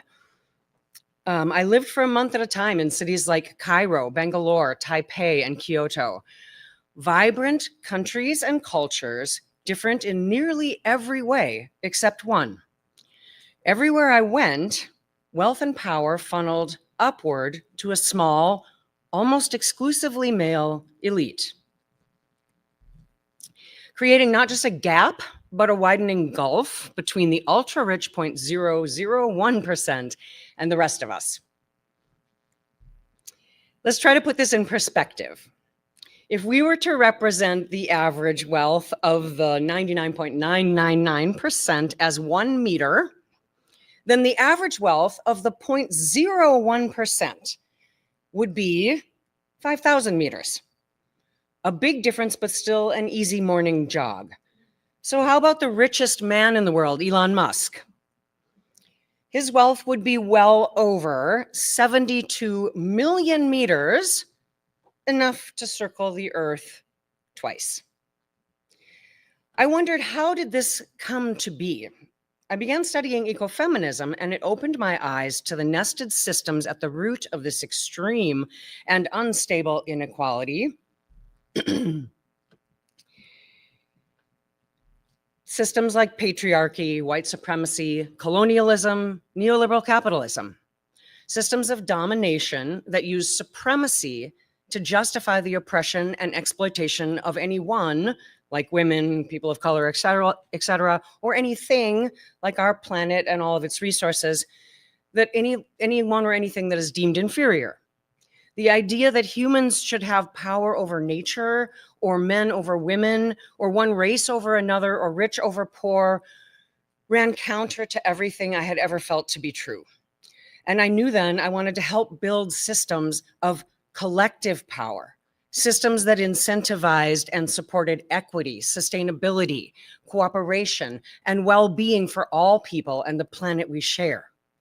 I began by co-founding a nonprofit collective to support women and girls.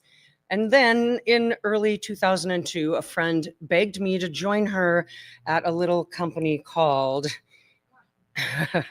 Amazon.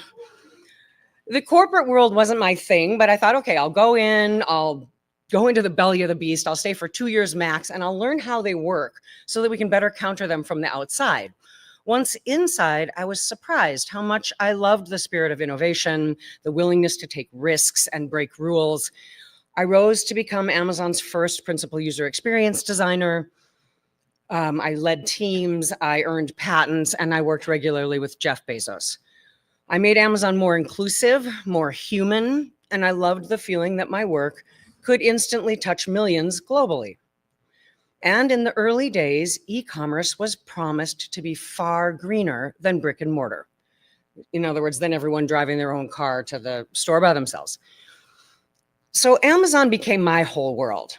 It was like an exclusive club that constantly tested you, but never fully let you in.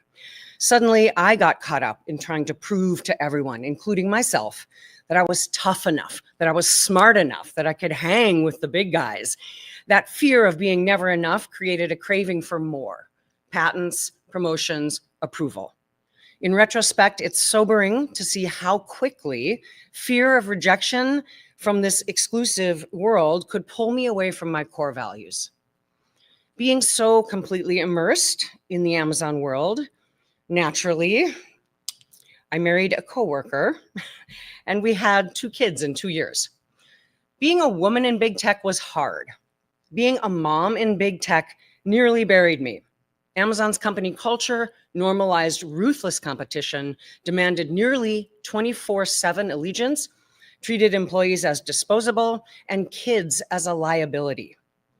I remember working and responding to emails from my team late into the night, just a few hours before I gave birth to my second child.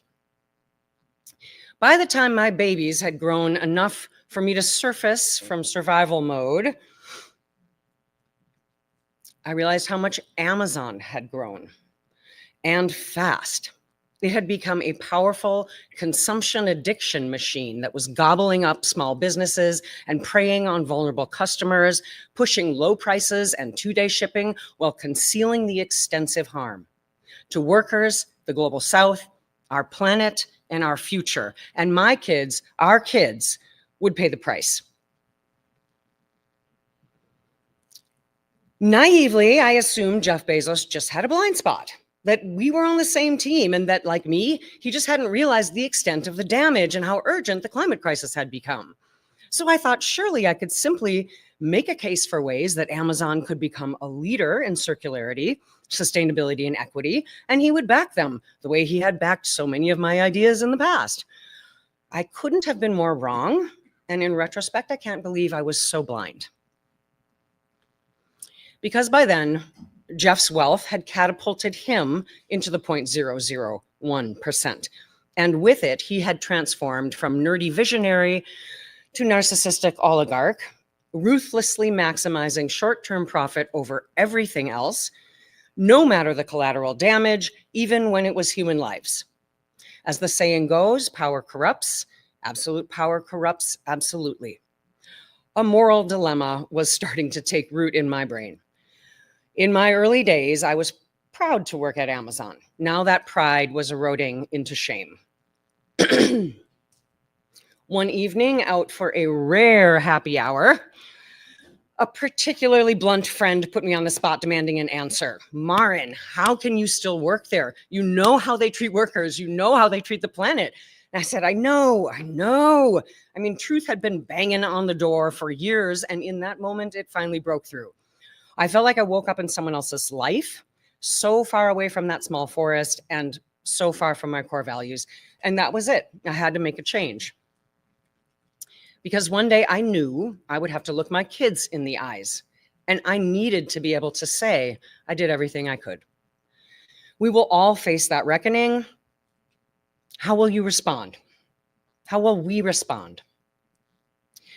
I decided I was prepared and able to put my entire career on the line if I had to, because what good is a paycheck on a dead planet? Instead of just walking away, I stayed, but I stopped playing by Amazon's rules. I reached out to like-minded coworkers, and in 2018, we founded Amazon Employees for Climate Justice. At the time, Amazon had 0 climate commitments. They were far behind their peers. Plus, their polluting warehouse hubs were disproportionately placed in low-income communities and communities of color, and their warehouses had the highest injury rate in the industry. So we organized thousands of tech workers to sign petitions, speak out, and even walk out, demanding real climate action, as well as justice for warehouse workers and their communities. And I think this is the next slide. And we won major victories. I think I missed whatever. We won major victories, so you can go to the next one. We won Amazon's Climate Pledge, improved warehouse safety, and we even get credited for the $10 billion Bezos Earth Fund. Through collective action, we were able to hold one of the most powerful companies in the world, run by, at the time, the richest man in the world, accountable in ways that consumers, shareholders, and even politicians had not been able to. And that's when I knew collective action works. And then COVID hit. Amazon immediately told corporate workers it was too dangerous to come into the office. Yet warehouse workers were required to go in and risk their lives for minimum wage, all while Amazon lied to the world saying that they were perfectly safe. A quick anecdotal story here. I talked to one young man whose dad was first generation, you know, in the first generation in the US. He didn't speak English. He would pick up a contract at Amazon in the warehouses and work until that contract ended because they would have to start paying him benefits. So they just lay people off. And then you pick up another contract after you've done enough time away. He had just picked up another contract at the beginning of COVID. He did have symptoms. At that time, it took a week to get a test and another week to get your results back. So warehouse workers, I mean, that's 2 weeks off. That puts you at risk of not being able to feed your family. He went to work with symptoms. And it ended up that he did have COVID. He did give it to his wife and he did die. And so I'm talking to this kid whose mom's in the ICU and his dad had just died. And so that was just the last straw. So we organized the group of, Amazon Employees for Climate Justice organized a virtual town hall so that warehouse workers could tell their stories to corporate workers. We sent out the invites internally at Amazon, and within minutes, Amazon deleted them from everyone's inboxes, pulled them off of everybody's calendars, and fired me and another leader in 30-second video calls. So my 15-year career was gone in a flash. My 12-year-old son, who was also quarantined at home like we all were, overheard the call and asked, "Mom, did you just get fired?" Yes. Was it for the activism stuff? Yes. Do you have any regrets? No, love, none at all. Because as I thought, I'm doing this for you and everyone and everything we love.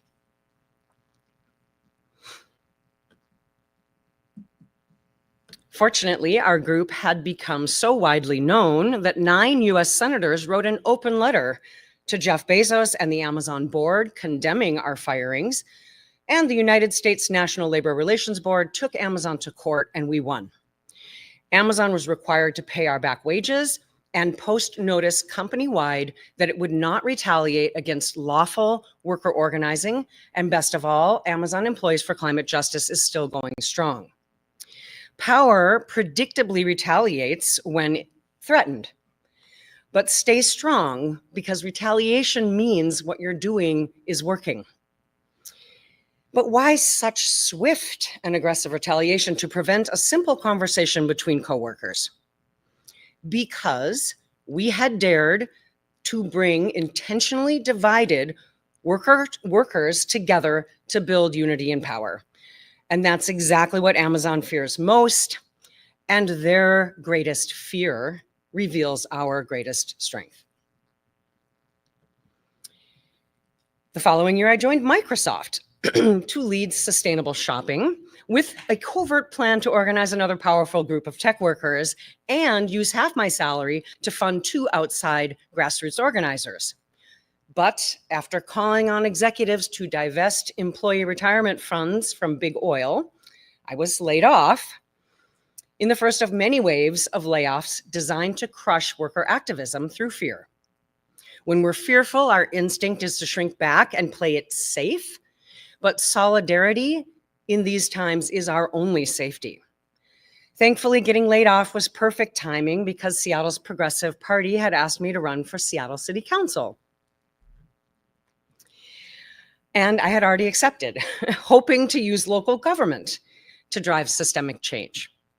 I won the primary in almost a landslide, but as we've seen before, corporate interests and Seattle's billionaires swooped in with dark money and disinformation and essentially bought all 5 open seats on the council. That's debatable, but that's my interpretation of what happened.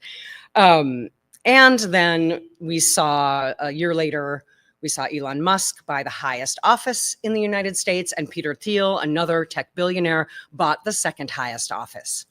Voting is a form of collective action and could be a viable means for systemic change. But when I saw how big money dominates elections at all levels, I lost hope. On the campaign trail, I could see, as voters, we are worn down, fearful, disinformed, and divided, making our votes easy prey for the highest bidder. At this point, I'd been fired, laid off, and unelected. I was exhausted, sorely disillusioned with government as a means for systemic change, and unsure how I could continue my fight. When we fight against entrenched systems, bouts of hopelessness, despair, even grief are inevitable, but don't brace against them because they're signs that we're still human and that we haven't gone numb or turned away. They also point to our deepest need, a community strong enough to carry us when we feel weak. But there was a twist. Midway through my campaign, I had flown to Los Angeles to be featured in what became the Emmy Award-winning Netflix documentary, Buy Now: The Shopping Conspiracy. In it, I tell my Amazon story to offer hope that when we stand together, we hold incredible power. In its first week, the documentary hit Netflix top 10 in 40 countries at once. Thousands of people from around the world reached out saying, "Your story moved me, I want to help." A testament to the power of story. And behind those thousands are millions, if not billions, who feel the same. We are not alone. More importantly, my story connects the dots between overconsumption, climate chaos, worker exploitation and surveillance, extreme inequality, and even democratic erosion. To expose the root cause, global systems of domination designed to concentrate wealth and power to the 0.001%, while threatening our very existence. The vast majority of today's 0.001%, and this is like 8 out of 10 of the top richest people in the world right now, built their fortunes in big tech. And somebody has coined the term that I wish I would have thought of first, tech broligarchs. And the unregulated rise of artificial intelligence will dramatically increase their wealth and power. And on that list of, if you asked ChatGPT, of the existential crises, which I've done so many times, AI is high up there as well. So I've been inside their ivory tower close enough to witness their bizarre and alarming worldview. And here's what I need everybody to understand. They wield more unchecked, borderless power than our governments. Their companies are worth more than entire nations. Amazon alone surpasses Brazil's economy. Their reach across tech, energy, finance, politics, and media gives them unprecedented power. And the wreckage they have already left in their wake makes it clear they do not intend to use their power to save the world. And this sounds strange even to me, since I'm a give everyone the benefit of the doubt kind of eternal optimist person. They truly believe they are gods. They are in a reckless race to build artificial general intelligence at any cost, aiming to create a post-human, I don't make this stuff up, super race, freed from the pesky need of clean air, water, food, even emotions, to colonize space. In their minds, they have a moral duty. Again, not making this up. They believe they have a moral duty to save the infinite number of future superhumans, even if it means sacrificing 8 billion imperfect ones on one insignificant planet. It sounds like science fiction, but it's not. Of course, they spin it like they're trying to save the world, but I saw it up close. Just look past the spin, pay attention to what they do and to what it reveals about who and what they value and who actually benefits. And the truth becomes impossible to ignore. Tech built by and for them won't save us or the planet. They have no intention to do that. That's why they're building luxury bunkers and rocket ships. And if this doesn't make us stop, if we choose to ignore the warning signs, then we're gambling with our own survival. The tech broligarchs and the 0.001% are playing to win, while too many of us are buying the spin, making small tweaks, fighting small battles, fighting each other, or sleepwalking into the apocalypse. We have to wake up. What we're doing simply isn't working, especially not at the speed the polycrisis of our era demands. And winning slowly is the same as losing. Our scattered efforts can only address the symptoms of a systemic disease. We save one river while many more die. We fight one unjust policy and there's 10 more, or a whole new administration that sets us back to square one. We make sustainable business commitments that we can't keep if we want to compete. Our leaders gather for another COP and leave frustrated. Don't get me wrong, these efforts are all important, but on their own, they won't get us where we need to go fast enough. To survive, we must confront and dismantle the root cause: global systems of domination designed to concentrate wealth and power to the 0.001% while threatening all of us. So how do we do this?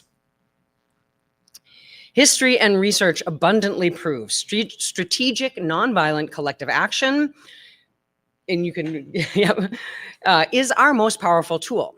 It is twice as effective as armed conflict, and when just 10% of a population is actively engaged, transformational change has never failed. Many people cite the number 3.5.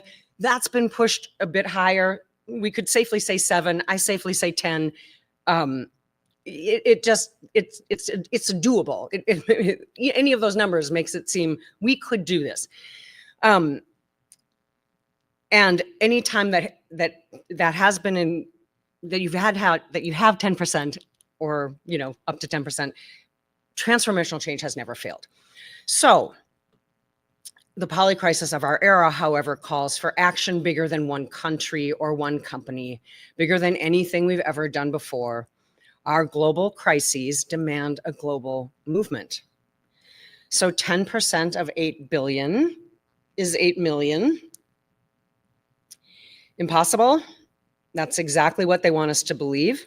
So they distract, deceive, and divide us, when in fact, oh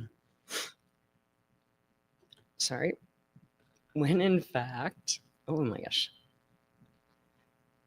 we, the 99.999%, have far more in common with each other than we do with them.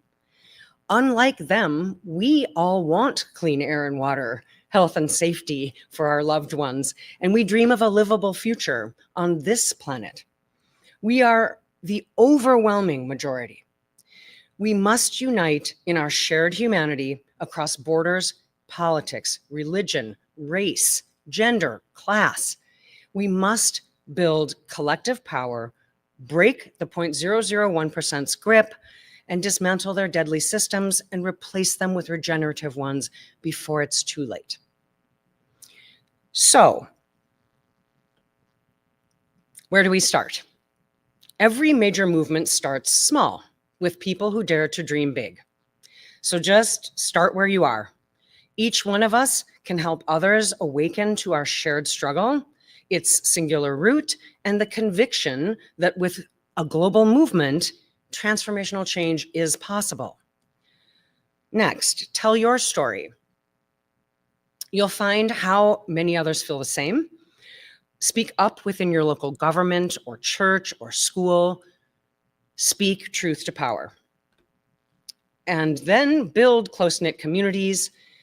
For solidarity and resilience, get to know your neighbors, join a grassroots group, join a union, organize your coworkers, or form a union if you don't have one. If you're a CEO, link arms with other executives across company and industry lines. In the future we're hurtling towards, solidarity will be survival 101. And finally, be ready to unite for global action and resistance. When we unite, we are invincible. We could launch a global tech blackout or oil freeze, a worldwide strike, or provide global political will, a mandate to like-minded leaders struggling to enact existing policies and solutions currently suppressed by the powers that be. Because we know we've had all the solutions we need to solve these problems, but we haven't used them. You have to ask why. And resistance isn't just saying no. Resistance is the community that gives us resilience. And it's the incubator for regeneration, where we dare to dream of a future worth saying yes to, where we write a new story, one that includes all of us, where we design new systems rooted in cooperation, connection, equity, sustainability, where true progress is measured not by short-term profit, but by how well we care for each other and the planet we share. What would a world rooted in power with instead of power over look like? What would it feel like? It's only impossible if we don't try. And it might just be easier than we think. The current systems are already cracking under their own injustice and unsustainability. The powers that be will fall with them. Courageous collective movements are rising everywhere. Soon we will converge, and when we do, we will be unstoppable.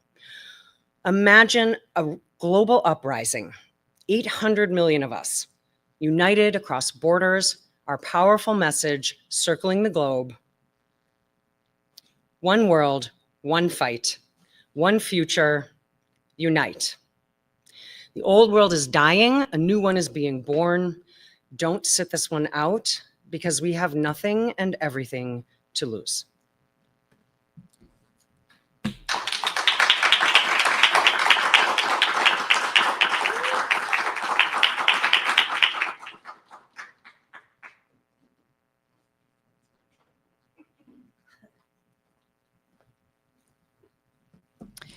Thank you, Marin. All right. Okay. How's everybody doing? Just checking in. If anyone has been sitting for more than 2 hours, you might want to get up. We've got so much space in here. We've got acreage. So you could, walk an aisle, walk down this aisle, walk up this aisle, around, well, maybe not where Jerome is, but, down one of the aisles and then around. I mean, just to get moving. I get cold really easily. And if I'm not moving, I feel like my blood pressure goes down. And so, oh, are you ready to do the switchover? Okay. So what is going to happen? Okay. Okay. And it's an easy switch over, apparently, because the platform that the live stream is on only goes 10 hours. It doesn't go the full 24. So what we did, what Jordan and oh God, my brain is dying. It's only been 10 hours. Okay, so Jerome and Jordan have already organized the switchover. So they've started up a second live stream, and then part 1 is going to end and part 2 will begin for another 10 hours. And then we'll do a third one for another 5. So yeah, and 15, exactly 5 hours and 15 minutes. Really, because we don't want to miss our final closing guest is going to be a gem indeed. Yeah, you do not want to miss that. Andrew Villeneuve from the Northwest Progressive Institute. Thank you, Russell. All right, I am going to do this, and